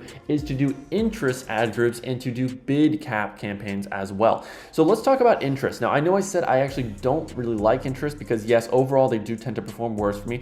But again, when you're a media buyer, you need to have all of these tools in your toolbox and to try them out and see, yeah, which one works better. Because just because conventionally most of the time something doesn't work for most people doesn't mean it's not going to work for you. So I would always recommend, as a media buyer, test everything. That is the best mindset to have. So let's say I want to do an interest campaign, and I know overall CBO in terms of scaling has been my best performers, CBO across the board. So I'll start at $50 or $100 a day. Again, it's really up to you. And I'll try 3 to 4 new ad groups, and each ad group, the only difference is the interest inside of them, but they're all going to get my winning creative. So again, if male angle 3 is that winning creative, that's the only creative that's going to be inside of all of them. So it's just going to be one ad creative. And as we scroll on down, so this first one, again, do the same settings. Like again, make sure you're obviously selecting your pixel, doing just TikTok only. I'm just doing this for the sake of the example. But as we scroll down to interest and behaviors, obviously this is a hair care product. So I'd probably select 3 to 5 different interests related to hair care. So we can do hair care, hair growth, wig and hairstyling, all those different ones here. And then I would just name this ad group whatever the first interest I chose was. So currently we have 2 main interests, but they have different subsections of interest inside of them. So this is about 8 different interests in total. So again, I'll just name this ad group hair care. And then when I create a duplicate of this, I would do another set of interests. So I would scroll down here, I'd get rid of this. And then let's say instead of hair care, if we're scrolling down through the different categories, so we have beauty and personal care in general. So yeah, maybe we do cosmetics, maybe we do fragrances. I know it's not exactly part of this product because it's a hair curler, but this is still going to be people that are interested in beauty in general. So again, it's another split test to see, yeah, which one performs better. And actually, for some of my products, usually the best performing interest back in the day was doing just daily life, which I know sounds super generic because it is, but it actually was my best performer. And I'll see if they actually still have that in here. And there it is right here. So daily life. Yeah, that was my best performer quite a while ago. Now the audience size is not great, so I wouldn't choose it because it's 1,000 people. But again, this is where you're going to select multiple hashtags, interests. So maybe again, another one of these ad groups is doing just hashtags instead. So hashtag hair care, hashtag hair, hashtag styling. So you're just choosing 4 or 5 different hashtags in this case, and you're going to see, yeah, which one performs the best. But they all have that same variable of having the same winning creative. The only difference is those interests that you choose. So now the final scaling method is through bid caps. Now, if you have a newer ad account, a lot of times this isn't available. So you do have to spend some money to actually get this available. Or if you have an agency account by joining the Discord down below, then you could have this as well. So Again, just copy the same settings you have on already winning ad groups in your other campaigns. And then we scroll down to here to conversion. This is where we're going to enter a bid. And usually I like to keep this around my break-even point. So for this product, $35. So I would do a $35 bid. Now, some people believe you should do a 77 at the end of this to force spend. There's a lot of weird cookie kind of myth, superstition rules out there. So it's up to you if you want to follow these. But usually what I'll do is I'll have my break-even point bid at 35 or 35.77. It's really up to you. And then I will duplicate this and have, let's say, 4 to 5 ad groups in this bid cap campaign. And each one of the ad groups has a different bid amount. That is the difference between them. The exact same settings, the exact same winning creative in each one of them, but the only difference is that bid. So one ad group might be 35.77. The next one is 36.77, 37.77. Again, I just do it in $1 increments. So I might go below $1 or above $1, but I'm just gonna have around 4 to 5 ad groups. Some people will do 10 ad groups. So they might do from 35 all the way down to 30.77, and then from 35 to 39.77 to have 10 total ad groups. So again, up to you. If you're doing a CBO at $100 a day, then having 10 ad groups is totally fine in that case. If you're doing an ABO, that can obviously get a little bit expensive. So I would just hold your horses a little bit there. Whoa, stop, time out. What do you think you're doing, Pipsqueak? You were really about to test that product with that unoptimized piece of junk website and these ripped creatives? Buddy, this ain't 2018 anymore.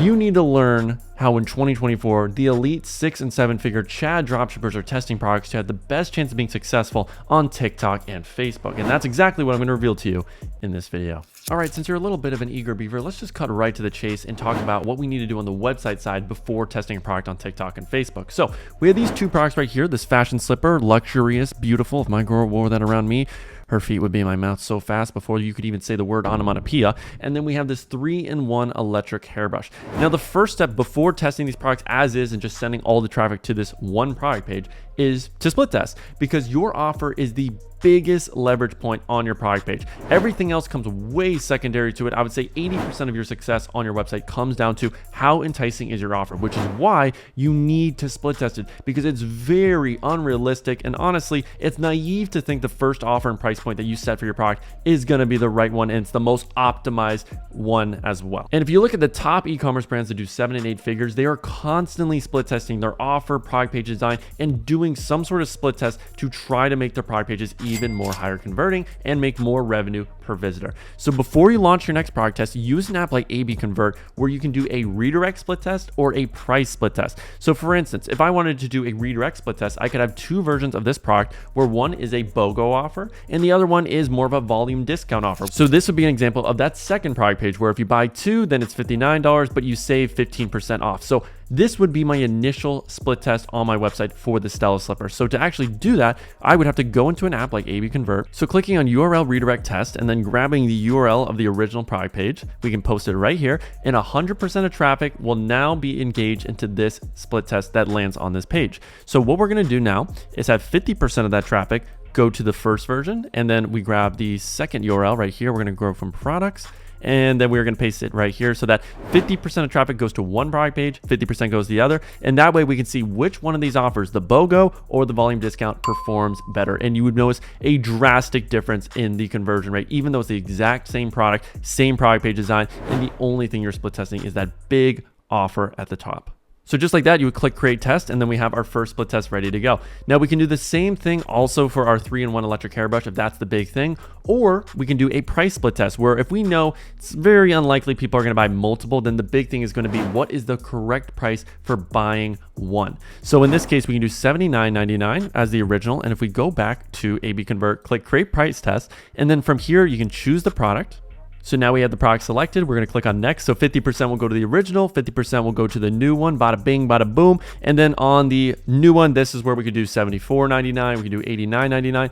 Again, it depends on the range of prices that are realistic for your product. So usually you want to go between $5 to $10 difference. Let's put the compare at right there. We're going to click on next and then create test, and you are good to go. So what A/B Convert actually does after you click create test is it's going to create a second version of your product in Shopify. So you see right here in the product section, we go to Vibrolux 3-in-1 electric hairbrush. So we have 2 versions now, and the only difference is the price. But the big thing to note is that when you actually create that new version of your product, it actually won't move over a lot of times your review section. So if you're using an app like LAI, what you actually have to do is go to the apps and then you go to LAI. And with LAI specifically, it makes it really easy to duplicate reviews over. So what we would do is we go to our products here and then let's find our Vibrolux. So we click on this, click on copy reviews, and we would choose that new product that was now created to move over all the reviews in a click of a button. All right, quick pause. Now, while I know this video is going to teach you exactly how I like to test my dropshipping products, obviously if you've been in the game, you know there's a whole lot more that's involved if you really want to be successful and scale your next dropshipping brand from 0 to $1,000 a day in the next 90 days. And that involves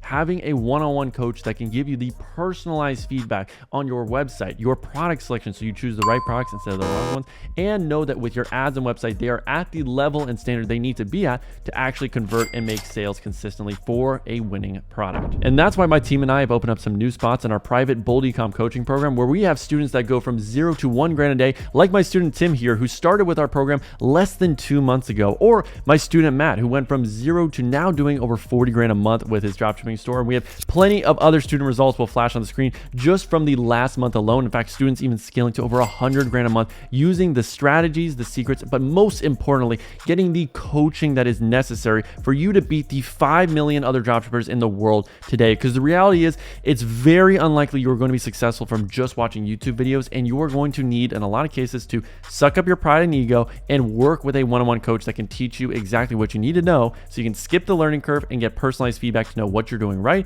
versus what you're doing wrong. And this is the exact blueprint I went through when I did my dropshipping journey. And at this point, I've been through 10, 15 plus different coaches, and this is how I've always elevated my game. So if you're struggling and you're not getting the results you want, then click the link down below, book a call with my team, and we'll see if you're the right fit to be my next success story. Now, the other two things I do before I launch this product test is make sure that my website is fully optimized and dialed in. So I actually have a whole website tutorial right here that covers the 6 most important elements you need to have in your product page, along with my Shrine product page template that is created for you step by step for free. So take a look at that video if you are a little unsure about what I mean by all that. But the main things would be, do I have tons of social proof, which I do here. I have as seen in Vogue, 1,000 5-star reviews. I have a money back guarantee for risk reversal. And then if they scroll on down, you can also see the risk reversal here. We have video reviews, we have photo reviews before and after. So tons of social proof. We have urgency also going on with limited supply, high demand. And of course, all those other elements that we talked about in that video are added onto this product page. So I know it is fully dialed in and ready to go. And the only thing that can really go wrong in this product page is just that people aren't feeling my offer or my product. And then the final check is putting my product page into PageSpeed Insights to see how fast it is loading. So currently this is a little bit of an issue. 6.3 seconds is too long. We want this to be under 4 seconds. So I actually would not launch this test yet until I got my speed score optimized by most likely going to someone on Fiverr that can just edit my code and get rid of any potential dead code that's not being used. But on desktop, looks perfect, really good, awesome. All right, baby girl, now it's time for the ad side of things. So how many ad concepts and ads do you really need before testing a product? Some people will say you only need 1. Some people will say you need 3. For me personally, I like to test out every product with at least 3 to 4 unique concepts of showing the product and the different use cases. And I usually will make variations of each concept. Meaning, if I am testing, let's say, our hair curler device, I will have 4 unique concepts. So for this product, I actually made the ads. One concept, as you can see, is be careful when shopping online. Now, another angle I did was a male angle of just featuring a male and all the benefits for the product specifically towards guys. Then we also had a before and after angle as well. And then finally, the last angle was a get ready with me. So those are 4 completely unique concepts. Now, obviously the benefits, the use case of the product are going to remain the same, but just the way we're showing the information is in different presentations, and we'll see which one obviously resonates with our audience the most. And we don't know until we test. But if you test a product and you only do one angle, let's just say the get ready with me, and people aren't feeling that angle, then you might have a winning product. It's just you didn't find the right concept yet. So this is why, along with your website, you should also be split testing multiple concepts and hooks, especially in the variations, because with your ad, 80% of the success comes down to, do you have the right concept and do you have the right hook? And I would say the extra 20% is, do you actually have good use cases, clips, and editing? Now wait just a second, cowboy. If you're enjoying this video so far, make sure to leave a like and comment the word scale if you want me to make a full scaling tutorial on the KPIs, the media buying strategies, and everything I do to go from this testing strategy to actually scaling to $1,000 a day plus. So let me just show you an example of what I mean by variations. So obviously we had this get ready with me ad, and we made 4 different versions. So on one of them, as we can see in the hook, we have this visual being the start, get ready with me, night out edition.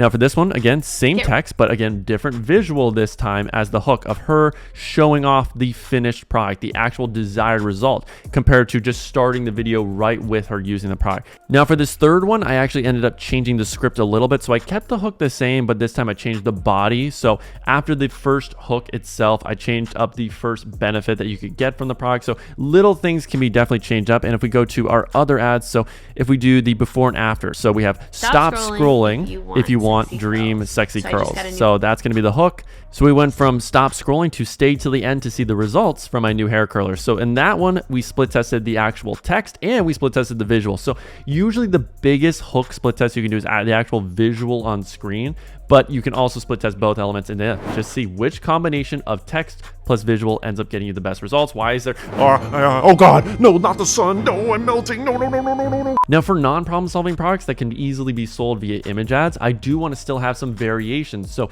you may have images with white background, you may have images with AI background, you might do a carousel, you might do a collage, you might do videos. There are so many different formats to show how cool your product is in different ways. So you don't just have to do, okay, I only have these supplier images and they're all with the exact same, let's say, gray background, or in this case, it's just this fuzzy background. So therefore I have to only just test these images. No, you can obviously cut out the background. You can try your own AI backgrounds using a tool like Photo Room, for instance. So right now we're in the batch section of Photo Room, so it automatically removes the background. So we could test these images as white background. That's an easy way to get rid of it. They also have different templates you can try out. So usually the templates I like the most are the minimal shop ones. If you go over here all the way to the right, you have these cool little pink backgrounds, this nice pastel. So let's just see real quick. It's going to make it kind of small.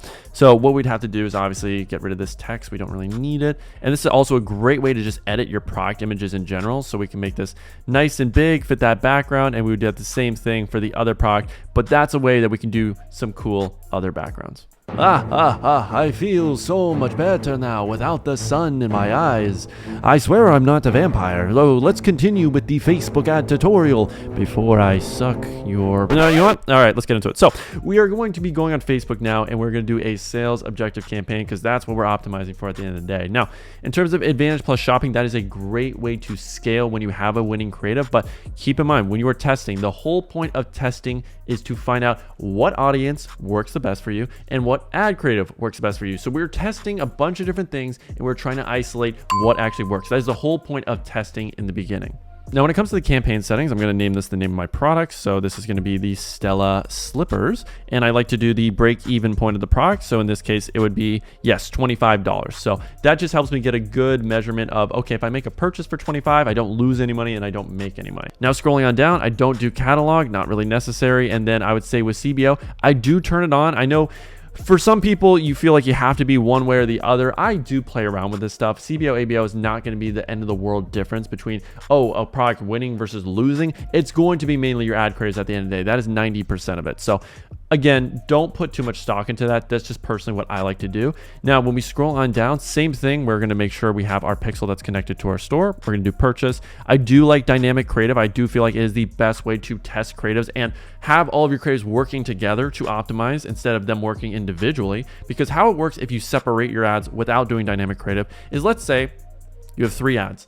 One ad gets 10,000 impressions, another ad gets 10,000, and the other gets 10,000. Well, they can only operate based on the knowledge of those 10,000 people that have seen them. Compared to if you do dynamic creative, then it actually accumulates and they work together, meaning all the ads have 30,000 impressions to now find the right audience and next person compared to only having the 10,000. So instead of them working individually and against each other, they actually work together for the common good. So I like my ads being on part of the team. So that's what I personally like to do.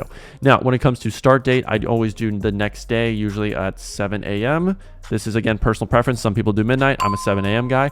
Now, when it comes to locations, this depends on your testing. If you're testing a more saturated product, then obviously one of the best ways to try to make a saturated product a winner is to take it in the main country it's being sold to. So let's say United States for most products, and then take it into Canada or Australia or a new market in general, Euro. So you should have already did a little bit of research to know if your product's already saturated in a certain country and a certain market as well. So that way you can get some geographical arbitrage, or or a target market arbitrage by selling it to an all new location or target market that hasn't been hit yet by everyone else. So for this product, in terms of the Stella slippers, it honestly really hasn't been sold that much in general on social media. So I'm totally fine with doing just the US, United Kingdom, and just the big four. So for most products, this is what I'm going to do, unless I know it's incredibly saturated. And in that case, I might just go into different markets, like just more specific European countries. But we're going to stick with the big four for now. And then as we scroll on down, I do leave both Advantage Plus audience and Advantage Plus placements on. I do not actually edit this. Yes, I don't do interest. I get it. Raise your pitchforks. You've been taught interest are the greatest things on planet Earth. I personally believe that Facebook has evolved past interest, and because it has billions of data points on people and has over 10 years of data, I truly don't think, just putting an interest is going to be the difference between Facebook finding your target audience and it not. I believe Facebook's much smarter and has evolved way past that. So really, how the system tends to work is what Facebook does when you have an ad is it will first analyze the copy and actually watch your ad or analyze the image to know what you're selling. It already knows what product you're selling without you having to put any interest. So if you're selling a putter, it knows you're selling a putter. So what it will do is it will then show your ad immediately to people that are warm and are low hanging fruit, meaning it will show it to people that have most likely been on other brands who sell putters but did not buy their putters. So they added to cart. They're already warm. They're already in the market for that product. Those are going to be your first impressions. They're already going to be people that are in your audience. Facebook is that good. So I find you don't need to do interest. You don't need to guide it because again, Facebook is way smarter than all of us. So I just give it the ammunition. I believe that is your job as the brand owner, is to give it as much ammunition in the form of creatives to test and try to give it a chance to obviously make your product work. So for me, this is why we do a ton of concepts, and this is why we do a ton of variations of those concepts. All right, so let's select images for our Stella slipper. So I've already got them uploaded, as you can see right here. So we have this first version where someone is actually holding the slipper and it's more selfie style. So we have the white, caramel, and black. So we can just click continue like that, and we can choose either to do a carousel where when someone sees this ad, they will see all three images at once, or we could do single image where it will only show one of these images and that's it. So if it's carousel, you can see here on Instagram, it will go through and you can choose every single image, and that's what people will see. And what Facebook will do is it will reorder and test which image actually performs the best in what order. Now, if you do only single image, then it's only going to show one of these images at a time. So people might see just the white one, people might see the black one, or they might see the more beige caramel one, but that's the only image they will see when it's being tested. So it's up to you. Personally, I lean towards carousel. I want people to see all the images. So we're going to label this carousel. And then really, I would say the idea is people holding slipper. And that's what I'm going to name my ad set as well. And then of course, when we scroll on down, we're going to have to add our URL, primary text, headline. So I will admit, when it comes to ad copies, they really don't matter. Again, this is about 5 to 10% of your success is going to come to this. So with primary text, I'm usually going to have two major templates. One where I have a sentence that's a benefit, then 3 emoji benefits, followed by 1 final call to action sentence. Or for a product like this, it's probably just going to be 1 sentence or 2 about the design, and that's it. So using ChatGPT, they came up with these 2 really good ad texts, and that's all we're going to need for the headline. This can be your offer or some sort of social proof. So loved by over 10,000 customers, or 50% off sale ends tonight. So those are good ways to add urgency, but I personally feel like you don't need to do all that. And as we scroll on down, we're going to add our website URL. And this is really important with our split test. We have to choose that original URL that starts the split test, because if you choose this second version, then the split test actually won't happen. So again, just make sure to double check, go to your A/B convert, and know exactly what the test URL is going to be. So as we can see right here, I need to grab this specific URL, and obviously I need to have the prefix, so aloma.store, but this is the URL I need to add. So if we make sure we go back here, yep, that is the one we have. So we're gonna click shop now, we're good to go. And then from here, if you have Triple Whale or any third-party URL parameters, you would want to add them right here at the bottom, so you have that tracking going on. And just like that, you have your first ad set ready to go. So from here, what I do is I would duplicate your ad group a few times. So I would do, in this case, 3 new copies. So that way we have a total of 4 ad groups. So obviously in the first one, we have the carousel people holding the slipper, but now for the other ones, we want to test other concepts. So I'm going to exit out of this, and I'm going to choose the other images, and I'll come back to you once we have each ad group ready to go. All right, everyone. So we got the other ones added in here. So we got these 3 images. And now usually when it comes to images, I want to split test between 3 to 5. So my total amount of combinations I want to have with dynamic creative is no more than 15, but usually at least 5 variations. So if we have, in this case, 3 images with 2 ad copies, that's a total of 6 combinations. So I could add another headline and that would give me 12 combinations. It's really anywhere between that ballpark is solid. So if it was me, my OCD would say I should add one more image in here that fits the criteria of this concept, which is more of a staged photo shoot element. So if I could find that, then I would add it here. But for now, this is totally fine. And then obviously we have our other ones here. So we have the carousel of people actually modeling and wearing the specific slipper. So now we got a ton of different concepts, and it's really just now up to Facebook and the people that see our ads to determine which one is potentially going to be the winner. And then over here for our hair curler, I did the exact same thing. Each ad group is exactly the same in terms of the setup. As you can see right here, we have purchase, dynamic creative. We have it set for 7 a.m. of the next day, big 4. The only difference between these audiences is the ad inside, because that is the biggest thing to split test. So I added all the videos for each concept. So be careful. We have all 4 videos here. We have 2 ad copies. This is the style I was telling you about of having 1 or 2 main benefits, then emoji benefits, followed by a call to action sentence. So we're split testing that versus this more just benefit driven copy. And then we have our headline that has social proof. So this is how you would set it up if you have a problem solving product and you're doing videos. So you would add all of the variations of the concept you have. So we have 4 variations of the be careful. We have 4 variations of the get ready with me. So I just want to show you guys this is exactly how you want to do it. And the ad copies and headline, I just copy and paste them for every single ad. Now, if you do want to take this strategy up another level and you want to really give your product the best chance to succeed, then you can split test with your audience. Because obviously the one problem with the way that was set up is there really is no audience split test. It's all based on finding out which creative performs best. And I do believe that is the most important thing, because at the end of the day, your ad is going to cultivate a specific audience. So the get ready with me will appeal to a certain type of demographic within my target audience. And obviously the before and after will appeal to a different set of people in that same target audience. So yes, I do believe the ad creative is way more important. It's way more important to actually split test and isolate that variable. But if you are a big believer that interest is the way to go, then yes, you can split test and have both these campaigns running simultaneously, where one, of course, is that $50 a day CBO with the creatives. And then you can have another $50 a day CBO where you actually have interests inside your ad group and you're split testing which interest works the best. And instead of having 12 ads that are being tested, you may just have one original version of each concept. So I might have one get ready with me ad, one before and after ad, etc., etc. Because the main thing we're actually split testing and isolating is the interest in the audiences themselves. So we're actually going to have each one of the audiences seeing the same ads, versus with the original campaign we just set up, the big difference was that all the audiences were seeing different ads. So let's set that up right now. So obviously for this campaign, we are still going to do CBO. Again, if you want to do ABO, it's totally up to you. This is not going to make or break anything. This is just personally how I like to do it. So we're going to do $50 a day. But if you're doing ABO, then maybe you would do $10 per ad set. Completely up to you.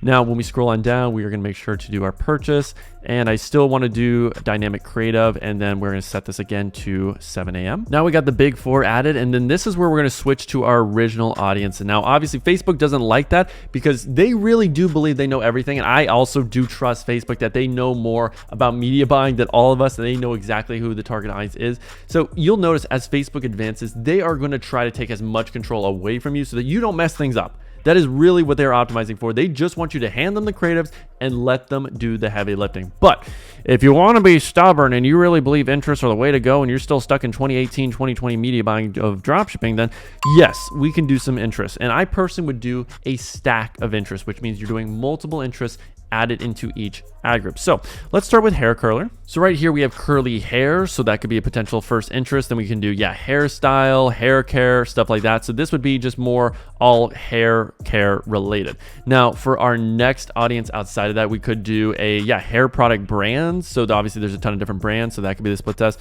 Or we can do personal care being more of the interest. But this is just going to be our stack right here. And I'm just going to grab honestly one of these interest names and we're going to put that at the top as the name. And then finally, as we discussed, we are going to select our Facebook page. We do not need an Instagram account. And then for the videos, we're going to grab one of each concept. So we have get ready with me 1, be careful 1. And then if we scroll on down, we got before and after, and then we have the male angle. So we have one version of each concept, and that will be the dynamic creative that is being split tested. So that's still a really good strategy. You're still testing different concepts, which is great. That's the big thing. We're going to move over obviously the 2 primary texts we had, same thing with the headline. But again, the big thing is once you have everything set up, we're going to create a duplicate of this. So we can create 3 duplicates, 4 duplicates, really up to you. In my case, I would actually recommend doing 4 duplicates, so we have a total of 5. And then you're going to play around and you're going to choose some different interests. So obviously in this one we had these 3. Now the next one we could do hair coloring, long hair, hair iron, and then we're gonna get rid of the original 3 that we had up top. Same thing over here. We're gonna do cosmetics, we're gonna do beauty salons, and then we'll do hair conditioner. So